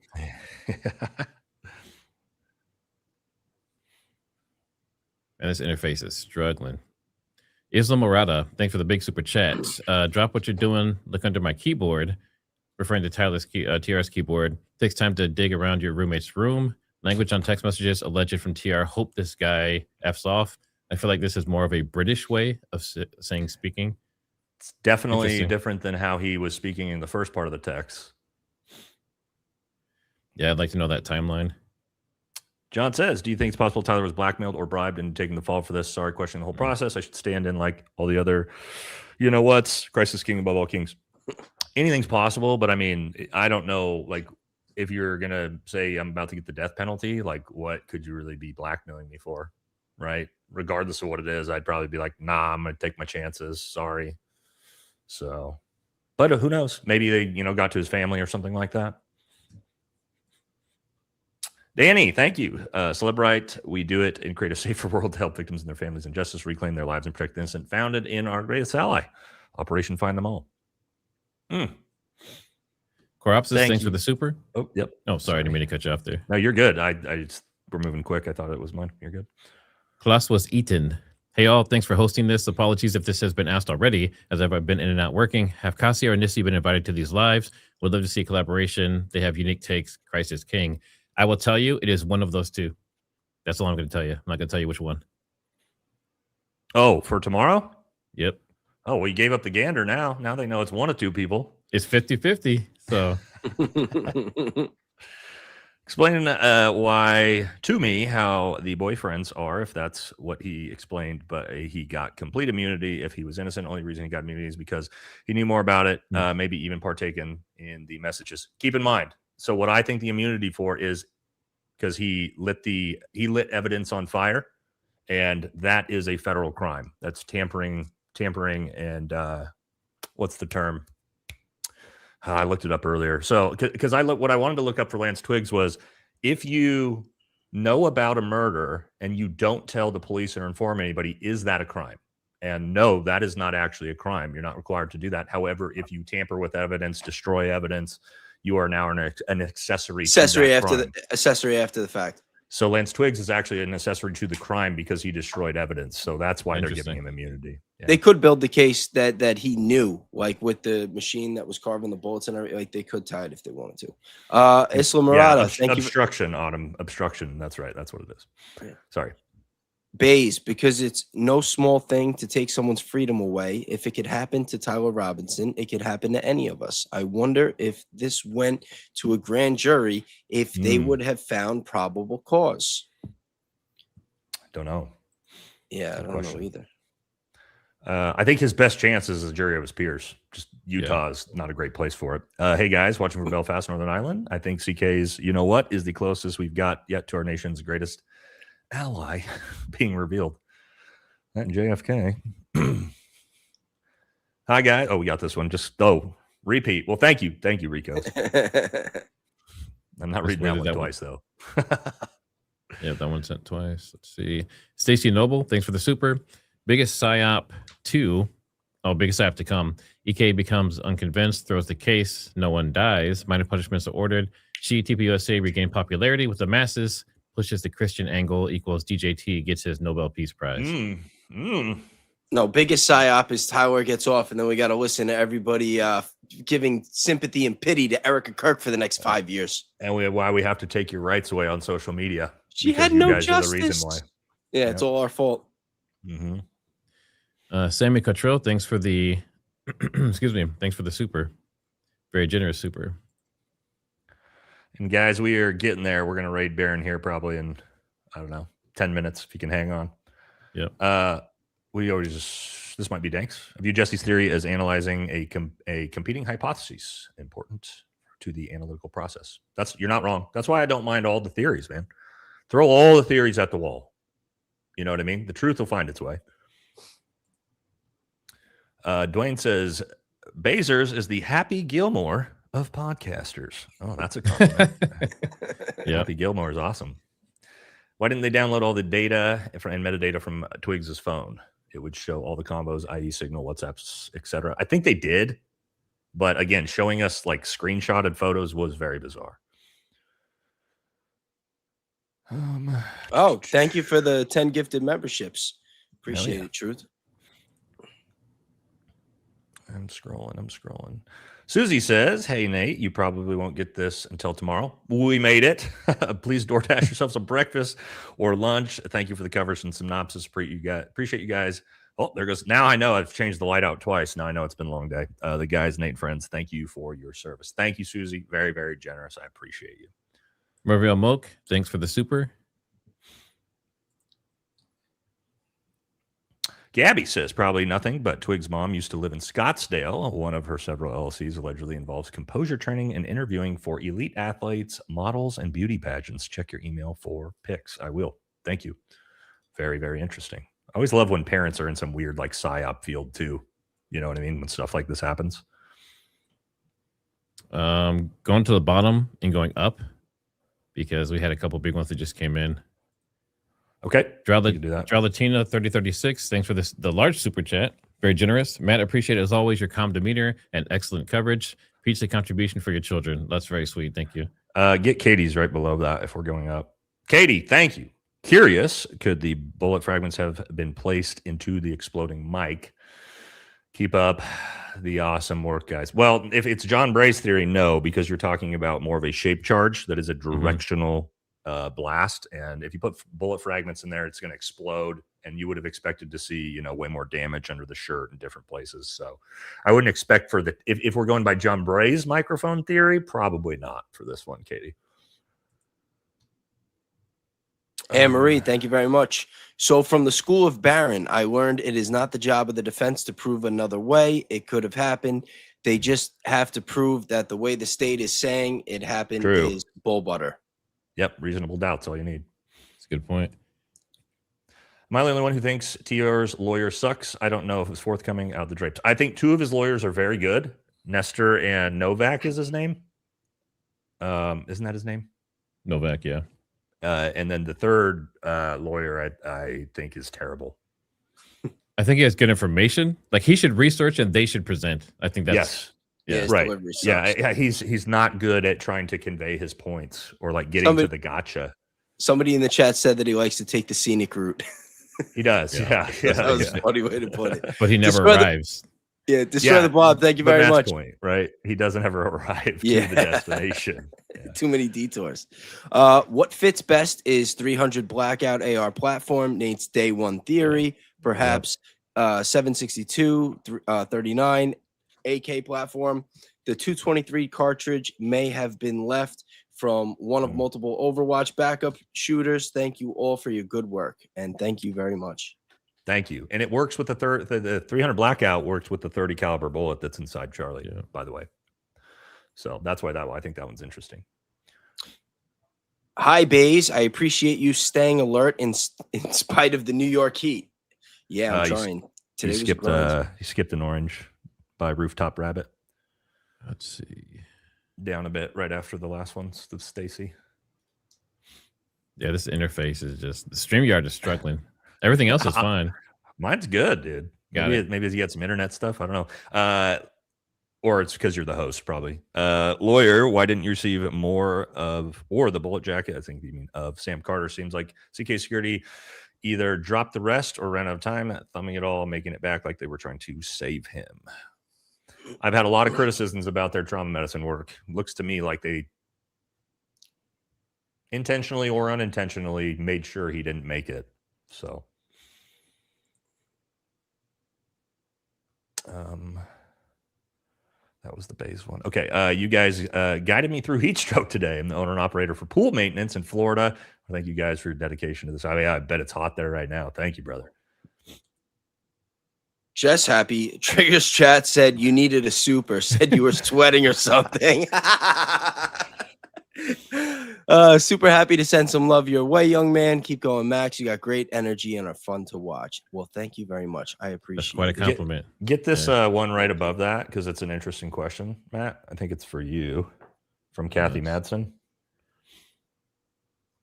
Yeah, scroll quite a ways down here. Hold on, let's see. It should have been right above that one. We were just talking about this. Oh, this thing is dancing all over. I apologize. This thing's dancing all over the place. Yeah, I don't even see that. The one I just have on there, I don't even see it now. Don't worry, I'll read it. So Kathy Madsen said, did Harpool stop the bleeding or was he inserting evidence? I'm horrified that my brain has to contemplate that scenario. Now, the reason why I'm going to say I don't think he was inserting evidence is because he didn't have any blood on his hands, which means he didn't have his hands in Charlie's neck at all, which he should have. But so I don't think he was inserting evidence because we would have seen blood on his hands if his hands would have been inside Charlie. I'm still curious about the 7 fragments that ended up only being 4 by the time it got there. there. That's a little odd. Where'd those go? About half the evidence is missing. Mm-hmm. Jock, thanks for the super. Police station didn't know Tyler did it, so no warrant was made. So how did the family friend know it was Tyler? I think Tyler decided to surrender. Then parents called the friend for advice, and he took him into the station. Not according to the prosecution and the lead investigator. And I think they would have said that if that was the case. That would be way better for the prosecution, right? So, all right, this will be our last 2 or 3 here. Yep. Techie says that the Celebrite company used to get Twiggs message info and metadata. It's a you know what company because of course, yeah, somebody else just said that. Go figure, huh? All right. Come on, StreamYard. Work with me here. By the way, always at the end. By the way, we're burning in. Yeah, by the way, we're going to go straight to Baron and we're going to rate him. So as soon as we sign off, just stay on. It'll automatically redirect you over there. And everyone in my chat, put Trigger Tribe over there and we'll see you there. And then what do you want to put? Munchkin Militia when you get over there, everybody. Oh, you just got one more just came in. And again, sorry, guys, that we can't get to all the supers, but you guys left literally so many that it would take us 10 hours to do it. But we love you guys to death for that. Trev Bob, thank you very much. Just watched your live with Lala. I think that was her name. It was great. Thank you all for your hard work and effort. And this will be our last one here. That's my actual mom, Mother Bays. Love you. Thank you very much. What's up, Mom? You must have just made that account. All right. So, final ones. Thank you all so much for staying with us the entire way. Again, love you guys. Sorry we couldn't get to all the supers. Any final? I'll try to put out my day 4 recap here in about an hour if I can. I'm kind of burned out, but I'll do my best. Anything from you guys? It's only 9.5 hours. And we'll see you guys tomorrow. Make sure you come back for the last day. It's the final day. We appreciate you here. My chat, I'm going to end my stream here first to make sure we get over there. Drop those Munchkin Militias and Baron's chat. Let's pump them up. All right. Love you guys. I will see you over there on Baron's stream. I am out of here.